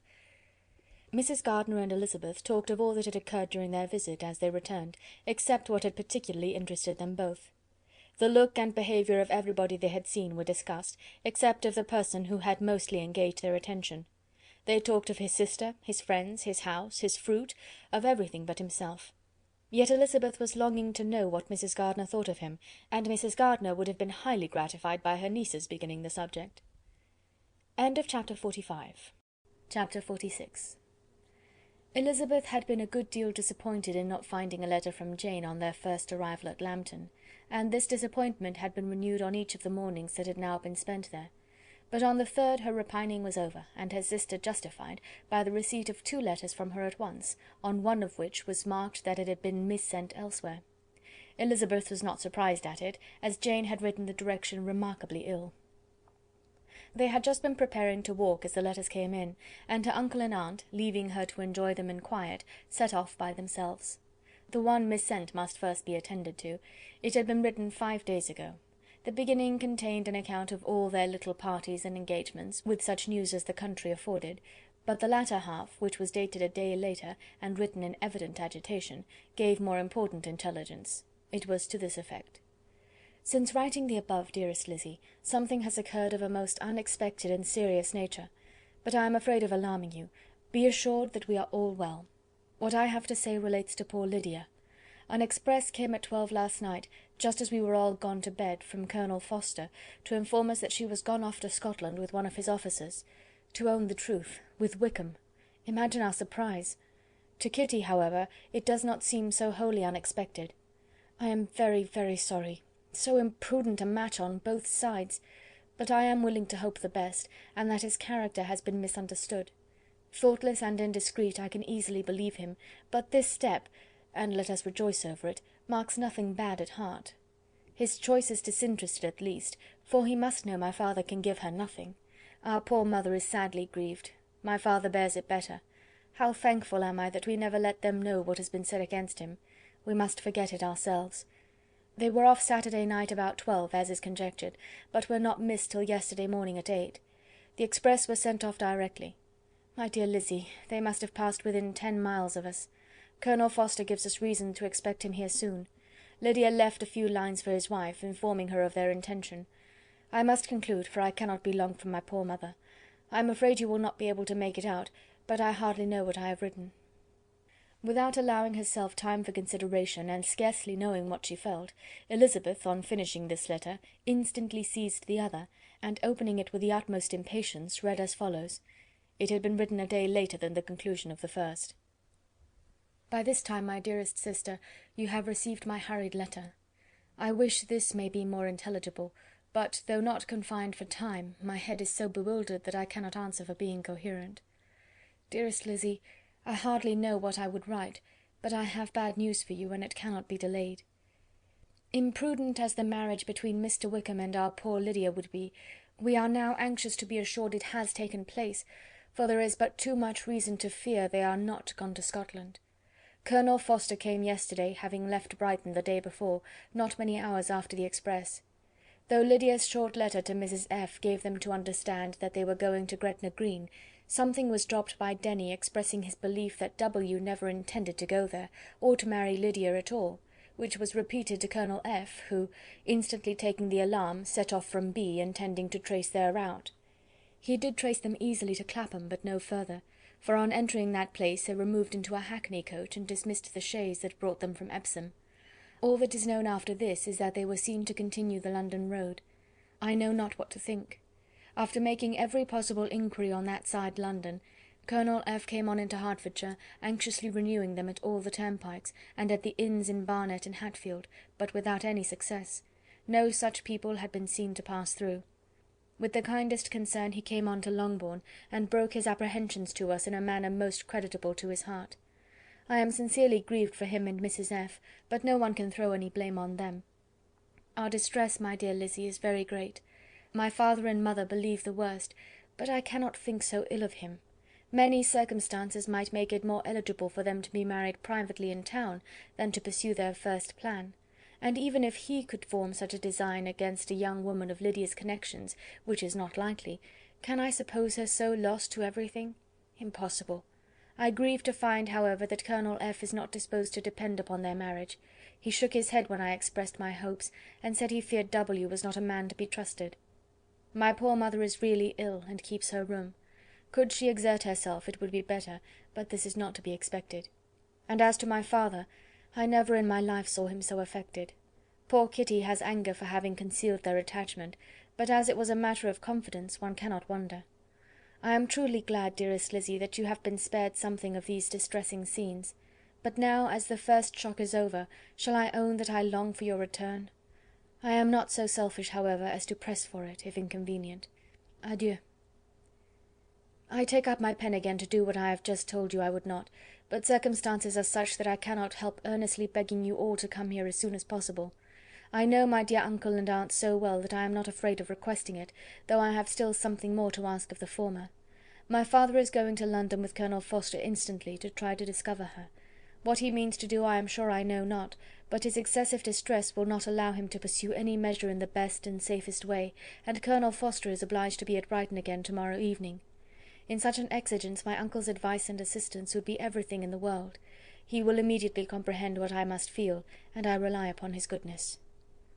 "Oh, where is my uncle?" cried Elizabeth, darting from her seat as she finished the letter, in eagerness to follow him without losing a moment of the time so precious. But as she reached the door it was opened by a servant, and Mr. Darcy appeared. Her pale face and impetuous manner made him start, and before he could recover himself to speak, she, in whose mind every idea was superseded by Lydia's situation, hastily exclaimed, "I beg your pardon, but I must leave you. I must find Mr. Gardiner this moment, on business that cannot be delayed. I have not an instant to lose." "Good God, what is the matter?" cried he, with more feeling than politeness. Then, recollecting himself, "I will not detain you a minute, but let me, or let the servant, go after Mr. and Mrs. Gardiner. You are not well enough. You cannot go yourself." Elizabeth hesitated, but her knees trembled under her, and she felt how little would be gained by her attempting to pursue them. Calling back the servant, therefore, she commissioned him, though in so breathless an accent as made her almost unintelligible, to fetch his master and mistress home instantly.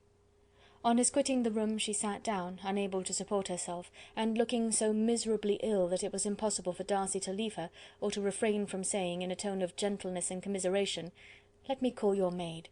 Is there nothing you could take to give you present relief? A glass of wine. Shall I get you one? You are very ill."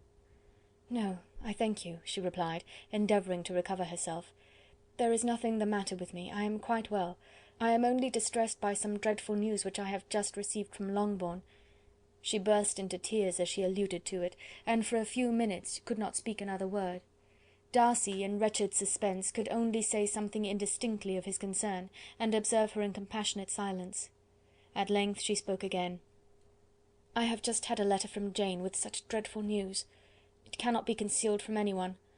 My younger sister has left all her friends, has eloped, has thrown herself into the power of Mr. Wickham.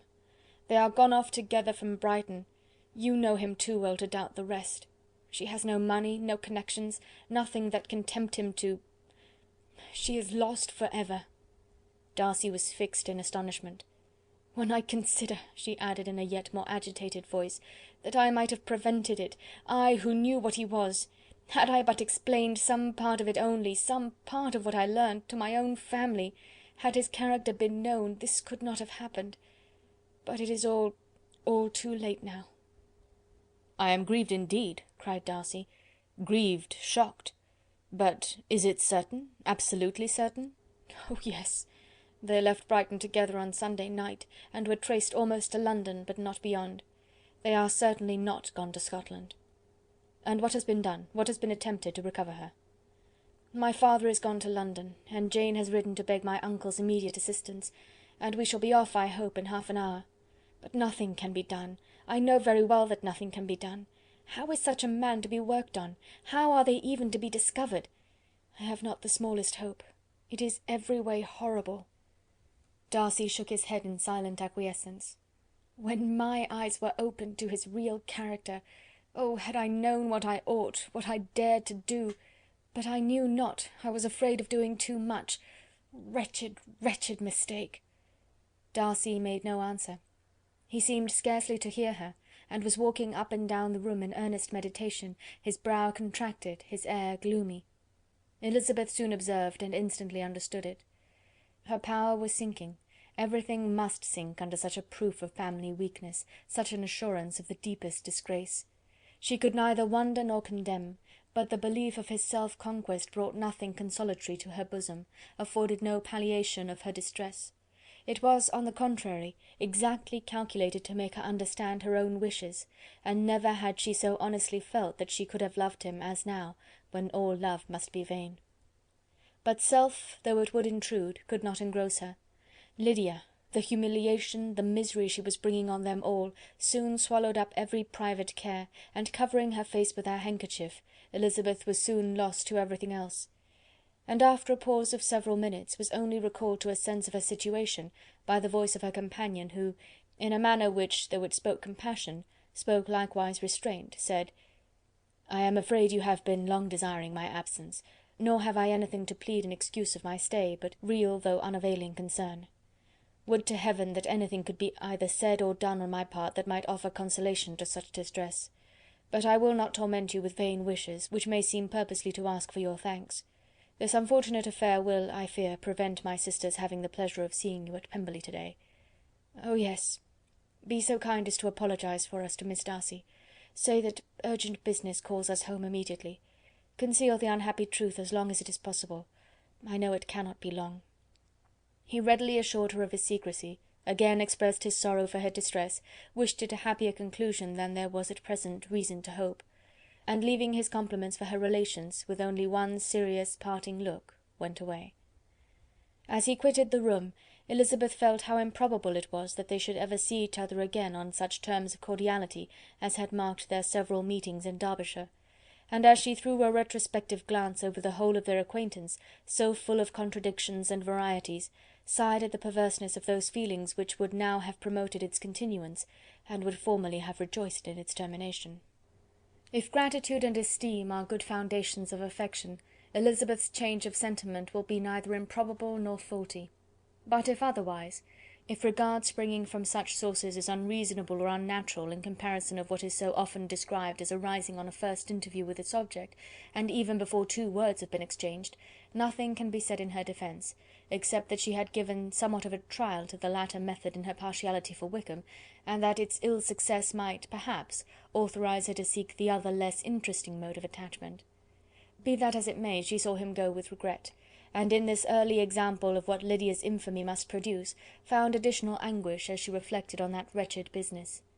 Never, since reading Jane's second letter, had she entertained a hope of Wickham's meaning to marry her. No one but Jane, she thought, could flatter herself with such an expectation. Surprise was the least of her feelings on this development. While the contents of the first letter remained in her mind, she was all surprise, all astonishment that Wickham should marry a girl whom it was impossible he could marry for money, and how Lydia could ever have attached him had appeared incomprehensible. But now it was all too natural. For such an attachment as this she might have sufficient charms, and though she did not suppose Lydia to be deliberately engaging in an elopement without the intention of marriage, she had no difficulty in believing that neither her virtue nor her understanding would preserve her from falling an easy prey.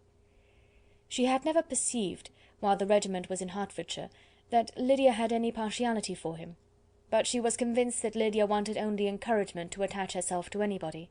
Sometimes one officer, sometimes another, had been her favourite, as their attentions raised them in her opinion. Her affections had continually been fluctuating, but never without an object. The mischief of neglect and mistaken indulgence towards such a girl, oh, how acutely did she now feel it! She was wild to be at home, to hear, to see, to be upon the spot to share with Jane in the cares that must now fall wholly upon her in a family so deranged. a father absent, a mother incapable of exertion and requiring constant attendance, and though almost persuaded that nothing could be done for Lydia, her uncle's interference seemed of the utmost importance, and till he entered the room her impatience was severe. Mr and Mrs Gardiner had hurried back in alarm, supposing by the servant's account that their niece was suddenly taken ill, but satisfying them instantly on that head, she eagerly communicated the cause of their summons, reading the 2 letters aloud, and dwelling on the postscript of the last with trembling energy. Though Lydia had never been a favourite with them, Mr and Mrs Gardiner could not be but deeply afflicted. Not Lydia only, but all were concerned in it, and after the first exclamations of surprise and horror, Mr Gardiner promised every assistance in his power. Elizabeth, though expecting no less, thanked him with tears of gratitude, and all 3 being actuated by one spirit, everything relating to their journey was speedily settled. They were to be off as soon as possible. "But what is to be done about Pemberley?" cried Mrs Gardiner. "John told us Mr Darcy was here when you sent for us. Was it so?" "Yes, and I told him we should not be able to keep our engagement. That is all settled." "What is all settled?" repeated the other as she ran into her room to prepare. "And are they upon such terms as for her to disclose the real truth? Oh, that I knew how it was!" But wishes were vain, or at least could only serve to amuse her in the hurry and confusion of the following hour. Had Elizabeth been at leisure to be idle, she would have remained certain that all employment was impossible to one so wretched as herself. But she had her share of business as well as her aunt, and amongst the rest there were notes to be written to all their friends at Lambton, with false excuses for their sudden departure. An hour, however, saw the whole completed, and Mr Gardiner meanwhile having settled his account at the inn, nothing remained to be done but to go, and Elizabeth, after all the misery of the morning, found herself, in a shorter space of time than she could have supposed, seated in the carriage and on the road to Longbourn. Chapter 46. Chapter 47. "I have been thinking it over again, Elizabeth," said her uncle as they drove from the town, "and really, upon serious consideration, I am much more inclined than I was to judge as your eldest sister does on the matter. It appears to me so very unlikely that any young man should form such a design against a girl who is by no means unprotected or friendless, and who was actually staying in his colonel's family, that I am strongly inclined to hope the best. Could he expect that her friends would not step forward? Could he expect to be noticed again by the regiment, after such an affront to Colonel Forster? His temptation is not adequate to the risk." "Do you really think so?" cried Elizabeth, brightening up for a moment. "Upon my word," said Mrs Gardiner, "I begin to be of your uncle's opinion. It is really too great a violation of decency, honour, and interest for him to be guilty of. I cannot think so very ill of Wickham. Can you yourself, Lizzy, so wholly give him up as to believe him capable of it?"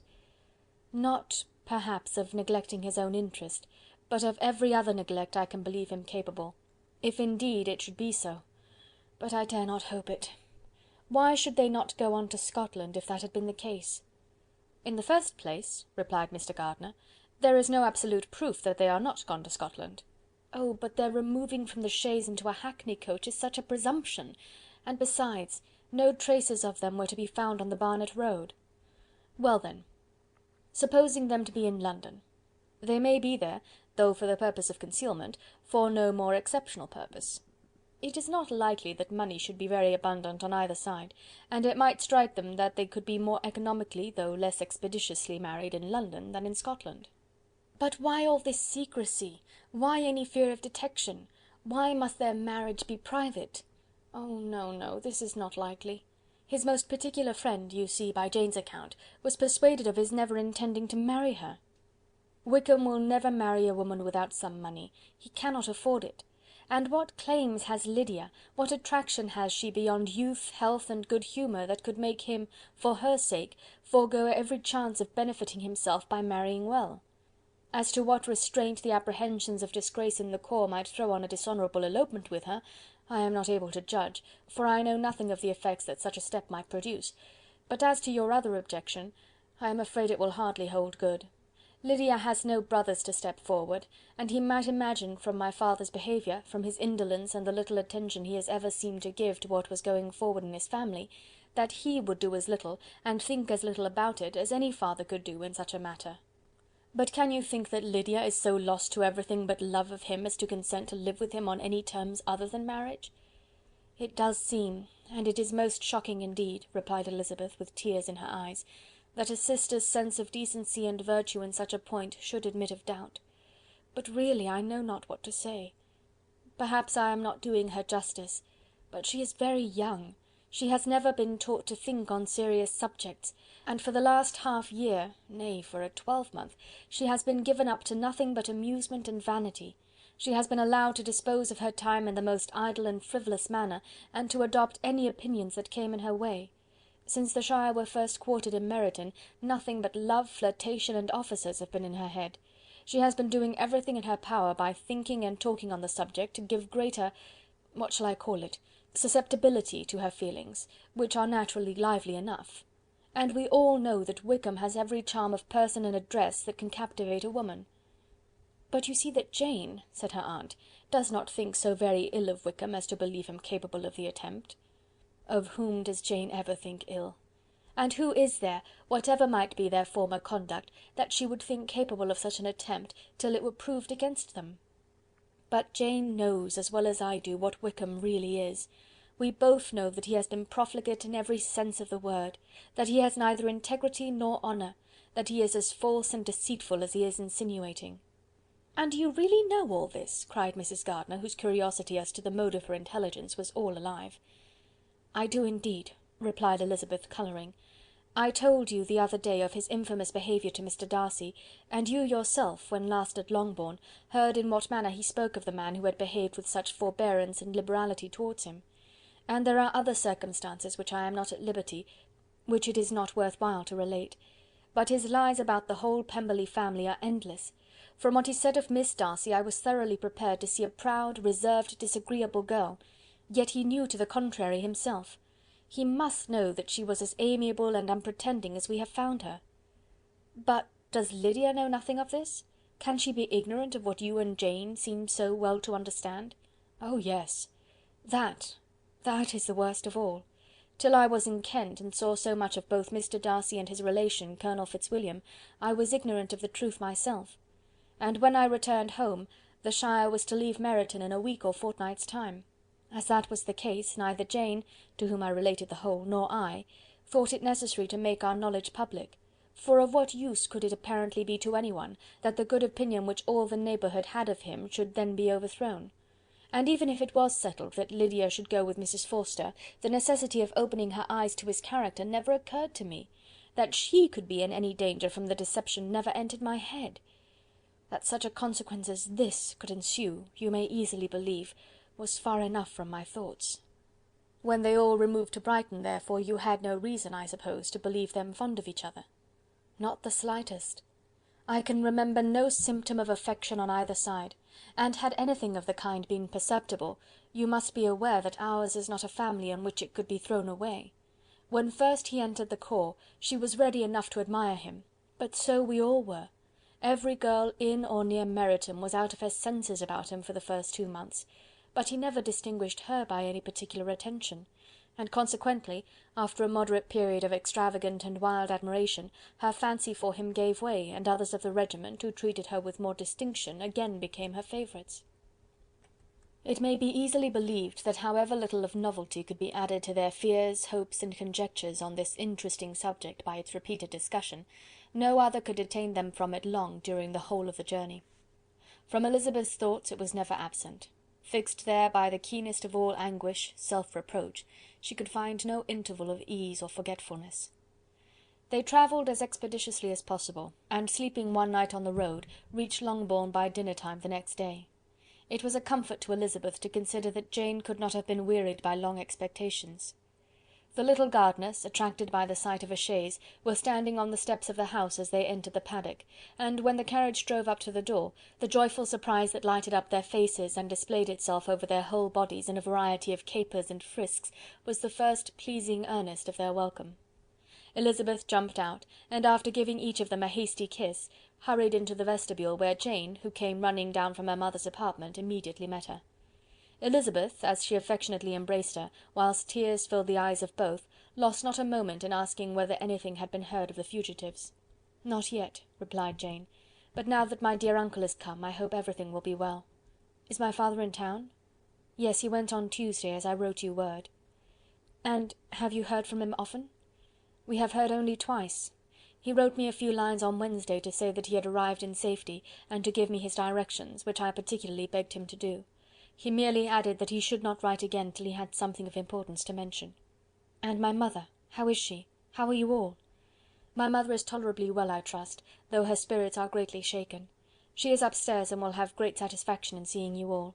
She does not yet leave her dressing-room. Mary and Kitty, thank heaven, are quite well.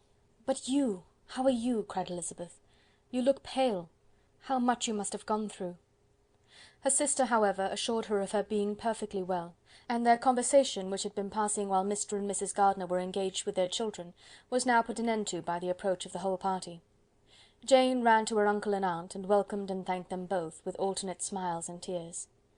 When they were all in the dining-room, the questions which Elizabeth had already asked were of course repeated by the others, and they soon found that Jane had no intelligence to give.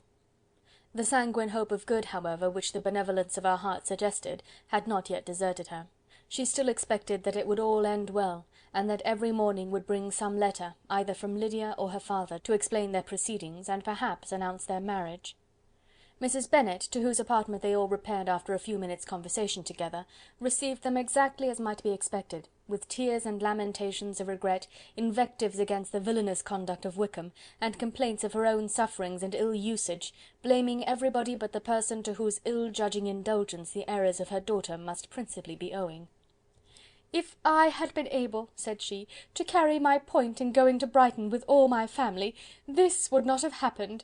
But poor dear Lydia had nobody to take care of her. Why did the Forsters ever let her go out of their sight? I am sure there was some great neglect or other on their side, for she is not the kind of girl to do such a thing if she had been well looked after. I always thought they were unfit to have the charge of her, but I was overruled, as I always am. Poor dear child! And now here's Mr. Bennet gone away, and I know he will fight Wickham, wherever he meets him, and then he will be killed, and what is to become of us all? The Collinses will turn us out before he is cold in his grave, and if you are not kind to us, brother, I do not know what we shall do."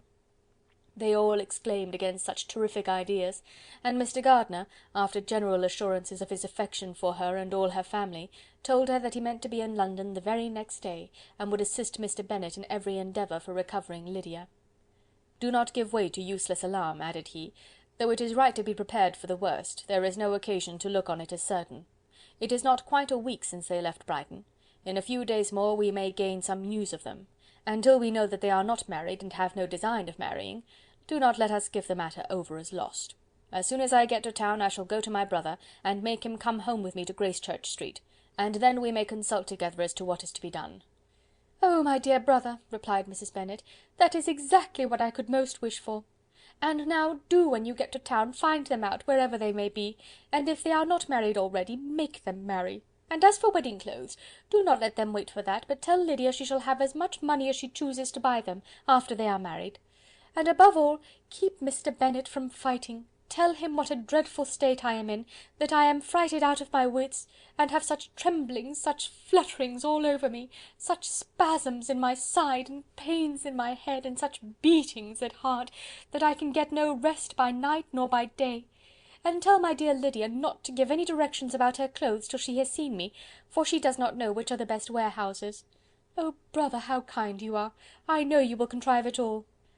But Mr. Gardiner, though he assured her again of his earnest endeavours in the cause, could not avoid recommending moderation to her, as well in her hopes as her fear; and after talking with her in this manner till dinner was on the table, they all left her to vent her feelings on the housekeeper, who attended in the absence of her daughters. Though her brother and sister were persuaded that there was no real occasion for such a seclusion from the family, they did not attempt to oppose it, for they knew that she had not prudence enough to hold her tongue before the servants while they waited at table, and judged it better that one only of the household, and the one whom they could most trust, should comprehend all her fears and solicitude on the subject. In the dining-room they were soon joined by Mary and Kitty, who had been too busily engaged in their separate apartments to make their appearance before. One came from her books, and the other from her toilette. The faces of both, however, were tolerably calm, and no change was visible in either, except that the loss of her favourite sister, or the anger which she had herself incurred in this business, had given more of fretfulness than usual to the accents of Kitty.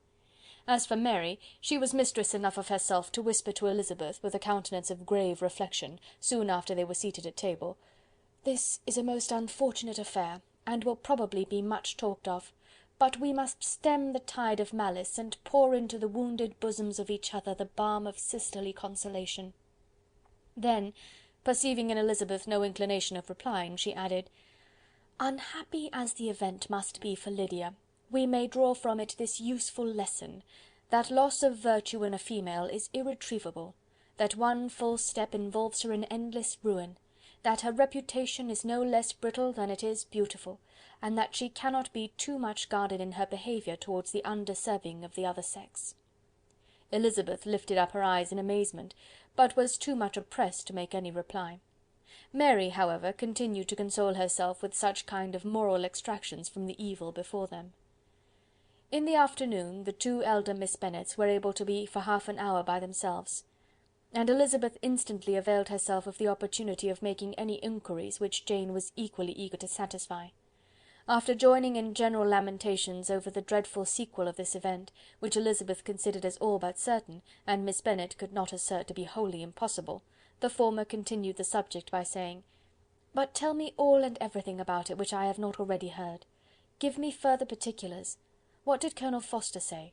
Had they no apprehension of anything before the elopement took place? They must have seen them together for ever." Colonel Forster did own that he had often suspected some partiality, especially on Lydia's side, but nothing to give him any alarm. I am so grieved for him. His behaviour was attentive and kind to the utmost. He was coming to us in order to assure us of his concern before he had any idea of their not being gone to Scotland. When that apprehension first got abroad, it hastened his journey. And was Denny convinced that Wickham would not marry? Did he know of their intending to go off? Had Colonel Forster seen Denny himself? Yes. But when questioned by him, Denny denied knowing anything of their plans, and would not give his real opinion about it. He did not repeat his persuasion of their not marrying, and from that, I am inclined to hope, he might have been misunderstood before. And till Colonel Forster came himself, not one of you entertained a doubt, I suppose, of their really being married? How was it possible that such an idea should enter our brains? I felt a little uneasy, a little fearful of my sister's happiness with him in marriage, because I knew that his conduct had not always been quite right. My father and mother knew nothing of that. They only felt how imprudent a match it must be. Kitty then owned, with a very natural triumph on knowing more than the rest of us, that in Lydia's last letter she had prepared her for such a step. She had known, it seems, of their being in love with each other many weeks. But not before they went to Brighton. No, I believe not. And did Colonel Forster appear to think well of Wickham himself? Does he know his real character? I must confess that he did not speak so well of Wickham as he formerly did. He believed him to be imprudent and extravagant, and since this sad affair has taken place, it is said that he left Meryton greatly in debt, but I hope this may be false. Oh, Jane! Had we been less secret, had we told what we knew of him, this could not have happened. Perhaps it would have been better, replied her sister, but to expose the former faults of any person without knowing what their present feelings were seemed unjustifiable. We acted with the best intentions. Could Colonel Forster repeat the particulars of Lydia's note to his wife? He brought it with him for us to see. Jane then took it from her pocket-book and gave it to Elizabeth.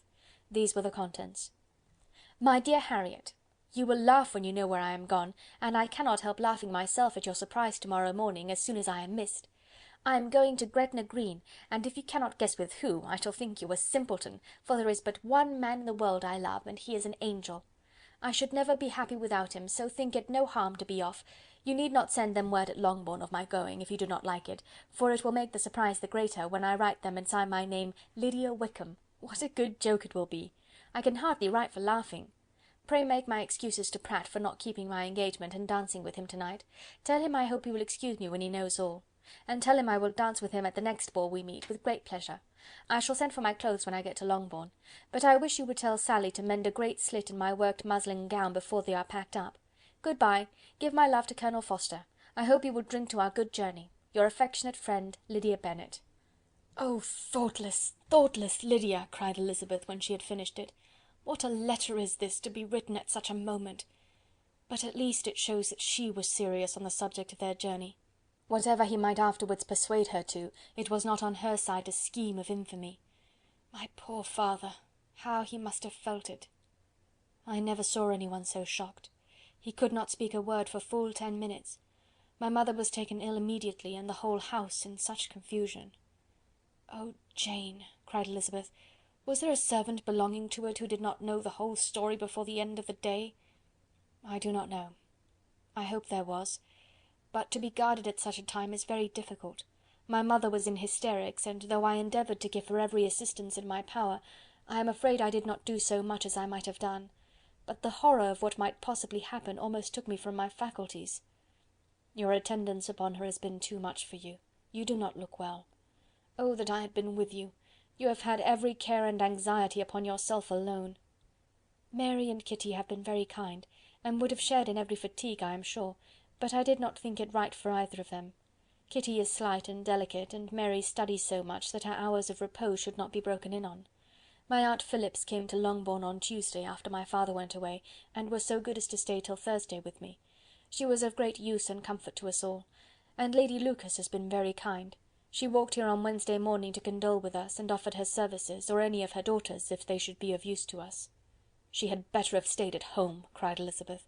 "Perhaps she meant well, but under such a misfortune as this, one cannot see too little of one's neighbours.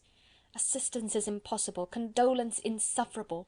Let them triumph over us at a distance, and be satisfied." She then proceeded to inquire into the measures which her father had intended to pursue while in town for the recovery of his daughter. "He meant, I believe," replied Jane, "to go to Epsom, the place where they last changed horses, see the postilions, and try if anything could be made out from them. His principal object must be to discover the number of the hackney coach which took them from Clapham. It had come with a fare from London, and as he thought that the circumstance of a gentleman and ladies removing from one carriage into another might be remarked, he meant to make inquiries at Clapham. If he could anyhow discover at what house the coachman had before set down his fare, he determined to make inquiries there, and hoped it might not be impossible to find out the stand and number of the coach. I do not know of any other designs that he had formed, but he was in such a hurry to be gone, and his spirits so greatly discomposed, that I had difficulty in finding out even so much as this." Chapter 47. Chapter 48. The whole party were in hopes of a letter from Mr. Bennet the next morning, but the post came in without bringing a single line from him. His family knew him to be, on all common occasions, a most negligent and dilatory correspondent, but at such a time they had hoped for exertion. They were forced to conclude that he had no pleasing intelligence to send, but even of that they would have been glad to be certain. Mr. Gardiner had waited only for the letters before he set off. When he was gone, they were certain at least of receiving constant information of what was going on, and their uncle promised, at parting, to prevail on Mr. Bennet to return to Longbourn as soon as he could, to the great consolation of his sister, who considered it as the only security for her husband's not being killed in a duel. Mrs. Gardiner and the children were to remain in Hertfordshire a few days longer, as the former thought her presence might be serviceable to her nieces. She shared in their attendance on Mrs. Bennet, and was a great comfort to them in their hours of freedom. Their other aunt also visited them frequently, and always, as she said, with the design of cheering and heartening them up, though, as she never came without reporting some fresh instance of Wickham's extravagance or irregularity, she seldom went away without leaving them more dispirited than she found them. All Meryton seemed striving to blacken the man who, but 3 months before, had been almost an angel of light. He was declared to be in debt to every tradesman in the place, and his intrigues, all honoured with the title of seduction, had been extended into every tradesman's family. Everybody declared that he was the wickedest young man in the world, and everybody began to find out that they had always distrusted the appearance of his goodness. Elizabeth, though she did not credit above half of what was said, believed enough to make her former assurance of her sister's ruin more certain, and even Jane, who believed still less of it, became almost hopeless, more especially as the time was now come when, if they had gone to Scotland, which she had never before entirely despaired of, they must in all probability have gained some news of them. Mr. Gardiner left Longbourn on Sunday. On Tuesday his wife received a letter from him. It told them that, on his arrival, he had immediately found out his brother, and persuaded him to come to Gracechurch Street; that Mr. Bennet had been to Epsom and Clapham before his arrival, but without gaining any satisfactory information, and that he was now determined to inquire at all the principal hotels in town, as Mr. Bennet thought it possible they might have gone to one of them on their first coming to London, before they procured lodgings. Mr. Gardiner himself did not expect any success from this measure, but as his brother was eager in it, he meant to assist him in pursuing it. He added that Mr. Bennet seemed wholly disinclined at present to leave London, and promised to write again very soon. There was also a postscript to this effect: "I have written to Colonel Forster to desire him to find out, if possible, from some of the young man's intimates in the regiment, whether Wickham has any relations or connections who would be likely to know in what part of town he has now concealed himself. If there were any one that one could apply to with a probability of gaining such a clue as that, it might be of essential consequence. At present we have nothing to guide us. Colonel Forster will, I dare say, do everything in his power to satisfy us on this head. But on second thoughts, perhaps Lizzy could tell us what relations he has now living, better than any other person." Elizabeth was at no loss to understand from whence this deference to her authority proceeded, but it was not in her power to give any information of so satisfactory a nature as the compliment deserved. She had never heard of his having had any relations, except a father and mother, both of whom had been dead many years. It was possible, however, that some of his companions in the shire might be able to give more information, and though she was not very sanguine in expecting it, the application was a something to look forward to. Every day at Longbourn was now a day of anxiety, but the most anxious part of each was when the post was expected. The arrival of letters was the grand object of every morning's impatience. Through letters, whatever of good or bad was to be told would be communicated, and every succeeding day was expected to bring some news of importance. But before they heard again from Mr. Gardiner, a letter arrived for their father from a different quarter, from Mr. Collins, which, as Jane had received directions to open all that came for him in his absence, she accordingly read, and Elizabeth, who knew what curiosities his letters always were, looked over her and read it likewise. It was as follows: "My dear Sir, I feel myself called upon by our relationship and my situation in life to condole with you on the grievous affliction you are now suffering under, of which we were yesterday informed by a letter from Hertfordshire. Be assured, my dear sir, that Mrs. Collins and myself sincerely sympathise with you and all your respectable family in your present distress, which must be of the bitterest kind, because proceeding from a cause which no time can remove. No arguments shall be wanting on my part that can alleviate so severe a misfortune, or that may comfort you under a circumstance that must be of all others the most afflicting to a parent's mind.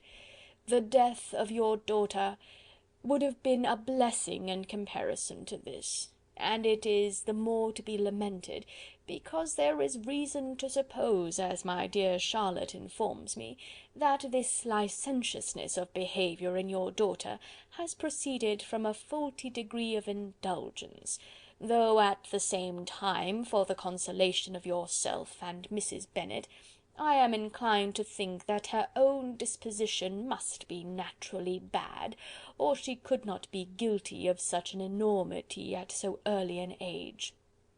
Howsoever that may be, you are grievously to be pitied, in which opinion I am not only joined by Mrs. Collins, but likewise by Lady Catherine and her daughter, to whom I have related the affair.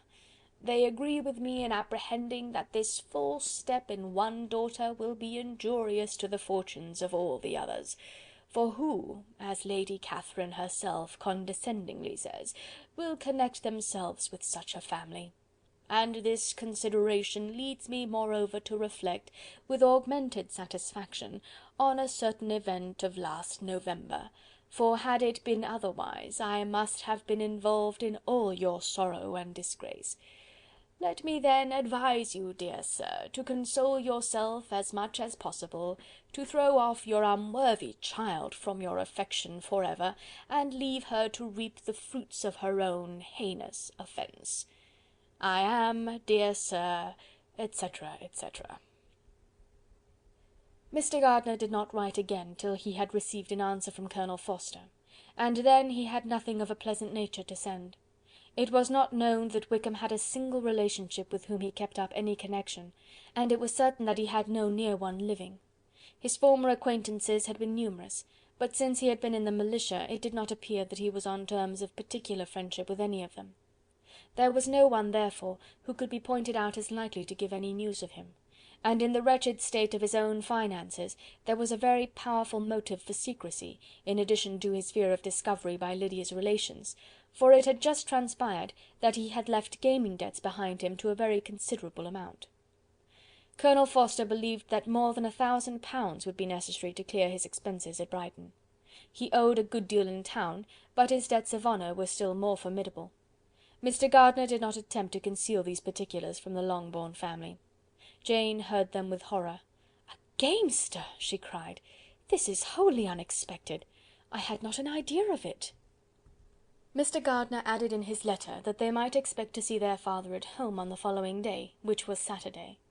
Rendered spiritless by the ill success of all their endeavours, he had yielded to his brother-in-law's entreaty that he would return to his family, and leave it to him to do whatever occasion might suggest to be advisable for continuing their pursuit. When Mrs. Bennet was told of this, she did not express so much satisfaction as her children expected, considering what her anxiety for his life had been before. "What! Is he coming home, and without poor Lydia?" she cried. "Sure he will not leave London before he has found them. Who is to fight Wickham and make him marry her if he comes away?" As Mrs. Gardiner began to wish to be at home, it was settled that she and the children should go to London at the same time that Mr. Bennet came from it. The coach therefore took them the first stage of their journey, and brought its master back to Longbourn. Mrs. Gardiner went away in all the perplexity about Elizabeth and her Derbyshire friend that had attended her from that part of the world. His name had never been voluntarily mentioned before them by her niece, and the kind of half-expectation which Mrs. Gardiner had formed, of their being followed by a letter from him, had ended in nothing. Elizabeth had received none since her return that could come from Pemberley. The present unhappy state of the family rendered any other excuse for the lowness of her spirits unnecessary. Nothing, therefore, could be fairly conjectured from that, though Elizabeth, who was by this time tolerably well acquainted with her own feelings, was perfectly aware that, had she known nothing of Darcy, she would have borne the dread of Lydia's infamy somewhat better. It would have spared her, she thought, one sleepless night out of two. When Mr. Bennet arrived, he had all the appearance of his usual philosophic composure. He said as little as he had ever been in the habit of saying, made no mention of the business that had taken him away, and it was some time before his daughters had courage to speak of it. It was not till the afternoon, when he had joined them at tea, that Elizabeth ventured to introduce the subject, and then, on her briefly expressing her sorrow for what he must have endured, he replied, "Say nothing of that. Who should suffer but myself? It has been my own doing, and I ought to feel it." "You must not be too severe upon yourself," replied Elizabeth. "You may well warn me against such an evil. Human nature is so prone to fall into it. No, Lizzy, let me once in my life feel how much I have been to blame. I am not afraid of being overpowered by the impression. It will pass away soon enough." "Do you suppose them to be in London?" "Yes. Where else can they be so well concealed?" "And Lydia used to want to go to London," added Kitty. "She is happy then," said her father drily, "and her residence there will probably be of some duration." Then, after a short silence, he continued, "Lizzy, I bear you no ill will for being justified in your advice to me last May, which, considering the event, shows some greatness of mind." They were interrupted by Miss Bennet, who came to fetch her mother's tea. "This is a parade," he cried, "which does one good. It gives such an elegance to misfortune. Another day I will do the same. I will sit in my library, in my nightcap and powdering gown, and give as much trouble as I can, or perhaps I may defer it till Kitty runs away." "I am not going to run away, papa," said Kitty fretfully. "If I should ever go to Brighton, I would behave better than Lydia." "You go to Brighton! I would not trust you so near it as Eastbourne for £50. No, Kitty, I have at last learnt to be cautious, and you will feel the effects of it. No officer is ever to enter into my house again, nor even to pass through the village. Balls will be absolutely prohibited, unless you stand up with one of your sisters, and you are never to stir out of doors till you can prove that you have spent 10 minutes of every day in a rational manner." Kitty, who took all these threats in a serious light, began to cry. "Well, well," said he, "do not make yourself unhappy.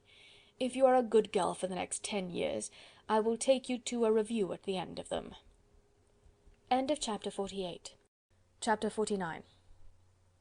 2 days after Mr. Bennet's return, as Jane and Elizabeth were walking together in the shrubbery behind the house, they saw the housekeeper coming towards them, and concluding that she came to call them to their mother, went forward to meet her.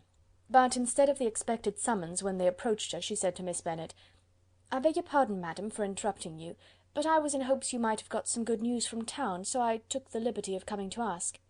"What do you mean, Hill? We have heard nothing from town." "Dear madam," cried Mrs. Hill, in great astonishment, "don't you know there is an express come for master from Mr. Gardiner? He has been here this half hour, and master has had a letter." Away ran the girls, too eager to get in to have time for speech. They ran through the vestibule into the breakfast room, from thence to the library. Their father was in neither, and they were on the point of seeking him upstairs with their mother, when they were met by the butler, who said, "If you are looking for my master, ma'am, he is walking towards the little copse." Upon this information, they instantly passed through the hall once more, and ran across the lawn after their father, who was deliberately pursuing his way towards a small wood on one side of the paddock. Jane, who was not so light nor so much in the habit of running as Elizabeth, soon lagged behind, while her sister, panting for breath, came up with him, and eagerly cried out, "Oh, papa, what news? What news? Have you heard from my uncle?" "Yes, I have had a letter from him by express." "Well, and what news does it bring, good or bad?" "What is there of good to be expected?" said he, taking the letter from his pocket. "But perhaps you would like to read it." Elizabeth impatiently caught it from his hand. Jane now came up. "Read it aloud," said their father, "for I hardly know myself what it is about." Gracechurch Street, Monday, August 2nd. My dear brother, at last I am able to send you some tidings of my niece, and as such, upon the whole, I hope it will give you satisfaction. Soon after you left me on Saturday, I was fortunate enough to find out in what part of London they were. The particulars I will reserve till we meet. It is enough to know they are discovered. I have seen them both. "Then it is as I always hoped," cried Jane. "They are married." Elizabeth read on. "I have seen them both. They are not married, nor can I find there was any intention of being so, but if you are willing to perform the engagements which I have ventured to make on your side, I hope it will not be long before they are. All that is required of you is to assure your daughter by settlement her equal share of the £5000 secured among your children after the decease of yourself and my sister, and moreover to enter into an engagement of allowing her, during your life, £100 per annum. These are conditions which, considering everything, I had no hesitation in complying with, as far as I thought myself privileged for you. I shall send this by express, that no time may be lost in bringing me your answer. You will easily comprehend from these particulars that Mr. Wickham's circumstances are not so hopeless as they are generally believed to be. The world has been deceived in that respect, and I am happy to say there will be some little money, even when all his debts are discharged, to settle on my niece, in addition to her own fortune. If, as I conclude will be the case, you send me full powers to act in your name throughout the whole of this business, I will immediately give directions to Haggerston for preparing a proper settlement. There will not be the smallest occasion for your coming to town again, therefore stay quiet at Longbourn, and depend on my diligence and care. Send back your answer as fast as you can, and be careful to write explicitly. We have judged it best that my niece should be married from this house, of which I hope you will approve. She comes to us to-day. I shall write again as soon as anything more is determined on. Yours, etc., Edward Gardiner. "Is it possible?" cried Elizabeth, when she had finished. "Can it be possible that he will marry her?" "Wickham is not so undeserving, then, as we thought him," said her sister. "My dear father, I congratulate you." "And have you answered the letter?" cried Elizabeth. "No, but it must be done soon." Most earnestly did she then entreat him to lose no more time before he wrote. "Oh, my dear father," she cried, "come back and write immediately. Consider how important every moment is in such a case." "Let me write for you," said Jane, "if you dislike the trouble yourself." "I dislike it very much," he replied, "but it must be done." And so saying, he turned back with them, and walked towards the house. "And may I ask," said Elizabeth, "but the terms, I suppose, must be complied with?" "Complied with? I am only ashamed of his asking so little." "And they must marry. Yet he is such a man!" "Yes, yes, they must marry. There is nothing else to be done. But there are two things that I want very much to know. One is, how much money your uncle has laid down to bring it about, and the other, how am I ever to pay him?" "Money? My uncle?" cried Jane. "What do you mean, sir?" "I mean that no man in his senses would marry Lydia on so slight a temptation as 100 a year during my life, and 50 after I am gone." "That is very true," said Elizabeth, "though it had not occurred to me before. His debts to be discharged, and something still to remain!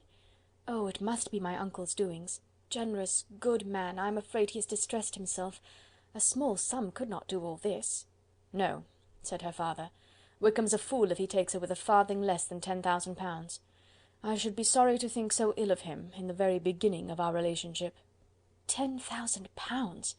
Heaven forbid! How is half such a sum to be repaid? Mr. Bennet made no answer, and each of them, deep in thought, continued silent till they reached the house. Their father then went on to the library to write, and the girls walked into the breakfast room. "And they are really to be married," cried Elizabeth, as soon as they were by themselves. "How strange this is! And for this we are to be thankful.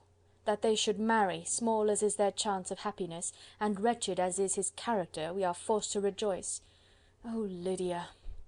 "I comfort myself with thinking," replied Jane, "that he certainly would not marry Lydia if he had not a real regard for her. Though our kind uncle has done something towards clearing him, I cannot believe that £10,000, or anything like it, has been advanced. He has children of his own, and may have more. How could he spare half £10,000?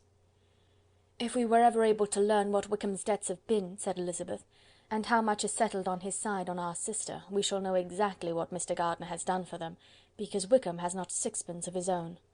The kindness of my uncle and aunt can never be requited. Their taking her home and affording her their personal protection and countenance is such a sacrifice to her advantage as years of gratitude cannot enough acknowledge. By this time she is actually with them. If such goodness does not make her miserable now, she will never deserve to be happy. What a meeting for her when she first sees my aunt!" "We must endeavour to forget all that has passed on either side," said Jane. "I hope and trust they will yet be happy. His consenting to marry her is a proof, I will believe, that he is come to a right way of thinking. Their mutual affection will steady them, and I flatter myself they will settle so quietly and live in so rational a manner as may in time make their past imprudence forgotten." "Their conduct has been such," replied Elizabeth, "as neither you nor I nor anybody can ever forget. It is useless to talk of it." It now occurred to the girls that their mother was in all likelihood perfectly ignorant of what had happened. They went to the library, therefore, and asked their father whether he would not wish them to make it known to her. He was writing, and without raising his head, coolly replied, "Just as you please." "May we take my uncle's letter to read to her?" "Take whatever you like and get away." Elizabeth took the letter from his writing table, and they went upstairs together. Mary and Kitty were both with Mrs. Bennet. One communication would, therefore, do for all. After a slight preparation for good news, the letter was read aloud. Mrs. Bennet could hardly contain herself. As soon as Jane had read Mr. Gardiner's hope of Lydia's being soon married, her joy burst forth, and every following sentence added to its exuberance. She was now in an irritation as violent from delight as she had ever been fidgety from alarm and vexation. To know that her daughter would be married was enough. She was disturbed by no fear for her felicity, nor humbled by any remembrance of her misconduct. "My dear, dear Lydia," she cried, "this is delightful indeed! She will be married! I shall see her again! She will be married at 16! My good, kind brother! I knew how it would be! I knew he would manage everything! How I long to see her, and to see dear Wickham too! But the clothes, the wedding clothes! I will write to my sister Gardiner about them directly. Lizzy, my dear, run down to your father and ask him how much he will give her. Stay, stay, I will go myself. Ring the bell, Kitty, for Hill. I will put on my things in a moment. My dear, dear Lydia, how merry we shall be together when we meet!"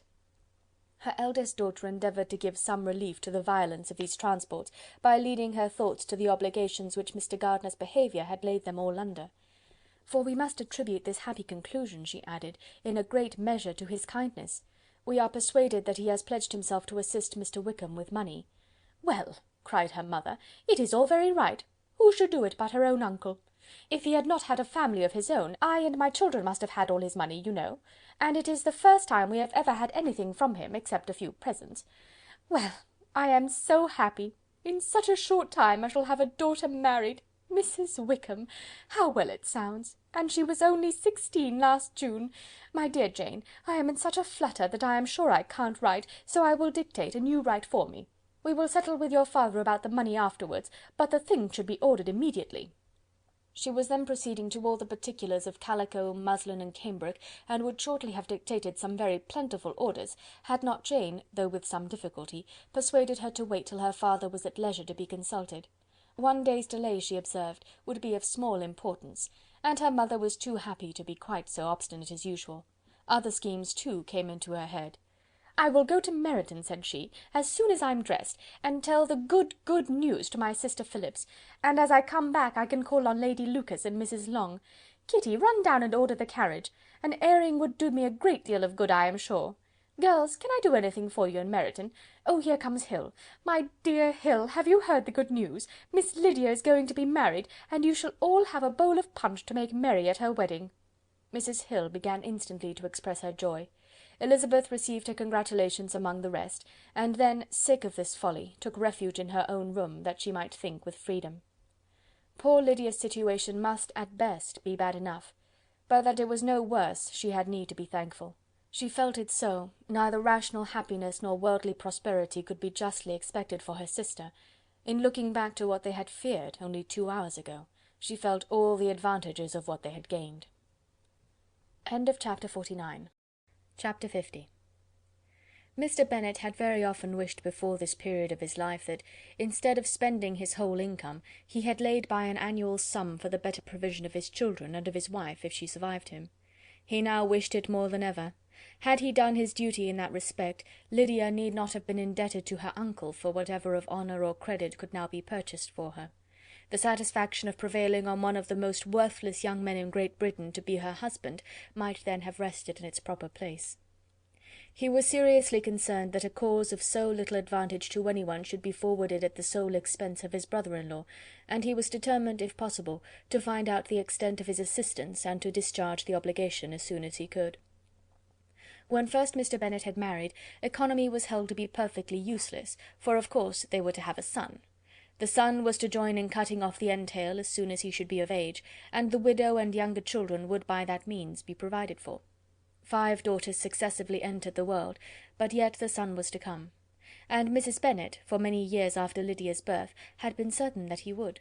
This event had at last been despaired of, but it was then too late to be saving. Mrs. Bennet had no turn for economy, and her husband's love of independence had alone prevented their exceeding their income. £5,000 were settled by marriage articles on Mrs. Bennet and the children, but in what proportions it should be divided amongst the latter depended on the will of the parents. This was one point, with regard to Lydia at least, which was now to be settled, and Mr. Bennet could have no hesitation in acceding to the proposal before him. In terms of grateful acknowledgment for the kindness of his brother, though expressed most concisely, he then delivered on paper his perfect approbation of all that was done, and his willingness to fulfil the engagements that had been made for him. He had never before supposed that, could Wickham be prevailed on to marry his daughter, it would be done with so little inconvenience to himself as by the present arrangement. He would scarcely be £10 a year the loser by the 100 that was to be paid them, for, what with their board and pocket allowance, and the continual presents in money which passed to her through her mother's hands, Lydia's expenses had been very little within that sum. That it would be done with such trifling exertion on his side, too, was another very welcome surprise, for his wish at present was to have as little trouble in the business as possible. When the first transports of rage which had produced his activity in seeking her were over, he naturally returned to all his former indolence. His letter was soon dispatched, for, though dilatory in undertaking business, he was quick in its execution. He begged to know further particulars of what he was indebted to his brother, but was too angry with Lydia to send any message to her. The good news spread quickly through the house, and with proportionate speed through the neighbourhood. It was borne in the latter with decent philosophy. To be sure, it would have been more for the advantage of conversation had Miss Lydia Bennet come upon the town, or, as the happiest alternative, been secluded from the world in some distant farmhouse. But there was much to be talked of in marrying her, and the good-natured wishes for her well-doing which had proceeded before from all the spiteful old ladies in Meryton lost but a little of their spirit in this change of circumstances, because with such a husband her misery was considered certain. It was a fortnight since Mrs. Bennet had been downstairs, but on this happy day she again took her seat at the head of her table, and in spirits oppressively high. No sentiment of shame gave a damp to her triumph. The marriage of a daughter, which had been the first object of her wishes since Jane was 16, was now on the point of accomplishment, and her thoughts and her words ran wholly on those attendants of elegant nuptials, fine muslins, new carriages, and servants. She was busily searching through the neighbourhood for a proper situation for her daughter, and, without knowing or considering what their income might be, rejected many as deficient in size and importance.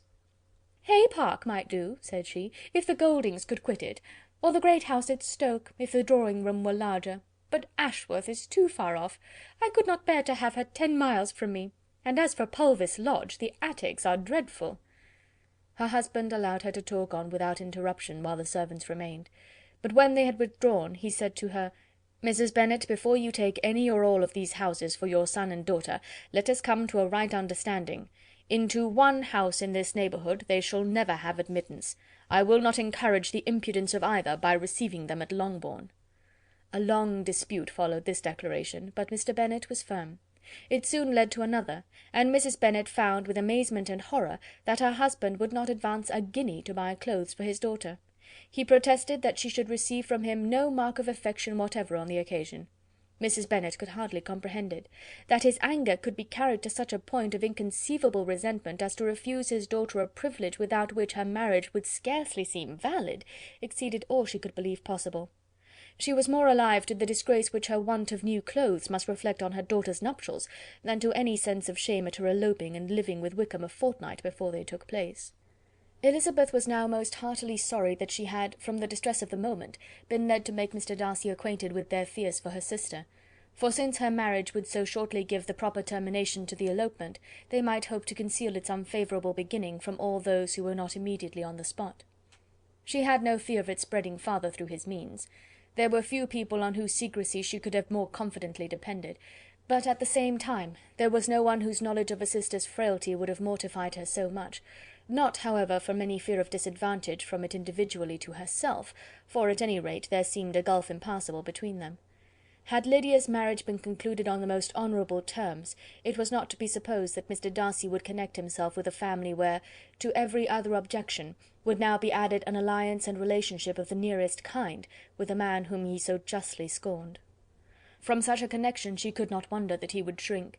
The wish of procuring her regard, which she had assured herself of his feeling in Derbyshire, could not in rational expectation survive such a blow as this. She was humbled, she was grieved. She repented, though she hardly knew of what. She became jealous of his esteem, when she could no longer hope to be benefited by it.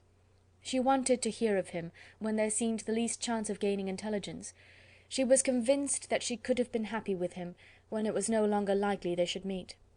What a triumph for him, as she often thought, could he know that the proposals which he had spurned only 4 months ago would now have been most gladly and gratefully received. He was as generous, she doubted not, as the most generous of his sex, but while he was mortal there must be a triumph. She began now to comprehend that he was exactly the man who, in disposition and talents, would most suit her. His understanding and temper, though unlike her own, would have answered all her wishes. It was an union that must have been to the advantage of both. By her ease and liveliness his mind might have been softened, his manners improved, and from his judgment, information, and knowledge of the world, she must have received benefit of greater importance. But no such happy marriage could now teach the admiring multitude what connubial felicity really was. An union of a different tendency, and precluding the possibility of the other, was soon to be formed in their family. How Wickham and Lydia were to be supported in tolerable independence she could not imagine. But how little of permanent happiness could belong to a couple who were only brought together because their passions were stronger than their virtue, could she easily conjecture. Mr. Gardiner soon wrote again to his brother. To Mr. Bennet's acknowledgment he briefly replied, with assurance of his eagerness to promote the welfare of any of his family, and concluded with entreaties that the subject might never be mentioned to him again. The principal purport of his letter was to inform them that Mr. Wickham had resolved on quitting the militia. It was greatly my wish that he should do so, he added, as soon as his marriage was fixed on, and I think you will agree with me in considering the removal from that corps as highly advisable, both on his account and my niece's. It is Mr. Wickham's intention to go into the regulars, and among his former friends there are still some who are able and willing to assist him in the army.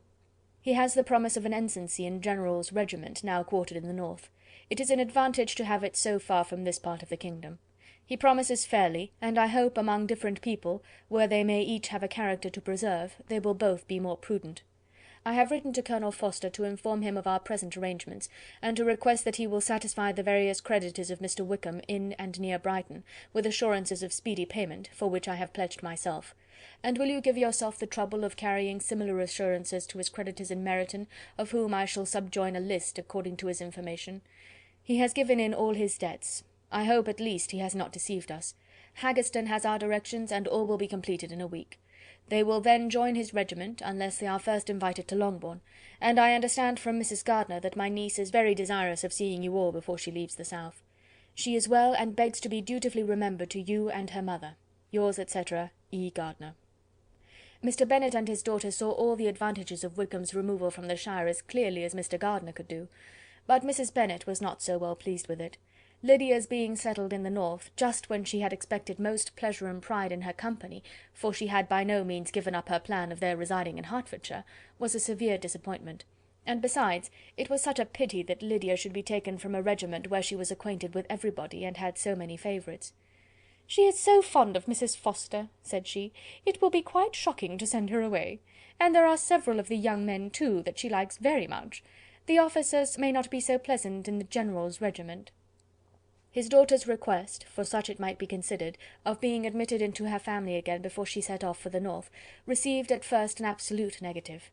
But Jane and Elizabeth, who agreed in wishing, for the sake of their sister's feelings and consequence, that she should be noticed on her marriage by her parents, urged him so earnestly, yet so rationally and so mildly, to receive her and her husband at Longbourn as soon as they were married, that he was prevailed on to think as they thought, and act as they wished. And their mother had the satisfaction of knowing that she would be able to show her married daughter in the neighbourhood before she was banished to the north. When Mr. Bennet wrote again to his brother, therefore, he sent his permission for them to come, and it was settled that as soon as the ceremony was over they should proceed to Longbourn. Elizabeth was surprised, however, that Wickham should consent to such a scheme, and had she consulted only her own inclination, any meeting with him would have been the last object of her wishes.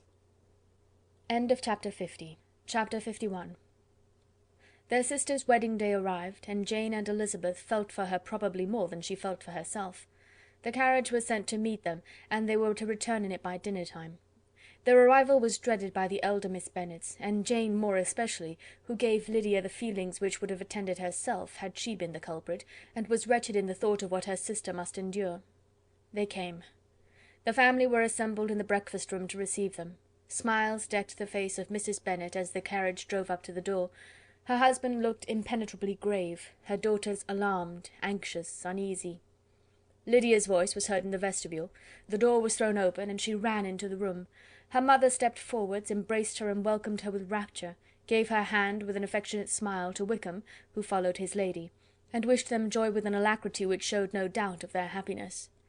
Their reception from Mr. Bennet, to whom they then turned, was not quite so cordial. His countenance rather gained in austerity, and he scarcely opened his lips. The easy assurance of the young couple, indeed, was enough to provoke him. Elizabeth was disgusted, and even Miss Bennet was shocked. Lydia was Lydia still, untamed, unabashed, wild, noisy, and fearless. She turned from sister to sister, demanding their congratulations, and when at length they all sat down, looked eagerly round the room, took notice of some little alteration in it, and observed with a laugh that it was a great while since she had been there. Wickham was not at all more distressed than herself, but his manners were always so pleasing, that had his character and his marriage been exactly what they ought, his smiles and his easy address, while he claimed their relationship, would have delighted them all.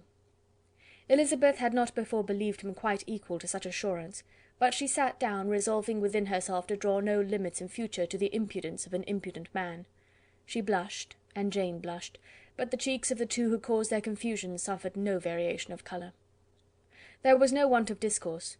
The bride and her mother could neither of them talk fast enough, and Wickham, who happened to sit near Elizabeth, began inquiring after his acquaintance in that neighbourhood, with a good-humoured ease which she felt very unable to equal in her replies.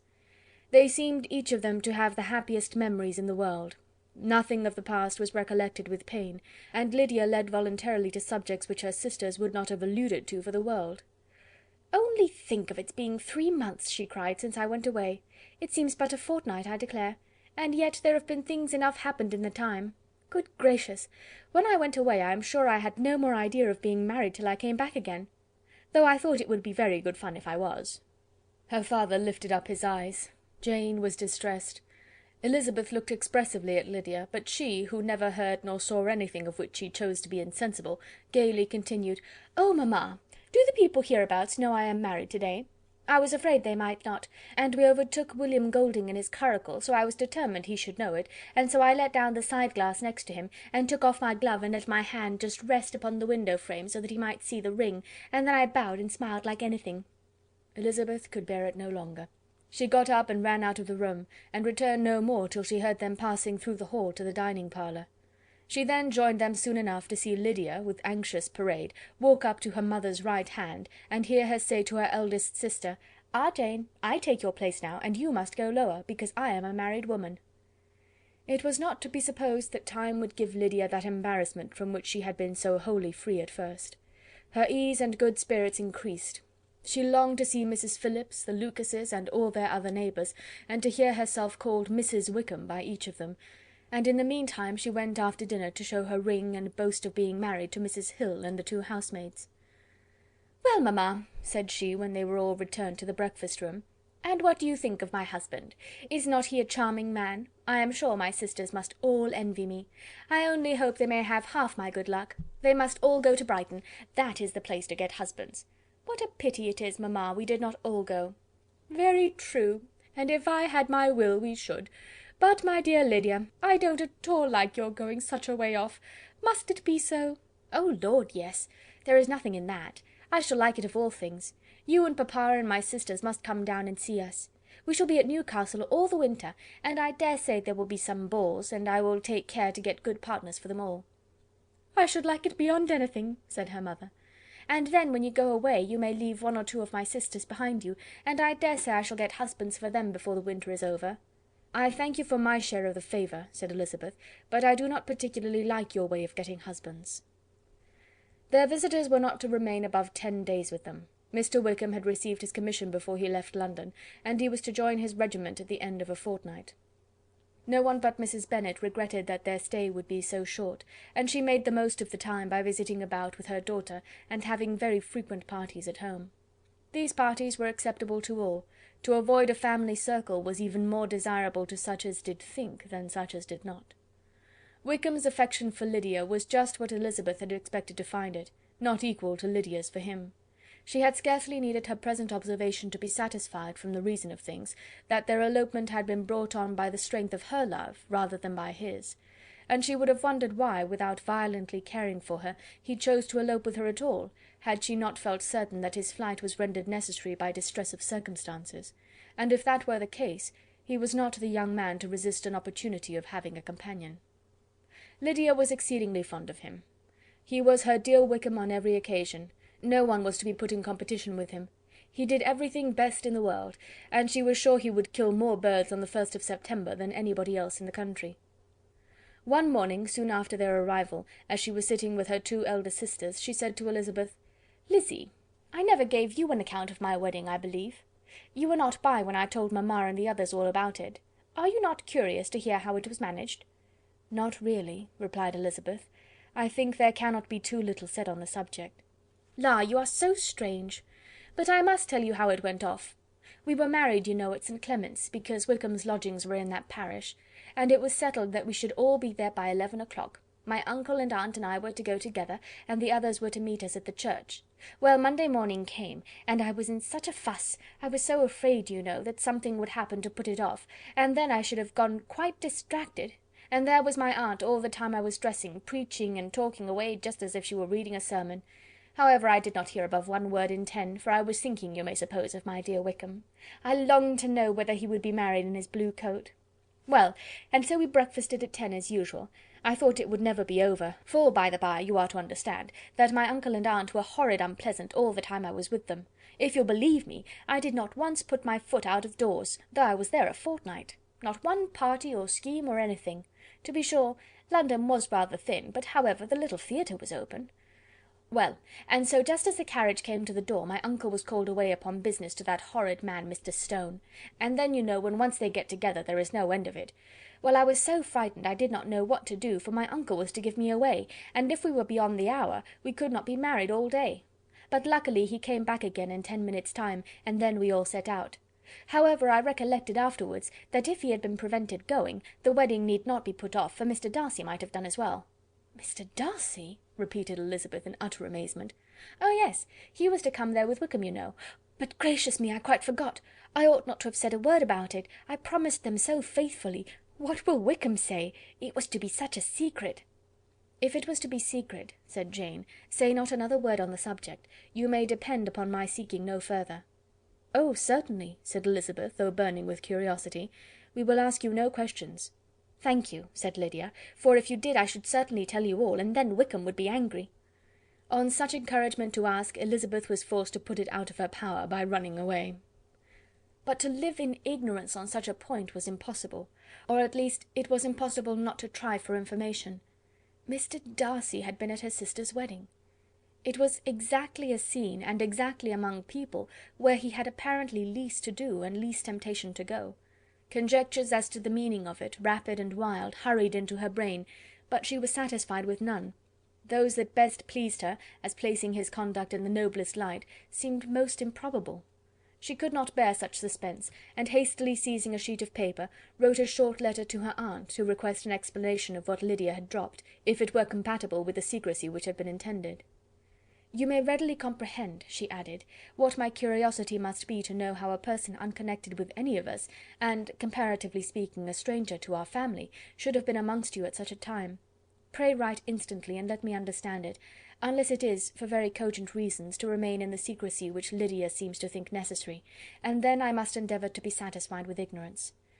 Not that I shall, though," she added to herself, as she finished the letter, "and, my dear aunt, if you do not tell me in an honourable manner, I shall certainly be reduced to tricks and stratagems to find it out." Jane's delicate sense of honour would not allow her to speak to Elizabeth privately of what Lydia had let fall. Elizabeth was glad of it. Till it appeared whether her inquiries would receive any satisfaction, she had rather be without a confidant. Chapter 51. Chapter 52. Elizabeth had the satisfaction of receiving an answer to her letter as soon as she possibly could. She was no sooner in possession of it than, hurrying into the little copse where she was least likely to be interrupted, she sat down on one of the benches and prepared to be happy, for the length of the letter convinced her that it did not contain a denial. Gracechurch Street, September 6th. My dear niece, I have just received your letter, and shall devote this whole morning to answering it, as I foresee that a little writing will not comprise what I have to tell you. I must confess myself surprised by your application. I did not expect it from you. Don't think me angry, however, for I only mean to let you know that I had not imagined such inquiries to be necessary on your side. If you do not choose to understand me, forgive my impertinence. Your uncle is as much surprised as I am, and nothing but the belief of your being a party concerned would have allowed him to act as he has done. But if you are really innocent and ignorant, I must be more explicit. On the very day of my coming home from Longbourn, your uncle had a most unexpected visitor. Mr. Darcy called, and was shut up with him several hours. It was all over before I arrived, so my curiosity was not so dreadfully racked as yours seems to have been. He came to tell Mr. Gardiner that he had found out where your sister and Mr. Wickham were, and that he had seen and talked with them both, Wickham repeatedly, Lydia once. From what I can collect, he left Derbyshire only one day after ourselves, and came to town with the resolution of hunting for them. The motive professed was his conviction of its being owing to himself that Wickham's worthlessness had not been so well known as to make it impossible for any young woman of character to love or confide in him. He generously imputed the whole of his mistaken pride, and confessed that he had before thought it beneath him to lay his private actions open to the world. His character was to speak for itself. He called it therefore his duty to step forward and endeavour to remedy an evil which had been brought on by himself. If he had another motive, I am sure it would never disgrace him. He had been some days in town before he was able to discover them, but he had something to direct his search, which was more than we had, and the consciousness of this was another reason for his resolving to follow us. There is a lady, it seems, a Mrs. Young, who was some time ago governess to Miss Darcy, and was dismissed from her charge on some cause of disapprobation, though he did not say what. She then took a large house in Edward Street, and has since maintained herself by letting lodgings. This Mrs. Young was, he knew, intimately acquainted with Wickham, and he went to her for intelligence of him as soon as he got to town. But it was 2 or 3 days before he could get from her what he wanted. She would not betray her trust, I suppose, without bribery and corruption, for she really did know where her friend was to be found. Wickham indeed had gone to her on their first arrival in London, and had she been able to receive them into her house, they would have taken up their abode with her. At length, however, our kind friend procured the wished-for direction. They were in Street. He saw Wickham, and afterwards insisted on seeing Lydia.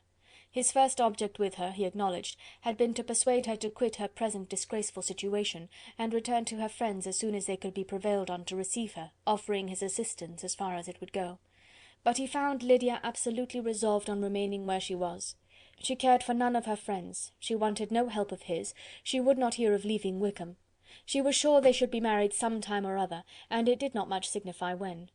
Since such were her feelings, it only remained, he thought, to secure and expedite a marriage, which, in his very first conversation with Wickham, he easily learnt had never been his design. He confessed himself obliged to leave the regiment on account of some debts of honour, which were very pressing, and scrupled not to lay all the ill consequences of Lydia's flight on her own folly alone. He meant to resign his commission immediately, and as to his future situation, he could conjecture very little about it. He must go somewhere, but he did not know where, and he knew he should have nothing to live on. Mr. Darcy asked him why he had not married your sister at once. Though Mr. Bennet was not imagined to be very rich, he would have been able to do something for him, and his situation must have benefited by marriage. But he found, in reply to this question, that Wickham still cherished the hope of more effectually making his fortune by marriage in some other country. Under such circumstances, however, he was not likely to be proof against the temptation of immediate relief. They met several times, for there was much to be discussed. Wickham, of course, wanted more than he could get, but at length was reduced to be reasonable. Everything being settled between them, Mr. Darcy's next step was to make your uncle acquainted with it, and he first called in Gracechurch Street the evening before I came home. But Mr. Gardiner could not be seen, and Mr. Darcy found, on further inquiry, that your father was still with him, but would quit town the next morning. He did not judge your father to be a person whom he could so properly consult as your uncle, and therefore readily postponed seeing him till after the departure of the former. He did not leave his name, and till the next day it was only known that a gentleman had called on business. On Saturday he came again. Your father was gone, your uncle at home, and, as I said before, they had a great deal of talk together. They met again on Sunday, and then I saw him too. It was not all settled before Monday. As soon as it was, the express was sent off to Longbourn, but our visitor was very obstinate. I fancy, Lizzy, that obstinacy is the real defect of his character after all. He has been accused of many faults at different times, but this is the true one. Nothing was to be done that he did not do himself, though I am sure, and I do not speak it to be thanked, therefore say nothing about it, your uncle would most readily have settled the whole. They battled it together for a long time, which was more than either the gentleman or lady concerned in it deserved, but at last your uncle was forced to yield, and instead of being allowed to be of use to his niece, was forced to put up with only having the probable credit of it, which went sorely against the grain, and I really believe your letter this morning gave him great pleasure, because it required an explanation that would rob him of his borrowed feathers, and give the praise where it was due. But, Lizzy, this must go no farther than yourself, or Jane at most. You know pretty well, I suppose, what has been done for the young people. His debts are to be paid, amounting, I believe, to considerably more than £1,000, another 1,000 in addition to her own settled upon her, and his commission purchased. The reason why all this was to be done by him alone was such as I have given above. It was owing to him, to his reserve and want of proper consideration, that Wickham's character had been so misunderstood, and consequently that he had been received and noticed as he was. Perhaps there was some truth in this, though I doubt whether his reserve or anybody's reserve can be answerable for the event. But in spite of all this fine talking, my dear Lizzy, you may rest perfectly assured that your uncle would never have yielded if we had not given him credit for another interest in the affair. When all this was resolved on, he returned again to his friends who were still staying at Pemberley, but it was agreed that he should be in London once more when the wedding took place, and all money matters were then to receive the last finish. I believe I have now told you everything. It is a relation which you tell me is to give you great surprise. I hope at least it will not afford you any displeasure. Lydia came to us, and Wickham had constant admission to the house. He was exactly what he had been when I knew him in Hertfordshire, but I would not tell you how little I was satisfied with her behaviour while she stayed with us, if I had not perceived by Jane's letter last Wednesday that her conduct on coming home was exactly of a piece with it, and therefore what I now tell you can give you no fresh pain. I talked to her repeatedly in the most serious manner, representing to her all the wickedness of what she had done, and all the unhappiness she had brought on her family. If she heard me, it was by good luck, for I am sure she did not listen. I was sometimes quite provoked, but then I recollected my dear Elizabeth and Jane, and for their sakes had patience with her. Mr. Darcy was punctual in his return, and, as Lydia informed you, attended the wedding. He dined with us the next day, and was to leave town again on Wednesday or Thursday. Will you be very angry with me, my dear Lizzy, if I take this opportunity of saying, what I was never bold enough to say before, how much I like him. His behaviour to us has, in every respect, been as pleasing as when we were in Derbyshire. His understanding and opinions all please me. He wants nothing but a little more liveliness, and that, if he marry prudently, his wife may teach him. I thought him very sly. He hardly ever mentioned your name, but slyness seems the fashion.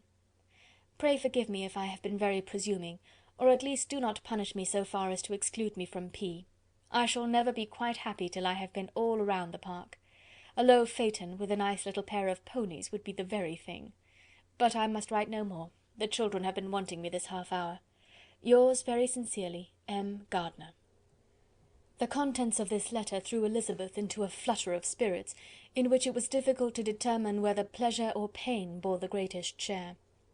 The vague and unsettled suspicions which uncertainty had produced of what Mr. Darcy might have been doing to forward her sister's match, which she had feared to encourage as an exertion of goodness too great to be probable, and at the same time dreaded to be just from the pain of obligation, were proved beyond their greatest extent to be true. He had followed them purposely to town, he had taken on himself all the trouble and mortification attendant on such a research, in which supplication had been necessary to a woman whom he must abominate and despise, and where he was reduced to meet, frequently meet, reason with, persuade, and finally bribe, the man whom he always most wished to avoid, and whose very name it was punishment to him to pronounce. He had done all this for a girl whom he could neither regard nor esteem. Her heart did whisper that he had done it for her, but it was a hope shortly checked by other considerations, and she soon felt that even her vanity was insufficient, when required to depend on his affection for her, for a woman who had already refused him, as able to overcome a sentiment so natural as abhorrence against relationship with Wickham. Brother-in-law of Wickham! Every kind of pride must revolt from the connection. He had, to be sure, done much. She was ashamed to think how much. But he had given a reason for his interference, which asked no extraordinary stretch of belief. It was reasonable that he should feel he had been wrong. He had liberality, and he had the means of exercising it, and though she would not place herself as his principal inducement, she could perhaps believe that remaining partiality for her might assist his endeavours in a cause where her peace of mind must be materially concerned. It was painful, exceedingly painful, to know that they were under obligations to a person who could never receive a return. They owed the restoration of Lydia, her character, everything, to him. Oh, how heartily did she grieve over every ungracious sensation she had ever encouraged, every saucy speech she had ever directed towards him. For herself she was humbled, but she was proud of him, proud that, in a cause of compassion and honour, he had been able to get the better of himself. She read over her aunt's commendation of him again and again. It was hardly enough, but it pleased her. She was even sensible of some pleasure, though mixed with regret, on finding how steadfastly both she and her uncle had been persuaded that affection and confidence subsisted between Mr. Darcy and herself. She was roused from her seat and her reflections by someone's approach, and before she could strike into another path, she was overtaken by Wickham. "I am afraid I interrupt your solitary ramble, my dear sister," said he as he joined her. "You certainly do," she replied with a smile, "but it does not follow that the interruption must be unwelcome." "I should be sorry indeed if it were. We were always good friends, and now we are better." "True. Are the others coming out?" "I do not know. Mrs. Bennet and Lydia are going in the carriage to Meryton. And so, my dear sister, I find from our uncle and aunt that you have actually seen Pemberley." She replied in the affirmative. "I almost envy you the pleasure, and yet I believe it would be too much for me, or else I could take it in my way to Newcastle." "And you saw the old housekeeper, I suppose?" "Poor Reynolds, she was always very fond of me, but of course she did not mention my name to you." "Yes, she did." "And what did she say?" "That you were gone into the army, and she was afraid had not turned out well. At such a distance as that, you know, things are strangely misrepresented." "Certainly," he replied, biting his lips. Elizabeth hoped she had silenced him, but he soon afterwards said, "I was surprised to see Darcy in town last month. We passed each other several times. I wonder what he can be doing there." "Perhaps preparing for his marriage with Mr. Burgh," said Elizabeth. "It must be something particular to take him there at this time of year." "Undoubtedly. Did you see him while you were at Lambton? I thought I understood from the Gardiners that you had." "Yes. He introduced us to his sister." "And do you like her?" "Very much." "I have heard, indeed, that she is uncommonly improved within this year or two. When I last saw her she was not very promising. I am very glad you liked her. I hope she will turn out well." "I dare say she will. She has got over the most trying age." "Did you go by the village of Kympton?" "I do not recollect that we did. I mention it because it is the living which I ought to have had. A most delightful place. Excellent parsonage house. It would have suited me in every respect." "How should you have liked making sermons?" "Exceedingly well. I should have considered it as part of my duty, and the exertion would soon have been nothing. One ought not to repine, but to be sure it would have been such a thing for me. The quiet, the retirement of such a life would have answered all my ideas of happiness, but it was not to be. Did you ever hear Darcy mention the circumstance when you were in Kent?" "I have heard from authority, which I thought as good, that it was left you conditionally only, and at the will of the present patron." "You have?" "Yes, there was something in that. I told you so from the first, you may remember. I did hear, too, that there was a time when sermon-making was not so palatable to you as it seems to be at present, that you actually declared your resolution of never taking orders, and that the business had been compromised accordingly." "You did? And it was not wholly without foundation? You may remember what I told you on that point, when we first talked of it."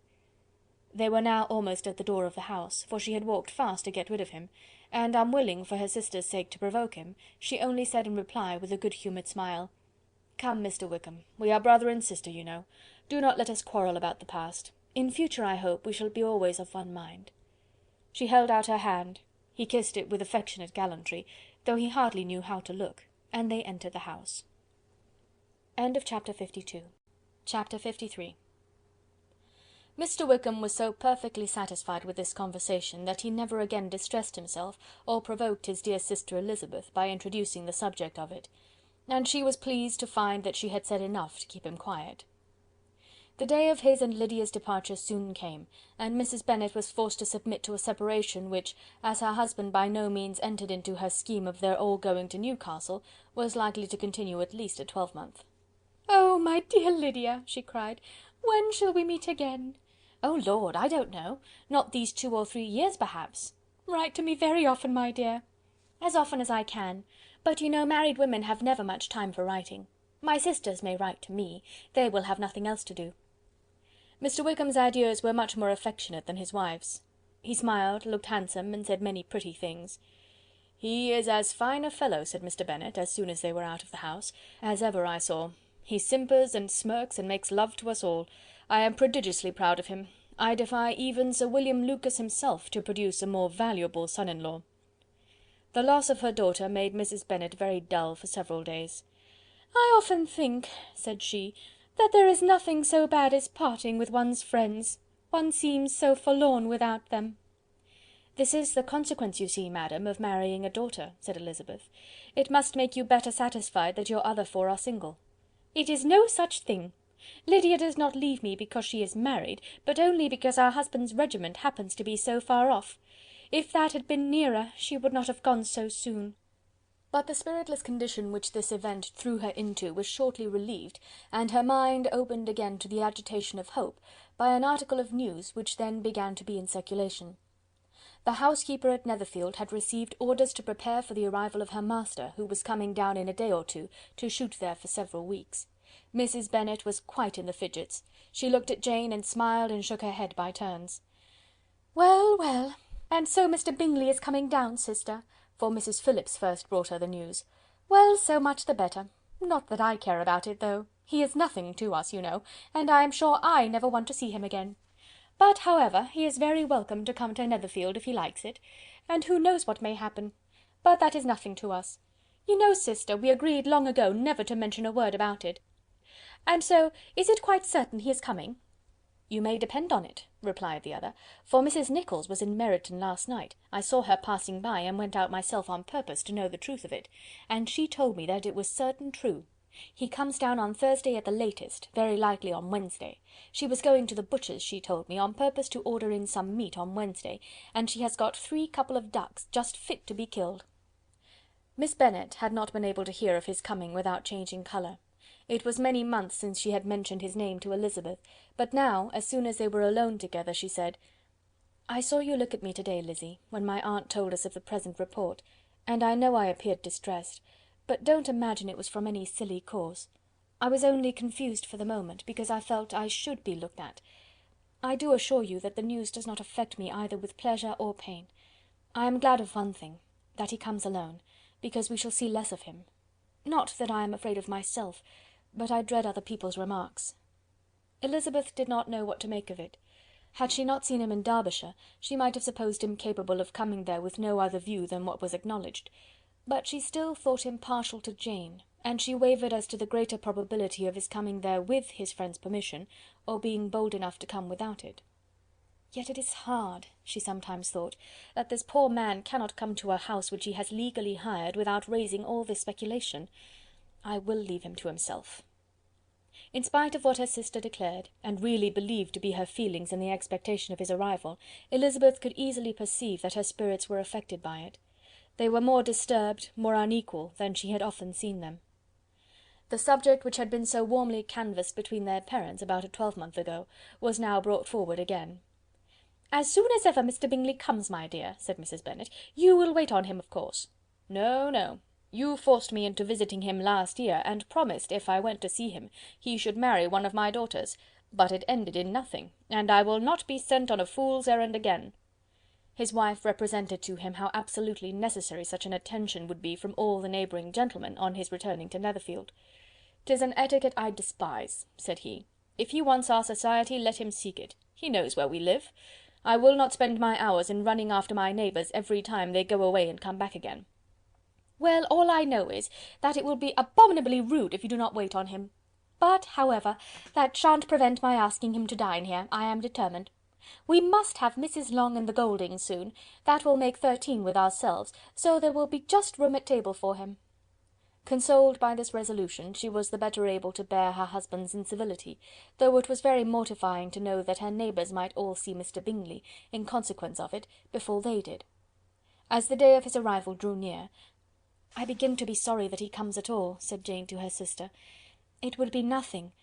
I could see him with perfect indifference, but I can hardly bear to hear it thus perpetually talked of. My mother means well, but she does not know, no one can know, how much I suffer from what she says. Happy shall I be when his stay at Netherfield is over." "I wish I could say anything to comfort you," replied Elizabeth, "but it is wholly out of my power. You must feel it, and the usual satisfaction of preaching patience to a sufferer is denied me, because you have always so much." Mr Bingley arrived. Mrs Bennet, through the assistance of servants, contrived to have the earliest tidings of it, that the period of anxiety and fretfulness on her side might be as long as it could. She counted the days that must intervene before their invitation could be sent, hopeless of seeing him before. But on the third morning after his arrival in Hertfordshire, she saw him, from her dressing-room window, enter the paddock and ride towards the house. Her daughters were eagerly called to partake of her joy. Jane resolutely kept her place at the table, but Elizabeth, to satisfy her mother, went to the window. She looked, she saw Mr Darcy with him, and sat down again by his sister. "There is a gentleman with him, mamma," said Kitty. "Who can it be?" "Some acquaintance or other, my dear, I suppose. I am sure I do not know." "La!" replied Kitty, "it looks just like that man that used to be with him before, Mr what's his name, that tall, proud man." "Good gracious! Mr Darcy, and so it does, I vow. Well, any friend of Mr Bingley's will always be welcome here, to be sure, but else I must say that I hate the very sight of him." Jane looked at Elizabeth with surprise and concern. She knew but little of their meeting in Derbyshire, and therefore felt for the awkwardness which must attend her sister in seeing him almost for the first time after receiving his explanatory letter. Both sisters were uncomfortable enough. Each felt for the other, and of course for themselves. And their mother talked on of her dislike of Mr Darcy, and her resolution to be civil to him only as Mr Bingley's friend, without being heard by either of them. But Elizabeth had sources of uneasiness which could not be suspected by Jane, to whom she had never yet had courage to show Mrs Gardiner's letter, or to relate her own change of sentiment towards him. To Jane he could be only a man whose proposal she had refused, and whose merit she had undervalued, but to her own more extensive information, he was the person to whom the whole family were indebted for the first of benefits, and whom she regarded herself with an interest, if not quite so tender, at least as reasonable and just as what Jane felt for Bingley. Her astonishment at his coming, at his coming to Netherfield, to Longbourn, and voluntarily seeking her again, was almost equal to what she had known on first witnessing his altered behaviour in Derbyshire. The colour which had been driven from her face returned for half a minute with an additional glow, and a smile of delight added lustre to her eyes, as she thought for that space of time that his affection and wishes must still be unshaken. But she would not be secure. "Let me first see how he behaves," said she. "It will then be early enough for expectation." She sat intently at work, striving to be composed, and without daring to lift up her eyes, till anxious curiosity carried them to the face of her sister as the servant was approaching the door. Jane looked a little paler than usual, but more sedate than Elizabeth had expected. On the gentlemen's appearing, her colour increased, yet she received them with tolerable ease, and with a propriety of behaviour equally free from any symptom of resentment or any unnecessary complaisance. Elizabeth said as little to either as civility would allow, and sat down again to her work with an eagerness which it did not often command. She had ventured only one glance at Darcy. He looked serious as usual, and, she thought, more as he had been used to look in Hertfordshire than as she had seen him at Pemberley. But perhaps he could not, in her mother's presence, be what he was before her uncle and aunt. It was a painful, but not an improbable conjecture. Bingley she had likewise seen for an instant, and in that short period saw him looking both pleased and embarrassed. He was received by Mrs. Bennet with a degree of civility which made her two daughters ashamed, especially when contrasted with the cold and ceremonious politeness of her curtsey and address to his friend.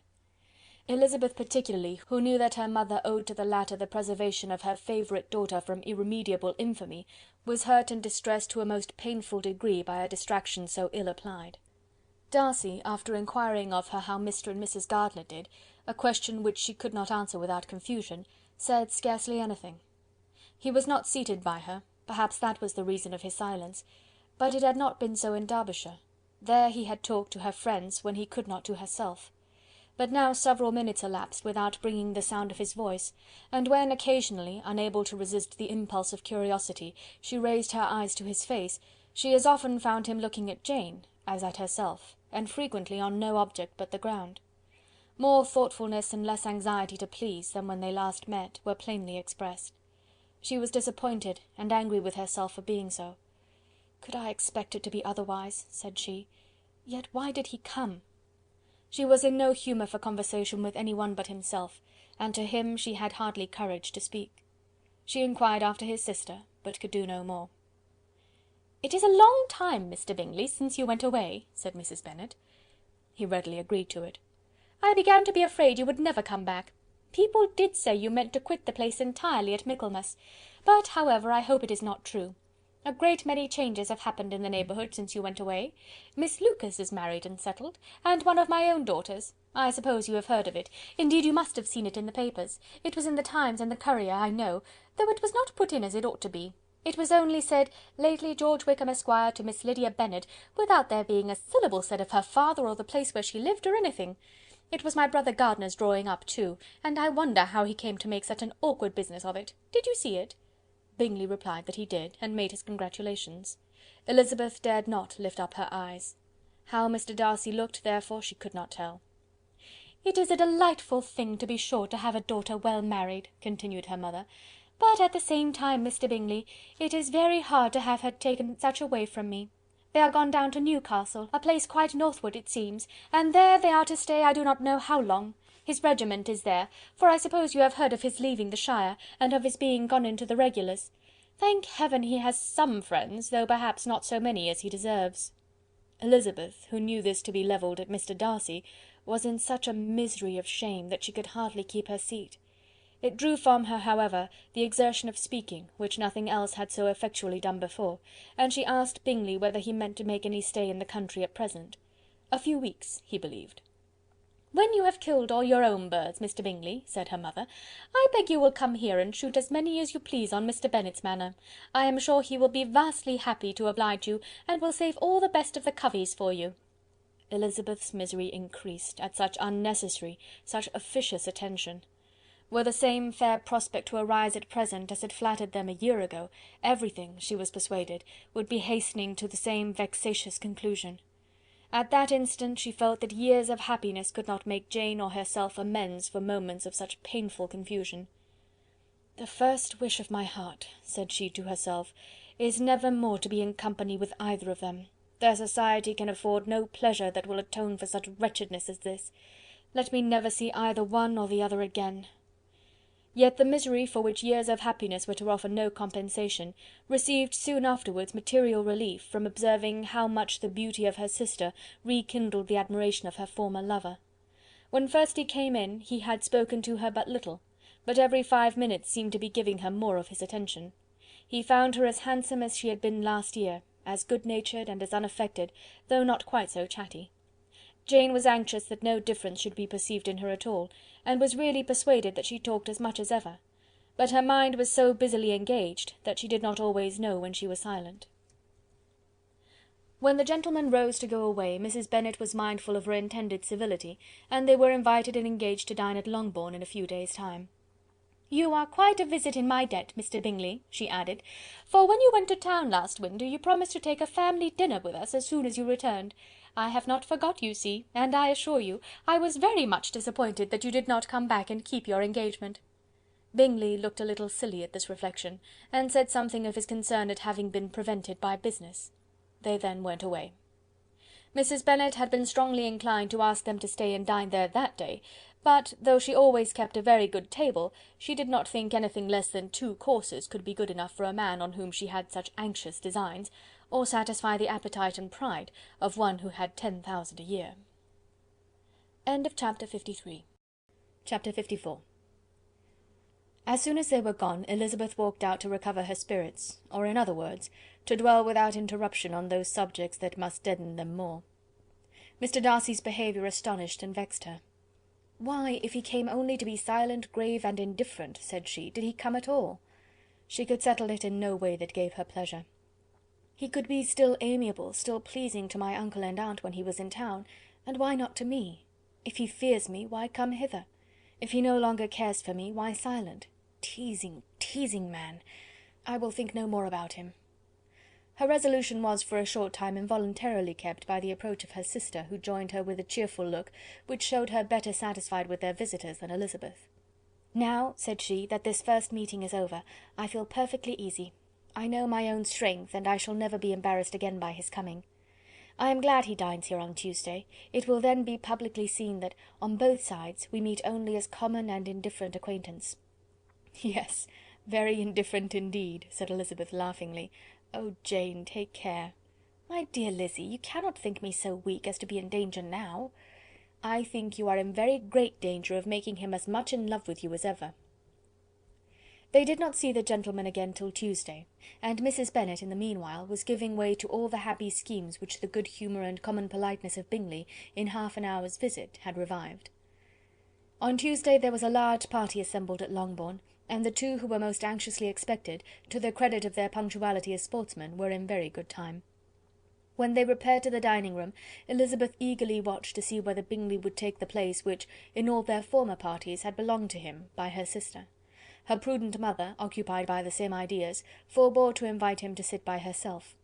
On entering the room he seemed to hesitate, but Jane happened to look round, and happened to smile. It was decided. He placed himself by her. Elizabeth, with a triumphant sensation, looked towards his friend. He bore it with noble indifference, and she would have imagined that Bingley had received his sanction to be happy, had she not seen his eyes likewise turn towards Mr. Darcy, with an expression of half-laughing alarm. His behaviour to her sister was such, during dinner-time, as showed an admiration of her, which, though more guarded than formerly, persuaded Elizabeth that, if left wholly to himself, Jane's happiness and his own would be speedily secured. Though she dared not depend upon the consequence, she yet received pleasure from observing his behaviour. It gave her all the animation that her spirits could boast, for she was in no cheerful humour. Mr. Darcy was almost as far from her as the table could divide them. He was on one side of her mother. She knew how little such a situation would give pleasure to either, or to make either appear to advantage. She was not near enough to hear any of their discourse, but she could see how seldom they spoke to each other, and how formal and cold was their manner whenever they did. Her mother's ungraciousness made the sense of what they owed him more painful to Elizabeth's mind, and she would at times have given anything to be privileged to tell him that his kindness was neither unknown nor unfelt by the whole of the family. She was in hopes that the evening would afford some opportunity of bringing them together, that the whole of the visit would not pass away without enabling them to enter into something more of conversation than the mere ceremonious salutation attending his entrance. Anxious and uneasy, the period which passed in the drawing-room before the gentlemen came was wearisome and dull to a degree that almost made her uncivil. She looked forward to their entrance as the point on which all her chance of pleasure for the evening must depend. "If he does not come to me then," said she, "I shall give him up for ever." The gentleman came, and she thought he looked as if he would have answered her hopes, but alas! the ladies had crowded round the table, where Miss Bennet was making tea, and Elizabeth pouring out the coffee, in so close a confederacy that there was not a single vacancy near her which would admit of a chair. And on the gentleman's approaching, one of the girls moved closer to her than ever, and said in a whisper, "The men shan't come and part us, I am determined. We want none of them, do we?" Darcy had walked away to another part of the room. She followed him with her eyes, envied everyone to whom he spoke, had scarcely patience enough to help anybody to coffee, and then was enraged against herself for being so silly. A man who has once been refused! How could I ever be foolish enough to expect a renewal of his love? Is there one among the sex who would not protest against such a weakness as a second proposal to the same woman? There is no indignity so abhorrent to their feelings. She was a little revived, however, by his bringing back his coffee-cup himself, and she seized the opportunity of saying, "Is your sister at Pemberley still?" "Yes, she will remain there till Christmas." "And quite alone? Have all her friends left her?" "Mrs. Annesley is with her. The others have gone on to Scarborough these 3 weeks." She could think of nothing more to say, but if he wished to converse with her, he might have better success. He stood by her, however, for some minutes in silence, and at last, on the young lady's whispering to Elizabeth again, he walked away. When the tea-things were removed and the card-tables placed, the ladies all rose, and Elizabeth was then hoping to be soon joined by him, when all her views were overthrown by seeing him fall a victim to her mother's rapacity for whist-players, and in a few moments after seated with the rest of the party. She now lost every expectation of pleasure. They were confined for the evening at different tables, and she had nothing to hope but that his eyes were so often turned towards her side of the room as to make him play as unsuccessfully as herself. Mrs. Bennet had designed to keep the 2 Netherfield gentlemen to supper, but their carriage was unluckily ordered before any of the others, and she had no opportunity of detaining them. "Well, girls," said she, as soon as they were left to themselves, "what say you to the day? I think everything has passed off uncommonly well, I assure you. The dinner was as well dressed as any I ever saw. The venison was roasted to a turn, and everybody said they never saw so fat a haunch. The soup was 50 times better than what we had at the Lucases last week, and even Mr. Darcy acknowledged that the partridges were remarkably well done, and I suppose he has 2 or 3 French cooks at least. And, my dear Jane, I never saw you look in greater beauty. Mrs. Long said so too, for I asked her whether you did not. And what do you think she said besides? Ah, Mrs. Bennet, we shall have her at Netherfield at last. She did indeed. I do think Mrs. Long is as good a creature as ever lived, and her nieces are very pretty behaved girls, and not at all handsome. I like them prodigiously." Mrs. Bennet, in short, was in very great spirits. She had seen enough of Bingley's behaviour to Jane to be convinced that she would get him at last, and her expectations of advantage to her family, when in a happy humour, were so far beyond reason, that she was quite disappointed in not seeing him there again the next day to make his proposals. "It has been a very agreeable day," said Miss Bennet to Elizabeth. "The party seemed so well selected, so suitable one with the other. I hope we may often meet again." Elizabeth smiled. "Lizzy, you must not do so. You must not suspect me. It mortifies me. I assure you that I have now learnt to enjoy his conversation as an agreeable and sensible young man, without having a wish beyond it. I am perfectly satisfied, from what his manners now are, that he never had any design of engaging my affection. It is only that he is blessed with greater sweetness of address, and a stronger desire of generally pleasing, than any other man." "You are very cruel," said her sister. "You will not let me smile, and are provoking me to it every moment." "How hard it is in some cases to be believed, and how impossible in others. But why should you wish to persuade me that I feel more than I acknowledge?" "That is a question which I hardly know how to answer. We all love to instruct, though we can teach only what is not worth knowing. Forgive me, and if you persist in indifference, do not make me your confidante." Chapter 54. Chapter 55. A few days after this visit Mr. Bingley called again, and alone. His friend had left him that morning for London, but was to return home in 10 days' time. He sat with them above an hour, and was in remarkably good spirits. Mrs. Bennet invited him to dine with them, but, with many expressions of concern, he confessed himself engaged elsewhere. "Next time you call," said she, "I hope we shall be more lucky." He should be particularly happy at any time, etc., etc., and if she would give him leave, would take an early opportunity of waiting on them. "Can you come to-morrow?" Yes, he had no engagement at all for to-morrow, and her invitation was accepted with alacrity. He came, and in such very good time, that the ladies were none of them dressed. In ran Mrs. Bennet to her daughter's room, in her dressing gown, and with her hair half finished, crying out, "My dear Jane, make haste and hurry down! He is come! Mr. Bingley is come! He is indeed! Make haste, make haste! Here, Sarah, come to Miss Bennet this moment, and help her on with her gown. Never mind Miss Lizzie's hair." "We will be down as soon as we can," said Jane, "but I dare say Kitty is forwarder than either of us, for she went upstairs half an hour ago." "Oh, hang Kitty! What has she to do with it? Come, be quick, be quick! Where is your sash, my dear?" But when her mother was gone, Jane would not be prevailed on to go down without one of her sisters. The same anxiety to get them by themselves was visible again in the evening. After tea, Mr. Bennet retired to the library, as was his custom, and Mary went upstairs to her instrument. Two obstacles of the five being thus removed, Mrs. Bennet sat looking and winking at Elizabeth and Catherine for a considerable time, without making any impression on them. Elizabeth would not observe her, and when at last Kitty did, she very innocently said, "What is the matter, mamma? What do you keep winking at me for? What am I to do?" "Nothing, child, nothing! I did not wink at you." She then sat still 5 minutes longer, but unable to waste such a precious occasion, she suddenly got up, and saying to Kitty, "Come here, my love, I want to speak to you," took her out of the room. Jane instantly gave a look at Elizabeth which spoke her distress at such premeditation, and her entreaty that she would not give in to it. In a few minutes Mrs. Bennet half opened the door and called out, "Lizzie, my dear, I want to speak with you." Elizabeth was forced to go. "We may as well leave them by themselves, you know," said her mother as soon as she was in the hall. "Kitty and I are going upstairs to sit in my dressing-room." Elizabeth made no attempt to reason with her mother, but remained quietly in the hall till she and Kitty were out of sight, then returned into the drawing-room. Mrs. Bennet's schemes for this day were ineffectual. Bingley was everything that was charming except the professed lover of her daughter. His ease and cheerfulness rendered him a most agreeable addition to their evening party, and he bore with the ill-judged officiousness of the mother, and heard all her silly remarks with a forbearance and command of countenance particularly grateful to the daughter. He scarcely needed an invitation to stay to supper, and before he went away an engagement was formed, chiefly through his own and Mrs. Bennet's means, for his coming next morning to shoot with her husband. After this day, Jane said no more of her indifference. Not a word passed between the sisters concerning Bingley, but Elizabeth went to bed in the happy belief that all must speedily be concluded, unless Mr. Darcy returned within the stated time. Seriously, however, she felt tolerably persuaded that all this must have taken place with that gentleman's concurrence. Bingley was punctual to his appointment, and he and Mr. Bennet spent the morning together, as had been agreed on. The latter was much more agreeable than his companion expected.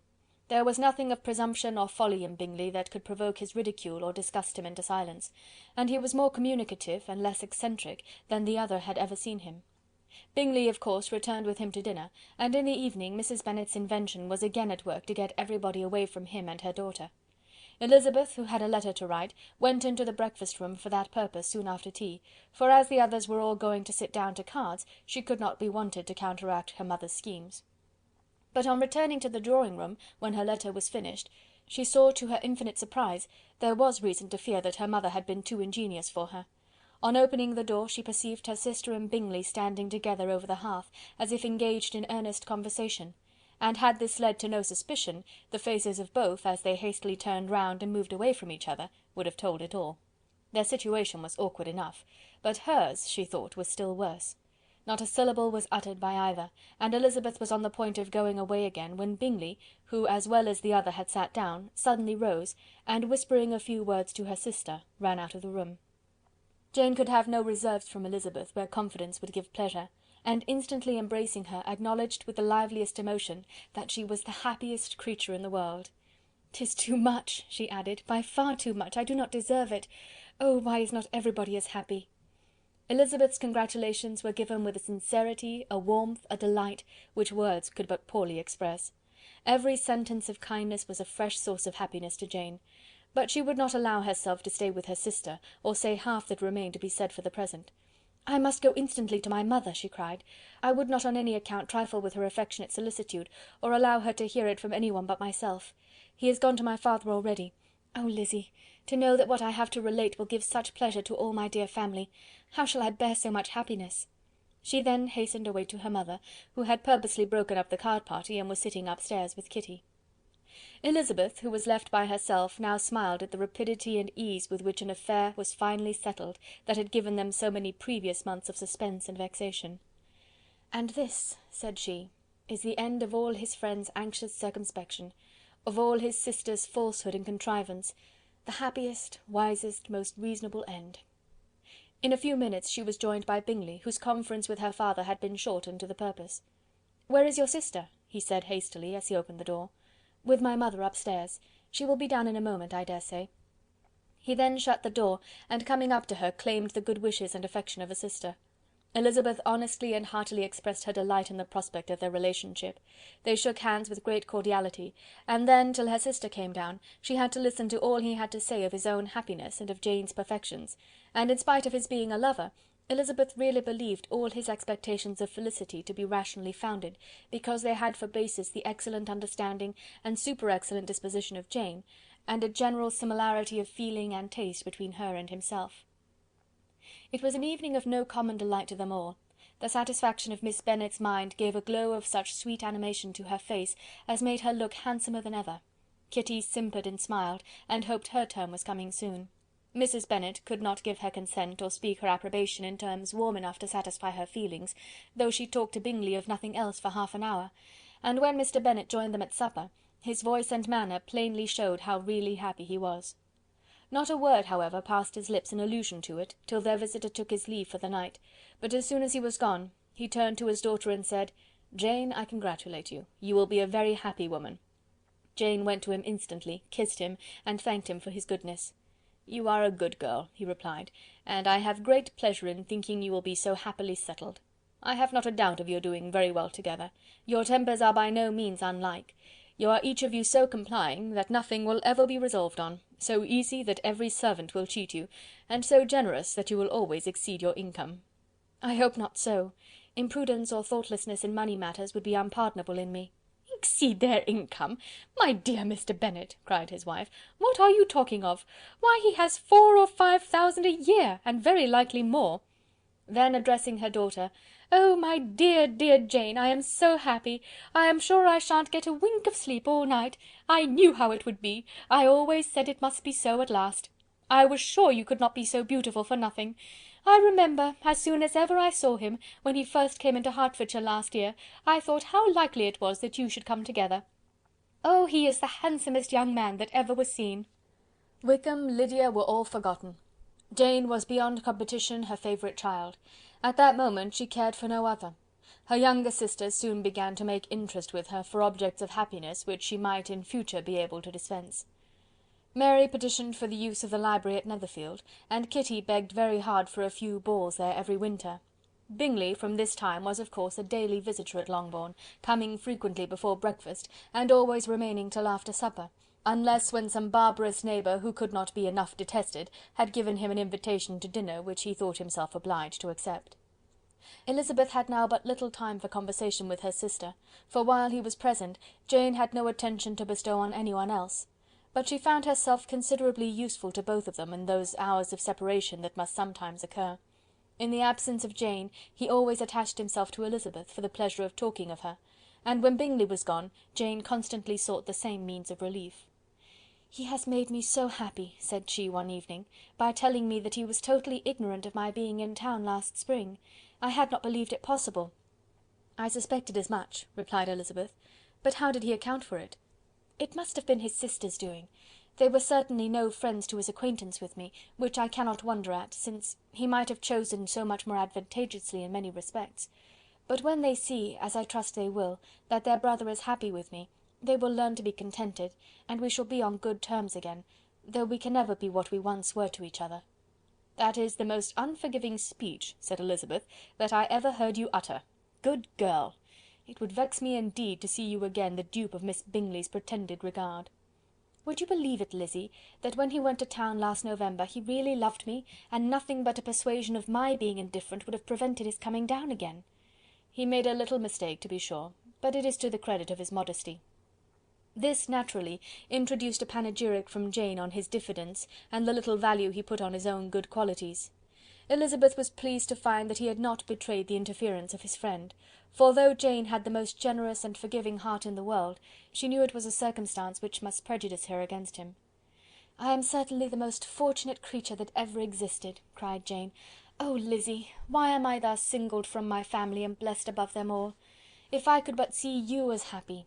If there were but such another man for you! If you were to give me 40 such men, I never could be so happy as you. Till I have your disposition, your goodness, I never can have your happiness.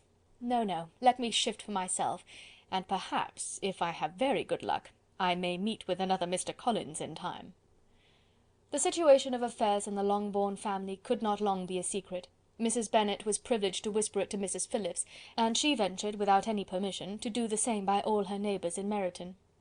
The Bennets were speedily pronounced to be the luckiest family in the world, though only a few weeks before, when Lydia had first run away, they had been generally proved to be marked out for misfortune. End of chapter 55. Chapter 56. One morning, about a week after Bingley's engagement with Jane had been formed, as he and the females of the family were sitting together in the dining-room, their attention was suddenly drawn to the window by the sound of a carriage, and they perceived a chaise and four driving up the lawn. It was too early in the morning for visitors, and besides the equipage did not answer to that of any of their neighbours. The horses were post, and neither the carriage nor the livery of the servant who preceded it were familiar to them. As it was certain, however, that somebody was coming, Bingley instantly prevailed on Miss Bennet to avoid the confinement of such an intrusion, and walk away with him into the shrubbery. They both set off, and the conjectures of the remaining three continued, though with little satisfaction, till the door was thrown open, and their visitor entered. It was Lady Catherine de Bourgh. They were, of course, all intending to be surprised, but their astonishment was beyond their expectation, and on the part of Mrs. Bennet and Kitty, though she was perfectly unknown to them, even inferior to what Elizabeth felt. She entered the room with an air more than usually ungracious, made no other reply to Elizabeth's salutation than a slight inclination of the head, and sat down without saying a word. Elizabeth had mentioned her name to her mother on her ladyship's entrance, though no request of introduction had been made. Mrs. Bennet, all amazement, though flattered by having a guest of such high importance, received her with the utmost politeness. After sitting for a moment in silence, she said very stiffly to Elizabeth, "I hope you are well, Miss Bennet. That lady, I suppose, is your mother?" Elizabeth replied very concisely that she was. "And that, I suppose, is one of your sisters?" "Yes, madam," said Mrs. Bennet, delighted to speak to a Lady Catherine.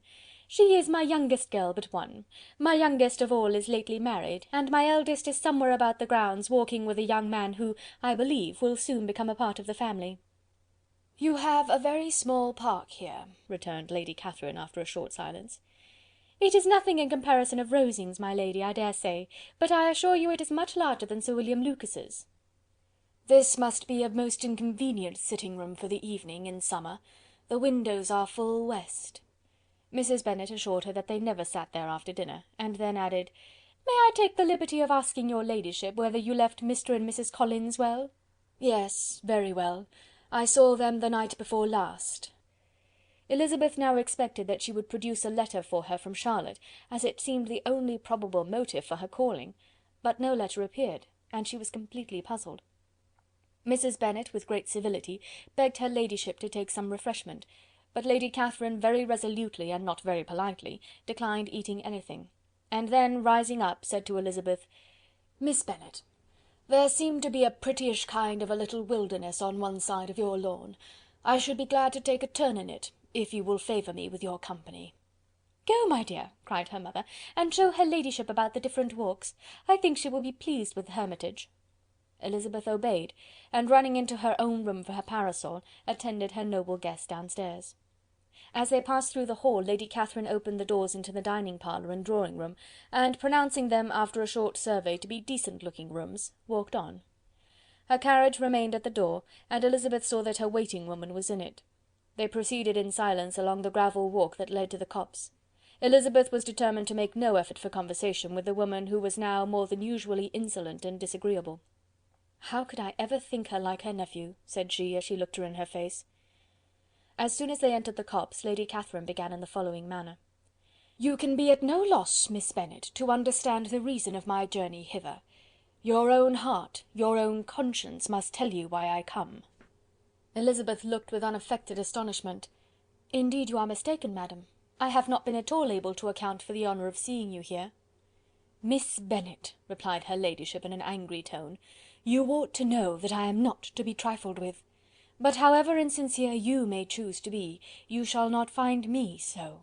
My character has ever been celebrated for its sincerity and frankness, and in a cause of such moment as this, I shall certainly not depart from it. A report of a most alarming nature reached me 2 days ago. I was told that not only your sister was on the point of being most advantageously married, but that you, Miss Elizabeth Bennet, would, in all likelihood, be soon afterwards united to my nephew, my own nephew, Mr Darcy. Though I know it must be a scandalous falsehood, though I would not injure him so much as to suppose the truth of it possible, I instantly resolved on setting off for this place, that I might make my sentiments known to you." "If you believed it impossible to be true," said Elizabeth, colouring with astonishment and disdain, "I wonder you took the trouble of coming so far. What could your ladyship propose by it?" "At once to insist upon having such a report universally contradicted." "Your coming to Longbourn to see me and my family," said Elizabeth coolly, "will be rather a confirmation of it, if indeed such a report is in existence." "If! Do you then pretend to be ignorant of it? Has it not been industriously circulated by yourselves? Do you not know that such a report is spread abroad?" "I never heard that it was." "And can you likewise declare that there is no foundation for it?" "I do not pretend to possess equal frankness with your ladyship. You may ask questions which I shall not choose to answer." "This is not to be borne. Miss Bennet, I insist on being satisfied. Has my nephew made you an offer of marriage?" "Your ladyship has declared it to be impossible." "It ought to be so, it must be so, while he retains the use of his reason. But your arts and allurements may, in a moment of infatuation, have made him forget what he owes to himself and to all his family. You may have drawn him in." "If I have, I shall be the last person to confess it." "Miss Bennet, do you know who I am? I have not been accustomed to such language as this. I am almost the nearest relation he has in the world, and am entitled to know all his dearest concerns." "But you are not entitled to know mine, nor will such behaviour as this ever induce me to be explicit." "Let me be rightly understood. This match, to which you have the presumption to aspire, can never take place. No, never. Mr Darcy is engaged to my daughter. Now what have you to say?" "Only this, that if he is so, you can have no reason to suppose he will make an offer to me." Lady Catherine hesitated for a moment, and then replied: "The engagement between them is of a peculiar kind. From their infancy they have been intended for each other. It was the favourite wish of his mother as well as of hers. While in their cradles we planned the union, and now, at the moment when the wishes of both sisters would be accomplished in their marriage, to be prevented by a young woman of inferior birth, of no importance in the world, and wholly unallied to the family. Do you pay no regard to the wishes of his friends, to his tacit engagement with Miss de Bourgh? Are you lost to every feeling of propriety and delicacy? Have you not heard me say that from his earliest hours he was destined for his cousin?" "Yes, and I had heard it before, but what is that to me? If there is no other objection to my marrying your nephew, I shall certainly not be kept from it by knowing that his mother and aunt wished him to marry Miss de Bourgh. You both did as much as you could in planning the marriage; its completion depended on others. If Mr Darcy is neither by honour nor inclination confined to his cousin, why is not he to make another choice? And if I am that choice, why may not I accept him?" "Because honour, decorum, prudence, nay, interest, forbid it. Yes, Miss Bennet, interest. For do not expect to be noticed by his family or friends if you wilfully act against the inclinations of all. You will be censured, slighted, and despised by every one connected with him. Your alliance will be a disgrace. Your name will never even be mentioned by any of us." "These are heavy misfortunes," replied Elizabeth, "but the wife of Mr Darcy must have such extraordinary sources of happiness necessarily attached to her situation, that she could, upon the whole, have no cause to repine." "Obstinate, headstrong girl! I am ashamed of you." Is this your gratitude for my attentions to you last spring? Is nothing due to me on that score? Let us sit down. You are to understand, Miss Bennet, that I came here with the determined resolution of carrying my purpose, nor will I be dissuaded from it. I have not been used to submit to any person's whims. I have not been in the habit of brooking disappointment. That will make your ladyship's situation at present more pitiable, but it will have no effect on me. I will not be interrupted. Hear me in silence. My daughter and my nephew are formed for each other. They are descended, on the maternal side, from the same noble line, and on the father's, from respectable, honourable, and ancient, though untitled, families. Their fortune on both sides is splendid.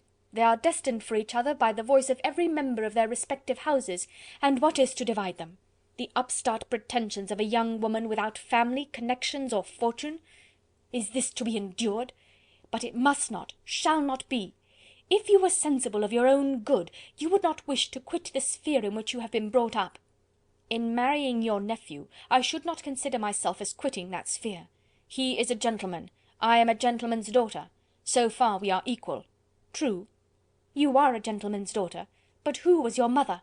Who are your uncles and aunts? Do not imagine me ignorant of their condition. Whatever my connections may be, said Elizabeth, if your nephew does not object to them, they can be nothing to you. Tell me once and for all, are you engaged to him?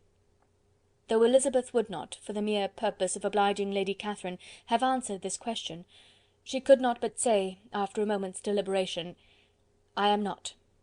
Lady Catherine seemed pleased. "And will you promise me never to enter into such an engagement?" "I will make no promise of the kind."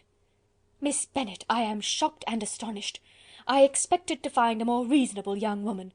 But do not deceive yourself into a belief that I will never recede. I shall not go away until you have given me the assurance I require. And I certainly never shall give it. I am not to be intimidated into anything so wholly unreasonable. Your ladyship wants Mr. Darcy to marry your daughter, but would my giving you the wished-for promise make their marriage at all more probable? Supposing him to be attached to me, would my refusing to accept his hand make him wish to bestow it on his cousin? Allow me to say, Lady Catherine, that the arguments with which you have supported this extraordinary application have been as frivolous as the application was ill-judged. You have widely mistaken my character, if you think I can be worked on by such persuasions as these. How far your nephew might approve of your interference in his affairs I cannot tell, but you have certainly no right to concern yourself in mine. I must beg, therefore, to be importuned no farther on the subject." "Not so hasty, if you please. I have by no means done. To all the objections I have already urged, I have still another to add. I am no stranger to the particulars of your youngest sister's infamous elopement. I know it all, that the young man's marrying her was a patched-up business at the expense of your father and uncles. And is such a girl to be my nephew's sister? Is her husband, is the son of his late father's steward, to be his brother? Heaven and earth! Of what are you thinking? Are the shades of Pemberley to be thus polluted?" "You can now have nothing further to say," she resentfully answered. "You have insulted me in every possible method. I must beg you to return to the house." And she rose as she spoke. Lady Catherine rose also, and they turned back. Her ladyship was highly incensed. "You have no regard, then, for the honour and credit of my nephew. Unfeeling, selfish girl! Do you not consider that a connection with you must disgrace him in the eyes of everybody?" "Lady Catherine, I have nothing further to say. You know my sentiments." "You are then resolved to have him?" "I have said no such thing. I am only resolved to act in that manner which will, in my own opinion, constitute my happiness, without reference to you, or to any person so wholly unconnected with me." "It is well. You refuse, then, to oblige me. You refuse to obey the claims of duty, honour, and gratitude. You are determined to ruin him in the opinion of all his friends, and make him the contempt of the world." "Neither duty, nor honour, nor gratitude," replied Elizabeth, "have any possible claim on me in the present instance. No principle of either would be violated by my marriage with Mr. Darcy. And with regard to the resentment of his family, or the indignation of the world, if the former were excited by his marrying me, it would not give me one moment's concern, and the world in general would have too much sense to join in the scorn." "And this is your real opinion? This is your final resolve? Very well. I shall now know how to act. Do not imagine, Miss Bennet, that your ambition will ever be gratified. I came to try you. I hoped to find you reasonable, but depend upon it I will carry my point." In this manner Lady Catherine talked on, till they were at the door of the carriage, when, turning hastily around, she added, "I take no leave of you, Miss Bennet. I send no compliments to your mother. You deserve no such attention. I am most seriously displeased." Elizabeth made no answer, and without attempting to persuade her ladyship to return into the house, walked quietly into it herself. She heard the carriage drive away as she proceeded upstairs. Her mother impatiently met her at the door of the dressing-room, to ask why Lady Catherine would not come in again and rest herself. "She did not choose it," said her daughter. "She would go." "She is a very fine-looking woman, and her calling here was prodigiously civil, for she only came, I suppose, to tell us the Collinses were well. She is on her road somewhere, I dare say, and so, passing through Meryton, thought she might as well call on you. I suppose she had nothing particular to say to you, Lizzy?" Elizabeth was forced to give into a little falsehood here, for to acknowledge the substance of their conversation was impossible. Chapter 56. Chapter 57. The discomposure of spirits which this extraordinary visit threw Elizabeth into could not be easily overcome, nor could she for many hours learn to think of it less than incessantly. Lady Catherine, it appeared, had actually taken the trouble of this journey from Rosings for the sole purpose of breaking off her supposed engagement with Mr. Darcy. It was a rational scheme, to be sure, but from what the report of their engagement could originate, Elizabeth was at a loss to imagine, till she recollected that his being the intimate friend of Bingley, and her being the sister of Jane, was enough, at a time when the expectation of one wedding made everybody eager for another, to supply the idea. She had not herself forgotten to feel that the marriage of her sister must bring them more frequently together, and her neighbours at Lucas Lodge, therefore, for through their communication with the Collinses the report, she concluded, had reached Lady Catherine, had only set that down as almost certain and immediate, which she had looked forward to as possible at some future time. In revolving Lady Catherine's expectations, however, she could not help feeling some uneasiness as to the possible consequence of her persisting in this interference. From what she had said of her resolution to prevent their marriage, it occurred to Elizabeth that she must meditate an application to her nephew, and how he might take a similar representation of the evils attached to a connection with her, she dared not pronounce. She knew not the exact degree of his affection for his aunt, or his dependence on her judgment, but it was natural to suppose that he thought much higher of her ladyship than she could do, and it was certain that, in enumerating the miseries of the marriage with one whose immediate connections were so unequal to his own, his aunt would address him on his weakest side. With his notions of dignity he would probably feel that the arguments, which to Elizabeth had appeared weak and ridiculous, contained much good sense and solid reasoning. If he had been wavering before as to what he should do, which had often seemed likely, the advice and entreaty of so near a relation might settle every doubt, and determine him at once to be as happy as dignity unblemished could make him. In that case he would return no more. Lady Catherine might see him in her way through town, and his engagement to Bingley of coming again to Netherfield must give way. If, therefore, an excuse for not keeping his promise should come to his friend within a few days, she added, I shall know how to understand it. I shall then give over every expectation, every wish of his constancy. If he is satisfied with only regretting me, when he might have obtained my affections and hand, I shall soon cease to regret him at all.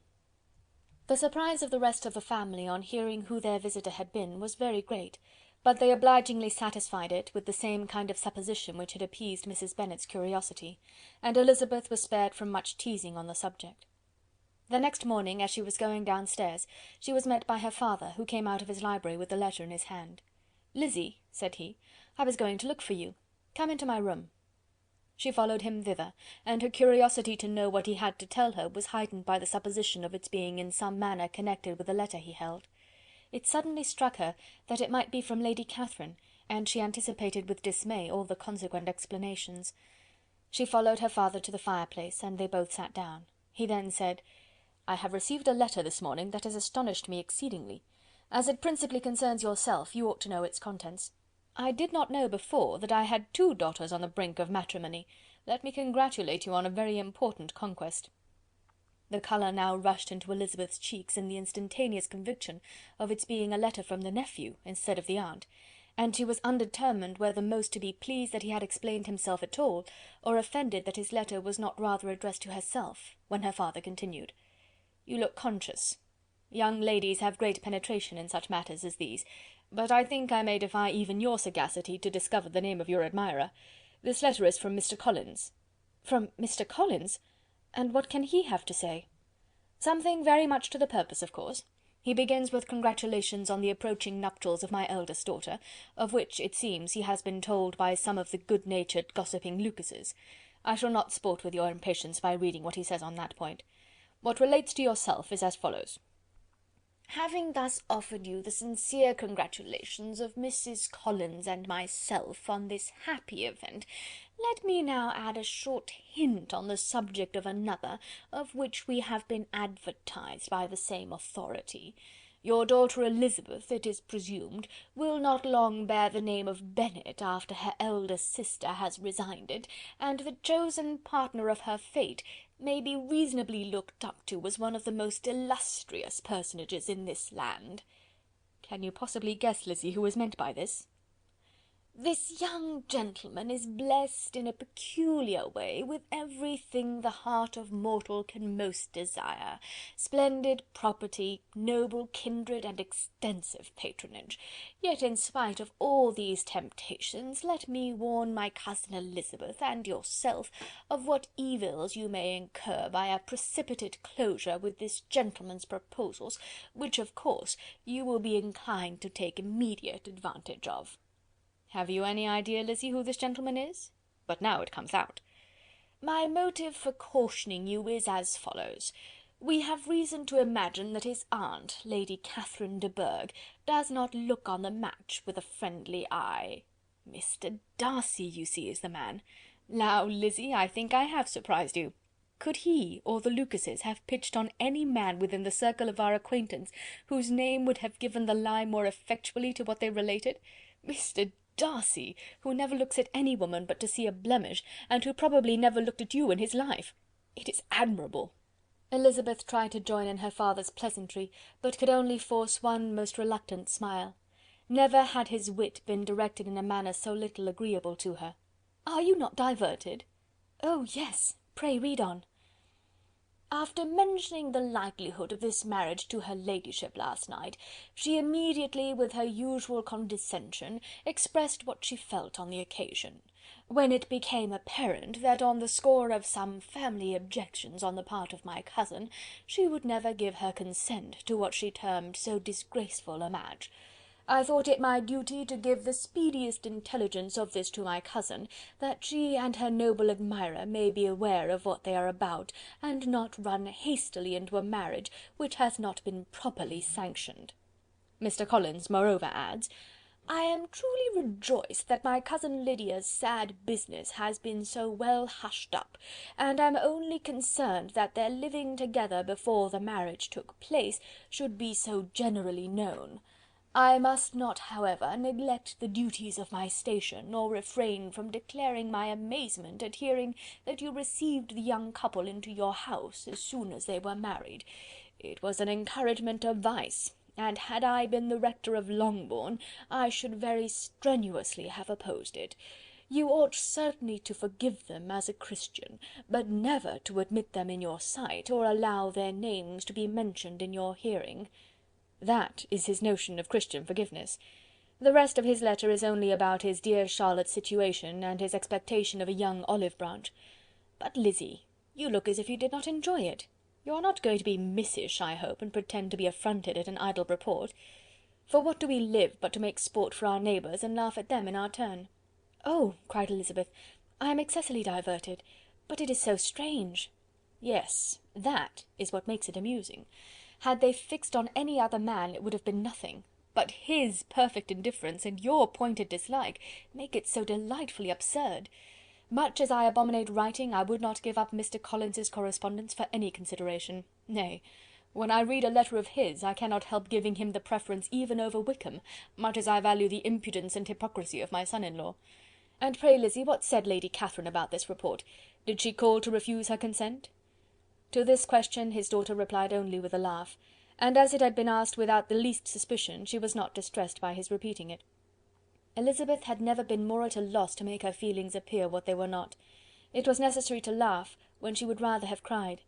Her father had most cruelly mortified her by what he said of Mr. Darcy's indifference, and she could do nothing but wonder at such a want of penetration, or fear that, perhaps, instead of his seeing too little, she might have fancied too much. Chapter 57. Chapter 58.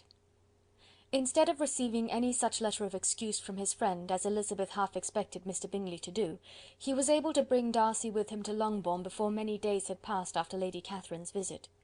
The gentleman arrived early, and before Mrs Bennet had time to tell him of their having seen his aunt, of which her daughter sat in momentary dread, Bingley, who wanted to be alone with Jane, proposed their all walking out. It was agreed to. Mrs Bennet was not in the habit of walking, Mary could never spare time, but the remaining 5 set off together. Bingley and Jane, however, soon allowed the others to outstrip them, while Elizabeth, Kitty, and Darcy were to entertain each other. Very little was said by either. Kitty was too much afraid of him to talk, Elizabeth was secretly forming a desperate resolution, and perhaps he might be doing the same. They walked towards the Lucases, because Kitty wished to call upon Maria, and as Elizabeth saw no occasion for making it a general concern, when Kitty left them she went boldly on with him alone. Now was the moment for her resolution to be executed, and while her courage was high, she immediately said, "Mr Darcy, I am a very selfish creature, and for the sake of giving relief to my own feelings, care not how much I may be wounding yours. I can no longer help thanking you for your unexampled kindness to my poor sister. Ever since I have known it, I have been most anxious to acknowledge to you how gratefully I feel it. Were it known to the rest of my family, I should not have merely my own gratitude to express." "I am sorry, exceedingly sorry," replied Darcy in a tone of surprise and emotion, "that you have ever been informed of what may, in a mistaken light, have given you uneasiness. I did not think Mrs Gardiner was so little to be trusted. You must not blame my aunt. Lydia's thoughtlessness first betrayed to me that you had been concerned in the matter, and of course I could not rest till I knew the particulars. Let me thank you again and again, in the name of all my family, for that generous compassion which induced you to take so much trouble, and bear so many mortifications, for the sake of discovering them." "If you will thank me," he replied, "let it be for yourself alone. That the wish of giving happiness to you might add force to the other inducements which led me on, I shall not attempt to deny. But your family owe me nothing.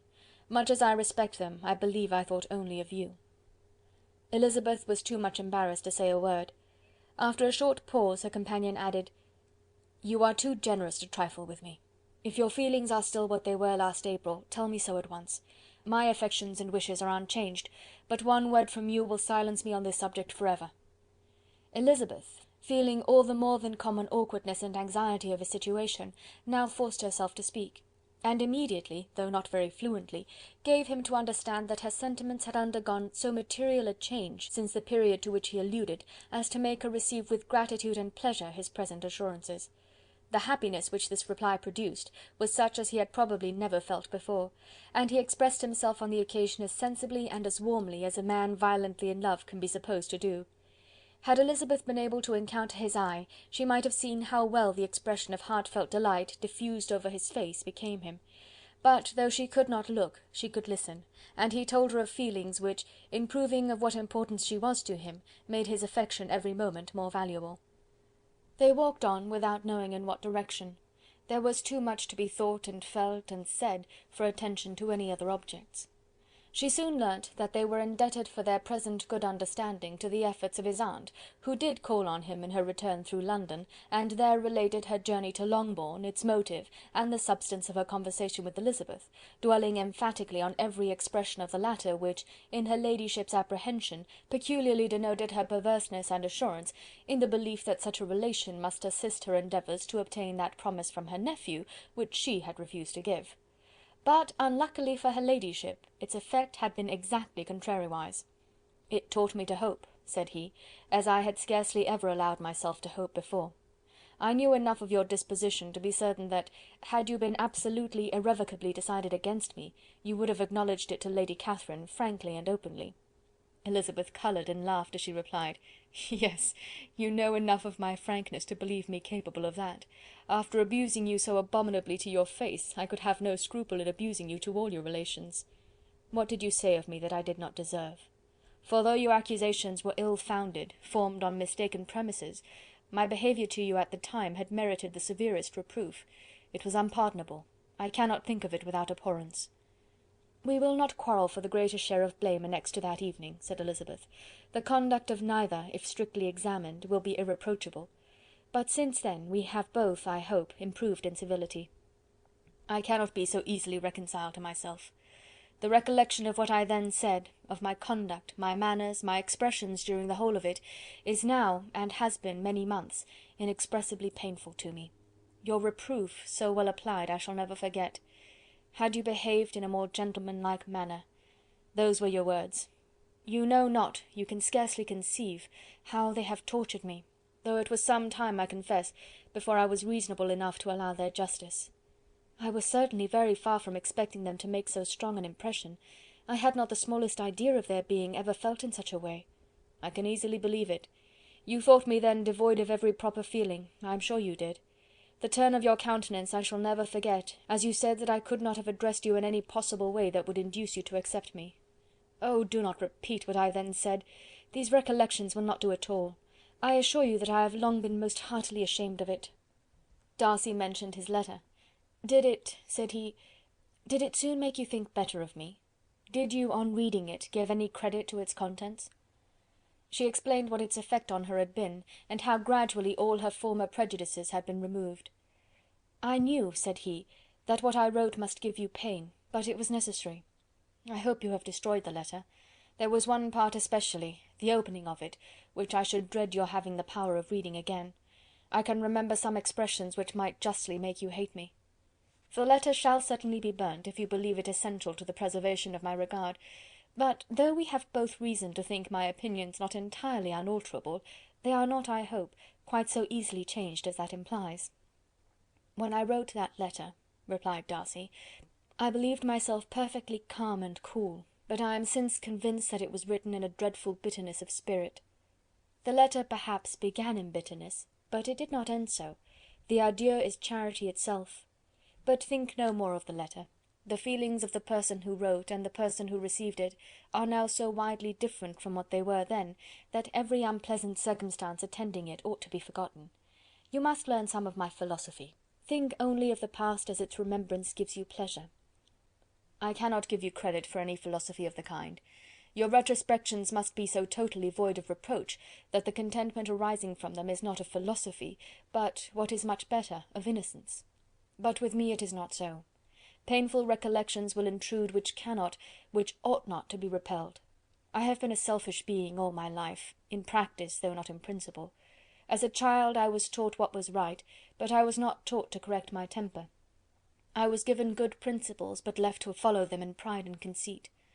Unfortunately an only son, for many years an only child, I was spoilt by my parents, who, though good themselves, my father particularly all that was benevolent and amiable, allowed, encouraged, almost taught me to be selfish and overbearing, to care for none beyond my own family circle, to think meanly of all the rest of the world, to wish at least to think meanly of their sense and worth compared with my own.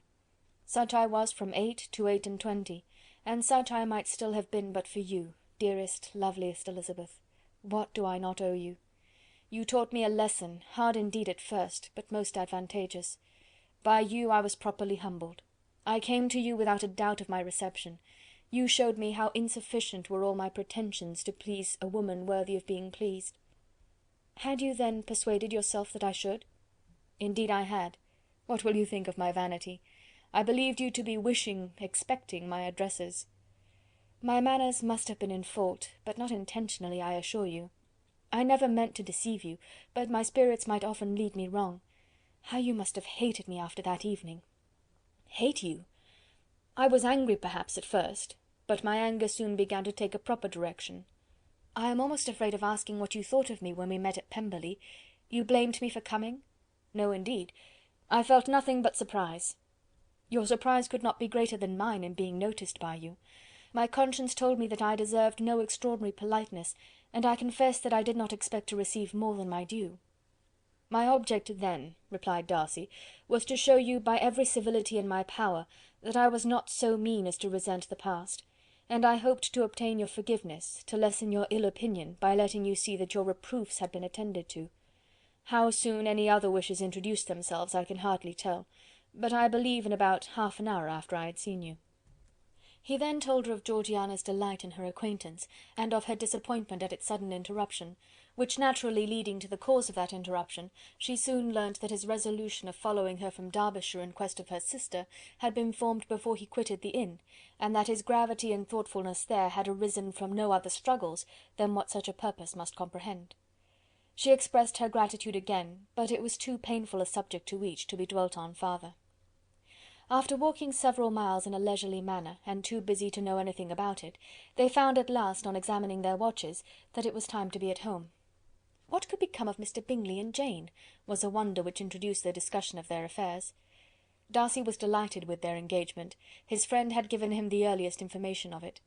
"I must ask whether you were surprised," said Elizabeth. "Not at all. When I went away I felt that it would soon happen.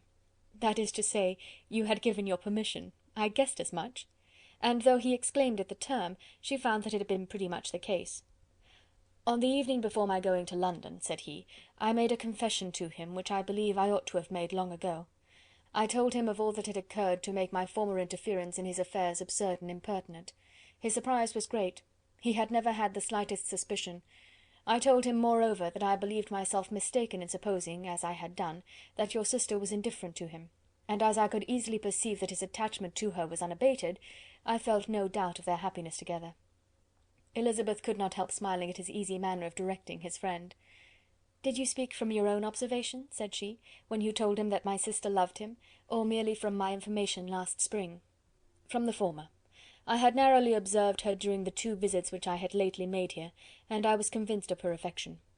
"And your assurance of it, I suppose, carried immediate conviction to him?" "It did. Bingley is most unaffectedly modest. His diffidence had prevented his depending on his own judgment in so anxious a case, but his reliance on mine made everything easy. I was obliged to confess one thing, which for a time, and not unjustly, offended him. I could not allow myself to conceal that your sister had been in town 3 months last winter, that I had known it, and purposely kept it from him.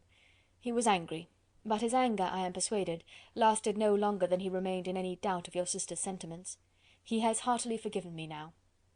Elizabeth longed to observe that Mr Bingley had been a most delightful friend, so easily guided that his worth was invaluable, but she checked herself. She remembered that he had yet to learn to be laughed at, and it was rather too early to begin.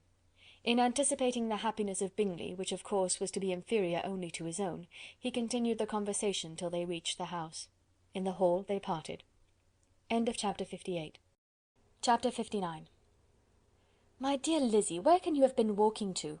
was a question which Elizabeth received from Jane as soon as she entered their room, and from all the others when they sat down to table. She had only to say in reply that they had wandered about till she was beyond her own knowledge. She coloured as she spoke, but neither that nor anything else awakened a suspicion of the truth. The evening passed quietly, unmarked by anything extraordinary. The acknowledged lovers talked and laughed, the unacknowledged were silent. Darcy was not of a disposition in which happiness overflows in mirth, and Elizabeth, agitated and confused, rather knew that she was happy than felt herself to be so, for besides the immediate embarrassment, there were other evils before her. She anticipated what would be felt in the family when her situation became known.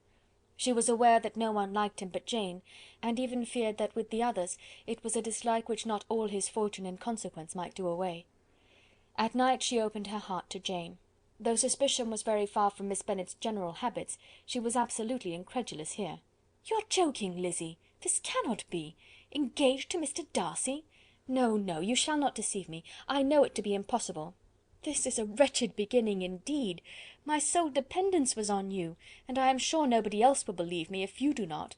Yet indeed I am in earnest. I speak nothing but the truth. He still loves me, and we are engaged." Jane looked at her doubtingly. "Oh, Lizzy, it cannot be. I know how much you dislike him." "You know nothing of the matter. That is all to be forgot. Perhaps I did not always love him so well as I do now, but in such cases as these a good memory is unpardonable. This is the last time I shall ever remember it myself." Miss Bennet still looked all amazement. Elizabeth again, and more seriously, assured her of its truth. "Good heaven! Can it really be so?" "Yet now I must believe you," cried Jane. "My dear, dear Lizzy, I do congratulate you, but are you certain? Forgive the question. Are you quite certain that you can be happy with him?" "There can be no doubt of that. It is settled between us already that we are to be the happiest couple in the world. But are you pleased, Jane? Shall you like to have such a brother?" "Very, very much. Nothing could give either Bingley or myself more delight. But we considered it, we talked of it as impossible. And do you really love him quite well enough? Oh, Lizzy, do anything rather than marry without affection. Are you quite sure that you feel what you ought to do?" "Oh, yes." "You will only think I feel more than I ought to do, when I tell you all." "What do you mean?" "Why, I must confess that I love him better than I do Bingley. I am afraid you will be angry." "My dearest sister, now be serious. I want to talk very seriously. Let me know everything that I am to know, without delay. Will you tell me how long you have loved him?" "It has been coming on so gradually that I hardly know when it began. But I believe I must date it from my first seeing his beautiful grounds at Pemberley."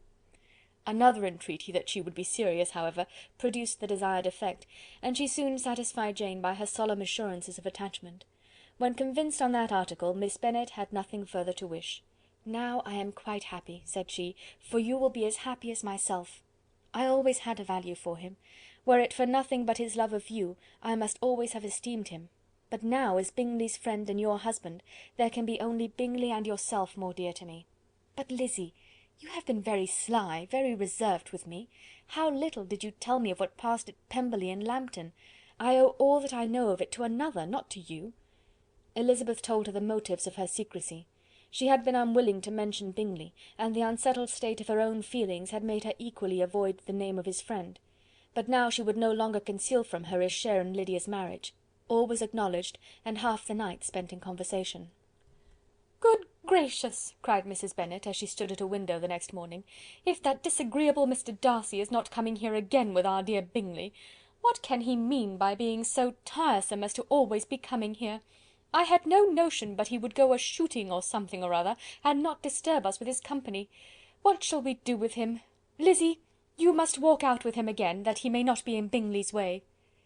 Elizabeth could hardly help laughing at so convenient a proposal, yet was really vexed that her mother should be always giving him such an epithet. As soon as they entered, Bingley looked at her so expressively, and shook hands with such warmth, as left no doubt of his good information, and he soon afterwards said aloud, "Mrs. Bennet, have you no more lanes hereabouts in which Lizzy may lose her way again to-day?" "I advise Mr. Darcy and Lizzy and Kitty," said Mrs. Bennet, "to walk to Oakham Mount this morning. It is a nice long walk, and Mr. Darcy has never seen the view." "It may do very well for the others," replied Mr. Bingley, "but I am sure it will be too much for Kitty. Won't it, Kitty?" Kitty owned that she had rather stay at home. Darcy professed a great curiosity to see the view from the Mount, and Elizabeth silently consented. As she went upstairs to get ready, Mrs. Bennet followed her, saying, "I am quite sorry, Lizzy, that you should be forced to have that disagreeable man all to yourself, but I hope you will not mind it. It is all for Jane's sake, you know. There is no occasion for talking to him, except just now and then, so do not put yourself to inconvenience." During their walk it was resolved that Mr. Bennet's consent should be asked in the course of the evening. Elizabeth reserved to herself the application for her mother's. She could not determine how her mother would take it, sometimes doubting whether all his wealth and grandeur would be enough to overcome her abhorrence of the man. But whether she were violently set against the match, or violently delighted with it, it was certain that her manner would be equally ill adapted to do credit to her sense, and she could no more bear that Mr. Darcy should hear the first raptures of her joy than the first vehemence of her disapprobation. In the evening, soon after Mr. Bennet withdrew to the library, she saw Mr. Darcy rise also and follow him, and her agitation on seeing it was extreme. She did not fear her father's opposition, but he was going to be made unhappy, and that it should be through her means, that she, his favourite child, should be distressing him by her choice, should be filling him with fears and regrets in disposing of her, was a wretched reflection, and she sat in misery till Mr. Darcy appeared again, when, looking at him, she was a little relieved by his smile. In a few minutes he approached the table where she was sitting with Kitty, and while pretending to admire her work, said in a whisper, "Go to your father, he wants you in the library." She was gone directly. Her father was walking about the room, looking grave and anxious. "Lizzy," said he, "what are you doing? Are you out of your senses to be accepting this man? Have you not always hated him?" How earnestly did she then wish that her former opinions had been more reasonable, her expressions more moderate! It would have spared her from explanations and professions which it was exceedingly awkward to give, but they were now necessary, and she assured him, with some confusion, of her attachment to Mr. Darcy. "Or, in other words, you are determined to have him. He is rich, to be sure, and you may have more fine clothes and fine carriages than Jane, but will they make you happy?" "Have you any other objection," said Elizabeth, "than your belief in my indifference?" "None at all. We all know him to be a proud, unpleasant sort of man, but this would be nothing if you really liked him." "I do like him," she replied, with tears in her eyes. "I love him. Indeed, he has no improper pride. He is perfectly amiable. You do not know what he really is. Then pray do not pain me by speaking of him in such terms." "Lizzy," said her father, "I have given him my consent. He is the kind of man indeed to whom I should never dare refuse anything which he condescended to ask. I now give it to you, if you are resolved on having him. But let me advise you to think better of it. I know your disposition, Lizzy. I know that you could be neither happy nor respectable unless you truly esteemed your husband, unless you looked up to him as a superior. Your lively talents would place you in the greatest danger in an unequal marriage. You could scarcely escape discredit and misery. My child, let me not have the grief of seeing you unable to respect your partner in life. You know not what you are about."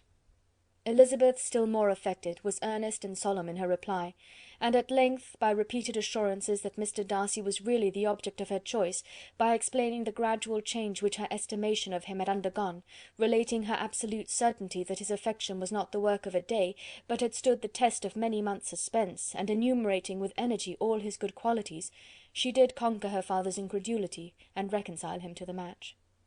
"Well, my dear," said he, when she ceased speaking, "I have no more to say. If this be the case, he deserves you. I could not have parted with you, my Lizzy, to any one less worthy." To complete the favourable impression, she then told what Mr. Darcy had voluntarily done for Lydia. He heard her with astonishment. "This is an evening of wonders indeed! And so Darcy did everything, made up the match, gave the money, paid the fellow's debts, and got him his commission. So much the better. It will save me a world of trouble and economy. Had it been your uncle's doing, I must and would have paid him. But these violent young lovers carry everything their own way. I shall offer to pay him to-morrow. He will rant and storm about his love for you, and there will be an end of the matter." He then recollected her embarrassment a few days before, on his reading Mr. Collins's letter, and after laughing at her some time, allowed her at last to go, saying, as she quitted the room, "If any young men come for Mary or Kitty, send them in, for I am quite at leisure." Elizabeth's mind was now relieved from a very heavy weight, and after half an hour's quiet reflection in her own room, she was able to join the others with tolerable composure. Everything was too recent for gaiety, but the evening passed tranquilly away. There was no longer anything material to be dreaded, and the comfort of ease and familiarity would come in time. When her mother went up to her dressing-room at night, she followed her and made the important communication. Its effect was most extraordinary, for on first hearing it, Mrs. Bennet sat quite still and unable to utter a syllable; nor was it under many, many minutes that she could comprehend what she heard, though not in general backward to credit what was for the advantage of her family, or that came in the shape of a lover to any of them. She began at length to recover, to fidget about in her chair, get up, sit down again, wonder and bless herself. "Good gracious! Lord bless me! Only think! Dear me, Mr. Darcy! Who would have thought it? And is it really true? Oh, my sweetest Lizzy, how rich and how great you will be! What pin money, what jewels, what carriages you will have! Jane's is nothing to it, nothing at all. I am so pleased, so happy! Such a charming man, so handsome, so tall! Oh, my dear Lizzy, pray apologise for my having disliked him so much before. I hope you will overlook it. Dear, dear Lizzy, a house in town, everything that is charming, 3 daughters married, 10,000 a year! Oh Lord, what will become of me? I shall go distracted." This was enough to prove that her approbation need not be doubted, and Elizabeth, rejoicing that such an effusion was heard only by herself, soon went away. But before she had been 3 minutes in her own room, her mother followed her. "My dearest child," she cried, "I can think of nothing else. 10,000 a year, and very likely more. 'Tis as good as a lord. And a special licence. You must and shall be married by a special licence. But, my dearest love, tell me what dish Mr. Darcy is particularly fond of, that I may have it to-morrow." This was a sad omen of what her mother's behaviour to the gentleman himself might be, and Elizabeth found that, though in the certain possession of his warmest affection, and secure of her relations' consent, there was still something to be wished for. But the morrow passed off much better than she expected, for Mrs. Bennet luckily stood in such awe of her intended son-in-law, that she ventured not to speak to him, unless it was in her power to offer him any attention, or mark her deference for his opinion. Elizabeth had the satisfaction of seeing her father taking pains to get acquainted with him, and Mr. Bennet soon assured her that he was rising every hour in his esteem. "I admire all my three sons-in-law highly," said he. "Wickham, perhaps, is my favourite, but I think I shall like your husband quite as well as Jane's." Chapter 60. Elizabeth's spirits soon rising to playfulness again, she wanted Mr. Darcy to account for his ever having fallen in love with her. "How could you begin?" said she. "I can comprehend your going on charmingly, when once you had made a beginning, but what could set you off in the first place?" "I cannot fix the hour, or the spot, or the look, or the words, which laid the foundation. It is too long ago. I was in the middle of it before I knew that I had begun.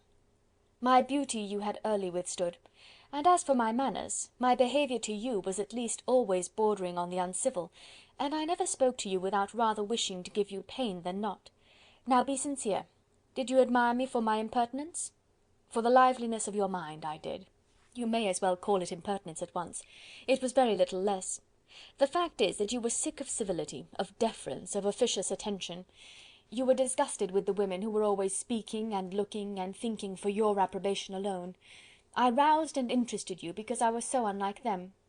Had you not been really amiable, you would have hated me for it, but in spite of the pains you took to disguise yourself, your feelings were always noble and just, and in your heart you thoroughly despised the persons who so assiduously courted you. There, I have saved you the trouble of accounting for it, and really, all things considered, I begin to think it perfectly reasonable. To be sure, you knew no actual good of me, but nobody thinks of that when they fall in love." "Was there no good in your affectionate behaviour to Jane while she was ill at Netherfield?" "Dearest Jane! Who could have done less for her? But make a virtue of it by all means. My good qualities are under your protection, and you are to exaggerate them as much as possible, and in return it belongs to me to find occasions for teasing and quarrelling with you as often as may be. And I shall begin directly by asking you what made you so unwilling to come to the point at last? What made you so shy of me when you first called, and afterwards dined here? Why, especially when you called, did you look as if you did not care about me?" "Because you were grave and silent, and gave me no encouragement." "But I was embarrassed." "And so was I." "You might have talked to me more when you came to dinner." "A man who had felt less might." "How unlucky that you should have a reasonable answer to give, and that I should be so reasonable as to admit it. But I wonder how long you would have gone on, if you had been left to yourself. I wonder when you would have spoken, if I had not asked you. My resolution of thanking you for your kindness to Lydia had certainly great effect. Too much, I am afraid, for what becomes of the moral if our comfort springs from a breach of promise? For I ought not to have mentioned the subject. This will never do." "You need not distress yourself. The moral will be perfectly fair. Lady Catherine's unjustifiable endeavours to separate us were the means of removing all my doubts. I am not indebted for my present happiness to your eager desire of expressing your gratitude. I was not in a humour to wait for any opening of yours. My aunt's intelligence had given me hope, and I was determined at once to know everything." "Lady Catherine has been of infinite use, which ought to make her happy, for she loves to be of use. But tell me, what did you come down to Netherfield for? Was it merely to write to Longbourn and be embarrassed, or had you intended any more serious consequence?" "My real purpose was to see you, and to judge, if I could, whether I might ever hope to make you love me. My avowed one, or what I avowed to myself, was to see whether your sister was still partial to Bingley, and if she were, to make the confession to him which I have since made. Shall you ever have the courage to announce to Lady Catherine what is to befall her?" "I am more likely to want time than courage, Elizabeth, but it ought to be done, and if you will give me a sheet of paper, it shall be done directly." "And if I had not a letter to write myself, I might sit by you and admire the evenness of your writing, as another young lady once did. But I have an aunt too, who must not be longer neglected." From an unwillingness to confess how much her intimacy with Mr. Darcy had been overrated, Elizabeth had never yet answered Mrs. Gardiner's long letter; but now, having that to communicate which she knew would be most welcome, she was almost ashamed to find that her uncle and aunt had already lost 3 days of happiness, and immediately wrote as follows: "I would have thanked you before, my dear aunt, as I ought to have done, for your long, kind, satisfactory detail of particulars, but to say the truth, I was too cross to write. You supposed more than really existed. But now suppose as much as you choose. Give a loose rein to your fancy, indulge your imagination in every possible flight which the subject will afford, and unless you believe me actually married, you cannot greatly err. You must write again very soon, and praise him a great deal more than you did in your last. I thank you again and again for not going to the Lakes. How could I be so silly as to wish it? Your idea of the ponies is delightful. We will go round the park every day. I am the happiest creature in the world. Perhaps other people have said so before, but not one with such justice. I am happier even than Jane. She only smiles. I laugh. Mr. Darcy sends you all the love in the world that he can spare from me. You are all to come to Pemberley at Christmas. Yours, etc. Mr. Darcy's letter to Lady Catherine was in a different style, and still different from either was what Mr. Bennet sent to Mr. Collins in reply to his last. Dear Sir, I must trouble you once more for congratulations. Elizabeth will soon be the wife of Mr. Darcy. Console Lady Catherine as well as you can. But if I were you, I would stand by the nephew. He has more to give. Yours sincerely, etc. Miss Bingley's congratulations to her brother on his approaching marriage were all that was affectionate and insincere. She wrote even to Jane on the occasion, to express her delight and repeat all her former professions of regard. Jane was not deceived, but she was affected, and though feeling no reliance on her, could not help writing her a much kinder answer than she knew was deserved. The joy which Miss Darcy expressed on receiving similar information was as sincere as her brother's in sending it.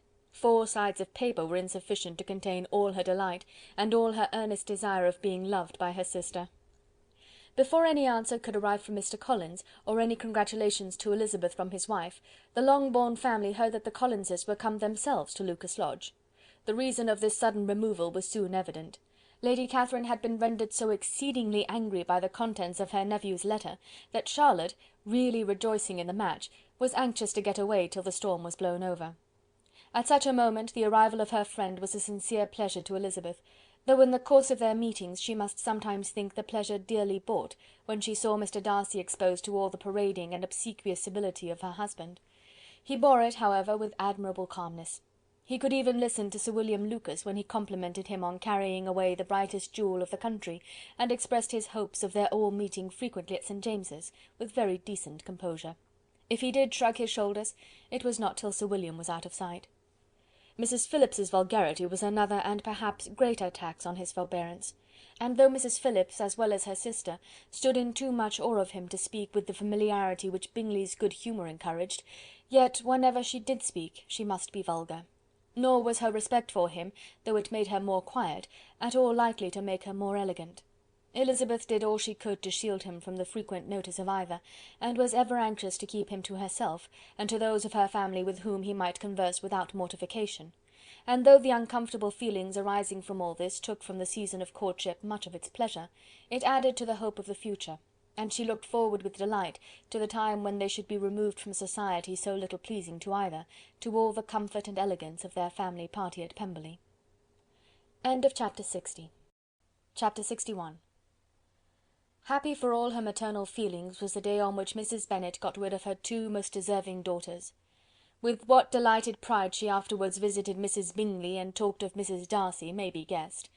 I wish I could say, for the sake of her family, that the accomplishment of her earnest desire in the establishment of so many of her children produced so happy an effect as to make her a sensible, amiable, well-informed woman for the rest of her life, though perhaps it was lucky for her husband, who might not have relished domestic felicity in so unusual a form, that she was still occasionally nervous and invariably silly.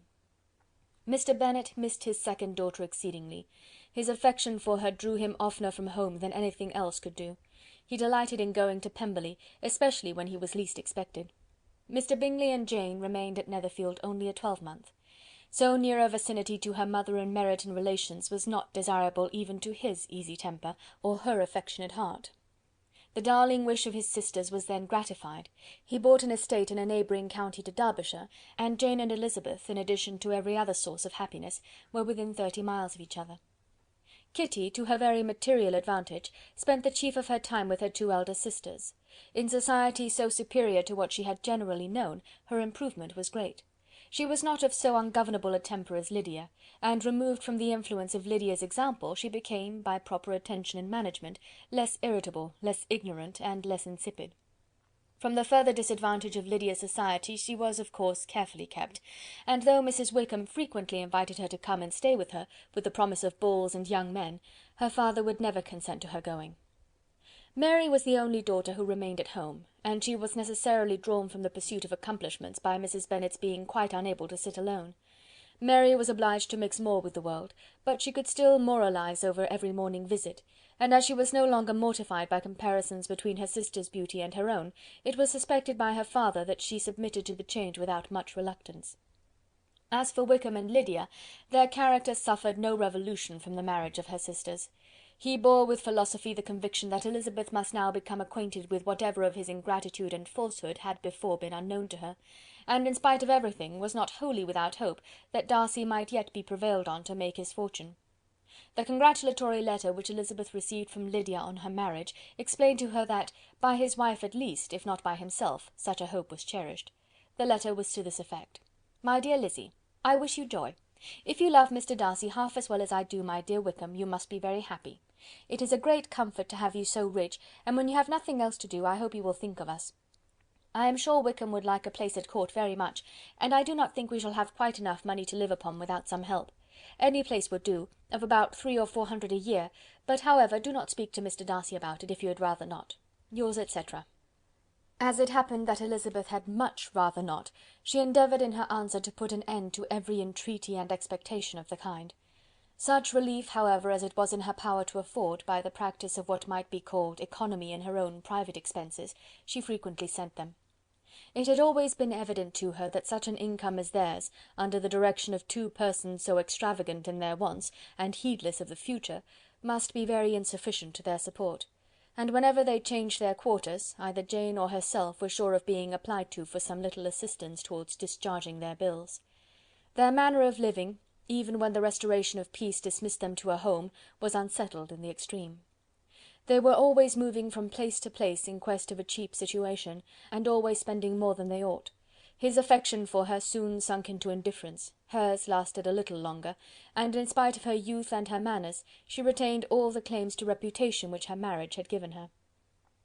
Though Darcy could never receive him at Pemberley, yet for Elizabeth's sake he assisted him further in his profession.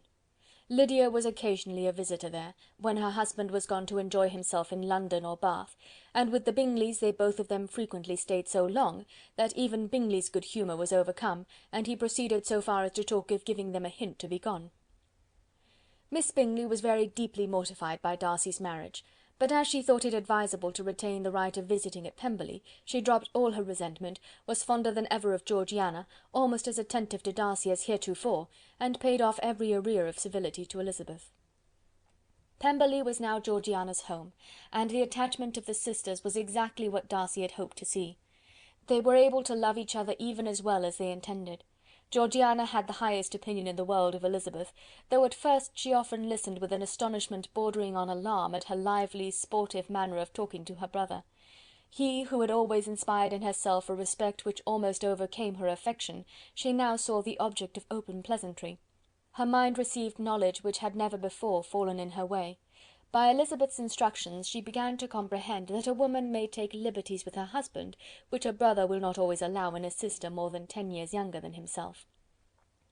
Lady Catherine was extremely indignant on the marriage of her nephew, and as she gave way to all the genuine frankness of her character in her reply to the letter which announced its arrangement, she sent him language so very abusive, especially of Elizabeth, that for some time all intercourse was at an end.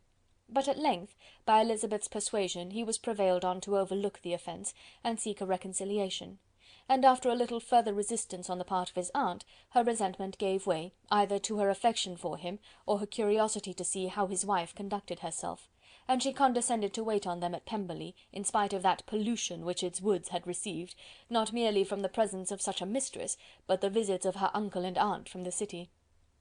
With the Gardiners they were always on the most intimate terms. Darcy, as well as Elizabeth, really loved them, and they were both ever sensible of the warmest gratitude towards the persons who, by bringing her into Derbyshire, had been the means of uniting them.